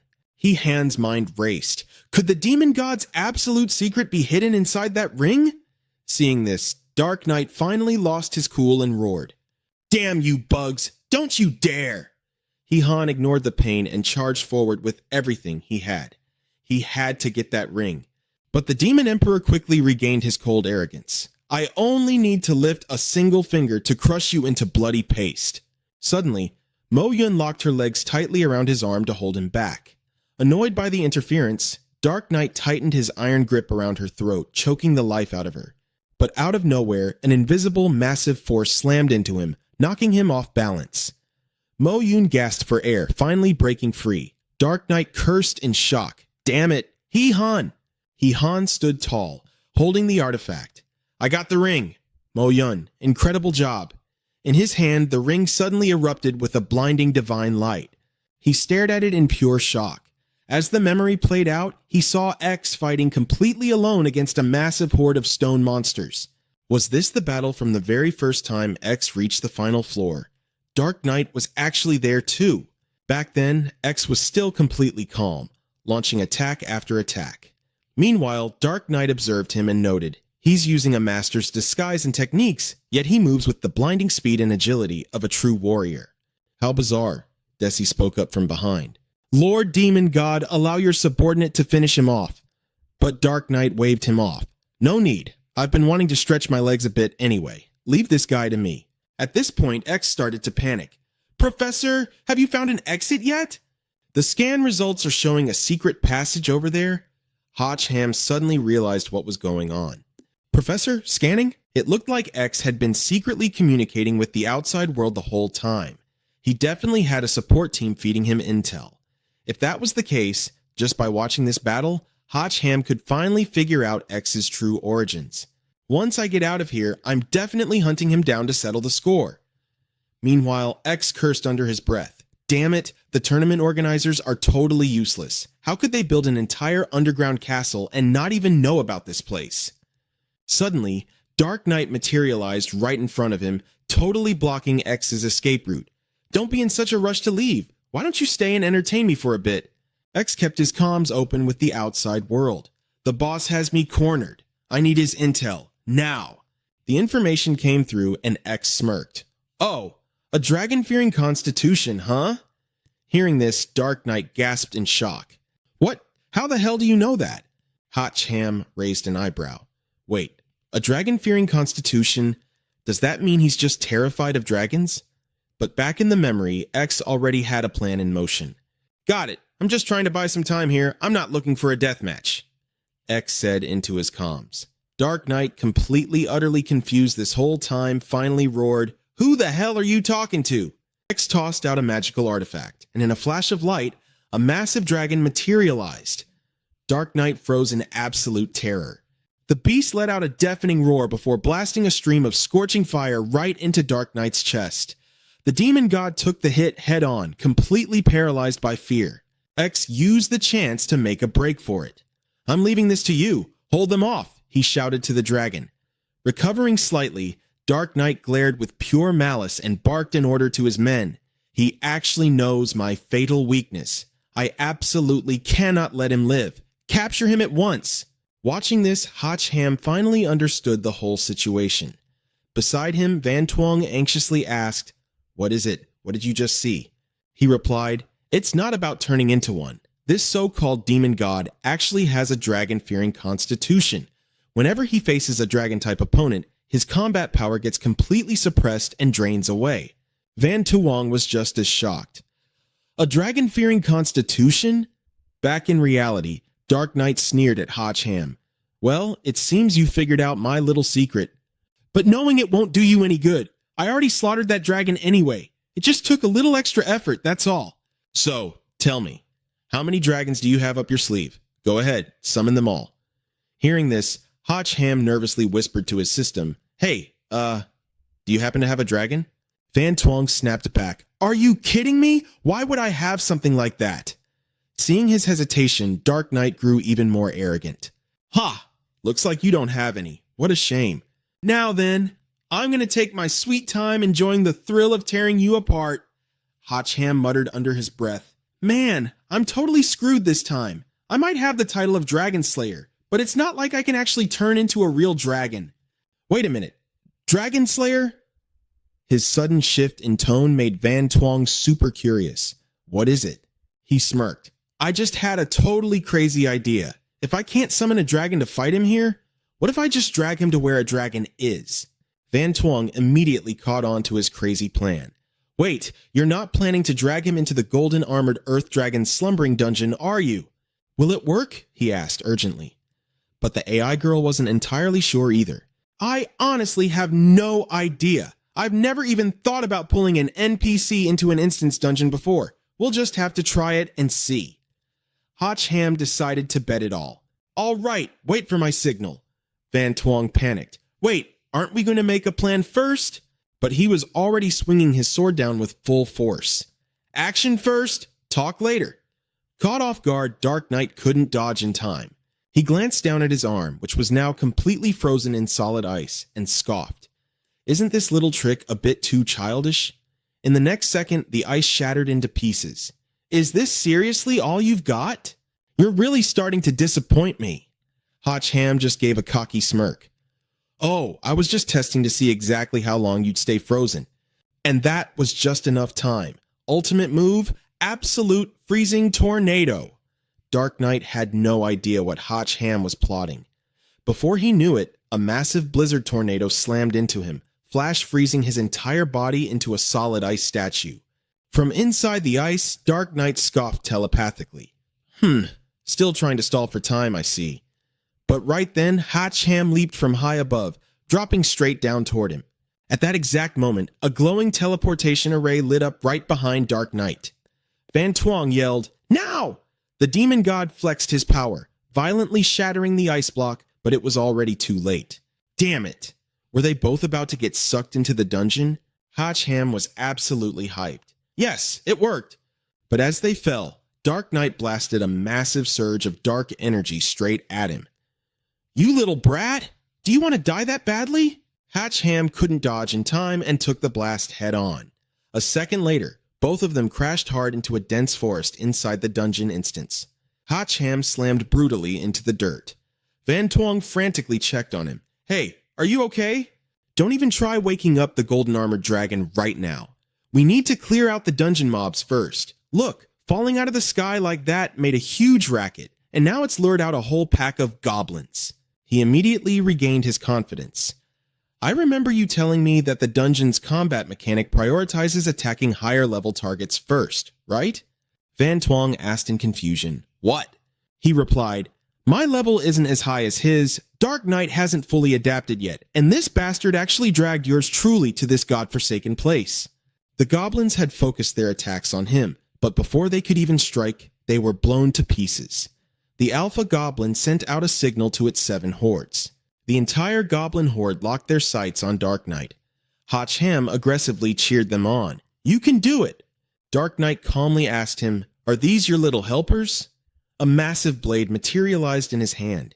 He didn't even take the goblins seriously. A bunch of disgusting, ugly freaks, not even enough to pick this lord's teeth. A casual swing of his blade was all it took to bathe the goblin horde in red syrup. Van Tuong tensed up at the sight. This is bad. These small fries are no match for him at all. Hotch Ham, on the other hand, remained completely calm. Forget about them. Find me some potions first. I need to get my strength back to its absolute peak right now. The little girl threw open her inventory. Let me take a look. Total health tonic, kidney enhancement pills. Hotch Ham was getting seriously annoyed by Van Tuong. Don't you have any actually useful potions on hand? The little girl finally announced, Found it! The Frenzy Pill. Taking this will triple your strength, but it only lasts for 30 minutes and comes with severe side effects. He instantly popped it into his mouth. That's the one! Before Van Tuong could even finish her warning, she yelled, At least hear me out before you swallow it! While Hotch Ham was waiting for the pill to kick in, Dark Knight planted his giant blade right in front of him. Listen here, brat. Whatever tricks you've got left, just use them all at once. He replied, I'm fresh out. From here on out, it's a fight to the death. The demon laughed out loud. Such arrogant words. A fight to the death, you say? Do you even have what it takes to put your life on the line against me? He pointed into the distance and smirked. You're right, I really don't have what it takes. But what if we add that into the mix? Dark Knight sensed something was off and immediately turned his head to look. What? A majestic, towering dragon came into view. Hotch Ham continued, Rock, paper, scissors. We still don't know who's going to come out on top. The dragon slowly crawled toward them. Hotch Ham taunted him. My backup is finally here. Dark Knight finally lost his cool. Damn it, this lord purposely built an underground castle just to avoid these filthy reptiles. To think they'd still haunt me like ghosts. System notification. Dragon phobia. Trait triggered. When facing the dragon tribe, attack, defense, speed, and vitality are all reduced by 30%. Let me guess, Hotch Ham mocked. It seems your trait doesn't just make you terrified of dragons. It practically summons them to you, right? The demon snapped back in annoyance. Don't get too cocky. This beast is merely a level 10. Even with the stat debuff, this lord fears nothing. The ferocious dragon lunged forward with its massive claws, but Dark Knight swiftly leapt into the air to dodge. Furious, he stomped his foot squarely on the dragon's face. Get lost! The dragon's gigantic body crashed heavily to the ground, shattering the earth beneath it. Hotch Ham thought to himself, I have to admit, at this level, even with the elemental advantage over the demon god, it barely scratches him. Meanwhile, Dark Knight was visibly exhausted, panting heavily. Hotch Ham was even more surprised. He clearly has the upper hand, so why is he still so on edge? Could it be that his fear of dragons isn't just a stat debuff, but an actual psychological trauma? The dragon, utterly humiliated by that kick to the face, was now boiling with rage. It glared at Dark Knight with calculating eyes, biding its time instead of rushing back in blindly. Hotch Ham was genuinely curious about what was going on inside that massive head of its. It feels surprisingly intelligent. Mac Van chimed in from behind. It looks like it's weighing its options. Seeing the dragon suddenly charge right at him, Hotch Ham finally understood. Oh, so it was deciding which one of us to kill first. System notification. The Dragon Slayer. Buff has been activated, dealing double damage to dragon-type opponents. He glared at the beast with ice-cold eyes. Who gave you the confidence to think I was the easier target, huh?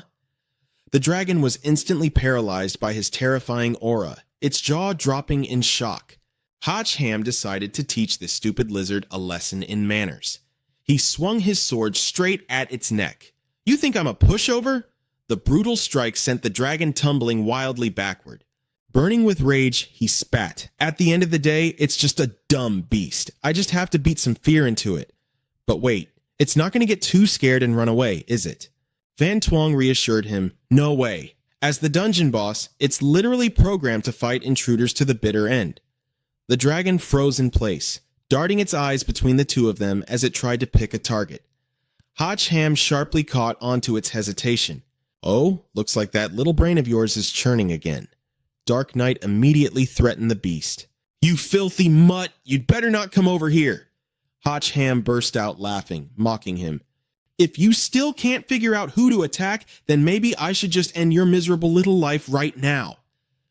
As if experiencing a sudden epiphany, the dragon let out a deafening roar and began to gather its breath.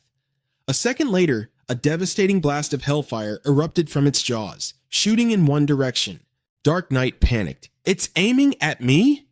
Hotch Ham smirked smugly at the sight. Just as I thought. Wild beast will always target the one reeking of fear. That dragon phobia trait of yours is exactly why it's gunning for you. The searing flames were closing in fast. Dark Knight cursed under his breath. Damn it!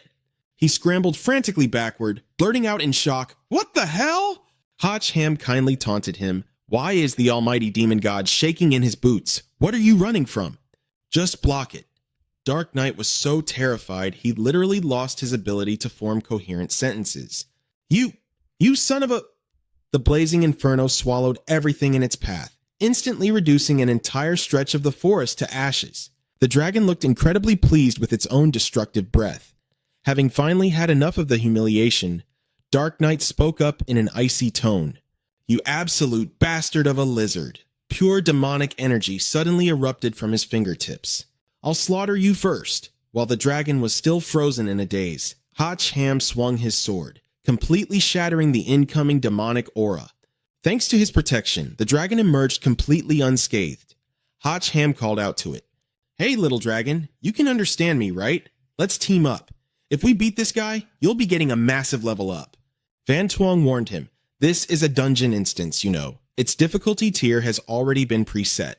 He casually suggested, "Then just tweak its settings. Once we head back, you can just design a new physical form for yourself." Van Tuong eagerly agreed right away. "Okay."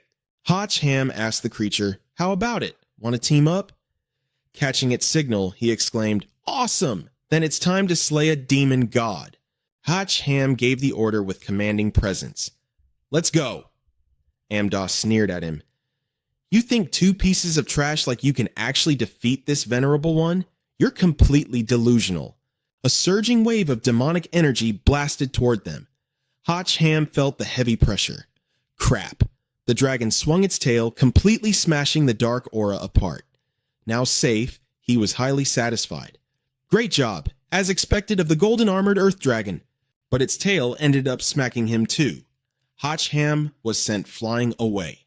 Turns out it was just pushing him out of the danger zone so it could keep fighting Amdaw. He had to give it some praise. What a solid teammate. Amdaw desperately tried to block while Hotch Ham brought his sword crashing down. He taunted the demon, "You actually managed to block that?" The demon shot back, "Does this little trick already have you panicking? My true power has only just begun to show." Before he could finish his sentence, the dragon opened its jaws and blasted a beam of fire straight through Amdaw's chest. Staring down at the gaping hole in his chest, he was utterly stunned. What the hell? After that massive strike, the dragon finally collapsed from exhaustion. Amdaw roared in bitter fury, "You filthy beast!" Meanwhile, Hotch Ham seized the opening, channeling all his strength into a plunging downward strike.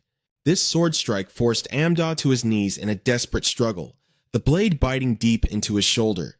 He yanked the sword out and said, "It's all over now. Got any last words?" Knowing when he was beaten, Amdaw instantly begged, "Please, please spare my life. I promise I'll..." Right at that moment, a noise from behind grabbed Hotch Ham's attention. Amdaw took that exact moment to lunge forward, trying to crush him. "You little bastard! Go to hell!" But Hotch Ham's reflexes were razor sharp. With a single fluid slash, he cut the demon down, leaving him only enough time to choke out one final sentence. "I refuse to accept this." Amdaw's entire body was shredded to pieces. He let out a long sigh of relief. It's finally over. Just then, the backlash of the potion kicked in, making him clutch his mouth as he violently coughed up blood.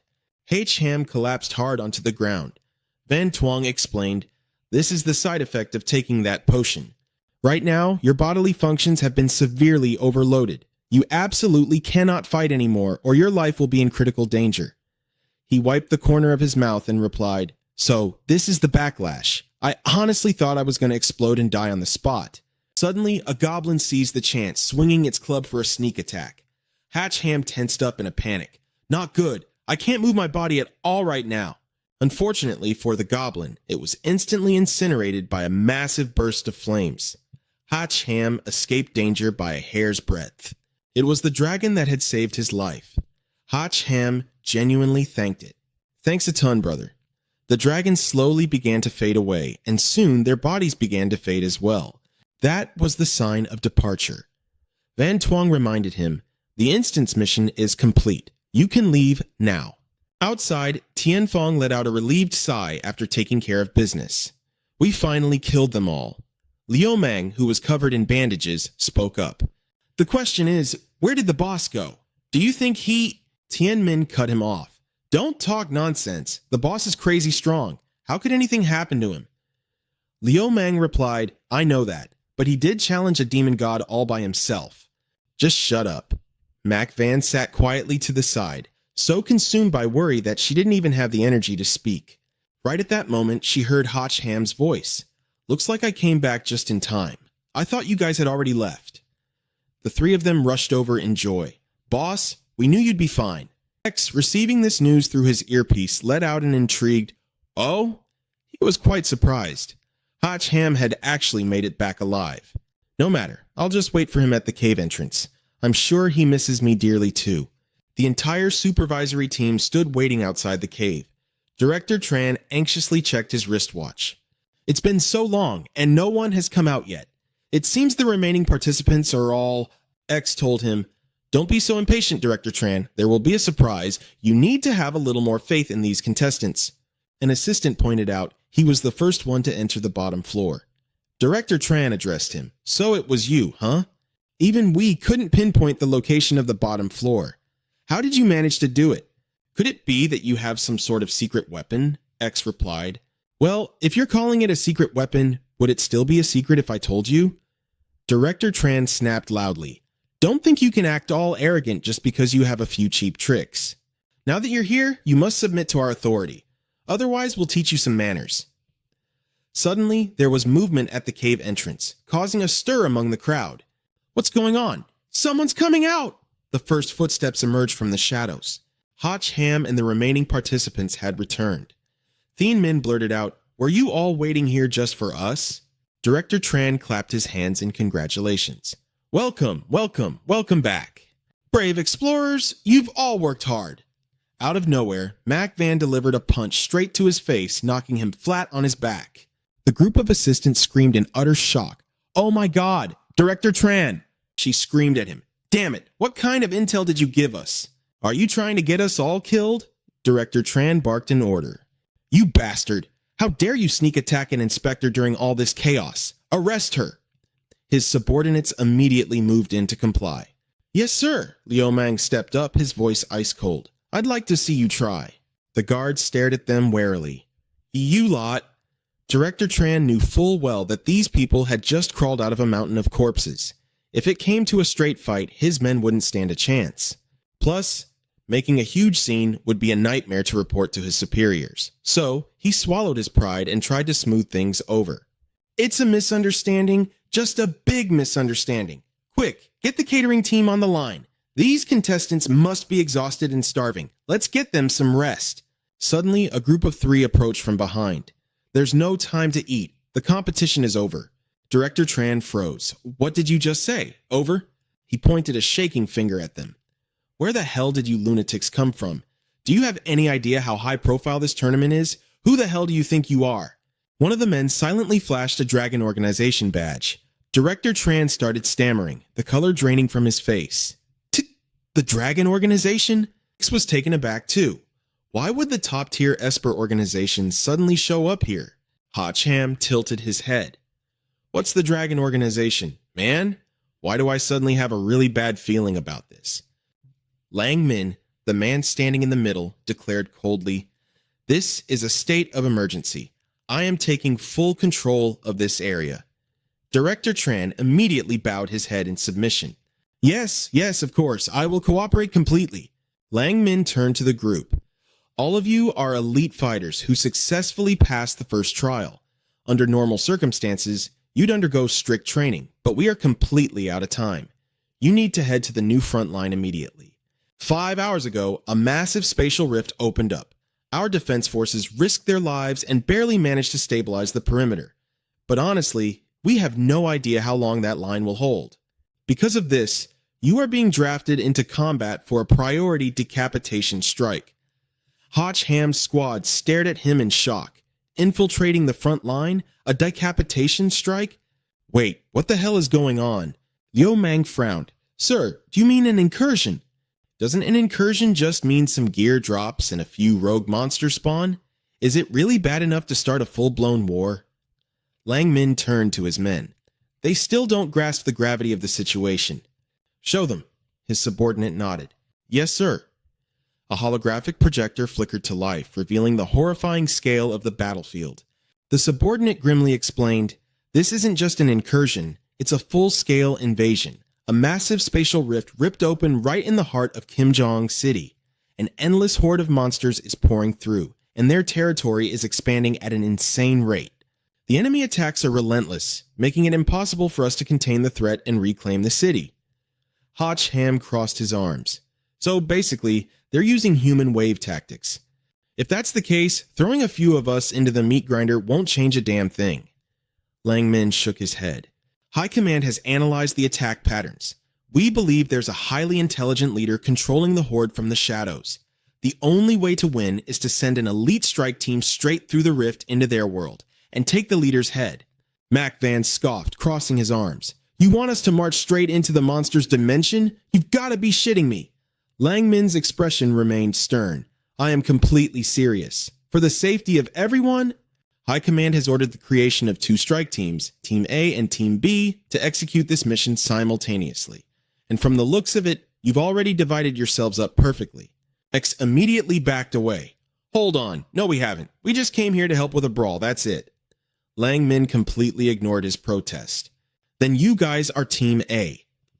He turned toward Hotch Ham's group. "And you will be Team B. You move out with me right now. I'll brief you on the finer details on the way." X groaned. "Can I decline this suicide mission? I'm not even part of your organization. I have zero obligation to throw my life away for you guys." Lang Min stared him down. "You can refuse, but under the emergency mobilization order, we have the full authority to strip you of your dimensional gear and reassign it to soldiers who are actually willing to defend their country." Seriously? Hotch Ham thought to himself, a chill running down his spine. Wait, does that mean the Dragon Organization has the power to confiscate my Azure Dragon holy armor? Could they even take away my Azure Dragon sword? A transport chopper quickly flew the squad to a military base. Lang Min ushered them straight into an emergency briefing room. He pointed at a tactical map. "The rift is located right here. The closer you get to the epicenter, the stronger the monster patrols will be. You need to stay on high alert." Hotch Ham's team studied the marked location intensely. Even X stood in silence, carefully analyzing the map. Hotch Ham spoke up. "Can your satellite imaging chart us a safe infiltration route? We need to bypass their main patrols if we can." Lang Min let out a frustrated sigh. "We already tried. The rift is emitting massive magnetic interference. We can't get any detailed scans. You're going to have to navigate blindly and scout it yourselves." Mac Van slammed his fist on the table. "Are you kidding me? How the hell are we supposed to run an op with zero intel?" X, however, remained surprisingly calm. "Fine, send me whatever imagery you have. The clearer, the better." Just then, Hotch Ham raised his hand with a smirk. He dropped a bombshell. "I actually know a way we can get crystal clear imaging of the area." Lang Min looked at him skeptically. "Even our top-tier military satellites couldn't get a read." "What kind of trick do you have up your sleeve?" Hotch Ham pointed straight at X. "This guy has a trick. Back when we were trapped in the mines, he was able to project a perfectly detailed 3D map. I bet he can easily scan the exact layout of the rift right now." X flinched, immediately waving his hands in denial. "I do not. Stop making stuff up." Hotch Ham stepped closer, interrogating him. "Oh yeah? If you didn't have a panoramic scan, how did you confidently teleport down to the bottom floor using your spatial magic? Weren't you afraid of getting stuck inside solid rock? The enemy is literally breathing down our necks right now, man. I highly suggest you stop hiding your little tricks and spill it." A subordinate whispered the report to Lang Ming. They had indeed tracked down the competition logs. The guy had bypassed 5 whole floors to reach the very bottom.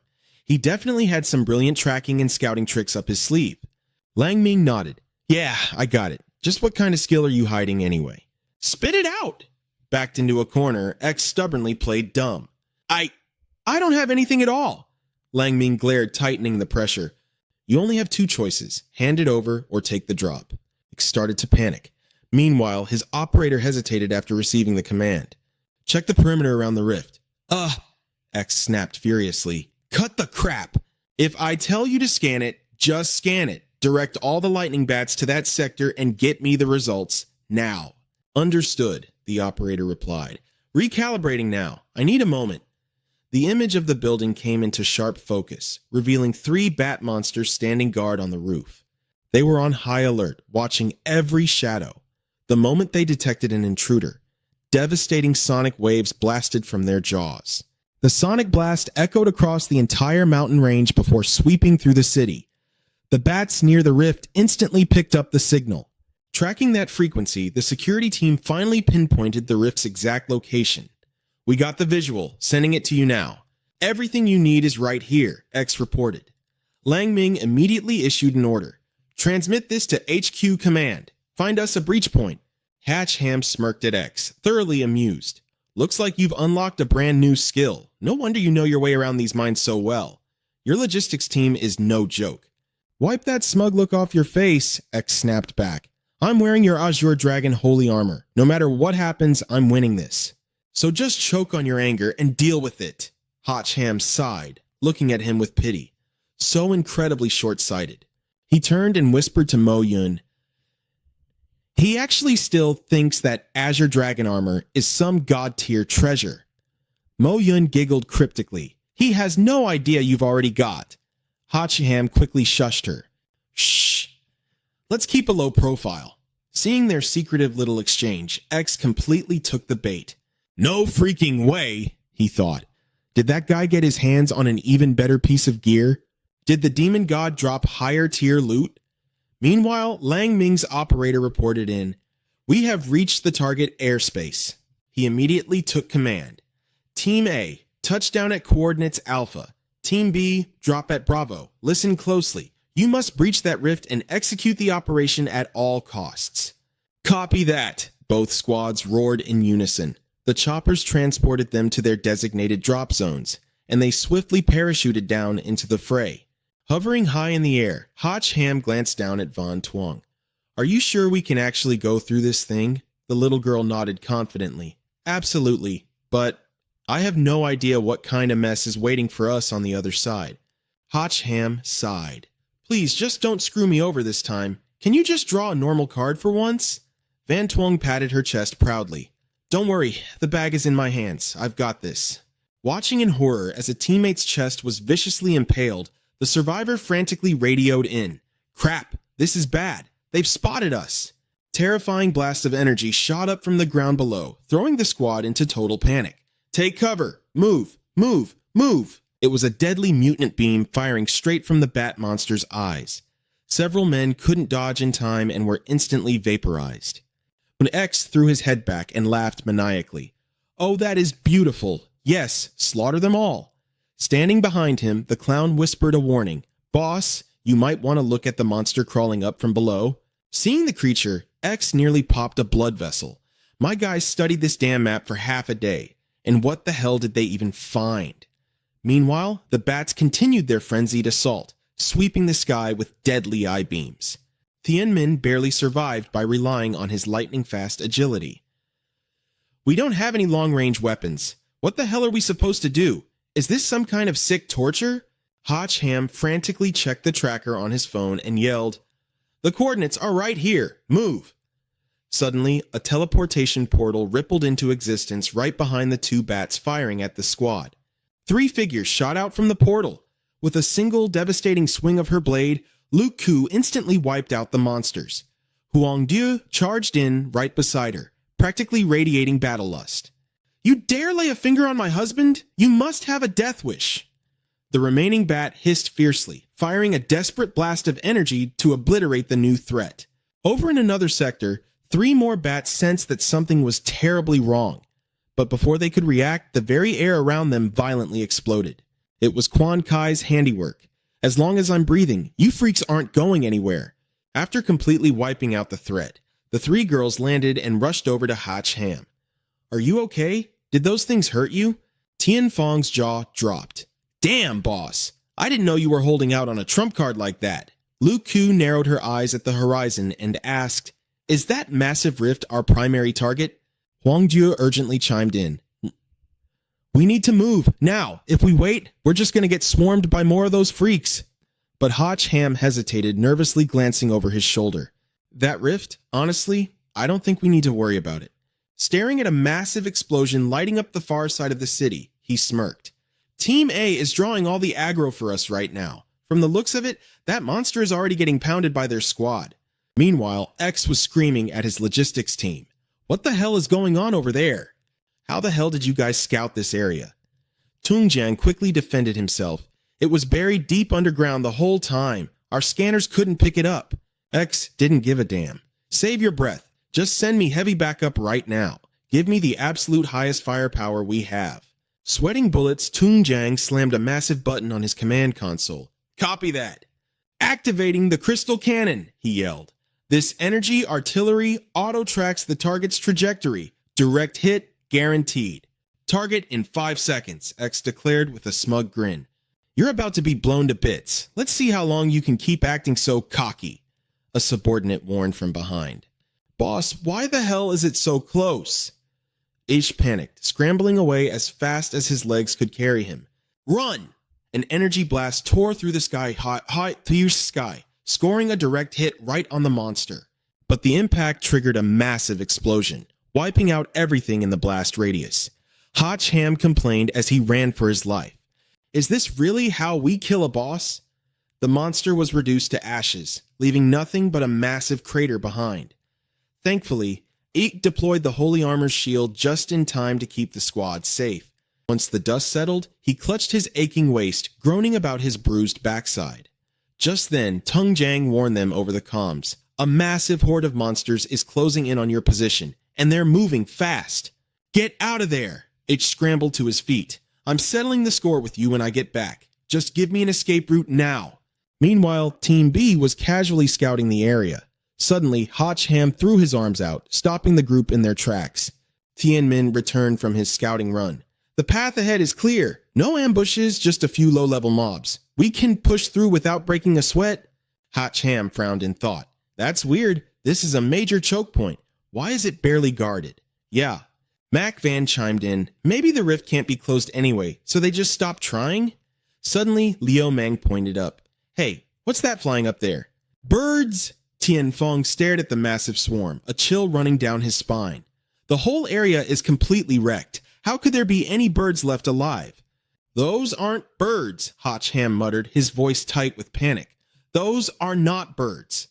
The swarm suddenly dove straight toward them. Team B broke into a dead sprint, making a mad dash for the rift. Run for it! Hotch Ham roared. Push through to the rift! The winged beast shrieked, relentlessly diving at the retreating squad. Liu Mang glanced back, his blood running cold as the monsters closed in on him. Just as they were about to strike, Hotch Ham unleashed a powerful sword slash, freezing the beast mid-air. Boss! Liu Mang cried out. Hotch Ham stood his ground. Running blindly won't work. You guys go ahead. I'll hold them off. The others froze in shock. Hubby! Boss, you can't! Hotch Ham snapped back. Just go. Lu Ku kept her cool, dragging Wang Ru along. Move! The sooner we cross the rift, the sooner he can retreat. She looked back with pleading eyes. Hubby, you'd better not make me a widow. Mac Van firmly added, I'm waiting for you. Hotch Ham flashed a confident smirk. Relax. These low-level bugs are a piece of cake to handle. System, the rest is all on you, he muttered inwardly. Van Twong snapped back. Don't worry, I'm absolutely pissed off right now, too. Card draw, Hotch Ham yelled. A card materialized in his hand, but the moment he laid eyes on it, he froze in shock. Meanwhile, the monstrous swarm buzzed toward him like a plague of locusts. Suddenly, a blinding force erupted from the card, obliterating every single beast in its path. The system chimed in. Congratulations, the player has acquired the 5 S-tier equipment, Star Sealan Armor. Passive skill, Star Reserve. Active skill, Summon Lightning Sealan. Van Twong boasted, well, pretty sick gear, isn't it? Hotch Ham gripped his divine ape sword, fully prepared for the next wave. Not bad at all. With every swing of his blade, the monsters were slaughtered without mercy. He smirked in satisfaction, the perfect blend of offense and defense. He thought he was in the clear, but the next wave swarmed in, thicker and darker than before. Hotch Ham broke into a cold sweat. Why is it all bugs? He groaned. Van Twong shot back. How should I know? Stop complaining and figure out how to break through. He pressed a hand to his chest and roared, Summon Lightning Sealan. the armor instantly reacted. Plating detached from his body, rearranging itself into the form of a majestic, crackling Keelan. Ham leaped onto its back. "Lightning chillin', charge!" he commanded. The massive swarm of insects screeched, bracing for the collision. The beast lunged, tearing straight through the dense sea of bugs like a bolt of lightning.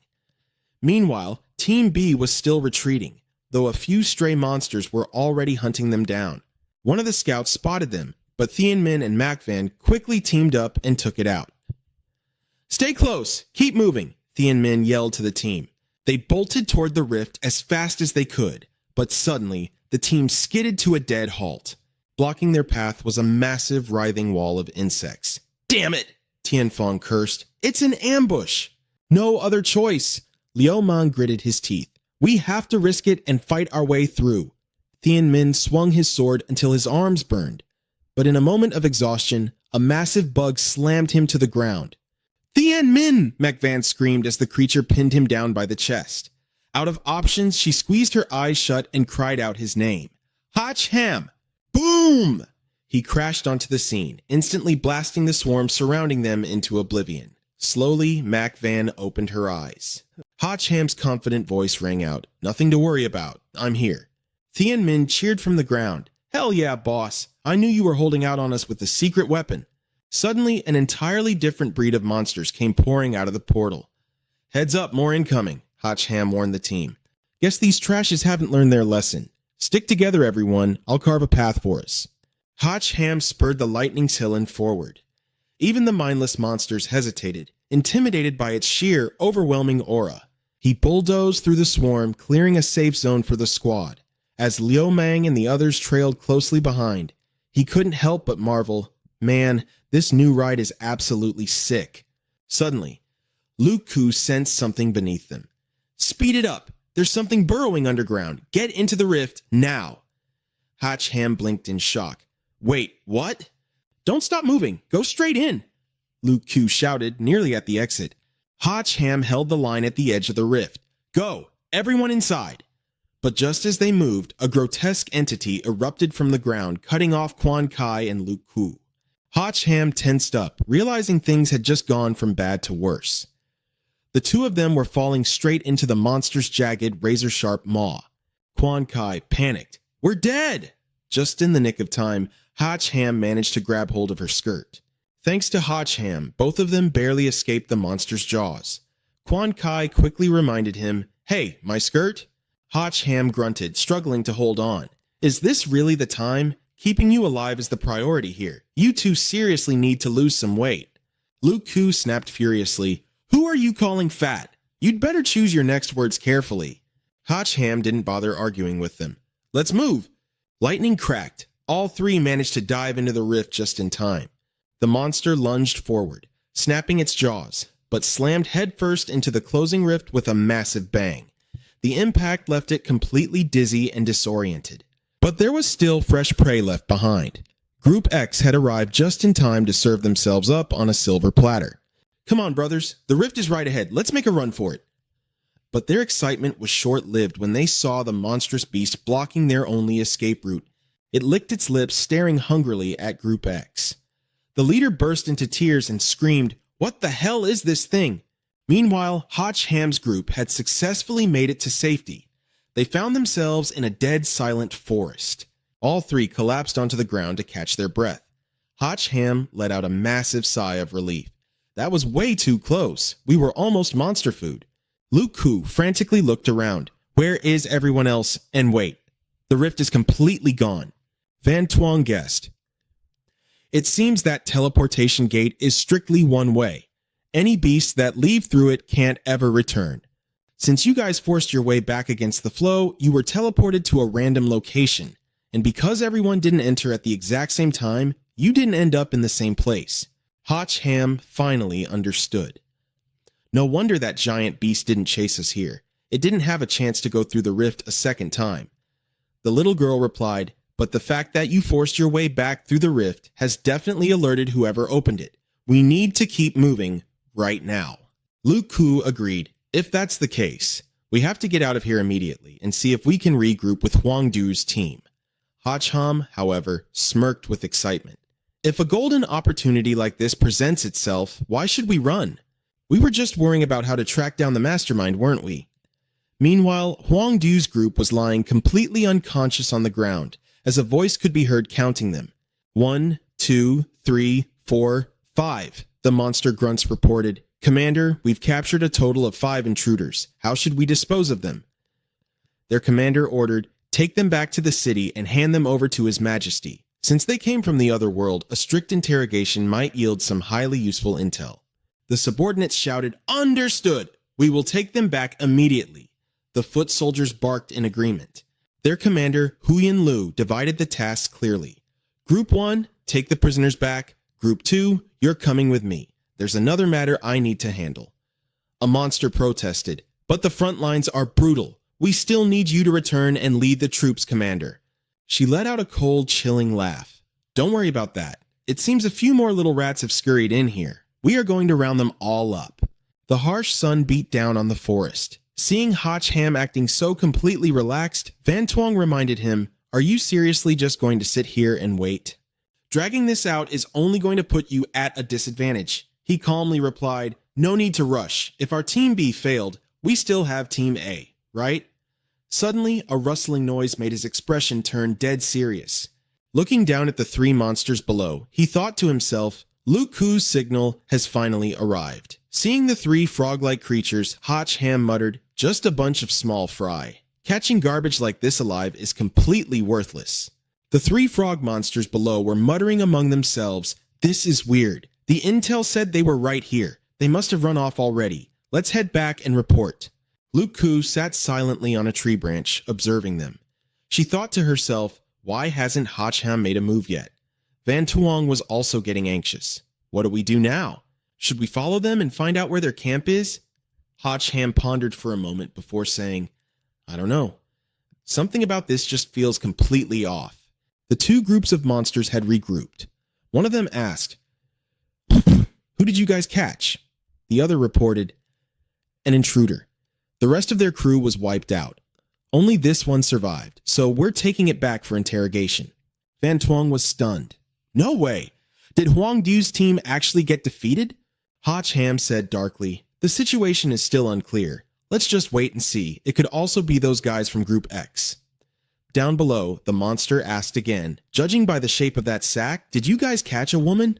It replied, spot on. Why do you ask? The other monster's face immediately flushed red with lust. We brothers have been busting our asses for a whole month. Now we just want to blow off a little steam. If you know what I mean? One of the subordinates immediately began kissing up to him. Our captain always knows how to take care of his men. All right, let's get the boys lined up nicely. Gotta make the most of our time. The captain gleefully agreed. Hell yeah, boys. Hurry up and get in line. But suddenly, the person inside the sack tried to make a run for it. The whole gang shouted, oh crap, she's trying to make a run for it. Their captain viciously slammed the girl's head into the dirt. Where do you think you're going, bitch? Hey there, beautiful. Don't be so tense. I'll make you feel real good in a second. Unable to hold back her rage any longer, Luke Ku jumped down. The monster turned around and froze at the sight of her. You! Luke Ku screamed at him. You disgusting animal! I'm gonna kill you! Up on the branch, Hotch Ham clicked his tongue in frustration. Why the hell did Luke Ku just charge in like that? The monster, recovering its bravado, aggressively ordered, get over here! But before he could even finish, Luke Ku sent him straight to hell with a single swing of her sword. The rest of the mob panicked and yelled, get her! Take her down! Luke Ku glared at them with pure disgust. You pieces of trash, come here and die! Meanwhile, Quan Kai remained perfectly hidden in the trees, silently watching Luke Ku wipe the floor with the grunts. Hotch Ham asked her, Little Kai, why didn't you go down there? She replied simply, didn't you say we absolutely shouldn't make a move without your signal? Hotch Ham let out a sigh of relief. Thank God, at least you are reliable. Since Luke Ku already blew our cover, go down and help her out. But remember, whatever you do not mention me. Quan Kai was curious. Why not? Are you worried the enemy still has a trap waiting for us? He replied, I'm not sure. I just feel like this is all way too staged. Get the person out of the sack and find out who it is first. Terrified, the 2 monsters below scrambled to escape. Run! But Quan Kai leaped down, blocking their path. Where do you think you're going? She unleashed a blast of fire magic, scorching them alive. Meanwhile, Luke Koo stepped up and untied the sack. Don't be afraid. You're safe now. Feigning weakness, Huin Lu whimpered, Thank you. Thank you so much. Startled by the unfamiliar face, Luke Koo demanded, Who are you? Hotch Ham instantly realized she wasn't one of theirs. Something was definitely off. Playing the innocent victim, she explained, I fell through the spatial rift too. Are you girls from there as well? Luke Koo narrowed her eyes. Are you from Team A? I never heard anything about a woman in their squad. Finding a quick excuse, Huin Lu replied, Oh no, I'm from a different team. Didn't they tell you? Who's your commanding officer? Inwardly, Huin Lu connected the dots. Were those 5 captives from earlier this Team A they were looking for? Wait, no. She said that team didn't have any women, which meant there was another squad lurking in the shadows. Luke Koo hesitated. Our captain is... Quan Kai sharply cut her off. That would be me. If you have something to say it to my face. Huin Lu eagerly played along. Oh, thank goodness. You have to come with me. We need to save the others. They captured 5 more people. 3 guys and 2 girls. Hotch Ham knew immediately. 3 men and 2 women? That had to be Huang Tu's squad. The intel was spot on. It looked like they really had been taken hostage. But the real question was this mysterious woman a friend or a foe? Pointing the way, Huin Lu urged, This way, we might still be able to catch up. The 2 girls nodded and followed.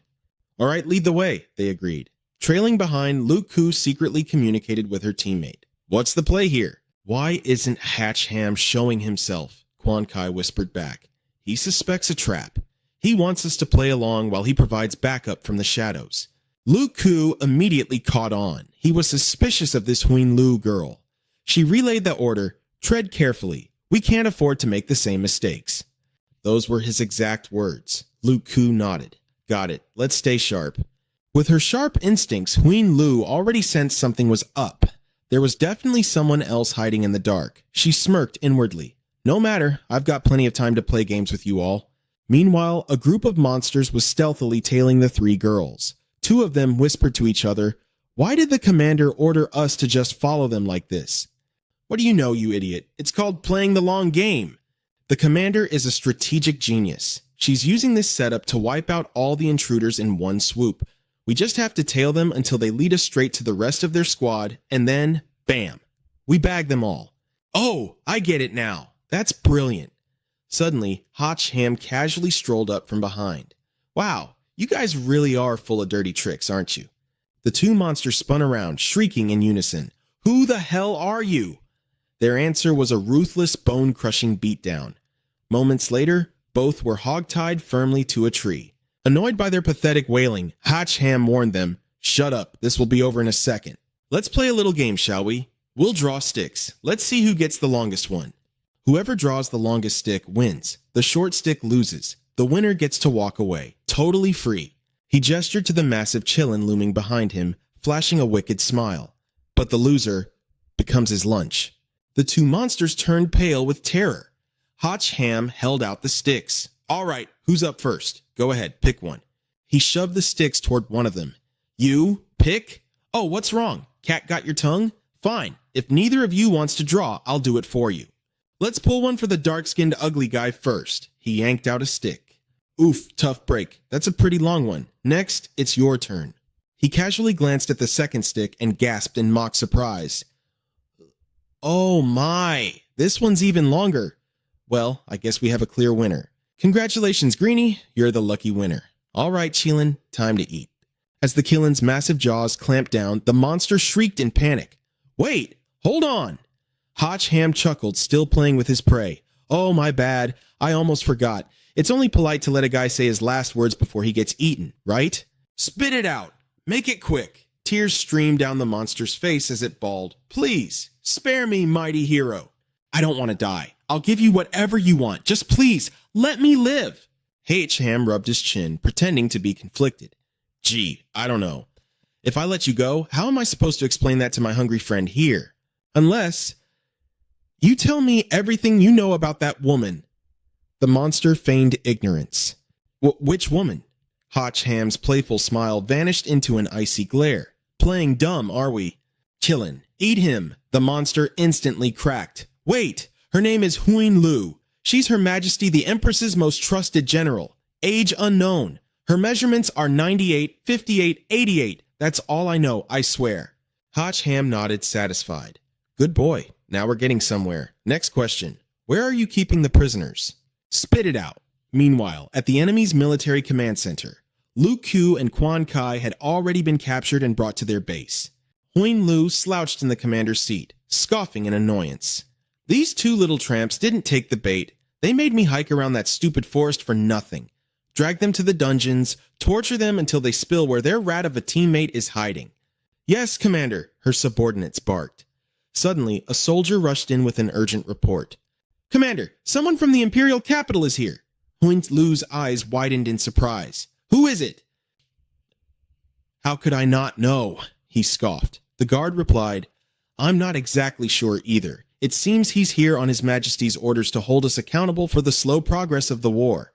Huin Lu immediately barked, Well, don't just stand there. Invite him in. Hurry up. The guard quickly obliged. Seeing the figure walk in, she dropped to one knee and declared, General Huin Lu respectfully welcomes His Majesty's envoy. Hotch Ham stepped forward, wearing a mask and a striking red cloak.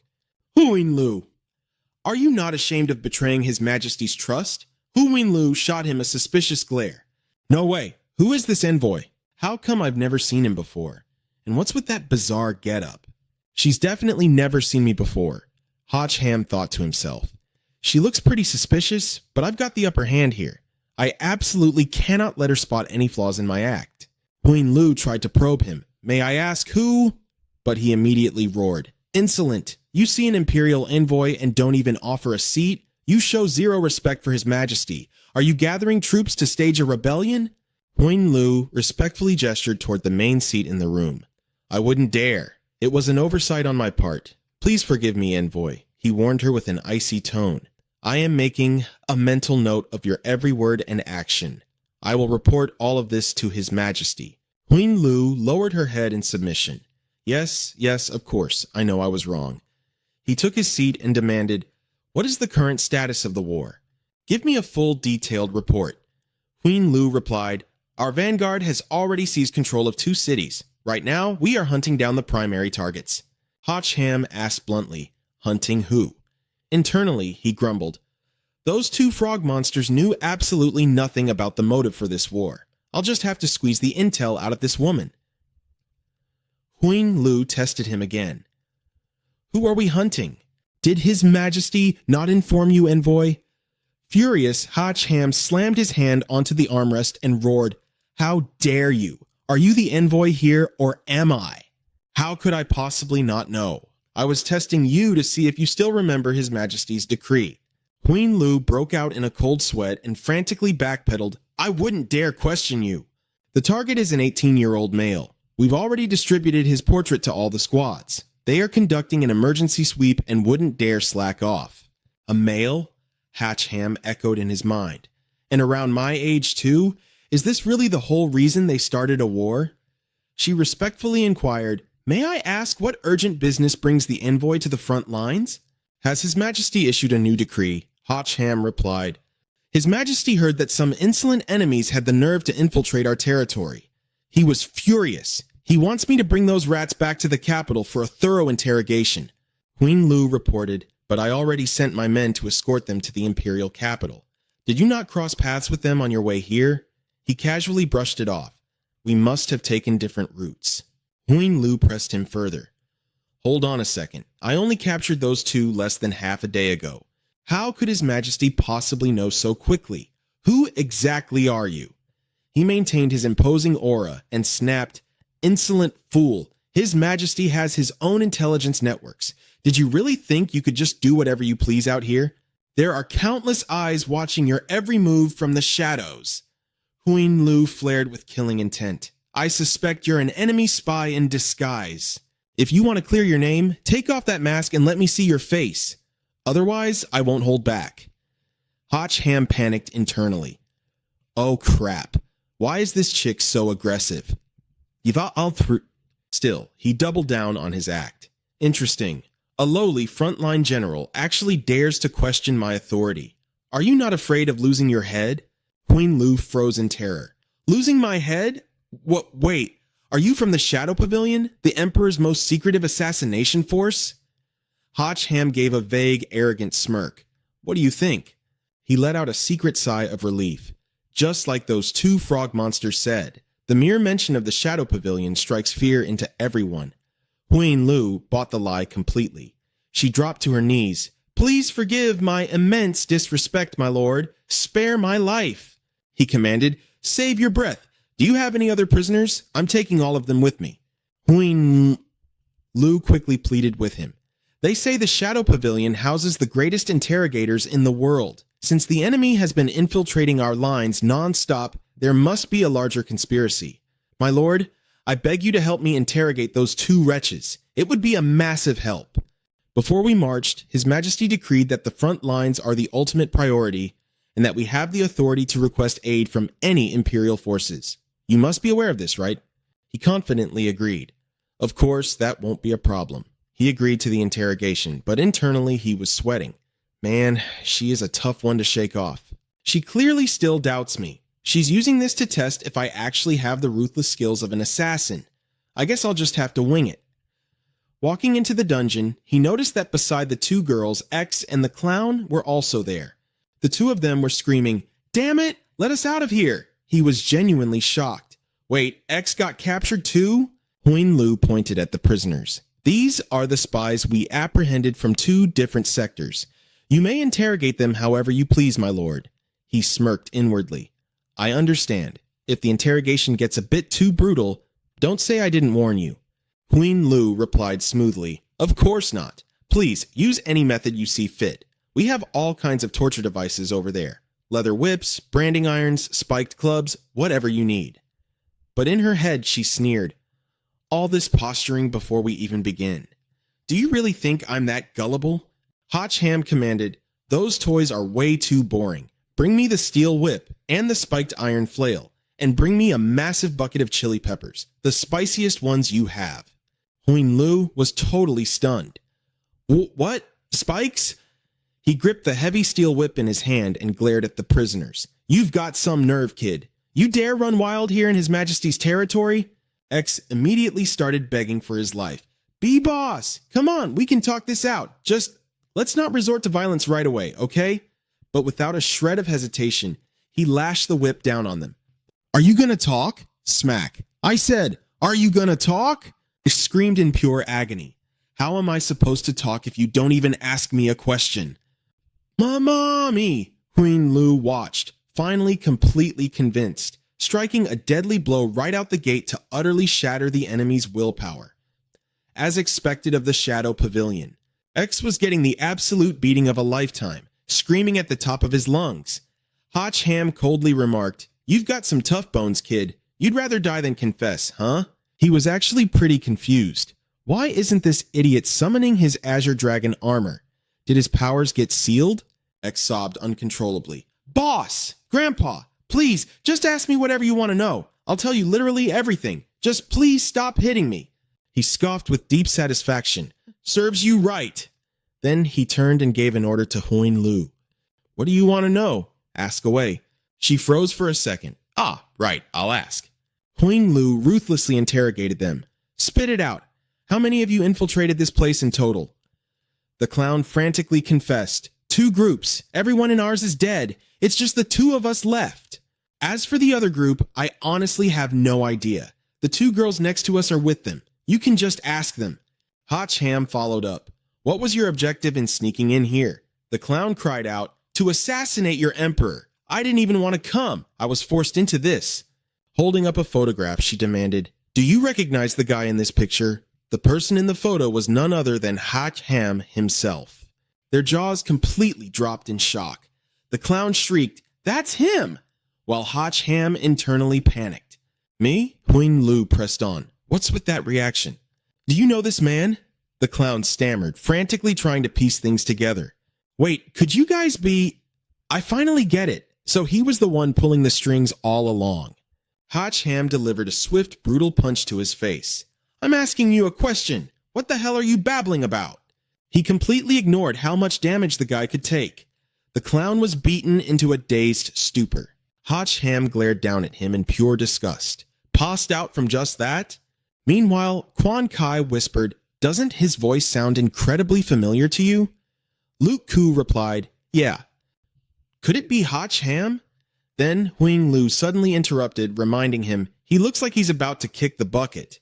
But Hotch Ham brushed it off coldly. "No need to worry. We still have 2 other prisoners, don't we?" Hotch Ham then turned his piercing gaze to Luke Koo's group. "Do you two have anything to add?" They quickly shook their heads, playing dumb. "Seems you really don't know," he concluded, issuing a command. "Throw them in the carriage. We'll take them back to the Imperial capital and interrogate them later." Quan Kai let out a breath of relief. Is he just letting us off the hook like that? Luke Koo was absolutely certain now. It really is him. Huing Lu then stepped forward with an offer. "Lord Envoy, this general volunteers to escort the prisoners alongside you back to the palace to seek an audience with His Majesty. Would you grant me permission?" Hotch Ham replied nonchalantly, "Suit yourself." Huing Lu bowed respectfully. "Thank you, Lord Envoy. I will not fail this mission." Showing zero interest, Hotch Ham simply turned on his heel and walked away. "I'm going to get some rest. Call me when we're ready to set off." The moment he stepped outside, Van Tuong chimed in with a guess. "Don't tell me this emperor is—" Hotch Ham let out a heavy sigh. "You totally screwed me over again. Looks like he's hell-bent on hunting me down. He straight up launched a full-scale invasion this time. He's making a statement to the whole world that he won't rest until he's torn me to shreds." Van Tuong scoffed reassuringly, "What are you so scared of? If anyone dares to lay a finger on you, I'll wipe them off the map." Hotch Ham snapped back. "This is all because of the massive hole you dug for me, and you still have the nerve to act tough?" That woman, Huing Lu, is incredibly sharp. She insists on tagging along because she's still suspicious of me. I need to find a way to rescue Luke Koo's group halfway, then head to the Imperial capital to talk the Emperor into pulling back his troops. Meanwhile, Van Tuong was entirely distracted by some highly inappropriate, dirty thoughts. Annoyed, Hotch Ham barked, "Hey, little girl, reel those thoughts in and act decent for once." The only real wild card here is whether those 2 idiots will end up leaking my identity to Huing Lu on the way. Van Tuong tilted her head in confusion. If her main target is you, why not just reveal who you are right now? He quickly shot that idea down. "I'm worried. The Emperor isn't just looking for me. He's using this as an excuse to conquer more territory. If I expose myself now, I'll be completely at their mercy. How the hell am I supposed to stop a war like that?" Van Tuong finally grasped the sheer gravity of the situation. "Good point. Judging by the scale of this invasion, it looks like he's more interested in conquering Earth." Hotch Ham nodded grimly. "Exactly. That's why, once we infiltrate the Imperial capital, we have to stop the Emperor at all costs." The following day, as the horses were prepped for departure, Huing Lu respectfully bowed. "Lord Envoy, please mount your horse." Hotch Ham internally panicked. "Oh crap, I don't even know how to ride a horse. If I try, won't my cover be blown instantly?" Seeing him frozen in place, she cautiously called out, "Lord Envoy?" Adjusting his posture, he put on a dark, arrogant tone. "How could His Majesty's personal envoy travel the same way as you lowly soldiers? You expect me to endure a bumpy horse ride? Fetch me a carriage at once." 2 foot soldiers overheard and muttered quietly to each other, "Look at this guy acting all high and mighty. Who does he think he is? The Emperor himself?" Huing Lu swiftly mounted her horse and barked an order at them. "Are you deaf? Go find a carriage for the Lord Envoy, right now." They immediately scrambled to obey. "Yes, ma'am." As a finely decorated carriage was brought over, Hotch Ham nodded approvingly. "This is more like it. Now let's not waste any more time. Move out." Huing Lu slyly tested him. "Lord Envoy, could it be that you're just not very skilled at horseback riding?" He coldly shut her down. "I am not. Now let's depart." The soldiers chanted in unison, wishing the Lord Envoy and General a safe journey back to the Imperial capital. Meanwhile, in the prison carriage, the clown nervously whispered to his leader, "Boss X, do you think we can find a chance to make a run for it?" "No." X hissed back, "Keep your damn voice down. Do you want them to hear us? That wretched woman's abilities are way too bizarre. The second we crossed paths, she completely blocked me from summoning any of my gear.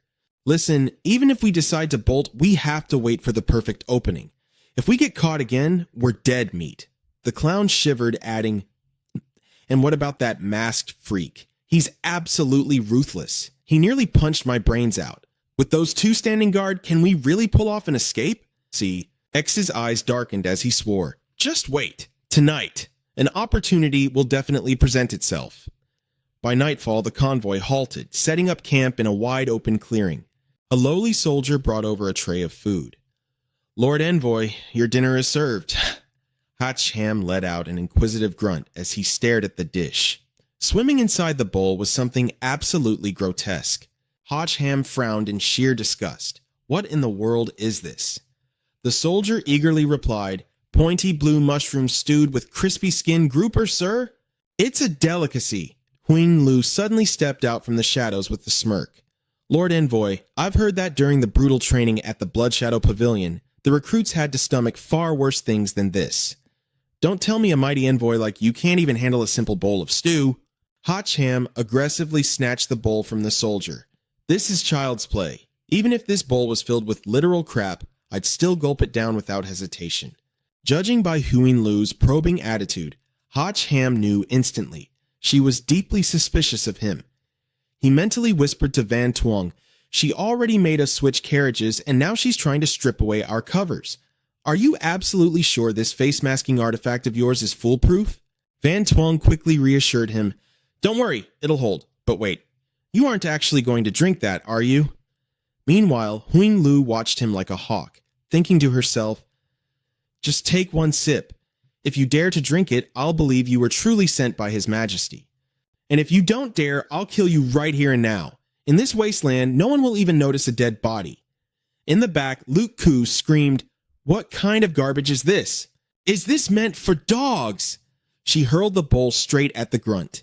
"I'd rather starve to death than eat this trash," she cursed at him. "Then just starve." Huing Lu scoffed coldly. "When you're at death's door, you'll be begging for it anyway." But the moment she turned around, she saw Hatcham devouring the entire bowl of soup like it was the most delicious thing on earth. Huing Lu couldn't believe her eyes. You actually finished it?" Acting like a boss, he ordered her, "Get some rest. We're heading out early tomorrow." Still in shock, Huing Lu muttered, all right." She then turned and asked the monster guard if he really saw him eat it. He stammered, I wasn't really paying attention. I was just guarding the prisoner cart, but it's definitely gone. If he dumped it on the ground, we would have seen it." Huing Lu was still in disbelief. Could he actually be the special envoy? Meanwhile, inside the carriage, Van Tuong was screaming in absolute rage. "I'm gonna kill you! How dare you shove that disgusting sludge into my mouth? I'm remembering this grudge, buddy. We are so not done here." "Husky." Ham casually replied, "Come on, you gotta step up when it counts. If I didn't prove myself like that, how else would I put her mind at ease?" Grumpy, Van Tuong spat water right in his face. "I'm still not letting you off the hook for this," Hatcham thought to himself. From emojis to a virtual body and now being able to consume physical food, looks like my guess was right. The system is constantly evolving. This is actually amazing. Catching him staring, Van Tuong snapped, "What the hell are you staring at?" He quickly made up an excuse. "Nothing. Just figuring out when we should make our move to save them." The little girl suddenly remembered. "Oh, right. We hit the Imperial capital tomorrow, so if you want to bust them out, you have to act tonight. Do you have a plan yet?" He revealed that he had it all figured out. He just needed an accomplice to lure the guards away. Van Tuong was curious. "And where exactly are you going to find an accomplice?" Hatcham smirked. "Don't we have two extremely loyal wingmen right outside?" While the three grunts were guarding the campfire, he gave the signal. "They're probably out cold by now. We can make our move. Hand me the item." Van Tuong warned him, "This only lasts for 10 minutes, so keep a close eye on the time."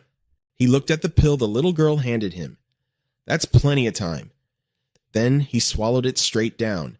Van Tuong could sense it. The effects were kicking in. A thick, heavy smoke began pouring out of the carriage. Huing Lu instantly sensed that something was wrong. Outside, seeing her step out, her subordinate rushed over. "General!"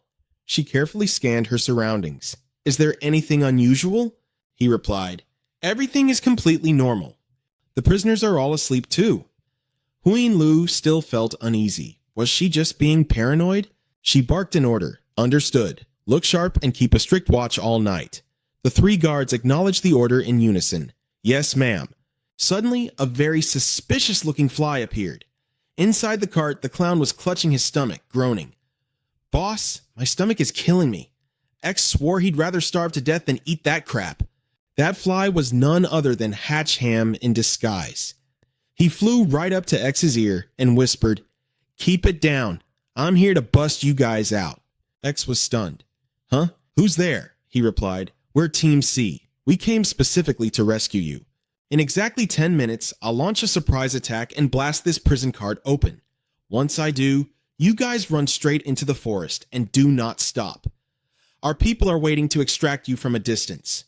X quickly asked, "Right, there are still 2 other prisoners. Can you save us first? The 2 of us are pretty badly injured and can't run fast. Get us back and we'll definitely make it worth your while." Hotch Ham cursed them in his mind. What absolute trash. At a time like this, they were only thinking about themselves, trying to steal the first chance to escape. They totally deserved to get screwed over by me. He agreed to save the 2 of them first. X immediately buttered him up. "Thank you." "Thanks, boss." He nudged the clown next to him. Get up, hurry!" The clown groggily woke up and asked, "What's wrong?" "I finally managed to fall asleep." X whispered sharply, "Do you want to sleep or do you want to die?" Meanwhile, Hotch Ham had already slipped out the vehicle's door. Van Twong smugly remarked, "Those 2 are so out of luck getting played right in the palm of your hand." Returning to his original form and sitting back in the car, he replied, "You can't put it like that. I genuinely came to save them, but whether they actually escape or not, well, that's up to fate." Outside, everything was dead silent. After waiting a while, the clown started getting anxious. "Boss, it's been like 10 minutes. How exactly are they supposed to save us?" X guessed, "If it's a sudden strike, it's definitely going to be a massive ambush. A clean getaway without leaving a trace. I'm betting they'll pull off something huge. Like absolutely earth-shattering." The clown nodded in realization. "Oh, so that's the plan." Suddenly, X sensed a commotion approaching. A massive blast of firepower from the nearby forest shot straight toward the prison transport. The 3 guards were completely dumbfounded. What the hell is going on? The raging flames rapidly advanced toward the 2 prisoners. They stood frozen, watching the inferno barrel right at them. Just as the fire swallowed them whole, one of them couldn't hold back a curse. "Holy shit! Are they trying to save us or silence us?" Just then, Huyin Lu stepped out and demanded, "What happened?" A guard frantically reported an enemy ambush. He pointed straight at the prisoner transport vehicle. "Looks like the enemy's here to hijack the prisoner transport." Huyin Lu froze in shock. "Hijack the prisoner transport?" the clown exclaimed from beneath the rubble. "A rescue mission? Yeah, right." Huyin Lu roared furiously. "Damn it! Have you ever seen a prison break that nearly blows the prisoners to kingdom come?" The guard hung his head in apology. Yes, I'm so sorry," he stammered. She immediately barked orders. "Search the woods. Find out who's behind this." The whole squad sprang into action. "Yes, ma'am." The clown seized the opening and whispered, "Be boss." They're heading into the woods to search for them. X sharply deduced, "Do you think this will scare off our rescuers?" The clown helped X to his feet, while X urged him on. "Come on, push through. Just make a run for it and we'll live." Yes, right," he stammered. Letting out a battle cry to hype themselves up, the 2 of them bolted, running for their absolute lives. Huyin Lu ordered her men to intercept them. "After them! Follow me!" she shouted, leading the chase. Lu Ku, meanwhile, was completely lost, having no idea what was actually going on. Hotch Ham stepped up and explained it simply. "Long story short, they just made themselves decoys for you." Meanwhile, the 2 runners were swiftly grabbed by the scruff of their necks. "Behave yourselves! Don't move a muscle!" Huyin Lu let out a sigh of relief. "These 2 are fast. I almost lost them." Suddenly, X screamed at the top of his lungs toward the trees ahead. "Damn it! You were supposed to back us up. Where the hell are you guys? Get your asses out here right now." Huyin Lu, looking completely bewildered, turned to her guard. "What on earth is he blabbering about?" The guard replied, "Sounds like he's saying they got sold out, ma'am." Huyin Lu's eyes widened in sudden realization. "Oh no! It's a trap! She scrambled back to the convoy, only to find the prisoner transport completely empty. Damn it, the other 2 prisoners are gone! A guard rushed up to report. The special envoy has vanished too, ma'am. Huing Lu ground her teeth together. Special envoy, my foot. That was clearly a spy taking advantage of the chaos. She leveled her sword straight at them. I'll kill you 2 right now. I'm not leaving any loose ends. X dropped to his knees, begging frantically. Mercy, please spare our lives, my lady.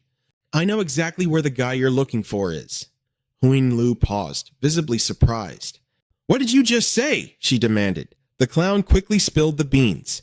The man you're looking for, his name is Hatch Ham. He infiltrated this place right alongside us. If I had to guess, he disguised himself as your special envoy and made off with those 2 women. X desperately chimed in. Yes, exactly. It was definitely him.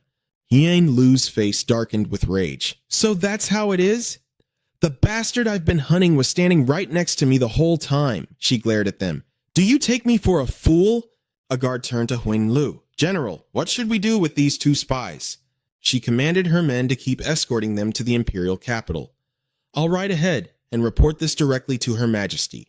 Yes, General, the guard barked. With that, the convoy resumed its journey. As Huing Lu spurred her horse and galloped away, Hatch Ham, who was hiding high up in the branches, turned to the 2 girls. I'm going to tail her and see if I can find an opening to slip into the royal palace, he instructed. You 2 follow X's group. Don't rush into a rescue mission. Just focus on getting inside the capital for now. Lu Ku looked at him with sheer worry. Are you sure it's not too dangerous to go alone? He gave her a reassuring smile. Don't worry, I've got this. From this moment on, I'm the one pulling the strings. Meanwhile, within the walls of a magnificent, sprawling palace, a maid stepped forward, looking down at the figure swimming in the grand pool before her. Your Majesty, she reported respectfully. The spies escorted from the front lines have been thrown into the dungeons. We can begin interrogations tomorrow. The Empress of the Great Ton Empire, Jiao Jiao, calmly replied, There is no need for interrogations. I have already foreseen the future. He will come to me on his own accord. And when he does, I will personally sever this cursed thread of destiny. It wasn't until the break of dawn that Huing Lu finally reached the imperial capital. Open the gates, she commanded. I have an urgent military report. The guards on duty immediately recognized her. General, please wait just a moment. I'll go inform the duty captain. But Huing Lu had 0 patience left. Leaping from her saddle, she launched herself straight up and vaulted over the massive city walls. She stuck a perfect landing, immediately glaring at the 2 stunned guards. Inform the captain? If you delay this and ruin everything, I'll have your heads on a platter. I should just toss you both to the front lines as cannon fodder. The 2 soldiers grumbled in frustration. The general's temper was as explosive as ever, but their hands were tied. What can we do? She's Her Majesty's most trusted confidant, one muttered. Suddenly, Hatch Ham casually appeared behind them. So, aren't you going to open the gates? Startled, one of the guards blurted out, What the hell do you know? We're under strict lockdown. As they spun around, they finally took a good look at him and panicked. Wait, who the hell are you? Without missing a beat, he lied. Me? I'm General Lu's personal attendant. I came up here with her. He gave them a cheeky wave. Catch you later. Keep up the good work. The guards just stood there, completely dumbfounded. An attendant? Deeper inside, Huing Lu was blocked at another set of doors. Step aside. I have an extremely urgent matter to report, she insisted, but the royal guards didn't budge. Her Majesty is resting. No one is permitted to enter the inner chambers. Van Tuong asked Hatcham with heavy concern, What's your plan now? Peeking out from his hiding spot, he whispered back, I'm going to slip inside and see if I can get a face-to-face with the Empress. Courtesy first, brute force second. If she refuses to call a truce, I'll just have to hold the monarch hostage and force the warlords to stand down. Van Tuong stared at him, dead serious. Let me remind you. An empire this massive doesn't have a weak ruler. If you pull a stunt like that, you might just end up losing absolutely everything. He completely brushed off the warning with a grin. Hey, I've still got you, don't I? We'll totally be fine. Meanwhile, outside the chambers, Huing Lu was pacing with burning impatience. I'm begging you, just go inside and announce my arrival. Meanwhile, Hatch Ham was already sneaking away in the background. Sensing something off, Huing Lu sharply turned around and interrogated the guards. Did you see anything slip past just now? They shook their heads. Nothing at all, General. Huing Lu started feeling uneasy. Was it just an illusion? Why did that shadow look exactly like that fake envoy? At the same time, Hach Ham successfully vaulted over the wall, landing silently and safely on the ground. Van Tuong's voice echoed from behind. With that getup, you'll be instantly recognized as an intruder no matter where you go. He replied, Yeah, I know. That's exactly why I'm looking for a change of clothes. Hach Ham casually stretched his arms to loosen up, but suddenly, something caught his eye. Looking at the clothes drying right next to him, he grinned. Well, wasn't this a stroke of luck? After throwing the outfit on, Hach Ham excitedly muttered, This disguise is perfectly low-key. I can probably wander around the palace without raising any eyebrows. I just have no idea what rank this uniform actually belongs to.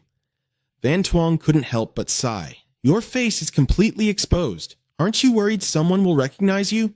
He scoffed. What is there to be afraid of? Even the wall guards didn't recognize me, which means my portrait hasn't been circulated inside the city. After all, anything concerning the emperor's dignity wouldn't just be casually publicized to the masses. Suddenly, he froze. Two people were walking straight toward him. Hach Ham instantly recognized Huing Lu. Damn it, this woman is like a ghost that just won't go away. She sensed something too. The palace maid walking beside her quickly asked, General Huing, what's the matter? She pointed straight at his hiding spot. I think I just saw a court official slip in there. The maid smiled brightly and shook her head. How could that be? That is the emperor's private bathhouse. Any official who wanders in there would be executed by 1,000 cuts. Huing Lu stubbornly pushed forward, completely ignoring the maid's protests. Something is off. Someone might be trying to assassinate the emperor. She loudly barked an order. Summon the royal guards. Seal off all exits immediately. Panicking, Hach Ham thought, Is this crazy woman trying to get me killed? Suddenly, a dazzling golden glow caught his eye from up ahead.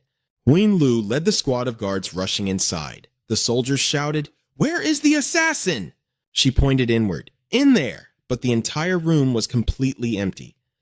Huing Lu froze in disbelief. There's no one here? One of the guards asked, frowning in confusion.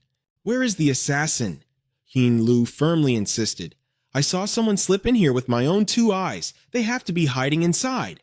The palace maid stepped forward and yelled furiously, Insolent! Where do you think you are? How dare you grunts barge in here? Do you want your entire families executed?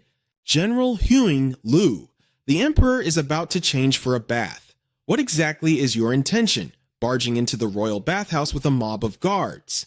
Huing Lu quickly defended herself. I saw an assassin sneak in here. That's why I brought my men to catch him. The maid instantly cut her off. Enough! Where could anyone even hide in this bathhouse? You claim there's an assassin. Well, where is he? Huing Lu was completely speechless. Perhaps my eyes played tricks on me. My apologies. She and her troops awkwardly backed out of the room. Holding his breath underwater, Hach Ham thought to himself, Looks like they're finally gone. Talk about a close call. But right at that moment, a soft foot gently stepped onto his shoulder. Jiao Jiao slipped into the bathtub, settled into the water, and asked, What was all that racket about just now? The maid quickly answered, It was just a misunderstanding, Your Majesty. I apologize for almost disturbing your bath time. Jiao Jiao let out a relaxed sigh. It's fine. The water temperature is absolutely perfect. I actually prefer an early morning soak to an evening one. It's just so much more refreshing. Jiao Jiao started humming cheerfully. I am but a free-floating little lily pad, drifting along in the warm, soothing water. But suddenly, she paused, looking confused. How strange. Why do I feel like someone is staring right at me? The maid asked with concern. Your Majesty, did you say something? Underwater, Hach Ham squeezed his eyes shut and chanted inwardly, See no evil, hear no evil. Form is emptiness, emptiness is form. Lust is nothing but a blade at the throat. Meanwhile, up above, Jiao Jiao instantly noticed something was off. She abruptly stood up and declared, All right, I've had enough. The palace maid behind gasped in surprise. Already, Your Majesty? She then carefully draped the royal robes over her sovereign's shoulders. Are you feeling unwell today, Your Majesty? Meanwhile, faint ripples began to form in the bathwater behind them. Hotch Ham burst to the surface, gasping desperately for air. He panted heavily, having nearly suffocated to death underwater. A moment later, Hotch Ham's face went completely pale as a mysterious force violently yanked him forward.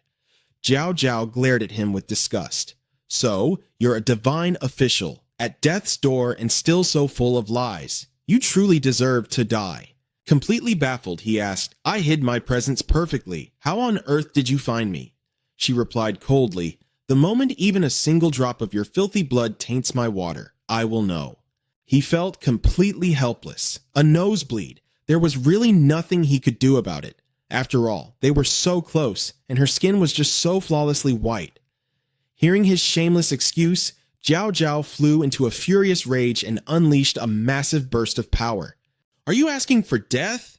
Hotch Ham scrambled backward in a panic, barely managing to dodge the lethal attack by leaping high into the air at the very last second. Seeing him flee, Van Tuong asked in confusion, "Didn't we just manage to find her? What the heck are you running away for?" He explained that when facing such terrifying power, only a fool would take it head on. The smart move was to dodge first and figure things out later. But her energy had already coiled around Hotch Ham's ankles, binding his limbs so tightly he couldn't even twitch. Then his entire body was yanked violently backward. Jiao Jiao glared at him with pure disgust. "Just a lowly eunuch, yet you dare to peek at my beauty. Well then, I want to see just how pathetic that purification chamber left you." He frantically tried to explain, "No, wait, you've got it all wrong. Suddenly, a surge of energy grabbed Hotch Ham right by the family jewels. "Before you die, let's see if you even have your manhood left." But the moment his pants were yanked down, Jiao Jiao froze. She stammered, completely lost for words. "Oh, you... What in the..." Hotch Ham was sweating bullets from the awkwardness. "My bad. Normally, it's a mighty beast of war, but after that beating I just took, it's feeling a little shy right now." "How shameless," Jiao Jiao shrieked, frantically covering her eyes. "You absolute bastard! There is no way you're a palace eunuch. Who on earth are you?" He replied bluntly, "Well, I guess the secret is out now, isn't it?" She stammered in shock. You're him!" He confirmed with a smirk. "That's right, it's me. You sent all your people on a massive manhunt for me, didn't you? Well, I'm standing right in front of you now, so call off your troops." He sighed inwardly. In the end, he still had to rely on his gorgeous face to save the world. Jiao Jiao looked stunned. "You already know?" "Of course I do," he replied smoothly. "How could I not know what's in your heart? First, give the order to withdraw your forces. As for whether I marry into your family, or you come over to sign the marriage papers with me, we can take our time and discuss that later." Hearing this, Jiao Jiao scoffed sarcastically. "Marry into my family? Is your brain filled with water?" Hotch Ham started to realize the script was going completely off the rails. "What's wrong? Do you actually prefer to marry into my Hotch family instead?" Her face darkened as she roared, "Marry my foot! You are nothing but a cursed obstacle on my path to absolute power. Men will only slow down how fast I can draw my sword. Once I kill you, I can finally focus entirely on conquering the empire." This time, it was Hotch Ham's turn to go pale. Feeling the intense bloodlust radiating from Jiao Jiao, he desperately tried to reason with her. "Hold on, if we're tied by fate, why not just go with the flow and follow heaven's will? I'm a really warm guy, you know. I guarantee I can give you a super sweet romance." But the Empress's resolve didn't waver in the slightest. "You damned man! I've already made up my mind. First, I'm going to make sure you can never be a man again, and then I'll kill you. I bet your screams of agony will sound absolutely tragic and beautiful, won't they?" Realizing he had just provoked an absolute psycho, Hotch Ham wanted to cry. "You've got to be kidding me! Where did this crazy lunatic even come from? She's completely unhinged. Aren't I supposed to be the man of your dreams?" Jiao Jiao conjured a massive pair of scissors and lunged at him. The real show had begun. Seeing his precious manhood about to be snipped away, Hotch Ham screamed in pure despair, "Somebody, save me!" Just then, a soldier outside anxiously reported, "Your Majesty!" She frowned in annoyance. "What is it?" The soldier quickly answered, "We just received word. The man you've been desperately searching for has finally been found. He is currently on his way to the imperial capital and should arrive by tomorrow. The news caught Zhao Zhao completely off guard. What did you just say? Ham blurted out in disbelief. Are you serious? Just how many wanted posters of me did you pass around? How the hell did they find another me? Ignoring him, Zhao Zhao turned to the soldier. Who found him? Is the intel reliable? The soldier nodded. The message came directly from the Huyan Ju sect. There is no mistake, Your Majesty. Zhao Zhao muttered under her breath. The Imperial Advisor's people. Ham eagerly chimed in. Hey, Your Majesty, since you've already found the real deal, could you do me a favor and let me down now? I still have an 80-year-old mother waiting for me back home. Before he could even finish his sentence, her invisible force gripped him tight. With a swift motion, Ham was hurled out the door, face planting violently into the dirt. Ouch! Watch the head, damn it! He yelped. That hurts like hell. Ham groaned as a squad of guards instantly surrounded him with their weapons drawn. Where did this assassin come from? Wait, isn't this the guy Her Majesty has been looking for? Why is there another one of him? From inside, Zhao Zhao commanded, throw him into the dungeon. We will deal with him tomorrow once the other one arrives. Understood, the guards complied. As he was being dragged away, Ham shamelessly pleaded, Your Majesty, I swear I'm just a fake. Just go after that other guy. Watching from the shadows, General Huinchlu muttered to herself, Your Majesty. As night fell, Ham found himself locked behind the cold iron bars of the Imperial dungeon. He sat gloomily in a corner, letting out one heavy sigh after another. Van Tuong, his system guide, grew incredibly impatient. What's with all the moping and sighing? Hurry up and break out of here already. If I bust out now, how am I supposed to expose that faker? Ham retorted. I'm just going to wait until he gets here tomorrow, then we'll see who's who. Van Tuong gave up, completely and utterly baffled. I seriously don't get you. Your life is on the line and you still want to stick around for the drama? Ham just frowned, deep in thought. This empress was totally unhinged. Who the hell actively tries to murder their own destined soulmate? Frustrated, Van Tuong vanished, snapping, Fine, I'm leaving you to your own mess. Suddenly, he heard a jailer call out, General Hein! The general approached his cell, staring intently as she confirmed, So, it was you all along. Playing dumb, Ham looked at her blankly. What are you talking about? Do I know you? Chen Lu snapped angrily. Drop the act! I'd recognize that annoying voice anywhere. You've got a lot of nerve, Special Envoy. He chuckled effortlessly. I was just taking a little gamble, that's all. So, did the general come all this way to settle the score or just to enjoy the show? Seeing his cocky attitude, Huin Lu grew even more irritated. Of course, I want to hack you to pieces right this second. But Her Majesty gave strict orders to wait until tomorrow to clear up this mess before deciding your fate. I only came here to ask you one thing. Are you really the man in the portrait? Do you have a twin brother? Ham shrugged casually. You guys are the ones who drew up the wanted posters. Whether I'm the real deal or not is entirely up to what you guys decide. As for having a twin brother, you'd have to ask my old man about that. But as far as I know, I'm the one and only precious son of our family. Huin Lu beckoned him over. Get over here. Ham eyed her cautiously. For what?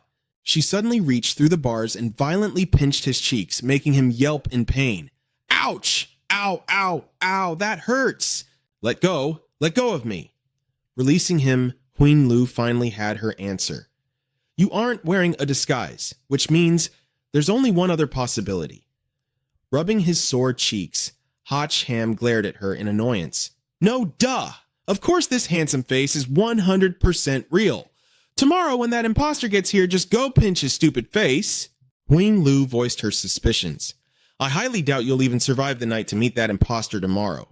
Just as she said that, a barrage of arrows rained down from the ventilation shaft. Ham dove to the side, dodging just in time. Staring at the arrows embedded in the ground, Huin Lu knew their enemies had made their move. Ham panicked. Who is it? Just how many people have I pissed off anyway? Out in the corridor, the prison guards were already under heavy attack. Huin Lu drew her sword, ready for a bloodbath. You've got some nerve storming the royal dungeon. Are you all tired of living? The assassins roared back. Anyone who stands in our way dies. Unfazed, she charged right into the fray alone. Let's see if you have what it takes. Hatch Ham had to admit, this girl was seriously dedicated. Even knowing he was probably doomed anyway, she was still fighting tooth and nail to follow the Emperor's orders and keep him alive. Suddenly, the dungeon wall behind him blasted open, and a hulking monster stepped through. Locking eyes with him, it growled, confirming its target. Ever the optimist, Hatch Ham quipped, "Thanks for opening the door, buddy. Looks like someone's really in a rush to claim my head." But the moment he stepped outside, his senses screamed that something was wrong. Looking up ahead, his jaw dropped. "You've got to be kidding me! Did I offend the heavens or something?" A massive volley of arrows rained down on him. He desperately tried to summon his divine beast, but to his absolute shock, nothing happened. "Killin'!" Just in the nick of time, Huang Lu dashed over, throwing up a magical shield to protect him. She forced him to the ground. "Get down! Don't move! Who told you to come out here? Are you blind? The whole place is swarming with enemies." Hatch Ham groaned. "Hey, I'm just trying to stay alive here." She scanned the area anxiously. "Damn it, we're pinned down by archers. My shield won't hold out much longer." Meanwhile, Hatch Ham was getting a bit flustered with her body pressed so tightly against his. "With these two huge boulders pressing against me, I won't last long either," he muttered. But the danger was far from over. It wasn't just arrows anymore. Massive fireballs were rocketing toward them. Huang Lu cursed in frustration. These lunatics, they even brought out freaking catapults. Realizing the danger, Hatch Ham immediately called out to his universal system. It instantly knew what to do. "I'm on it, finding 10 instant teleportation scrolls for you right now." Just as the system replied, the next terrifying wave of flaming boulders was launched at them. As the dust settled, the enemy leader scowled at the crater. "That was a direct hit, but where is the body? Send a squad down there to confirm the kill, right now." His subordinate immediately bowed. "Understood." Thanks to the teleportation scroll, Hatch Ham managed to warp Huang Lu out of there to a safe location. He helped her up and asked, "Hey, snap out of it." He waved a hand in front of her. She was still completely dumbfounded. "Weren't we just outside the royal dungeon? How on earth did we get all the way out here?" He casually brushed it off. "I know a little instant teleportation magic. That's how we made it out in one piece." Huang Lu scoffed sarcastically. "Your fighting skills are absolute garbage. But your ability to run for your life is top tier, huh? One look, and I could tell you were never the heroic, honorable type." He just shrugged it off. "Hey, if I can run away, why the hell would I stay and fight? Anyway, I'm out of here. Catch you later." She quickly stopped him. "Where do you think you're going?" He turned back. "My entire goal here is to stop the people invading my world. So, I have to keep moving and find your emperor to talk things out." Huang Lu desperately tried to talk some sense into him. "Don't be an idiot. The people who just attacked us will never let you get anywhere near Her Majesty. The second you show your face, you're a dead man." Hatch Ham scratched his head in frustration. "I seriously don't get it. Why does the Emperor even want me? First she wants to kill me, then someone goes out of their way to impersonate me. Just what the hell is wrong with your world?" Huang Lu let out a heavy sigh of defeat. "Fine, whatever. Let me give you the rundown first. The true mastermind behind this is a powerful faction called the Mystic Sect. Their leader is Othu, but he hides behind another major title. He's the national preceptor of the Great Sun Empire. Meanwhile, back at the palace, Empress Jiao Jiao was receiving her own update. "Your Majesty, the national preceptor requests an audience." Jiao Jiao waved her hand dismissively. "I know, send him in." Othu strutted in and offered a deeply respectful bow. "Your loyal subject greets Her Majesty." Jiao Jiao didn't even look up. "Dispense with the formalities, preceptor. There's no need to be so stiff. What brings you here at such a late hour?" He smiled smoothly. "I heard a rumor that the Chosen One suddenly appeared in the palace today, and that your Majesty nearly executed him." She scoffed coldly. "Isn't your mystic sect the one claiming to have found the true Chosen One? I'm just waiting for him to show up tomorrow so I can see for myself which one of them is the fake." Othu's eyes glinted as he probed further. "And once we find the real one, does your Majesty still plan to eliminate him?" Jiao Jiao's eyes turned icy. "Of course I do. Any ridiculous destiny that stands in my way of conquering this world will be ruthlessly cut down." Othu feigned a look of deep regret. "What a tragedy, to think that the Chosen One is your destined soulmate." bound by the heavens. Severing such a sacred bond by force will surely draw the fury and resentment of the entire world. I even had a portrait drawn of this man. It was my deepest hope that your majesty would follow the will of the heavens, take him as your husband, and rule the empire together. Why must your majesty be so stubborn? Zhao Zhao slammed her hand on the table, her voice dripping with venom. I've told you already, I have absolutely zero interest in men. This whole destined soulmate bullshit is nothing but a joke. Are you trying to defy me, preceptor? Knowing better than to push his luck, Othu smirked and turned to leave. Ah, well then, the heavens will have their way. I won't waste any more of your time. I shall take my leave. But before he could step out, Zhao Zhao's sharp voice cut through the air. Just a fair warning, preceptor. If the man you bring me tomorrow turns out to be a fraud, someone will be paying for it with their life. Othu didn't flinch for a second. Whether he is real or fake, your majesty will know the moment you test him. Please, get some rest, your majesty. Watching his retreating figure, Zhao Zhao gritted her teeth. That sly old fox! Just then, a frantic palace maid rushed in to deliver urgent news. Your majesty, something terrible has happened at the royal dungeon. Zhao Zhao's eyes widened in shock. What? After hearing the maid's full report, she slammed her fist down in absolute fury. I see how it is. They're trying to silence him to secure the position of their fake chosen one. The maid trembled as she asked for orders. The guards have cleared the area, but there was no sign of a body. We aren't sure if the evidence was destroyed or if he somehow managed to escape. Should we keep searching? Zhao Zhao's voice was absolute ice. Search everywhere. I want him found, dead or alive. If we don't produce him, those traitors will twist the narrative tomorrow and might even try to force me off the throne. The maid quickly bowed. Understood, your majesty. Meanwhile, after finally getting the full story, Hotch Ham's jaw dropped. Wait, this mystic sect actually has enough power to force the emperor to step down? Huin Lu nodded in agreement. Exactly. Since they hold the power to commune with the gods, the people actually revere divine authority far more than the emperor's rule. Half a year ago, Othu used a dream reading art to sketch the man from Her Majesty's visions. He then proclaimed that this man was her heaven-ordained destined partner, the one who would rule the world by her side. Her Majesty waged war and invaded your world specifically to find you first. Yet, who would have thought you'd deliver yourself right to our doorstep? Hotch Ham put the pieces together. Ah, no wonder he wants me dead. It's not because I'm messing up his plans to draw the sword.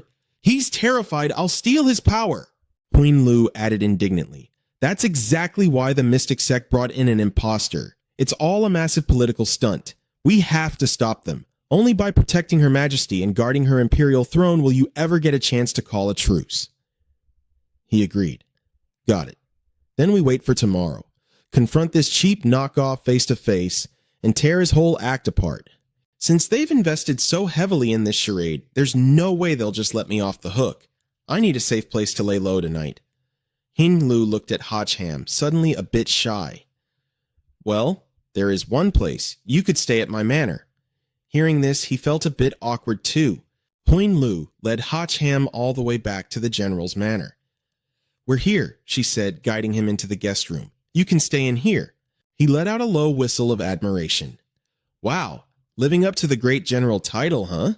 This room is insanely huge, but there's still one problem. They know you saved me. If they come knocking at your door, how are you going to handle it? Huin Lu brushed it off effortlessly. This manor was gifted directly by Her Majesty, and I am a great general appointed by her own hand. If anyone dares to cause trouble here, they can't blame my sword for being ruthless. Hotch Ham took the opening to ask a favor. Great, love the confidence. But speaking of which, Keen, could you maybe break my friends out? The ones you captured earlier? Huin Lu replied, They're locked up in the dungeon. From what I hear, they haven't been interrogated yet, so they're still safe. Just relax. Once everything is settled tomorrow, I'll personally petition Her Majesty to release them. Suddenly, a subordinate called out from outside. Reporting to the general. The people from the mystic sect are here. They are demanding to see you. She didn't look the least bit surprised. They move fast. You called it perfectly. He shrugged. Well, anyone with half a brain would know to come looking for you. Huin Lu waved it off carelessly. Whatever, I'll just chase them away. Just relax and get some rest. She turned and ordered the guards. Lock down the perimeter around this room, unless it's me. Do not let a single soul get close. The guards shouted their compliance. Hotch Ham let out a cold, cynical chuckle. Just relax, she says. You meatheads really do have the simplest minds. Meanwhile, outside, the manor's guards had already stepped up to confront the intruders. Back off. This is the general's manor. Who dares to trespass? They shouted arrogantly. Are you tired of living? Hoin Lu strode out confidently. Step aside. I want to see exactly who has the guts to barge in here. Cross this threshold, and you might just lose your head. If you think you got what it takes, go ahead and try. The opposing side instantly went dead silent, not daring to utter a single peep. Huan Lu smirked arrogantly. What's wrong? Scared now. If you're scared, then get the hell out of my sight. Instead, the intruders bowed their heads respectfully. From behind them, Othu slowly stepped forward. General Huang Lu, your temper really is getting worse by the day. What's the matter? Are you saying even I am not allowed to see you? Seeing him, Huang Lu was genuinely shocked. Othu, he actually came here himself? Othu immediately began his interrogation. You are supposed to be commanding the war at the front lines. Why have you returned to the capital? She stood her ground, her aura fierce. Well, didn't we just hear that the very person Her Majesty has been searching for has finally arrived? Naturally, I came back to see for myself, and I hear it was your subordinates who found him. Lord Preceptor, is that right? Othu gave a cold, dismissive smile.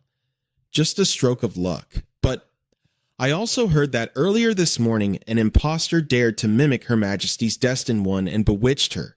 After being thrown into the celestial prison, he actually broke out. Do you happen to know anything about this? She put on a perfectly skeptical face. Should I know? Did the Grand Preceptor really barge into my home in the dead of night just to ask about such trivial nonsense? He laid out his cards. We have witnesses. People saw you and that impostor together at the scene of the prison break. How exactly do you explain that?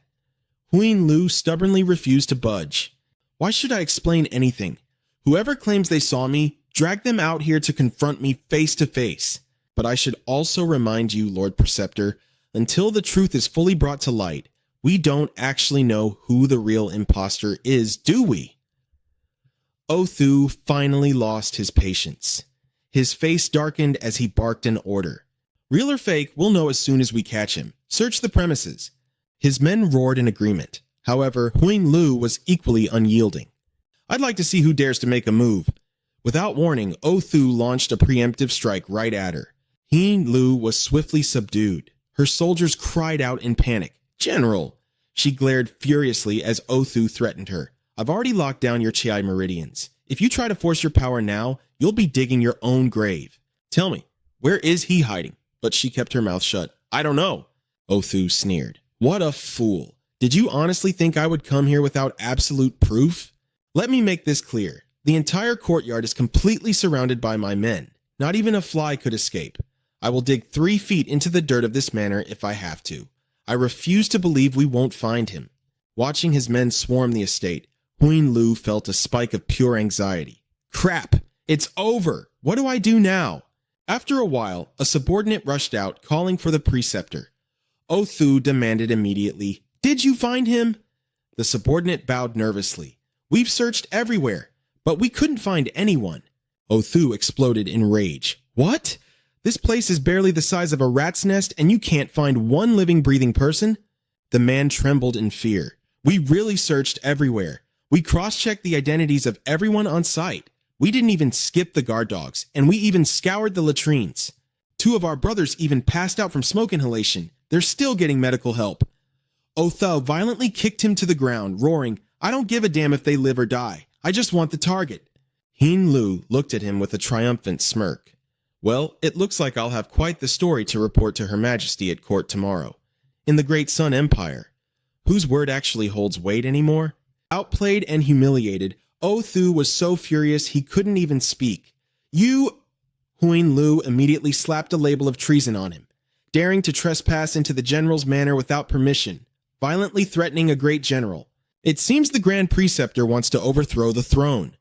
Finally, gritting his teeth, he barked, "We're leaving!" But Huin Lu wasn't letting it go. "I will definitely settle the score for today's insult later." Watching them disappear into the distance, she let out a massive sigh of relief. That was way too close. Thank God for plot armor. She frowned. But seriously, where the hell did he hide? Nearby, Hach Ham, fully disguised as one of her manor guards, flashed her a cheeky peace sign with a huge grin. Huin Lu's jaw dropped. That kind of crazy bluff. You really are a total gambler. A new day begins. Jiao Jiao asks Othu, "Grandmaster, we're just receiving a guest. Is it really necessary to set up such a massive formation?" He replies, "After all, this is the chosen one. He will bolster the supreme authority of our great Tan nation. Your Majesty personally welcoming him only proves our profound reverence for the heavenly way." Jiao Jiao grumbles inwardly, "Is this old geezer trying to force my hand so I have to just stand here and watch without making a move? If so, you're way too naive." A guard approaches and reports, "Your Majesty, we still haven't found the prisoner who broke out last night." Jiao Jiao scoffs coldly. How incredibly suspicious. She says sarcastically, "We could have had those two confront each other. But now, oh great, one of them just conveniently goes missing." "Grand Master, don't you think that's quite a coincidence?" Othu feigns innocence. He must have been terrified of his fake identity being exposed, so his accomplices broke him out. "Your Majesty, you absolutely must not let him fool you." Jiao Jiao is seething, but has nowhere to vent her anger. Meanwhile, Othu orders his men, "Lock down a 3-mile radius. Under no circumstances can Huin Lu and that boy get near here." His subordinate immediately replies, "Yes, sir." The commander then barks at his troops, "Spread out. Check every single corner. I don't want a single fly getting past us." The entire squad scatters in all directions. One guard is stationed on a rooftop, but out of nowhere, a rock smacks him right in the head. It's a classic bait and switch. Hach Ham readies his club from behind while the guard mutters in confusion, "Why are rocks falling from the sky?" Hach Ham quickly knocks him out, drags him into a room, and strips his uniform. Huin Lu asks anxiously, "This is a restricted area in the palace. What on earth are you planning?" He smirks. "I want to get up close and see who this imposter really is." Huin Lu snaps at him, "The second you get close, they'll spot you. Have you even thought of an escape plan yet?" He winks at her. "Well, that's where I'm counting on you." Huin Lu is left completely speechless, struggling to process his words. Meanwhile, back on the Empress's side, a loud announcement echoes through the courtyard. "The Chosen One has arrived." A majestic carriage rolls in, heavily guarded on both sides by fully armored dragon knights. Jiao Jiao says in a dark, mocking tone, "Dragon Knights, huh? To call them out for an escort? The Grand Master sure went to a lot of trouble." Othu replies smoothly, "I heard enemies have infiltrated our borders. One can never be too careful." The lead guard reports, "The Dragon Knight Legion has fulfilled our orders to escort the Chosen One. We invite your Majesty to approach." Othu also chimes in enthusiastically, "Your Majesty, shall we go together and witness the glory of the Chosen One?" Jiao Jiao immediately radiates a chilling killing intent. "And what rank do you hold to think you have the right to order me down?" Violent waves of water erupt from her body and smash directly into the carriage. Seeing her murderous intent, Othu screams, "Your Majesty, stop!" Hach Ham, watching from the sidelines, thinks to himself, "Damn, she is ruthless, trying to execute someone right in front of everyone." Jiao Jiao slowly raises her hand and the imposter is violently yanked into the air. Right before Othu's eyes, a stream of water drags the man directly to her. She says casually, "Why so tense? It's not like I killed him. Though I must say, yeah. If I really wanted him dead, the Grand Master would certainly strike me down, wouldn't you?" Othu regains his composure and forces a smile. "Your Majesty is joking. You would never harm the Chosen One." Hach Ham can't help but be impressed. This old fox really knows how to use moral high grounds to trap people. The imposter's mask is ripped off and Jiao Jiao demands answers. "What exactly are you hiding? Show your face." Seeing a face that looks exactly like his own, the real Hach Ham is completely stunned. Holy crap! Jiao Jiao freezes in shock. He looks exactly the same. How can there possibly be two identical people? Did you kidnap the real one last night, Grand Master, just to parade him out today and make a fool of me? Othu replies smoothly, Your Majesty, this is the will of the heavens. How would I dare to plot such a thing? It doesn't matter where he was last night. As long as he's the real deal right now, isn't that all that matters?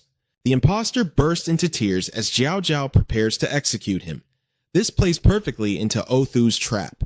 He thinks to himself, excellent, she finally lost her patience and is about to strike. The moment you kill him, I'll have the perfect excuse to execute you in the name of the heavenly way. You really think you can outsmart me? You're still way too green. Jiao Jiao lunges furiously at the imposter, screaming, I will never submit to this. Just in time, Hatch Ham swoops in and blocks her attack. Othu stares in absolute disbelief at the scene unfolding. What the hell? Jiao Jiao is just as stunned. Huh? She watches in utter confusion as Hatch Ham grabs the imposter and drags him away. She has no idea what's going on. Without missing a beat, Jiao Jiao throws all the blame right onto that old fox. Grandmaster, what is the meaning of this? Why did you order your guard to snatch him away? Othu stammers wildly, trying to defend himself. I didn't. I had nothing to do with this. But Jiao Jiao ruthlessly presses her advantage. If not you, then who? Me? He's literally wearing the uniform of your profound mystery sect. Othu furiously barks an order. Capture him right now and we'll see. Meanwhile, Hatch Ham finally drops the imposter to the ground. He points his sword straight at him. Who sent you, you fake? When the guy doesn't answer, Hatch Ham mutters over the tense music, What? Are you mute or something? Suddenly, the sky begins to turn pitch black. Hatch Ham looks around in confusion. Is it night already? But when he glances back and sees the sky behind Huin Lu is perfectly bright, his heart drops. Oh, crap. A terrifying monster with 3 heads and 6 arms tears through a rift in the dark sky. Hatch Ham squints at the behemoth. What kind of sick jutsu is this? Beside him, the imposter screams and bursts into tears. The Colossus immediately slams a massive fist down. Look out! Hatch Ham yells, yanking the imposter out of the way. Jiao Jiao glares in sheer annoyance. Grand Master, I'm pretty sure I explicitly forbade summoning a cosmic avatar within the inner palace walls. Othu maintains his hand seals tarsed, sweating slightly. Rest assured, Your Majesty, I won't let it cross the palace walls. I will obliterate him right here. The avatar's massive fists rain down relentlessly. Hatch Ham swings his sword to deflect, gritting his teeth. Damn it, this thing just won't let up. He lands a solid slash on the giant, but it does absolutely 0 damage. The monster's attacks are physical, but its body is completely immune to physical strikes. Othu slams his palms together and shouts, Gotcha! Instantly, massive stone pillars erupt from the ground, trapping Hatch Ham and the imposter inside. Hatch Ham panics. Oh no, the avatar is charging right at us. Othu sneers, nowhere left to run. The colossal hand slams down, crushing the area exactly like swatting a pathetic mosquito. Othu spits out in sheer disgust, Die, you filthy sewer rat. The Keelan had been summoned. Hatchcom mounted the divine beast, deciding to go all in against his opponent. Playing mind games with me, huh? The Keelan scaled the colossal avatar and Hatchcom aimed his sword dead at the target. I refuse to believe your eyes have no blind spots. One of the avatar's eyes took a direct hit. At that exact moment, Othu clutched his own eye in agony and screamed, My eye! Seeing this, Jiao openly gloated. Whatever is the matter, state preceptor, get a little sand in your eye? He let out a vicious curse. Bastard! Using light magic to blind me? The avatar instantly lost its bearings. Furious, Othu barked his orders. Damn it! Absolutely do not let them get away. Lock down the entire city and go after them. Understood, the guards shouted. Jiao Jiao coldly turned and walked away. What a boring game. Play it yourselves. Othu swore, This humble minister will capture the chosen one for your majesty at once. Meanwhile, Jiao Jiao covertly ordered her own subordinates. Deploy our forces as well. We must find him before they do, dead or alive. They immediately bowed. Yes, your majesty. Standing in a hidden corner, Hatchcom watched the disoriented avatar and muttered to himself, Perfect, just as I thought, he doesn't have the guts to search inside the palace. Now I can finally deal with this guy properly. He pinched the fake's face and interrogated him. Tell me, who the hell are you? As the mask was peeled off, he stared blankly at what was in his hands. Huh? He asked in shock. X, why is it you? X just pointed at his own mouth and burst into tears. Wah! Hachcom instantly understood the problem. Oh, your mouth is glued shut, isn't it? He desperately tried to pry the guy's jaws open. After struggling for a while, he threw his hands up in defeat. What the hell did they seal this with? It's stuck tight, but don't worry, I still have a way. Just trust me. Raising his sword, Hachcom's expression turned incredibly sinister. My blade is super sharp. Just a tiny little slice and I'll have you opened right up. Stop squirming! I'm just doing this to save you. It's definitely not a personal grudge or anything. Hold perfectly still! Right at that moment, X desperately mumbled out a sound. Oomph! Hachcom was caught off guard when he saw X frantically writing on the ground. Etched in the dirt was a single word. Oil. Meanwhile, over at the Imperial kitchen, the royal servants were bustling about. Lord Phi barked orders. Hurry it up! The Emperor will be having dinner in exactly 1 instant stick of time. If anyone makes a mistake, don't blame me for being ruthless. Just then, a servant nervously reported back. Lord Phi! The man snapped back. What is it now? Have you finished preparing the food yet? The servant panicked. I can't find the cooking oil anywhere in the kitchen.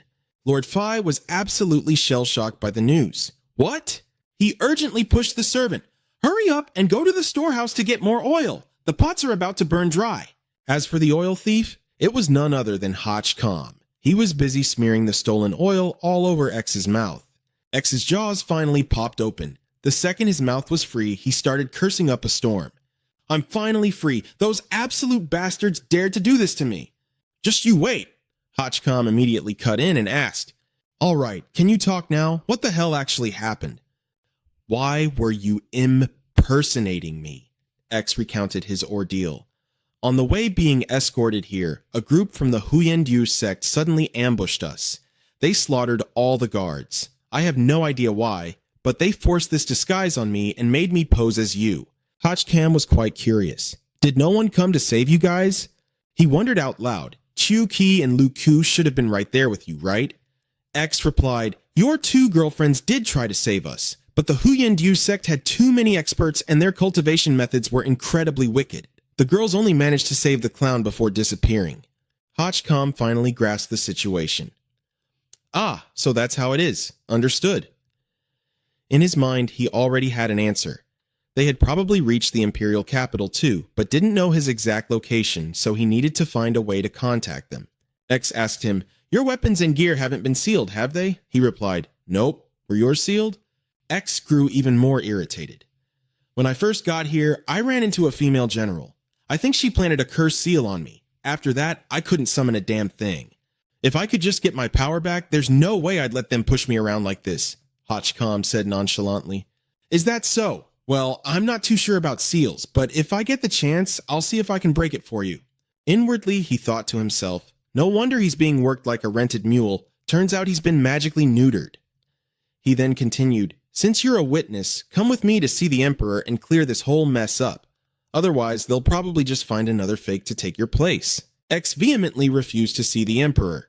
Are you crazy? Looking the way we do, we'd probably be slaughtered before we even got close. Hachcom pointed down, gesturing to him. I've actually been getting pretty into cosplay lately. Take a good look around. Where do you think we are right now? Meanwhile, in Zhao Zhao's chambers, Huyen Lu had already arrived. She offered a cautious warning. Your Majesty, the Huyen sect is deeply treacherous and unpredictable. You must keep your guard up. Zhao Zhao sighed helplessly. Of course I know that, but how exactly am I supposed to defend against them? They actually had the nerve to use a fake chosen one to test me. This is a blatant attempt to force my hand. Huyen Lu chimed in. It is strange, though. If they already managed to find an imposter, why did they wait until now to make their move? Zhao Zhao explained. The state preceptor isn't a fool. He knows the soul-searching art I practice can check a person's life force to see if they belong to this world. I just need a single touch to find out. Huyen Lu immediately understood. So that was it. That's why they waited until they caught someone from another world to create an imposter. And right as Han showed up in the palace, they knew they couldn't afford to wait, so they made their move. Zhao Zhao frowned in confusion. I confirmed the guy we met yesterday was from another world, but the one today... After I secretly checked his pulse, I found out he's from another world too. Just what on earth is going on here? Huinglu reported back. I followed your majesty's orders and heavily guarded the portal. People are only allowed to leave, not enter. There's no way anyone from the mystic sect used the chance to sneak in from the other side. Except for those intruders who were already... She trailed off. Zhao Zhao asked, "What is it?" A look of realization hit Huinglu's face. Could it be? She immediately excused herself. "Please wait a moment, your majesty. I will investigate this right away." At the same time, Lord Fei was serving the meal. "Your majesty, it's time to eat." Huinglu hurriedly rushed past, completely missing the two familiar faces disguised as royal kitchen servants. X whispered to him, "Han, it's her! She's the one who sealed my gear!" Han hissed back at him. "Shut up, focus on the mission first. We'll deal with her later." X mumbled, "Fine." X thought to himself, "This is the royal palace after all. If you expose yourself before figuring out the emperor's stance, you'll get shot into a porcupine." Han instructed, "Once we get to the front, I'll look for a chance to reveal my identity. You need to explain everything fast. Before the guards rush in, I can buy you 5 minutes." X agreed immediately. "Got it. I've already prepared my speech." Lord Fei spoke up. "Your Majesty, today's dishes are excellent. Please, have a taste." Zhao Zhao rubbed her temples in frustration. "I don't have an appetite." Taking the cue, Han signaled to get ready. X gave a low grunt of confirmation. But suddenly, a voice rang out just as the two were setting the table. "It is only natural that your majesty has no appetite," Han muttered in annoyance. Why did this jinx have to show up? Wushu walked in, continuing his taunt. "The Chosen One is still missing, and the future of the Empire looks grim. If I were you, I wouldn't be able to swallow a single bite either. How could you possibly have an appetite?" Zhao Zhao's headache worsened at the sight of him. "State Preceptor, you barged into the palace with your men. What is the meaning of this?" Wushu smirked. "I believe assassins have sneaked into the palace and pose a threat to your majesty, so I came specifically to protect you." Zhao Zhao slammed her hand on the table in a rage. "How arrogant! Who gave you permission to bring your men into the palace?" Wushu casually made an excuse. "The situation is urgent. I am only worried about the safety of the Empire. Why is your majesty so tense? Could there be a hidden secret?" Zhao Zhao was on the verge of losing control. "You!" Wushu turned and ordered his guards. "What a bunch of useless servants! Throw them all out." The guards bowed. "Yes, sir." Lord Fei was extremely worried as he was pushed out. "You mustn't delay His Majesty's mealtime." As Han was being shoved out, he whispered to X, "Go after that female general from earlier. Tell her I sent you and have her unseal your gear first." X looked at him in confusion. "You're not coming with me?" Han glanced anxiously inside the room. "Stopping this war entirely depends on the Emperor. If she gets dethroned, we are in deep trouble. I have to stay and help her." X was stunned. "What? If they see your face, you're dead meat." Han held up the item. "You still have my mask." "I'll do a quick disguise later. There's no way they'll recognize me." The guards kept barking orders, shoving the kitchen staff out. "Get out!" The royal kitchen staff were panicking. How did the mystic sect get into the palace? It looks like the Imperial Guards have already sided with the State Preceptor. The Emperor is in grave danger. The doors slammed shut and X quickly slipped away. "Like hell, I'll let you have the upper hand. Once I get my seal lifted, I'll come back and settle the score with you." Inside the room, Wushu eyed the dining table and mocked. "Your Majesty sure eats well." He picked up a plate of food, inspecting it, and continued, "No wonder everyone wants to be the Emperor. Dressed in silk, eating delicacies, surrounded by endless jewels and treasures. I'm truly jealous of those close to you." Zhao Zhao furrowed her brows at his words. "What exactly are you trying to do?" Wushu repeated in a dark tone, "I already told you. I am here to protect you." Suddenly, another voice chimed in. "And if I can use this chance to dethrone you, I can smoothly take the crown for myself." "Exactly!" Wushu roared in anger. "Who is there? Who is sprouting such nonsense?" Han swaggered in, sporting a fake mustache. "What's wrong?" Did I hit a nerve by saying what's really in your heart? Getting anxious, are we? The guard stared at him in shock. Where did he come from? Zhao Zhao recognized the outfit. It was the chef from just now. Wu Shu glared furiously at He Han. A lowly chef? How dare you spout garbage in here? You really have a death wish. Guards, drag him out and execute him. Standing in the back, Zhao Zhao couldn't stand his blatant abuse of power. Excuse me? The guards moved in. Yes, sir. But He Han used a sonic wave, making his voice boom through the room. I'd like to see you try. The sheer force of the sonic wave sent the guards flying backward. He continued, His Majesty hasn't even spoken, yet you dare to decide who lives and who dies? His voice echoed throughout the entire palace. Who exactly is the emperor here? Is it His Majesty, or is it your mystic sect? Caught red-handed, Wu Shu yelled defensively, What? What are you shouting for? Zhao Zhao winced, covering her ears. Damn, he's got some lungs on him. Are you afraid the whole palace won't hear you? Myriad reminded him, Calm down a bit. Even with the voice-amplifying talisman, your throat won't be able to handle all this screaming. He replied, I know. One of the guards is finally coming to his senses. What the hell is going on? The guy next to him had ringing in his ears and couldn't hear clearly. What did you say? Speak up! He Han spoke with an imposing aura. As a chef, I honestly can't stand watching this anymore. Lord State Preceptor, you want to usurp the throne, but your methods are just way too ugly, don't you think? Wu Shu coldly asked, What on earth are you talking about? Zhao Zhao anxiously shouted, Enough! Get out of here right now. I appreciate your good intentions, but this is no place for you. Wu Shu's killing intent flared up. Leave in your dreams. An arrogant fool like you must die. He Han put on an act of absolute terror. Ah, State Preceptor, what are you doing to me? These highly suggestive words echoed everywhere. Please, don't do this. I can't handle it. It's too deep. It hurts. Wu Shu roared, What the hell are you babbling about? Shut your mouth. I haven't even touched you. He Han kept up his act. No, please don't. You are the State Preceptor. Wu Shu turned and demanded an answer from Zhao Zhao. Your Majesty, look at this nonsense. Is this proper? But even she played along. State Preceptor, I never expected you to have such unique tastes. Wu Shu couldn't defend himself even if he had 10 mouths. I have absolutely nothing to do with him. Humiliated and enraged, he snapped, I'll strangle you to death. A guard quickly whispered, State Preceptor, rumors are already spreading through the city that you swing the other way. You need to suppress this immediately.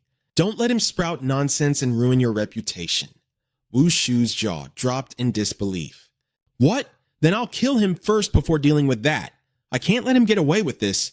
He Han immediately hid behind Zhao Zhao. She finally spoke up. This chef is quite something. I'll be keeping him. If the State Preceptor wants to take him from me, be my guest and try. Then she turned around and warned He Han. No matter what happens next, you know exactly what you should do, right? He replied, Understood. I will definitely scream my lungs out and let the whole world know exactly what happened here. Wu Shu was furious, but completely helpless. Damn it! Even though I'm stronger than Zhao Zhao, ending this quickly is still going to be difficult. That damn chef will have more than enough time to spread the news. Once the whole world finds out I raised my hand against the Empress, the people will undoubtedly turn against me, and my plan will be ruined. In the end, he had no choice but to retreat. We're leaving! Zhao Zhao smugly saw him off. Take care, State Preceptor, I won't see you out. He Han also bowed and chimed in. This humble one bids you farewell. Zhao Zhao then recognized him. You really have a death wish, don't you? He Han took off his mask. I can't believe you still recognize me even with this disguise, he said. She replied, I don't recognize people with my eyes, but with my senses. How could you possibly hide the scent of the other world on you? He cupped his hands and said, The situation was urgent, so I had to use this trick to force him to leave.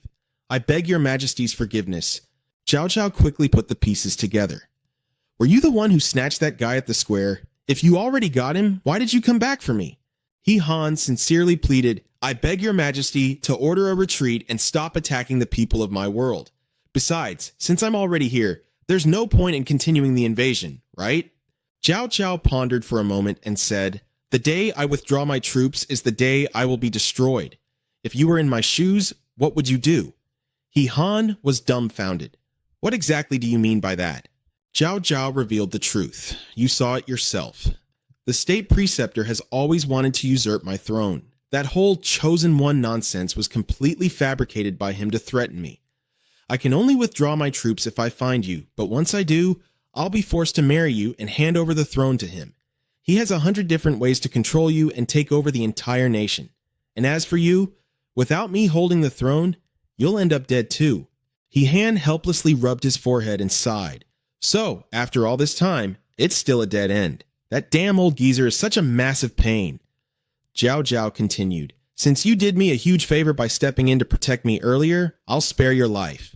Go, get as far away from here as possible. If I ever see your face again, I won't be so merciful. If I kill you, I can live out the rest of my days in peace without worrying about the state preceptor using you against me.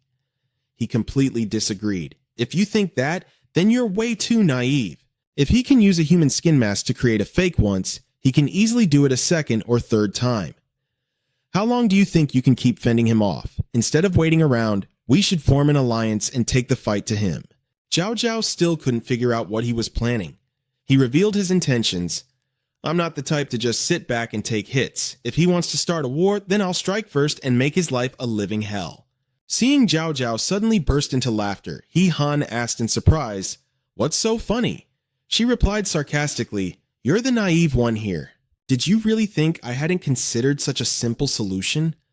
Over the past 3 years, I've sent out 14 waves of elite assassins to take his life, but not a single one succeeded. All of those experts vanished without a trace. Not even their corpses were found. Meanwhile, his power just keeps growing. Not only does he control the court officials, but he has even infiltrated my inner palace. The fact that you were able to just waltz in here earlier is proof enough of that," he replied. "You failed, and that's because you weren't ruthless and cunning enough. But I'm different. I'm a master of dirty tricks." Zhao Zhao frowned. "A master of dirty tricks? What do you mean?" He smirked and said, "That doesn't matter. Just let me handle it. If I lose, the blame is all mine. But if I win, you have to agree to withdraw your troops and call a truce. Deal?" The deal was struck, and the Empress agreed. "Fine. But if you get captured alive, you know exactly what the consequences will be, right? Even though I can't kill the state preceptor, taking care of you would be a piece of cake." He swore seriously. "Don't worry, I guarantee I won't leave them a way out. However, I need to borrow someone from your majesty to help me with this operation." Zhao Zhao asked in confusion, "Borrow someone?" Meanwhile, on Huang Lu's side, she impatiently asked her subordinate, "Are they still not here yet?" "My own subordinates were personally escorting them. They should have arrived last night." He was equally confused. "Other than the group from this morning, we haven't received any prisoners escorted from the front lines in the past few days. Could they have gotten lost?" Huang Lu was absolutely sure they wouldn't get lost. It looked like the mystic sect really had ambushed them halfway and snatched the prisoner. She turned to leave, muttering to herself as she walked, "What do I do now? I've doomed Her Majesty." Suddenly sensing danger from behind, Huang Lu spun around, firing a hidden dart straight from her palm. "Who's there?" she demanded. X ducked behind a wall and yelled, "Friendly! It's me! Friendly!" She recognized him immediately. "It's you? What are you doing here? Where are the guards who were escorting you?" "And where's the other prisoner?" X quickly explained. "We got ambushed by the mystic sect halfway there. They slapped Hotch Ham's mask on me and dragged me here. Luckily, someone broke me out." Huang Lu finally realized that the person at the palace square had been him all along.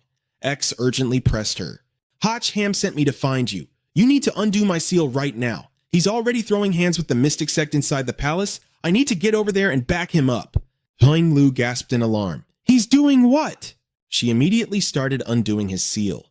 "Damn it. No wonder I was hearing those strange explosions earlier." So it was Hotch Ham clashing with the state preceptor. Spiritual energy flowed into X's body as she shouted, "Release!" Feeling his strength return, X laughed triumphantly. "Ah, the seal is broken." Completely off her guard, Huang Lu turned away. "Don't worry, I'll head into the palace and find them." Suddenly, X hoisted his battle axe. "You stupid bitch. Every miserable thing I suffered on that road was your fault. I'm gonna butcher you first, and then I'll go settle the score with those other bastards." But his vicious swing hit nothing but thin air. A mysterious force had completely blocked his strike. Huing Lu turned around in confusion. What's going on? Seeing a figure suddenly fall from the sky, she recognized him instantly. Hotch Ham? Meanwhile, Hotch Ham was groaning on the ground. Ouch, that landing was an absolute disaster. Huing Lu rushed over to help him up. How did you find your way here? Hotch Ham replied, I planted a tracking talisman on him. No matter how far he went, I could teleport straight to him. Just as he said that, the two of them finally noticed X and froze in shock. X was trembling in agony, cross-eyed as he stared at his own axe deeply embedded in his skull. Huh? What kind of bad karma did I rack up to deserve this? Hotch Ham awkwardly had to help him out. All right, just grit your teeth, Hotch Ham said, wincing. Easy! Pull it out easy, X screamed. Finally, Hotch Ham yanked the axe out, leaving X howling in pain. Hotch Ham looked around, confused. There are no enemies here. Why did you even have your weapon drawn? X clutched his bleeding head and grumbled, I was just worried it might get rusty if I didn't use it for too long.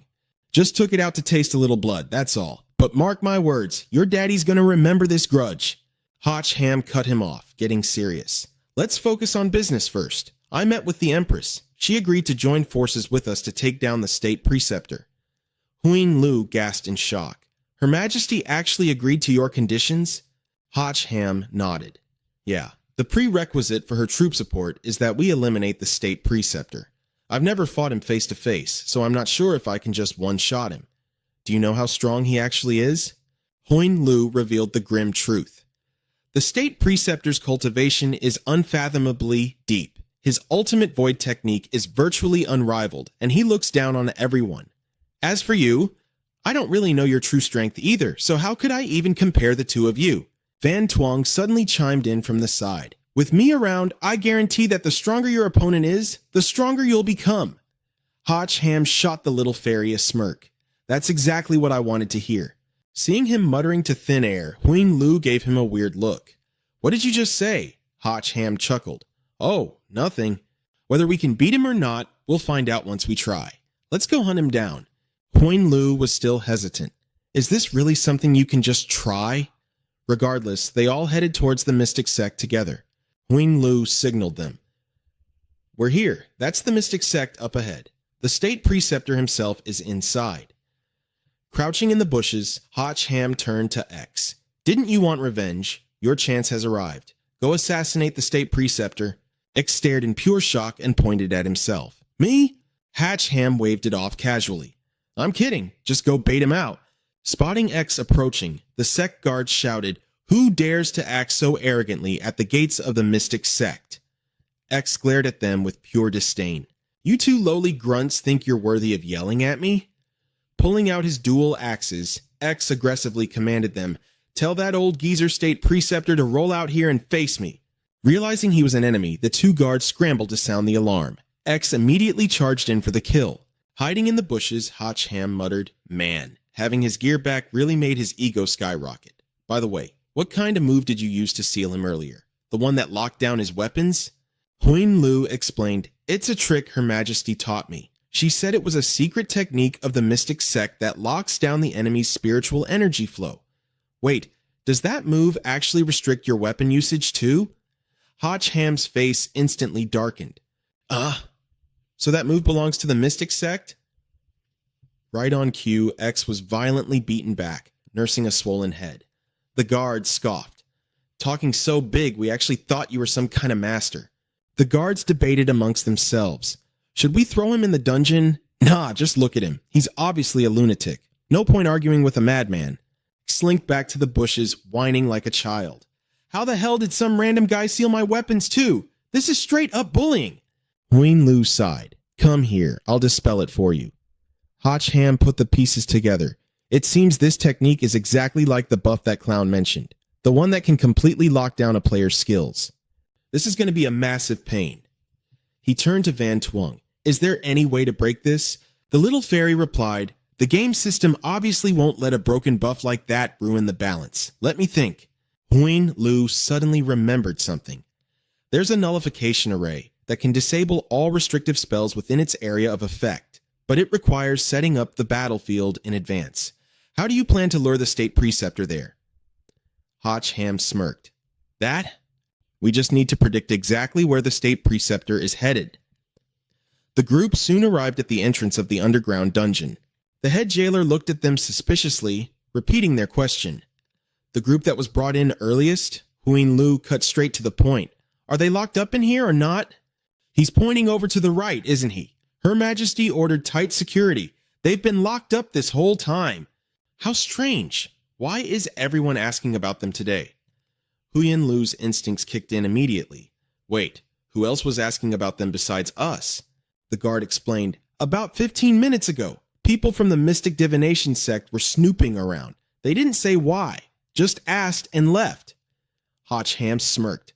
Looks like my hunch was right. Since they couldn't track the two of us down, they're planning to use Huang Du's crew to forge another chosen one. The warden panicked at his words. You've got to be kidding me. What exactly are you people planning to do? Spit it out, or I'm reporting this directly to Her Majesty. Without missing a beat, Hotch Ham flashed a royal token and delivered the decree. By the order of Her Majesty, I am taking full control of this prison. As midnight approached, the assassins from the mystic divination sect made their move. Their commander barked out the orders. The targets are locked in cell block T on the 3rd basement level. We need them alive.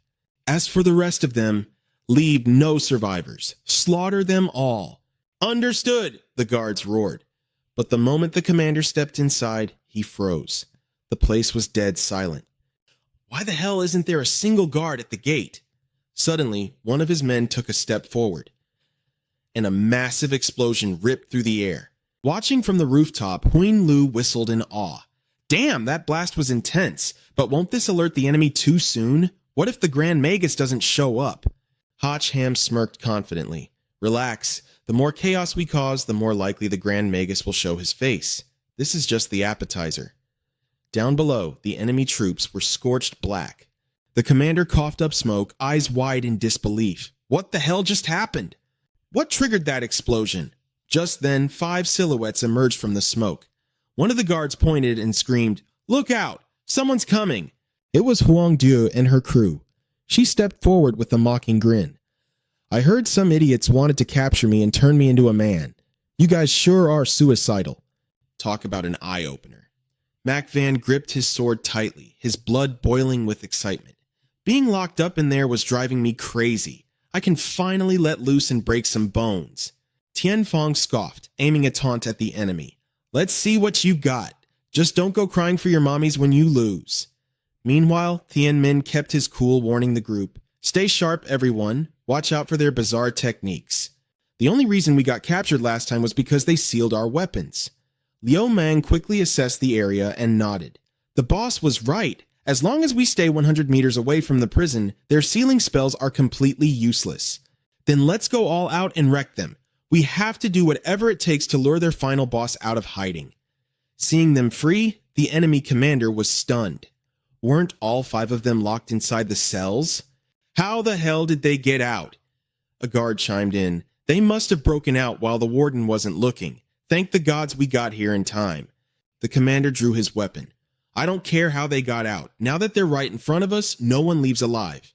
Disciples, hear my command, attack. The enemy forces surged forward with killer intent. Take them alive. Charge. Meanwhile, at the royal palace, a royal guard rushed into the chambers. Your Majesty, chaos has broken out at the prison. The Empress was lounging gracefully on her bed, flipping through a book. Without looking up, she asked calmly, Has the Grand Magus made his move yet? The guard bowed. He is still nowhere to be seen, Your Majesty. Zhao Zhao flipped a page. Then we wait. Until he shows himself, no one makes a move. But the moment he steps out into the open, slaughter them all. Back at the battlefield, Huang Du's crew was having the time of their lives tearing through the enemy ranks. Tian Fong laughed maniacally. Oh man, this feels way too good. Suddenly, Mac Van noticed something glowing on the ground. Watch your step. A sinister red magic circle had just materialized, trapping Tian Fong inside. The enemy commander turned to the mysterious spellcaster behind him. What's going on? Why isn't the binding curse working on them? The caster trembled, wiping non-existent sweat off his mask. I don't know, sir. We're pouring all our mana into it, but something is blocking the spell. The commander snapped, "You're wearing a damn mask. What the hell are you wiping? Screw this. If we can't lock them down, we'll crush them with raw power." But just as the commander was about to signal for their trump card, a subordinate panicked. "Senior brother, wait. The Grand Magus strictly forbade us from using that near the capital. We're right under the Empress's nose." The commander viciously kicked him aside. "Shut up. If we don't bring those targets back tonight, we're dead men anyway." Without another word, he pulled out an eerie, bone-white flute and blew into it. The other disciples instantly recognized the terrifying sound. Panic swept through their ranks, and they scattered like rats. "We're dead. Run for your lives." Seeing them retreat, X looked around in confusion. "What the hell is going on? What's happening?" Up on the roof, Hotch Ham frowned deeply. "What's the deal with that flute? Is it summoning something?" X was completely baffled. Why are they running away like a bunch of cowards? Beside Hotch Ham, Huin Lu was trembling, not out of fear, but sheer fury. "That absolute lunatic, he's summoning the Dragon Knights. This is blatant treason." Hot Ham's eyes widened in realization. "Wait, you mean the same Dragon Knights that escorted X back here? But I thought there were only a handful of them?" Suddenly, a massive rift tore through the fabric of space. Hotch Ham gasped, "What the hell is that thing?" Down below, Mac Van stared in awe. "A spatial rift?" Thien Min gripped his weapon, sweating bullets. "Brace yourselves! Something massive is coming through." The rift expanded rapidly, glowing with a destructive aura. Mac Van froze as a deafening rumble echoed from within. Wait, that sound... An absolute stampede of heavily armored Dragon Knights poured out of the rift. The commander pointed his blade and roared, "Kill them all!" Huin Lu gritted his teeth in absolute disgust. "Are you kidding me? They deployed an entire army just to deal with 5 people? Talk about overkill. 800 Dragon Knights could level an entire city. Huang Du's squad is going to get wiped out." But X just watched with a twisted sense of satisfaction. "My men were all slaughtered, so don't even think your subordinates will make it out alive. Let's see how you talk your way out of this one." But when X turned around to gloat, the rooftop was completely empty. Wait, where the hell did he go? Huin Lu was equally stunned. He was literally just standing right next to me. Down on the ground, seeing the overwhelming tide of Dragon Knights charging at them, Huang Du's crew finally panicked. "Fall back! Retreat!" But it was too late. Just as the cavalry was about to crush them, a blinding pillar of light erupted right in front of the group, forcing everyone to shield their eyes. The terrifying stampede of Dragon Knights ground to a halt, staring warily into the sky. And there, descending from the heavens like an absolute god, was Hotch Ham, majestically riding his Qilin and looking down on them like they were nothing but trash. "You dare pretend to be dragons with this bunch of small fry? Even if a real dragon showed up, I wouldn't be afraid, let alone a trash like you." It was so jealous he burst into tears. The divine beast Qilin is truly on par with a dragon. "Oh my god, how can it be so badass? I want one too!"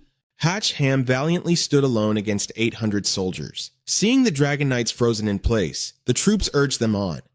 "What's going on?" "Charge, you useless trash." Huang Du happily realized that the moment Hotch Ham's lightning Qilin entered the battlefield, its aura completely overpowered them. The soldiers finally realized, wait, isn't that the chosen one from the portrait? He actually showed up. Suddenly, a strange sound caught his attention. "What is that noise?" Mac Van muttered in confusion. "It's that whistling sound again, but the rhythm is different from earlier." Hotch Ham noticed the pressure in the air had gotten much heavier. "Are they giving some kind of order?" The group of Dragon Knights instantly snapped into action, their demeanor growing far more vicious. Hotch Ham tensely realized that the whistling was paralyzing the Dragon Riders' minds, forcing them to overcome their fear of the Qilin.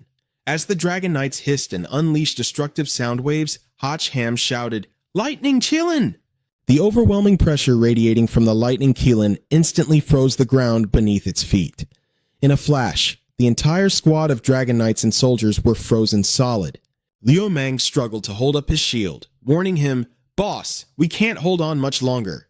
Observing the battlefield from afar, the enemy general was dumbfounded. He thought in sheer panic, "I'm dead! The Dragon Riding Legion is the state preceptor's core force for building his new empire. Now that they're completely wiped out, how am I going to explain this to him?" He roared out, "You little brat!" Hotch Ham immediately looked over, his guard up. He urged the Qilin to dodge a sudden sneak attack, but another strike slammed straight into Liu Mang's leg. He cursed, "Oh crap, it's shattering!" Before he could even finish his sentence, the entire group was blasted by the attack. Seeing this, even Hach Ham broke into a cold sweat. That strike was way too powerful. He immediately ordered Huan Lu to rescue them. She and it charged forward without hesitation. "Got it, we're on it." Hach Ham let out a breath and glared in a certain direction. "You finally decided to show your face, you damn old geezer." Staring at the smoking crater where his legion had stood just moments ago, Othu screamed in absolute agony. "The greatest foundation for my conquest of the world has been destroyed by you. How is this possible?" Hach Ham sneered smugly. "Hey, you can't blame me for that. I wasn't even planning to make a move at first, but you used hypnosis to force them to attack us. If you want to blame anyone, blame your own rotten luck. Who told you to blow that damn whistle twice?" Furious, Othu unleashed a brutal palm strike. "Shut your mouth." Huan Lu gasped in shock. "If we take that hit, we're dead for sure." It also fell into absolute despair. "We're doomed." Othu laid out a cruel ultimatum. "Either you dodge and let your little friends behind you be blown to pieces, or you block it with your own life. Now that things have come to this, I don't give a damn about some chosen one anymore. Only tearing you apart will satisfy the burning hatred in my heart."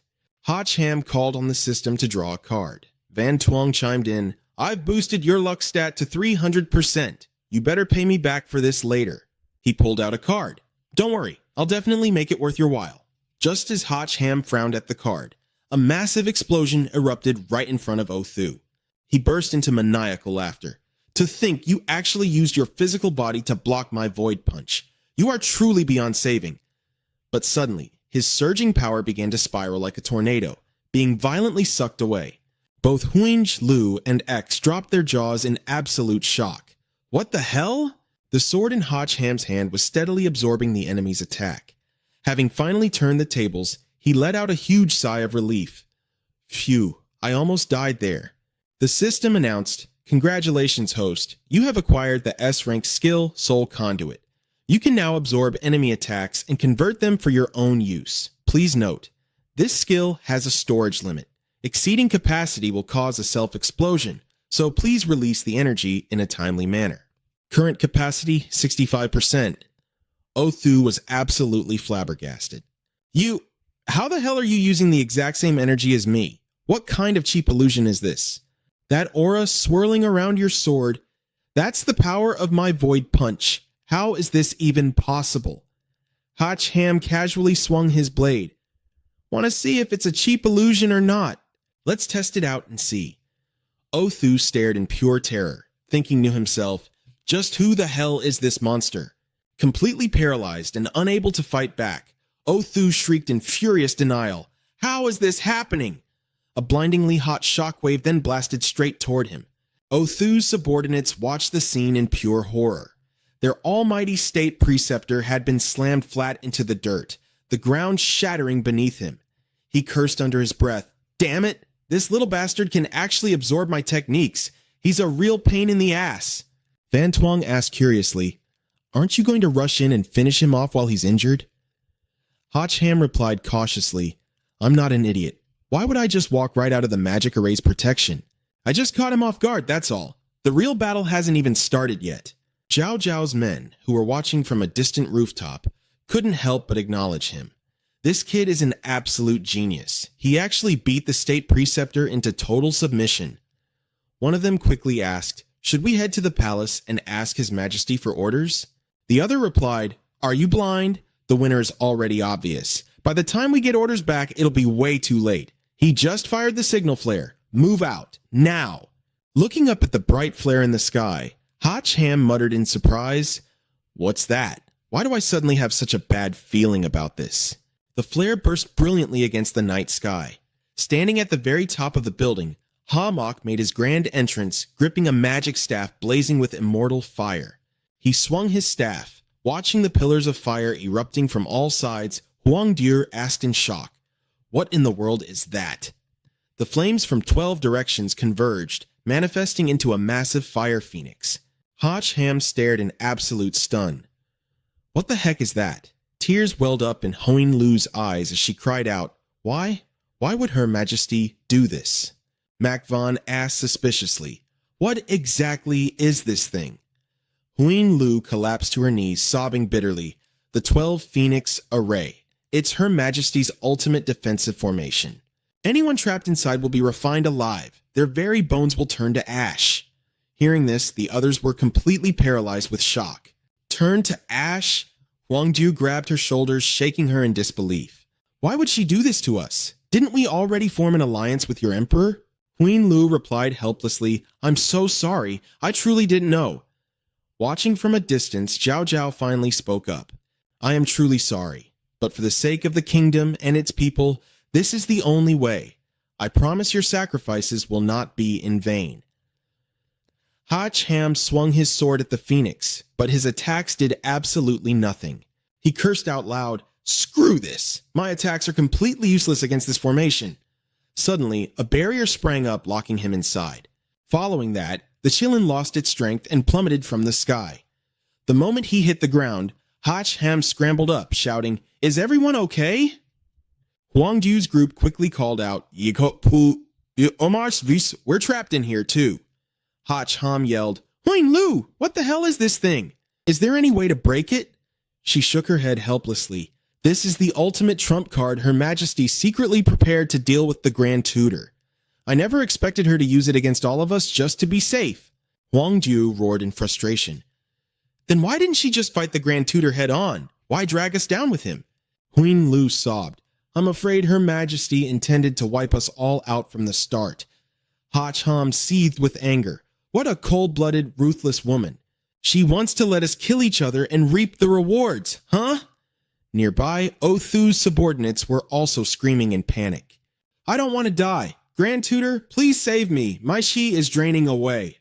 Help us! Grand Tutor, save us! Meanwhile, Othu was circulating his energy inside a protective bubble. You little royal brat! Did you really think this old master wouldn't see through your tricks? You think a mere Phoenix Array can hold me? You are far too naive. In fact, you've inadvertently done me a massive favor. A dark surge of power blasted from his palms. His guards immediately cheered in relief. Look at that! The Grand Tutor is saving us. We're gonna live! Ham watched in absolute shock. Was he actually going to break the formation? But suddenly, the leading general felt his ki being violently sucked away. Horror dawned on his face as he realized he's draining our life force. The general's body rapidly withered into a husk. You cursed old bastard! In seconds, there wasn't even a trace of dust left inside his empty armor. Ham was thoroughly disgusted. Draining his own men's ki to boost his cultivation. What an absolute monster.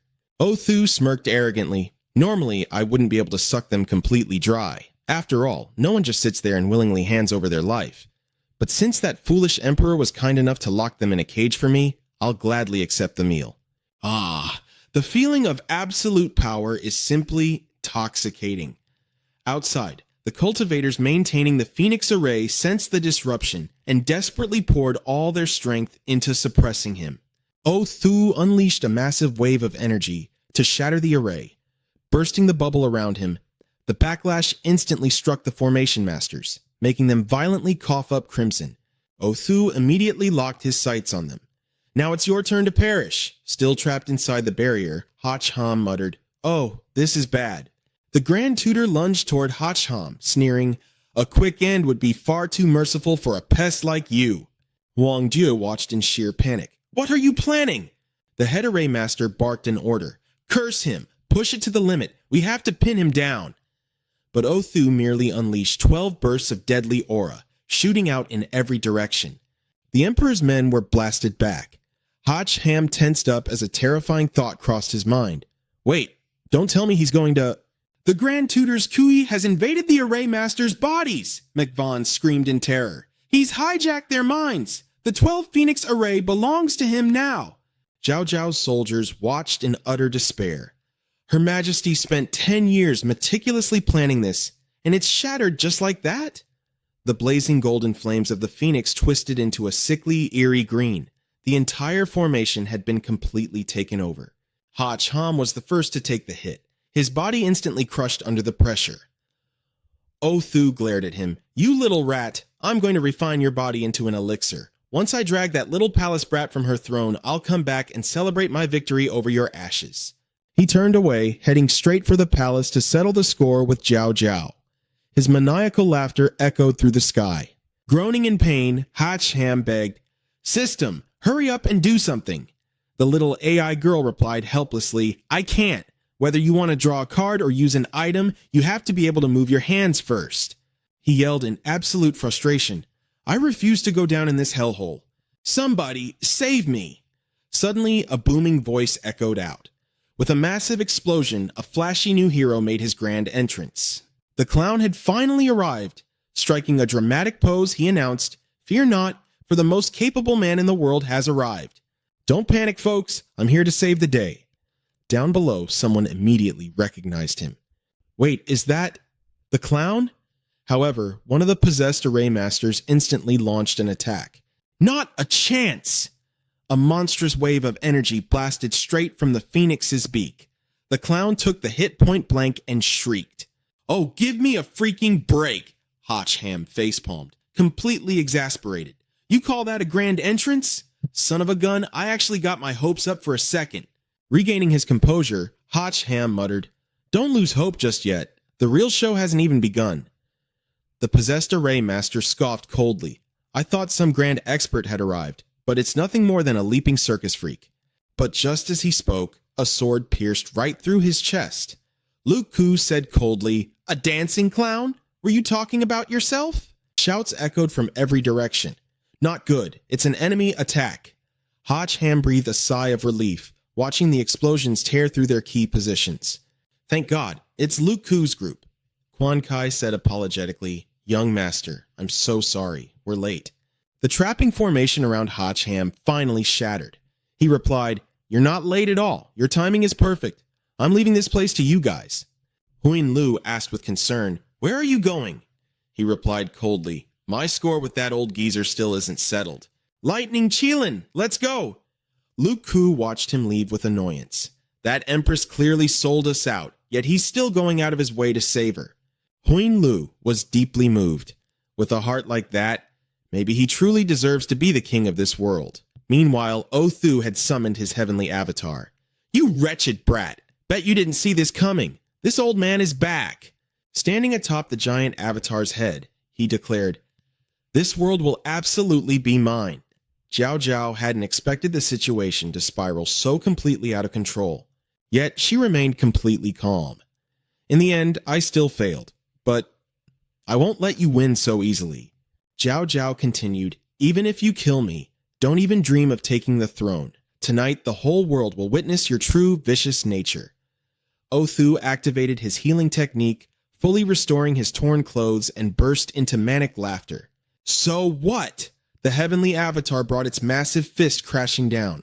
Tonight, I will make everyone witness my absolute power. I will make them all fear me. Fear is the mark of an eternal ruler. The colossal fist slammed down, but it was blocked. Othu was completely stunned. What? Jiao Jiao stood perfectly unharmed inside a glowing formation. He guessed, Your divine artifact, is that the heavenly cauldron? She confirmed it without hesitation. That's right.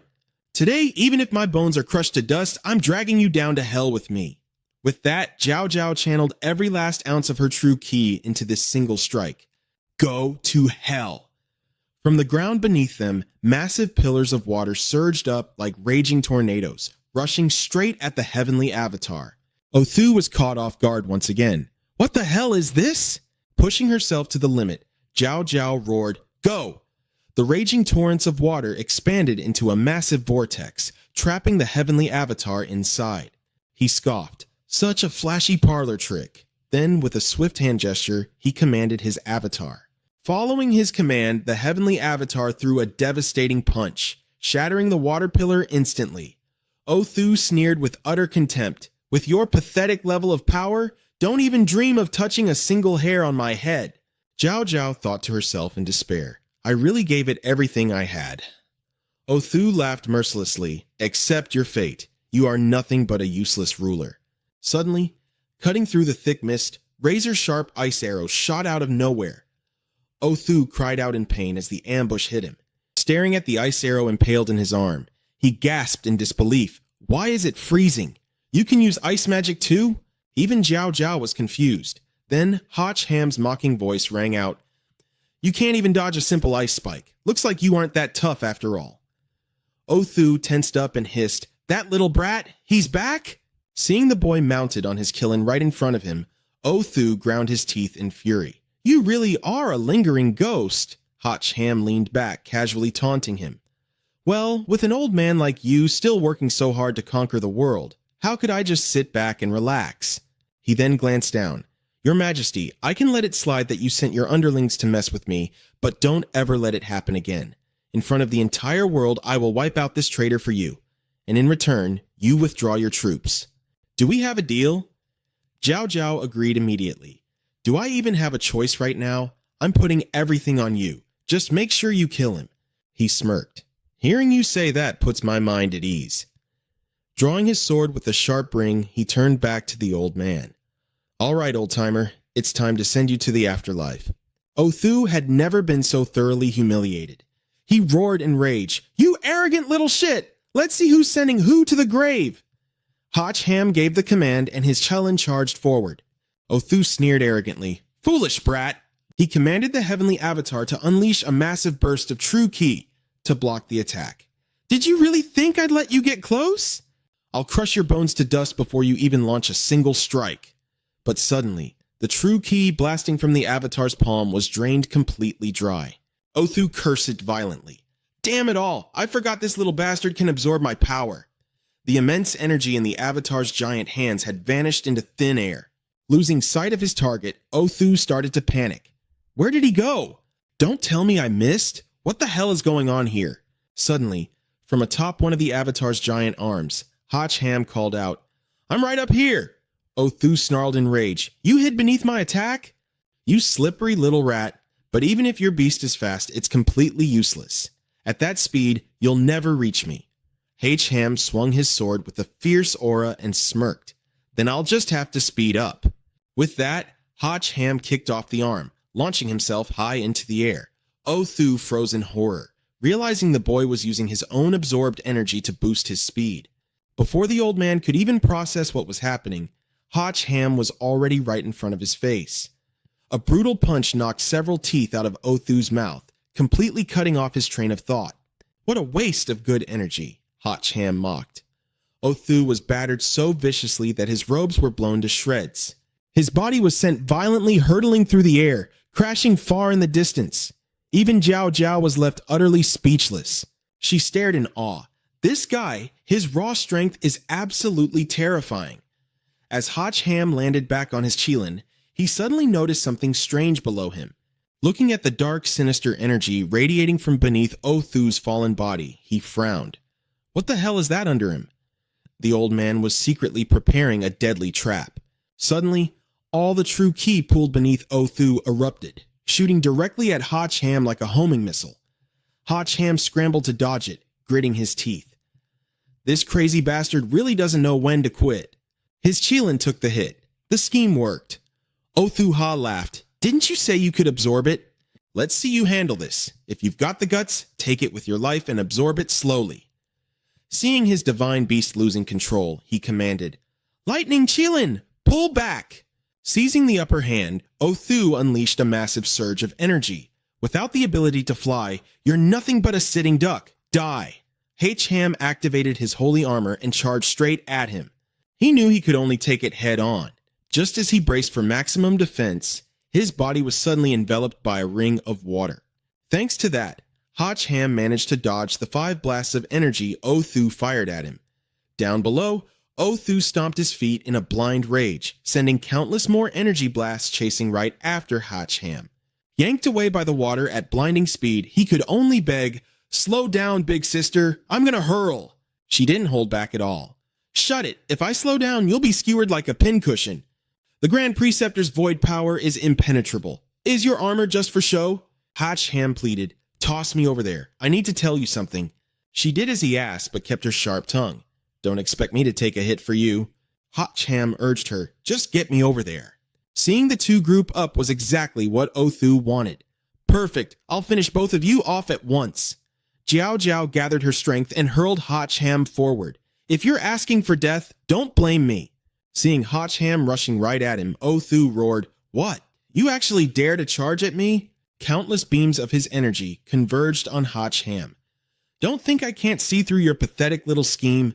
You're planning to dodge at the last second so the void power hits me, right? Fools, the void technique I cultivate shares the exact same origin as this power. How could it possibly hurt me? The moment those words left his mouth, Hotch Ham's sword came crashing down. Othu had no time to dodge. Staring blindly into the thick cloud of dust, he completely lost his bearings. What the hell? Hotch Ham shouted. Right at that moment, he pulled her. Her hands followed his lead, but she deliberately yelled out, Your plan has been completely seen through. You're just wasting your energy. Othu was still soaking in his smugness. I honestly feel sorry for you fools. The man whose intellect severely limited his perception was suddenly stabbed in the back. The smug smile instantly vanished from the old man's face. Meanwhile, Jiao Jiao watched in horror as Hotch Ham plummeted to the ground. What? He cheerfully announced, Nailed it. Staring at his own body, which was now riddled with holes, the old man refused to accept it. But I clearly absorbed the void power. Why? Hotch Ham casually explained. You might be able to absorb the void power, but you can't exactly absorb the ice spikes on it, can you? Othu finally put the pieces together. You blocked my vision to buy time to freeze the void power. You're so young, yet so utterly shameless. Hotch Ham raised his sword and sneered, It's just a pity that your intellect limits your perception. Trembling, the old man begged for his life. How about I help you become emperor? I've been the Grand Preceptor. I have experience. Wait, hold on. I surrender. But Othu's fate was already sealed. Not interested, Hotch Ham replied coldly. See ya. With one clean strike, Othu was beheaded, his headless body slumping to the ground. Hotch Ham breathed a sigh of relief. Finally, took care of that. Seeing his level shoot up to level 39, it suddenly hit him. I almost forgot this is just a game mechanic. Fun Tuong Khan, consider yourself lucky. It was dangerously close, but you still cleared the quest. At this point, Hotch Ham turned to look at the only other person left. Jiao Jiao was completely stunned. He immediately asked, The biggest threat is gone. What are you spacing out for? She replied, I honestly never expected you to win. Oh well, in the end, this empire was never meant to be ruled by a woman like me anyway. I'll withdraw my troops tomorrow and then surrender the throne to you.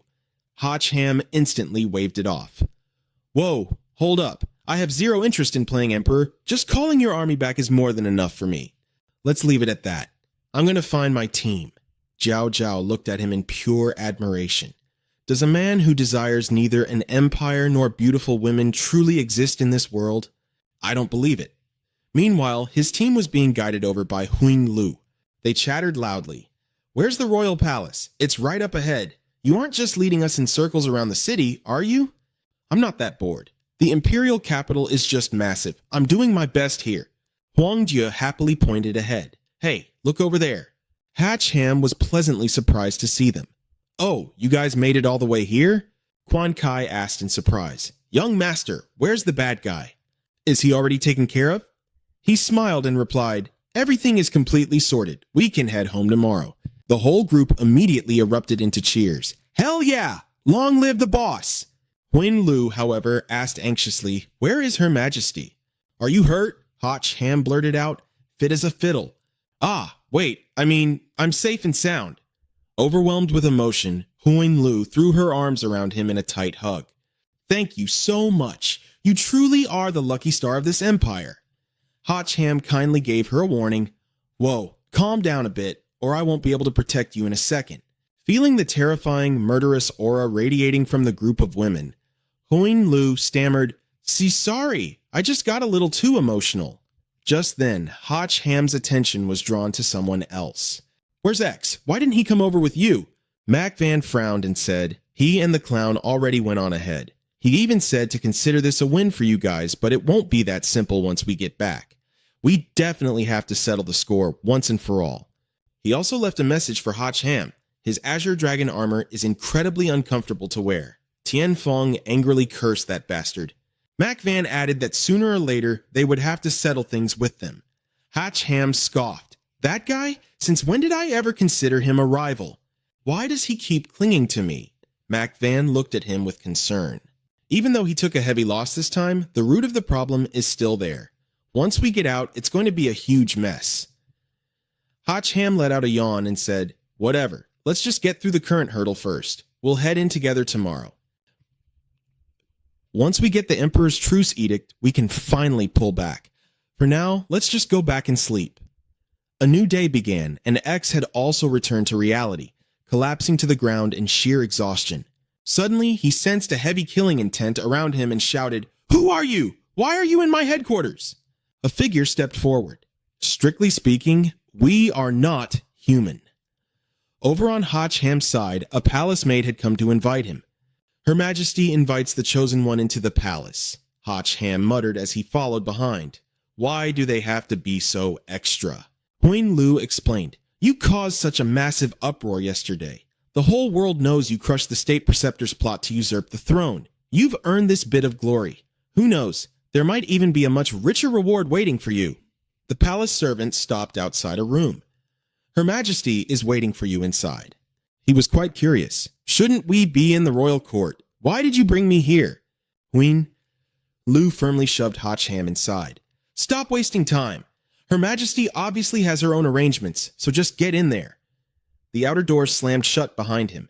The person inside spoke up. You're here? Once again, he found the Empress taking a bath. Hatch Ham squeezed his eyes shut and said, Your Majesty, it's getting late. I really should head back. Please just hand over the retreat edict so I can take it back and report. She held up the royal edict. I've already prepared it for you. Come over here and take it. Hatch Ham awkwardly declined. No, that's really not appropriate. I should step outside first and wait to see you after you're done bathing. Zhao Zhao crooked her finger, beckoning him over. Why pretend to be a gentleman in front of me? Hatch Ham was suddenly hoisted into the air by a giant hand made of water. He pleaded, Your Majesty, please don't. But it was useless. The watery hand tossed him straight forward. He landed with a massive splash into the pool. As soon as he surfaced, Hatch Ham coughed up a mouthful of water in frustration. Turning to look at the woman beside him, he groaned. Your Majesty, you're not trying to kill me, are you? Being this fickle will bring down the wrath of heaven, you know. Zhao Zhao gently reassured him. Don't be so tense. The whole world knows you're the Chosen One now. If I try to get rid of you, how could I ever win over the hearts of the people? Trapped by the swirling water, Hatch Ham furrowed his brow. Zhao Zhao continued, I've been racking my brain trying to figure out how to secure my throne without defying the prophecy. And I finally came up with a brilliant idea. Having your child. That way, I can rightfully maintain my rule as the mother of the nation, and later pass the throne down to our child. Hatch Ham panicked and tried to refuse. No, wait, we really don't need to do this. I can publicly announce that I'm giving up the title, but Zhao Zhao wasn't having it. This is the only way. Just submit to me. His entire face instantly flushed beet red. Zhao Zhao let out an awkward gasp. Why is it so huge? He forced a nervous smile and replied, Exactly. It's going to hurt a lot. Your royal body is far too precious, so we really should think of another way. But Zhao Zhao swore with absolute determination. If I can't even endure this little bit of pain, how can I possibly rule a nation? Watching her actions, Hatch Ham screamed, Why are you acting like such a martyr? Outside, having not gone far, Huyn Lu recognized his voice and immediately rushed back. Her Majesty is in danger, but the headmaid outside stopped her. General, there is no need to worry. Her Majesty is perfectly safe and in fact extremely comfortable. Huyn Lu didn't quite get it at first. What do you mean, comfortable? The two maids replied, You will understand when you're older. We just ask that you patiently wait out here for a bit. According to our experience, it should be over in about 15 minutes. Huyn Lu muttered, 15 minutes? But they waited, and he still hadn't come out. The two maids exclaimed in shock, They've been going at it for way too long. Is this brat even human? Finally, Hatch Ham opened the door and strutted out, looking thoroughly refreshed. All three of them shouted in unison, He's out! He cheerfully held up the royal edict and announced, I got it. There's no time to lose. Let's head back. I also need you to come along and call off the Imperial Army. Huin Lu agreed. All right, let's go. Meanwhile, the two maids hurriedly peeked inside and called out, Your Majesty! Zhao Zhao was lying inside, completely exhausted. She thought to herself, next time, I absolutely have to take the lead. They made their way to the dimensional rift. Huin Lu shook Hach Ham's hand to say goodbye. The army outside has been fully withdrawn. The war is officially over. Thank you for all your hard work. He then warned her, make sure you keep an eye on your emperor. Don't just go around attacking others so easily next time. She replied, I'll do my best to talk her out of it, but if she really won't listen, I'll just come find you for help. The group stepped into the rift. Hach Ham waved his hand and shouted, Goodbye! His silhouette slowly faded away. Huin Lu breathed a heavy sigh of relief. It's finally over. Suddenly, a soldier riding a dragon rushed over to report, General, Her Majesty wants the Chosen One to stay behind. She gasped in surprise. Wait, why? They're already gone. Back at the royal bedchamber, the maid anxiously asked Zhao Zhao, Your Majesty, please don't panic. Your health is what's most important. Weren't you just divining the fate of the nation? Why the sudden change? What exactly did you see? She cried out in pure terror. I saw it! Hach Ham is going to die. Meanwhile, upon returning to the city, Hach Ham happily cheered. It's finally over. The monster beasts are gone too. Looks like Huin Lu really kept her word. Mac Van was a bit annoyed. And yet, no one even came to pick us up. Shouldn't they be lining up to welcome us? Right at that moment, his phone rang. Hach Ham was curious. I just got back and my phone's already ringing. Who misses me that much? On the other end of the line, a panicked voice spoke up. Hach Ham, it's me. He immediately recognized the voice. X! X, who was currently hiding behind a cliff, explained the situation. Listen to me. Something huge just went down. Someone is looking for you. As soon as he said that, the cliff where he was hiding exploded, knocking the phone right out of his hand. Hach Ham lost the signal and immediately grew worried. What's going on? X, lying flat on the ground, cursed under his breath. Damn it, that bastard caught up. You're pretty good at running, aren't you? But too bad, it's totally useless. The guy was Flame, and he interrogated X. Where the hell is Hach Ham?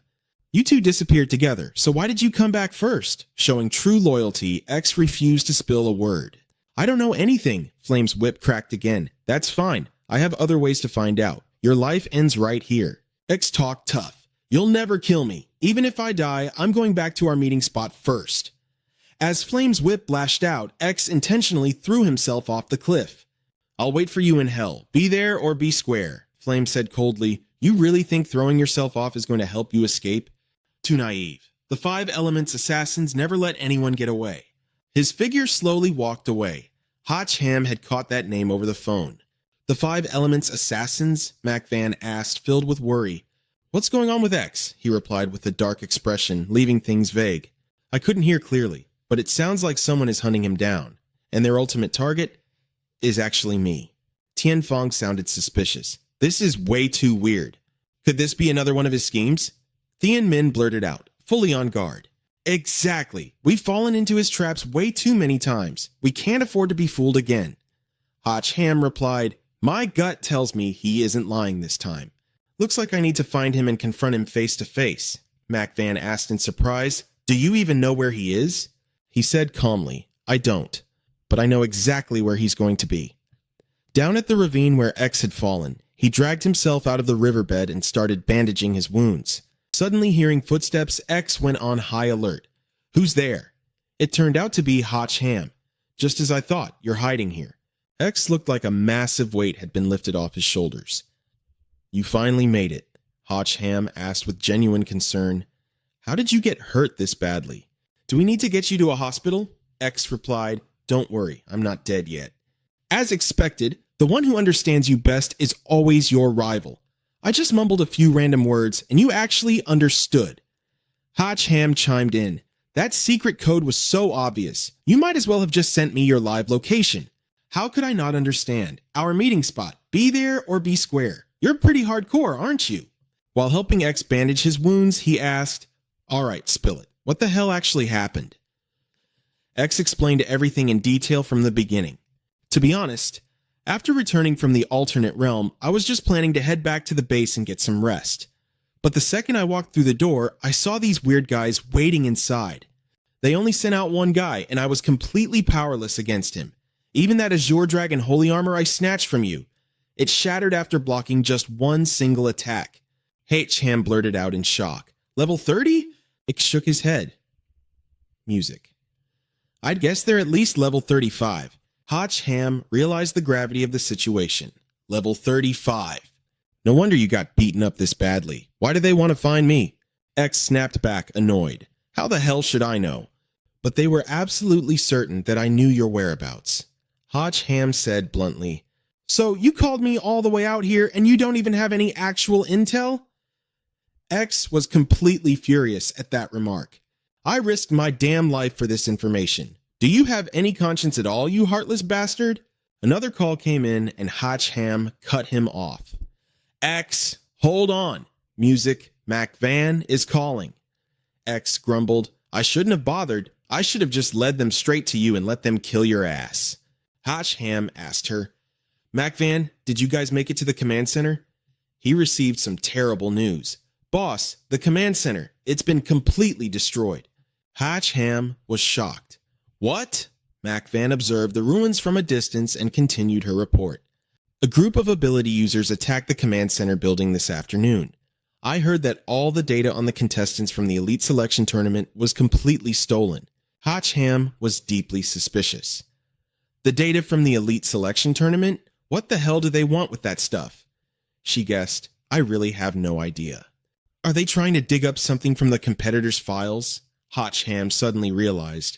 Wait, is my profile in there too? Mac Van confirmed. Yeah, ours are in there too. Everyone's info is recorded down to the last detail. Height, weight, age, stamina, and their exact origins. It instantly clicked for H-Ham. That's it. They're trying to dig up my past. Lam Phi and Fan Ko back in Damdong City were in grave danger. Meanwhile, the two girls were currently cruising down the highway. Lam Phi glared at her phone impatiently. That idiot, doesn't he even know how to pick up the phone and call me? Fan Ko chuckled. If you miss him that much, just call him yourself. Lam Phi frowned at her. Oh, and I suppose you don't miss him at all, huh? Fan Ko scoffed, talking big. A guy like him, I could easily find a dozen better ones. Why would I miss him? He's just a thing of the past. Right then, Lam Phi finally got a call through. Hello? Is it H-Ham? Fan Ko asked eagerly. Did he really call? Lam Phi held up a completely blank screen, teasing her friend. Look who's exposed now. You miss him, but you just won't admit it. Fan Ko snapped, flustered. You little brat, look who's talking. But right on cue, had a transchasen their fug. Well, how I could H-Ham's name actually popped up on the screen. Lam Phi quickly answered the phone. Oh, it really is him, Fan Ko urged anxiously. Hurry up and answer it. Lam Phi picked up the call.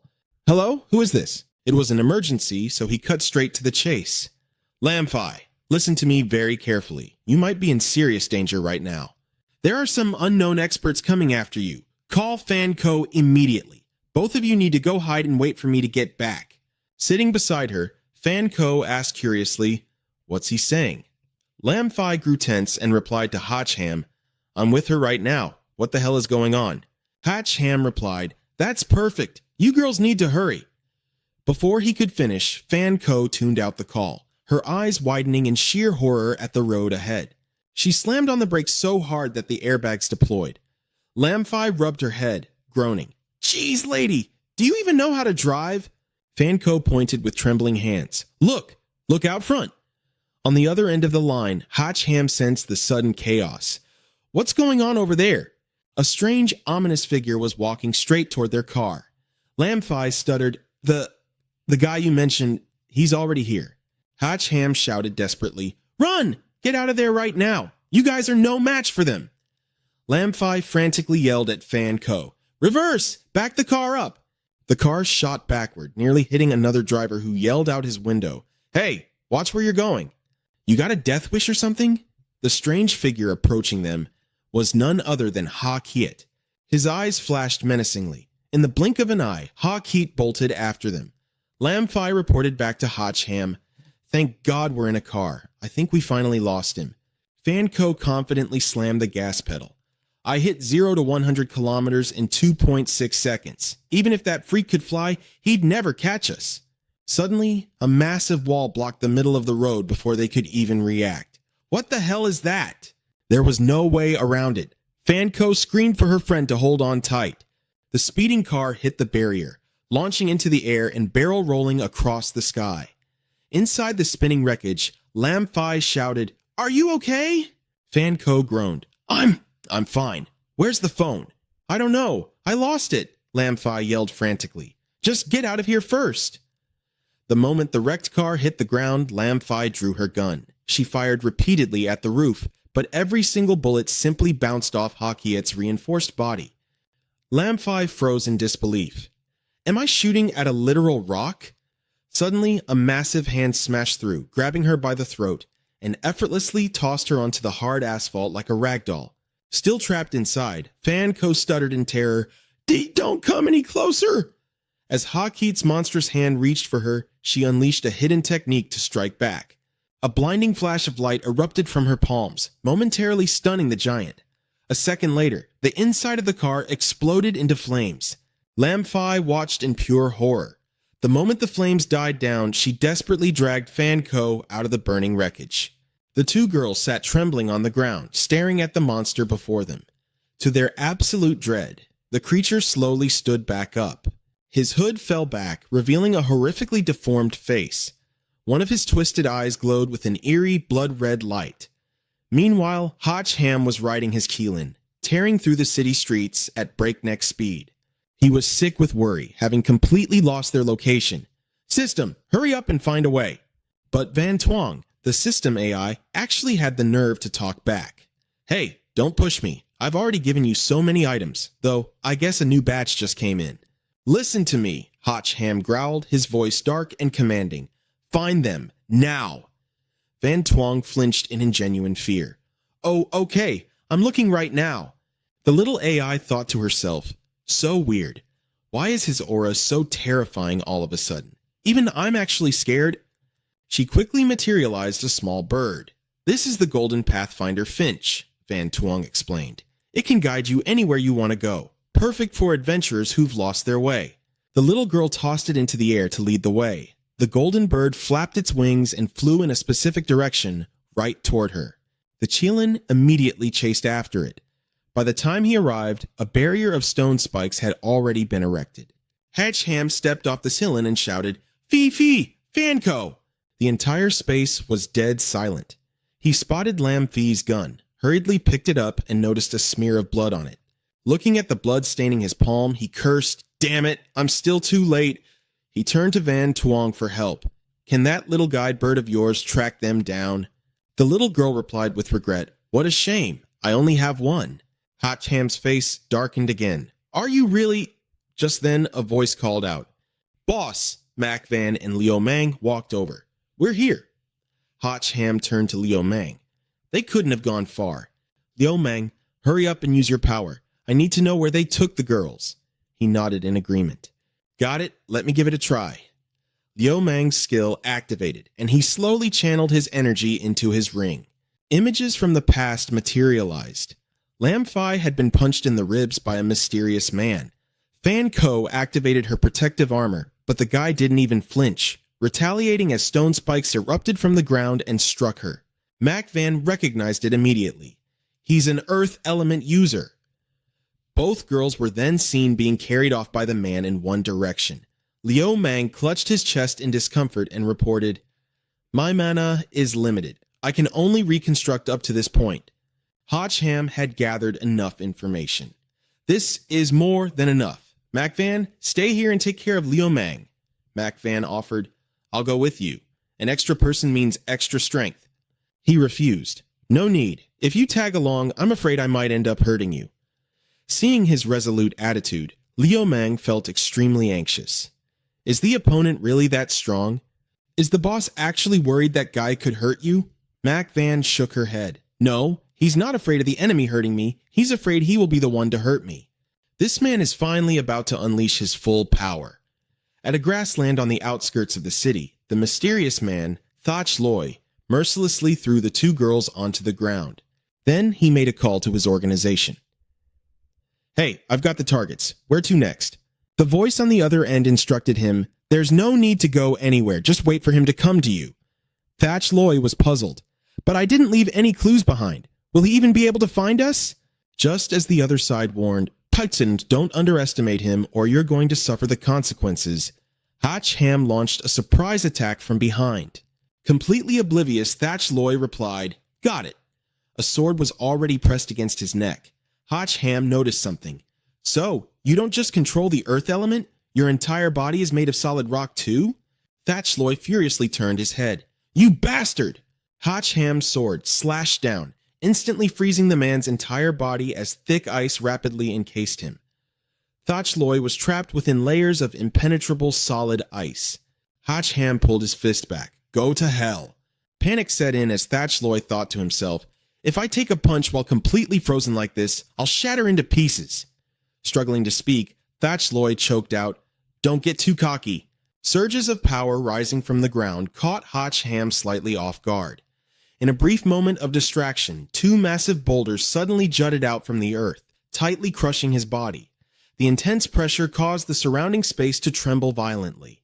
Seeing this, Thatch Loy smirked and let out a cold, triumphant snort. But before he could even savor his victory, he was startled to realize that an intense freezing aura was seeping out from between the boulders. Suddenly, the massive rocks erupted with a deafening blast, shattering into oblivion in the blink of an eye. At that exact moment, Thatch Loy felt an overwhelmingly scorching wave of heat crash into him, fierce and utterly savage. A thunderous explosion violently shook the earth as a massive area detonated into a sea of flames, with blazing crimson fire roaring high into the sky. Watching from afar, Liu Mang muttered, it's starting! My god, that power is even more terrifying than a nuclear blast. The boss's true strength is seriously unfathomable. Mac Van grumbled in response. What do you mean unfathomable? They just touched his reverse scale and triggered his absolute bloodlust, that's all. Liu Mang looked confused. Reverse scale? What exactly is the boss's reverse scale? How come I didn't know about this? She replied, those two girls who were taken away, they're his women. Wait, you didn't know? He answered naively. No one ever told me anything about that. How did you know anyway? Mac Van revealed. That's just a woman's sixth sense. While they were chatting, two streaks of light came crashing down from the sky. Liu Mang was shocked. What the hell is that? Is it a shooting star? It's a good omen. Quick, make a wish. Mac Van sharply realized it wasn't a shooting star at all. That's enemy backup. We need to head over there and pull him out. Back on Hach Ham's side, all that remained beneath his feet was a massive crater filled with ash. Thatch Loy, charred pitch black, coughed violently. Hach Ham interrogated him. Who the hell are you people? Why are you coming after me? Van Tuong urged him from the side. Why do you care so much about this guy? Just kill him already. Thatch Loy solemnly repeated, didn't that X-guy make it clear to you? We aren't humans. Hi. Hach Ham was still processing this. Not human? Just then, the enemy's reinforcements were already preparing to sneak attack him from behind. Someone screamed out, watch out above! He managed to dodge to the side just in time before two beams of destructive energy crashed down from the sky. Hach Ham instantly figured it out. Backup arrived this fast, huh? As the dust settled, the silhouettes of the two newcomers became clear. Thatch Loy told them, you guys are late. Mock Sam calmly replied, as long as you're not dead, we aren't late. So this is He-Han. Beside them, Shui Miao suddenly took a keen interest in him. Oh, he's exactly my type. Can we just not kill him? What should I do? I'm already losing it, and now you want him? Mu Sen felt a deep, unbearable second-hand embarrassment. Shui Miao, rein it in, don't ruin the mission. Reluctantly, Shui Miao swallowed her lustful thoughts. Fine, then let's just kill him first. His corpse will still be useful anyway. I'll just have to shove a stick up in there. He-Han, who had endured enough humiliation by now, darkened his face in disgust. What the hell kind of twisted logic is that? Mu Sen was completely speechless at his teammate. I swear, you're hopeless. Just attack already. He-Han quickly spoke up. Hold on a second. Who exactly are you people? And why are you so dead set on killing me? Mu Sen turned to Shirley. You still haven't told him? Shirley replied that he hadn't gotten the chance yet. Acting merciful, Mu-sen decided to enlighten the boy about their origins. Alright then, I'll spell it out for you so you can at least die knowing why. We come from the elemental nation in the other world, and our sole purpose here is to eliminate you. Is that clear enough for you? Han cursed in frustration. That literally explains absolutely nothing about why. Shui Miao stepped up to give a more detailed explanation. Oh, step aside. Let me handle this. We are the elemental gods of the elemental nation. Though we already wield terrifying power, we are just one final step away from true perfection. And the only way to reach our ultimate, flawless forms is by killing you. Because your body possesses the dark element that all 5 of us desperately need. The more Han listened, the more pissed off he got. So basically, I'm just a walking power-up potion to you freaks? Shui Miao wrapped it up with a smirk. Well, that's enough chatting. Let's get down to business. Don't go crying that we're ganging up on you. We all just really want your head, that's all. Han braced himself for battle. Then come and get it! Mu-sen instantly comboed his attacks with Shui Miao's abilities, sending a frenzy of thick vines whipping straight toward him. Han leaped high into the air. So this is wood-type power?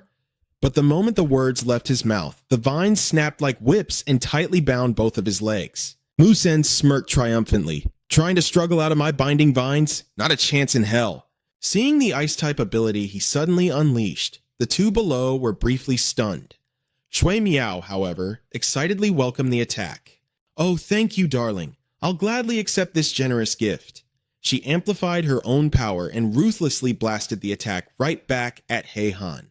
Han's eyes widened in panic. Oh, crap. Mu-sen followed up with another burst of wood-type power. In your dreams, kid! Thick vines tightly wrapped around Han's waist. Seeing him being pulled away right out of her attack range, Shui Miao furiously yelled at her teammate, Are you out of your freaking mind? Why the hell did you ruin my shot? Mu-sen shot back. If you're so capable, catch him yourself. Right now, he's in my grasp, which makes him my prey. Out of the group, only Shilei was level-headed enough to interrupt their bickering. You two might want to look at him first. Shui Miao turned her head and gasped in shock, while Mu-sen's jaw dropped. With a single, fierce slash of his sword, Han completely severed the annoying vines. He's breaking loose, Shilei warned. Han thought to himself, I can't let them pin me down like that again. I won't be this lucky next time. Just then, Liu Meng finally caught up. Boss! Mo Yun's voice echoed right behind him. We're here to back you up. Seeing them, Shui Miao's eyes lit up with malicious glee. Oh, did 2 more lambs just deliver themselves to the slaughter? Mo Yun looked around, confused. Wait, are they all on the same side? Han didn't answer her, instead asking, Why did you guys follow me all the way out here? Mo Yun yelled back. Are you kidding me? You're facing off against 3 people by yourself. We came to help, so we actually have a shot at winning this. Across from them, Shui Miao shot her a look of pure disdain. Well, aren't you a confident little girl? With your pathetic power levels, bringing in 10 more weaklings wouldn't make a single difference. Mo Yun's pride was stung as she snarled, What did you just say? Han placed a hand on their shoulders. She's actually right. You two staying here won't change a thing. But there is one huge favor you can do for me. Get Lin Fei and Panji out of here and to a safe place. That way, I can go all out without worrying about them. Seeing his protective stance, Shui Miao swooned instantly. Oh, a loyal and fiercely protective man. I absolutely love that. But Mo Yun immediately shattered the villainess's delusional fantasy. He's stringing along 2 women at the exact same time, and you call that loyal? Hearing this, Shui Miao screeched in sheer absolute hatred. Never mind then. I despise cheating scumbags more than anything. We are definitely killing him first. Mo Yun hoisted the girls onto her back and promised Han, we swear we'll keep them safe. Just make sure you survive this, he agreed with a firm nod. Yeah, don't worry about me. Impatiently, Shui Miao shooed Mo Yun away. Just get the hell out of here already. Mo Yun staggered slightly under the weight. Shui Miao scoffed, Don't tell me you're in love with this trash too? Mo Yun's face immediately flushed bright red. Liu Meng nudged her from the side to snap her out of it. Let's go. Don't distract the boss while he's fighting.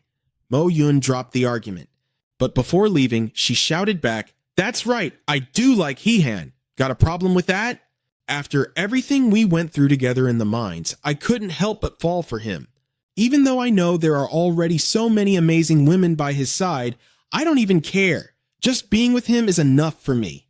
Receiving such a passionate, out-of-the-blue confession right in the middle of a deathmatch, Hee-han stood there completely paralyzed in shock. Tui-myo never expected him to be so brutally honest. Even Mock Sam's jaw practically hit the floor, while Thach Loi just stood there dumbfounded. Mac Van softly added, "I will wait for you. I will always wait for you. Let's go." Liu Meng snapped back to reality and stammered, "Oh, yeah." Van Tuong clapped his hands in excitement. Fresh drama to watch. How thrilling. Hotch Ham finally snapped out of his daze. What the hell was that? A sudden love confession? Tui Mew suddenly launched an attack at him. She screamed furiously, "Die, you absolute scumbag!" Hotch Ham dodged and desperately tried to explain. "Wait, what? How did I suddenly become the scumbag here?" She argued self-righteously, if you had any heart at all, you would have grabbed her, held her tight, and kissed her passionately before she left. Not just stand there like an idiot watching her walk away in silence. If it were those two, they absolutely would have done that, right? The other two guys nodded in immediate agreement. Exactly. Only a heartless jerk would just stand there. We definitely wouldn't do that. Hotch Ham tried to steer things back on track. "Are you guys seriously doing this right now? Are we gonna fight or what?" Mock Sam got serious again. "All right, that's enough. We've wasted way too much time. Let's get down to business." Hotch Ham smirked at him. "Those dead leaves of yours aren't gonna catch me this time." Mock Sam scoffed in disbelief. "Let's see how long you can keep acting tough." Seeing the empty space ahead, Hotch Ham thought to himself, "He vanished?" Tui Myo guessed. "He must be using that trick again." "Fine, I won't fight you for him. It's not worth getting hurt anyway." Standing in the middle of nowhere, Hotch Ham gripped his sword and scanned the area. Where the hell did he go? Van Tuong pointed out, "It looks like he's elementalized. He has become one with his surroundings." This was the first time he'd heard the term. Elementalized. Every blade of grass on the ground slightly twitched and the wind shifted strangely. Does he have wind control too? Just as he said that, razor-sharp gusts of wind shot straight at Hotch Ham.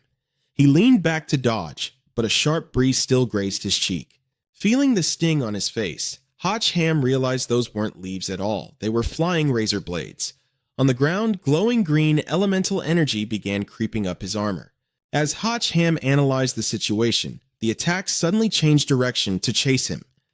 Do these leaves actually have a mind of their own? As if that wasn't bad enough, massive tree roots erupted from the ground. They surged violently toward Hotch Ham, leaving him cursing under his breath. Damn it! Left with no choice, he finally summoned his trump card, the Lightning Qilin. Tui Mew gasped in surprise. Oh, he even has an armor-protecting spirit beast? Too bad it's totally useless here. Van Tuong warned from the sidelines, "That guy has merged with the environment. You can't even hit him right now." Hotch Ham caught on immediately. "Oh, so that's how it is. Well, that actually makes things a lot easier." Misunderstanding his reaction, Van Tuong panicked. "Oh crap, is this guy literally scared out of his mind right now?" Seeing the vines lunging at him, Hotch Ham yelled, "Crap, he's coming right at me." Then he dismissed the Lightning Qilin. Van Tuong screamed, "Are you out of your mind? This is the exact moment you needed to help you dodge, and you just put it away?"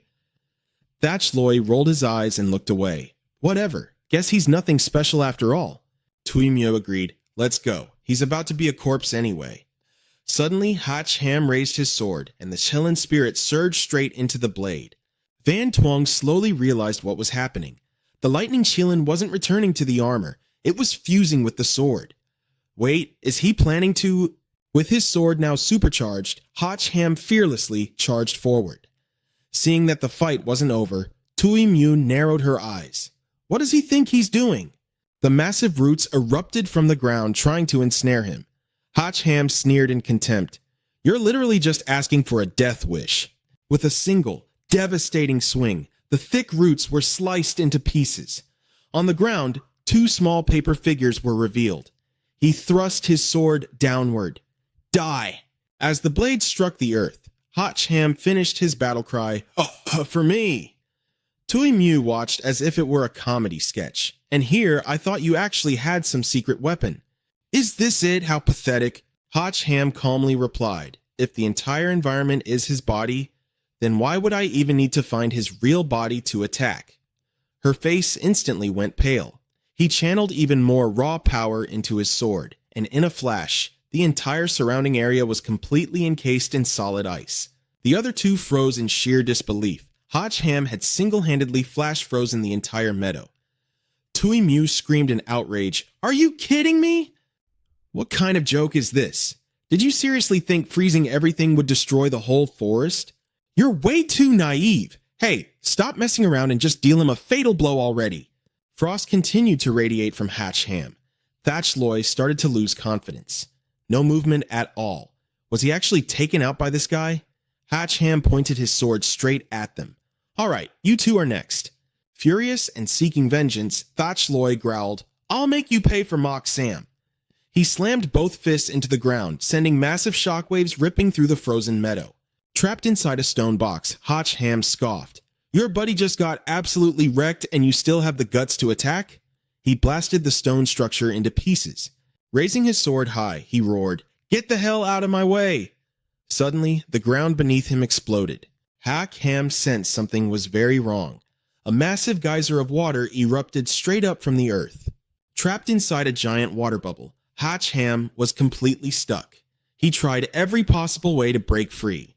"Damn it, I can't get out," Thatch Loy smirked triumphantly. "Just keep him in there until he suffocates to death." Tui Mew wasn't as optimistic. "No, I don't think I can hold him for much longer. Use that move." Thatch Loy double-checked. "Are you sure? Before we got here, didn't you guys specifically tell me not to cause a huge scene?" She snapped at him. "Like hell, that's the same. Mock Sam died at his hands. We have to give him a grand send-off.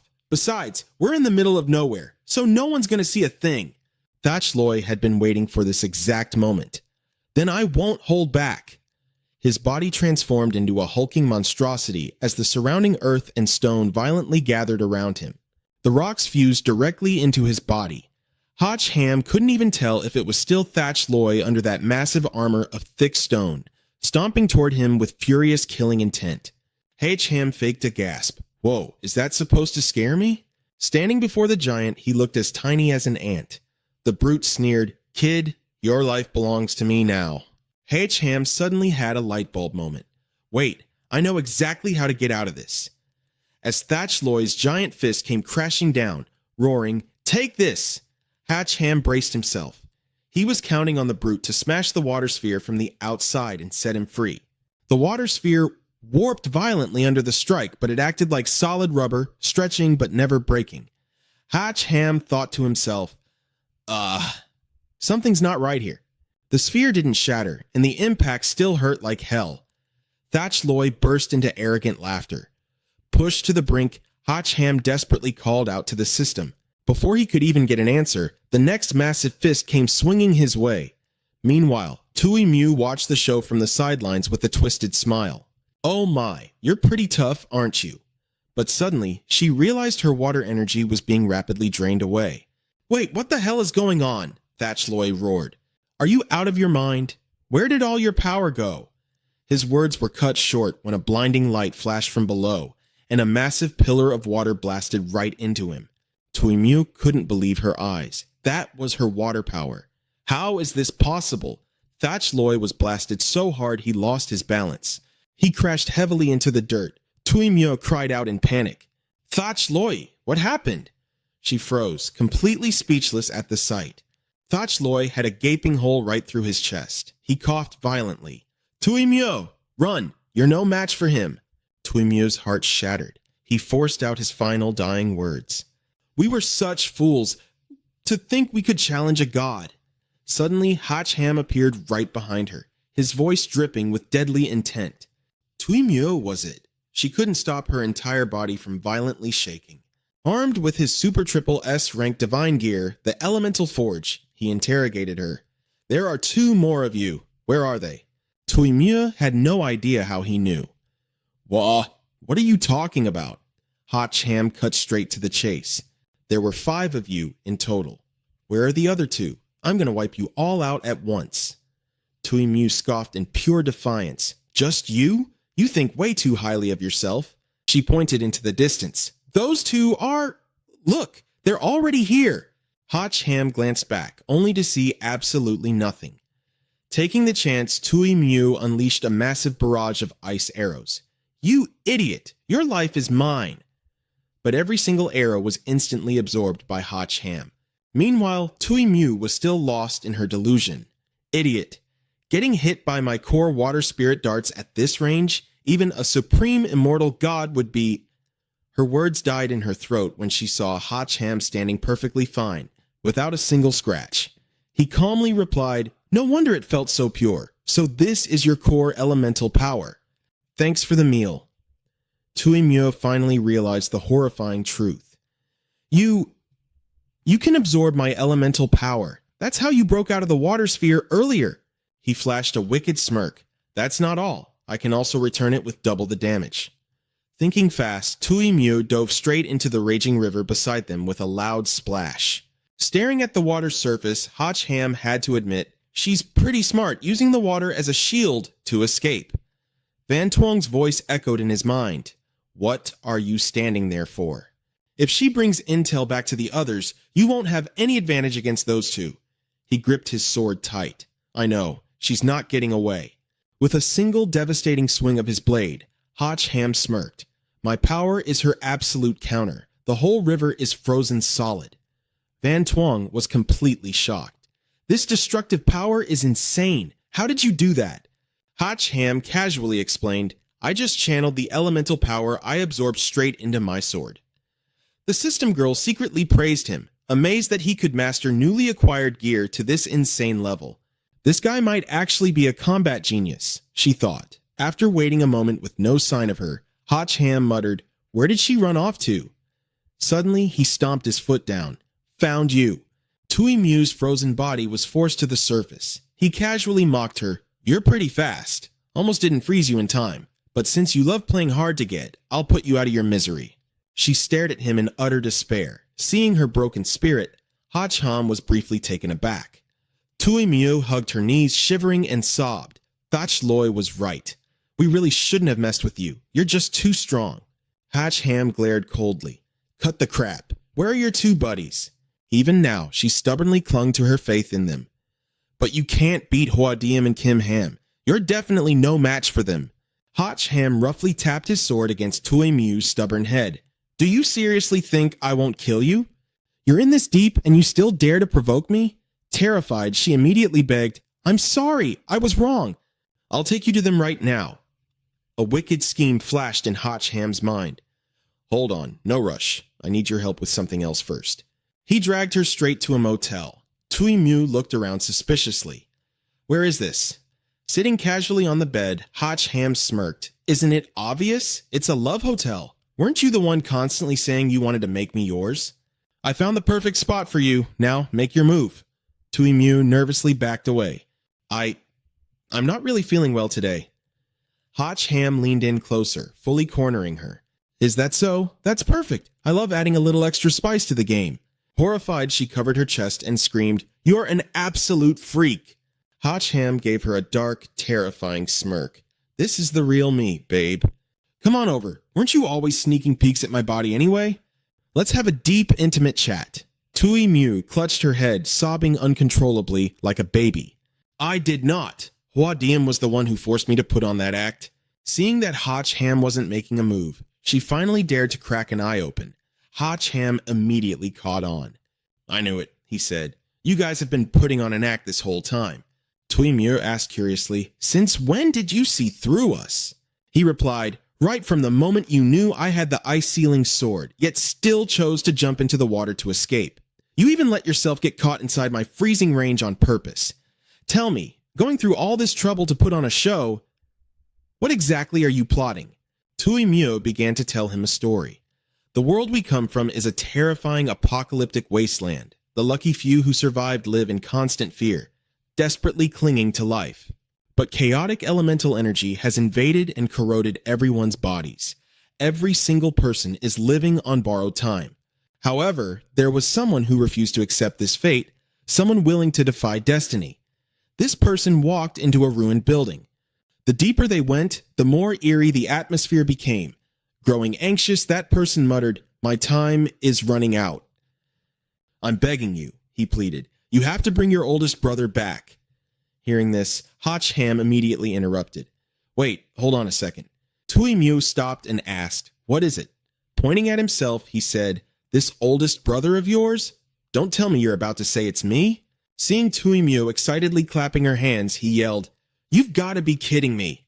She eagerly nodded. Spot on, big bro. You figured it out so fast. But Hotch Ham wasn't buying a word of it. That is the biggest load of crap I've ever heard. Why didn't you just tell me directly instead of putting on this whole circus act? Tui Mew confessed that it was Kim Ham's idea. He knew that even if all 5 of us teamed up, we still wouldn't be a match for you. So, he decided to use a trick to lure you into a trap. Hotch Ham raised an eyebrow. What trap? Tui Mew replied, They designed an electromagnetic barrier that can completely seal away your elemental powers. The moment you step inside, you'll lose all your abilities and we'd be able to capture you and take you back. So that's why you kept provoking me. Hotch Ham finished her thought. You wanted to see my true strength and make me think I could easily crush you, so I'd blindly walk right into your trap. Tui Mew proudly praised him. As expected of our big bro, you figured it out in a heartbeat. Hotch Ham was still irritated, but using 2 of your own people's lives as bait, isn't that a pretty steep price to pay? She sheepishly explained, Actually, they both got away safely. We're literal elemental beings, how could we die that easily? Hotch Ham was left speechless. You annoying little scammers really are a bunch of cunning foxes. Got it, let's go. Tui Mew blinked in confusion. Go where? He frowned at the clueless girl. Since you guys went through all the trouble of setting up this inescapable trap for me, obviously I have to go test it out. Tui Mew was deeply moved. You know there's a tiger in the mountain, yet you're marching right in anyway, as expected of our big bro. Hotch Ham immediately shut down the family ties. Shut up, I was born to my own parents. I am not your damn big brother. Tui Mew tried to talk him out of it. It's so late though. How about we get some sleep and figure this out tomorrow? But Hotch Ham was completely out of patience. Cut the crap. We're going right now. Lead the way. The next day, she led Hotch Ham to the location. Hiding in the distant tree canopy, Hotch Ham looked on in confusion. You guys sure know how to pick a spot. Why set up the trap to catch me all the way out here? Tui Mew replied frustratingly, We barely even made it through the insect cave to get here. There's this professor inside who somehow opened a portal to our timeline, which is the only reason we managed to cross over. If we want to go back, leaving from here is our only option. Hotch Ham thought to himself, a professor who can open dimensional portals? Could it be Professor Truong, the one who escaped from Toon Hue? No wonder no one could find him. Turns out he was taken in as someone's lackey. She turned to him for advice. Do you think I should give them a heads up so we can hold off on the fighting and just sit down for a chat first? Hotch Ham replied, Is this Kim Ham the type who's easy to reason with? Your big bro came all the way from another timeline and poured his heart into setting up this grand scheme. He's not just going to drop it after a few words. At the end of the day, it all comes down to whose fist hit harder. You stay here. I'll go have a little chat with them. If a fight breaks out, you know what to do. Tui Mew nodded from behind him. Got it. I'll stay right here and do absolutely nothing. Watching Hotch Ham step into the area, Mock Sam reported, He's here. He excitedly exclaimed, Tui Mew actually managed to trick him into coming. Kim Ham asked curiously, Is Tui Mew with him? Thach Loi shook his head. I don't see her. Do you think he already killed her? Hua Diem looked worried as well, but Kim Ham wasn't buying it. With Tui Mew's abilities, it's easier for her to escape than it is for you two. Don't worry about her. For now, let's just focus on capturing him without any hiccups. Mock Sam spoke up. The 2 of us burned through almost all of our energy just trying to survive. We probably won't be of much help to you guys. Kim Ham calmly replied, You 2 don't need to lift a finger. Hua Diem can capture him alive all on his own. Being singled out, Hua Diem blurted, Wait, me? Kim Ham shot him a sharp look. What's the matter? Don't you trust the power of the electromagnetic field I designed? I inherited all of my father's brilliant intellect, you know. That's not it, Hua Diem replied defensively. Kim Ham ordered, All you need to do is stall him for 3 minutes, and I'll handle the rest. Blaze promised, I'll do my best. The other 2 cheered him on. Come on, you've got this. Beat him to a pulp. Hotch Ham scanned his surroundings, thinking to himself, Aqua said she didn't know what this electromagnetic field was about. Do I really have to go inside the vehicle to find out? Suddenly, he crossed paths with someone. Blaze stepped forward to confront Hotch Ham. You're finally here, my arch nemesis. Hotch Ham hesitated, thinking, do I seriously have to keep playing along with these clowns? Watching from behind, Forrest muttered, our mission was just to lure him in, but honestly, we've already done everything we could. Stone looked uneasy. Are we really sure about sending Blaze out there? Gold stated his true motive. His mission isn't to win. It's to force Hotch Ham to go all out, so I can siphon his powers. That's why Blaze needs to push him to the absolute limit and awaken his full potential. Hotch Ham casually checked on his opponent. Hey, you good? You're looking a little tense over there. How about we just sit down and have a chat? Infuriated, Blaze stuttered as he yelled back. Who the hell is tense? I'm just gathering my energy, he thought to himself cautiously. Those two idiots never explained why they suddenly lost, so I better play it safe. I'll just hit him with a lethal strike right off the bat. With that, he hurled a massive fireball straight at Hotch Ham. Facing the blazing fireball, Hotch Ham just stood there, dumbfounded. Holy crap, going full try hard right from the start? Inside, Stone jumped in shock. He's using that move? Forrest cursed nervously. This idiot has zero self-control. What if he accidentally kills the brat? Gold scoffed coldly. Then it's just his bad luck. Honestly, crippling him would be the best outcome anyway. Back outside, towering flames engulfed the spot where Hotch Ham had been standing. Blaze went on a smug rant. Anyone with a brain would try to dodge, but the moment you scramble in panic and focus entirely on the flames, I can lock onto you and finish you off without breaking a sweat.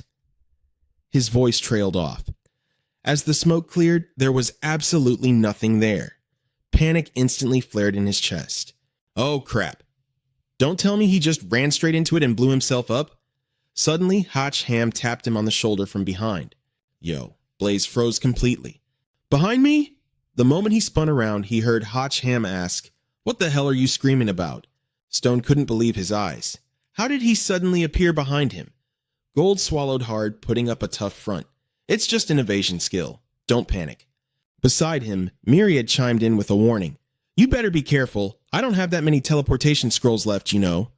Hotch Ham casually replied, Yeah, I know. Look at you being all stingy. Blaze unleashed his ultimate attack. 10,000 heart-piercing flames. Die. Gold grew so anxious that he leaped out of his seat. That's the move. Every single flame projectile is homing in on his heart. Let's see him dodge this. Facing the deadly barrage, Hotch Ham simply let out a confused, huh? Meanwhile, Blaze started running his mouth again. You idiot! My flames have locked onto you. Even if you run to the ends of the earth, they will pierce right through your heart. But as the fatal strike landed, Hotch Ham simply absorbed every single drop of it. Oh, so that's how it works. Hotch Ham smirked. Nice, thanks for the gift. Blaze contorted his face in absolute shock. My elemental power? It was devoured? What kind of dark magic is this? Hotch Ham blinked in surprise. Wait, Stone ran all the way back here and didn't even tell you guys? Inside the base, realization suddenly struck Stone. Oh, now I remember. Back then, I think he absorbed Aqua's elemental power, and that's how he beat me. So that's his trick. Gold's face darkened with rage. He barked an order. You, get out there. Stone looked entirely confused. Wait, why? With a brutal kick, Gold sent him flying out the door. Why the hell are you only mentioning crucial information like this now? Out on the battlefield, Blaze shouted in frustration. How do you possess such cursed abilities? Hotch Ham shrugged playfully. Hey, I think it's pretty useful. At the very least, it completely counters your powers. And honestly, that's more than enough.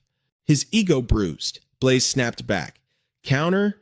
Don't make me laugh. You're just absorbing my elemental energy. It's not like you actually have the power to strike back. Hotch Ham narrowed his eyes at him. Aqua told me you guys were sent here as backup, but clearly, you don't give a damn about helping anyone. You're only here to steal my powers. Looks like I seriously need to teach you guys a lesson. Blaze channeled all his fiery energy into the blade in his hand. Don't think just because you beat a couple of worthless losers, you can look down on me. Now I'll show you what true terror looks like. Surging with killing intent, he charged forward.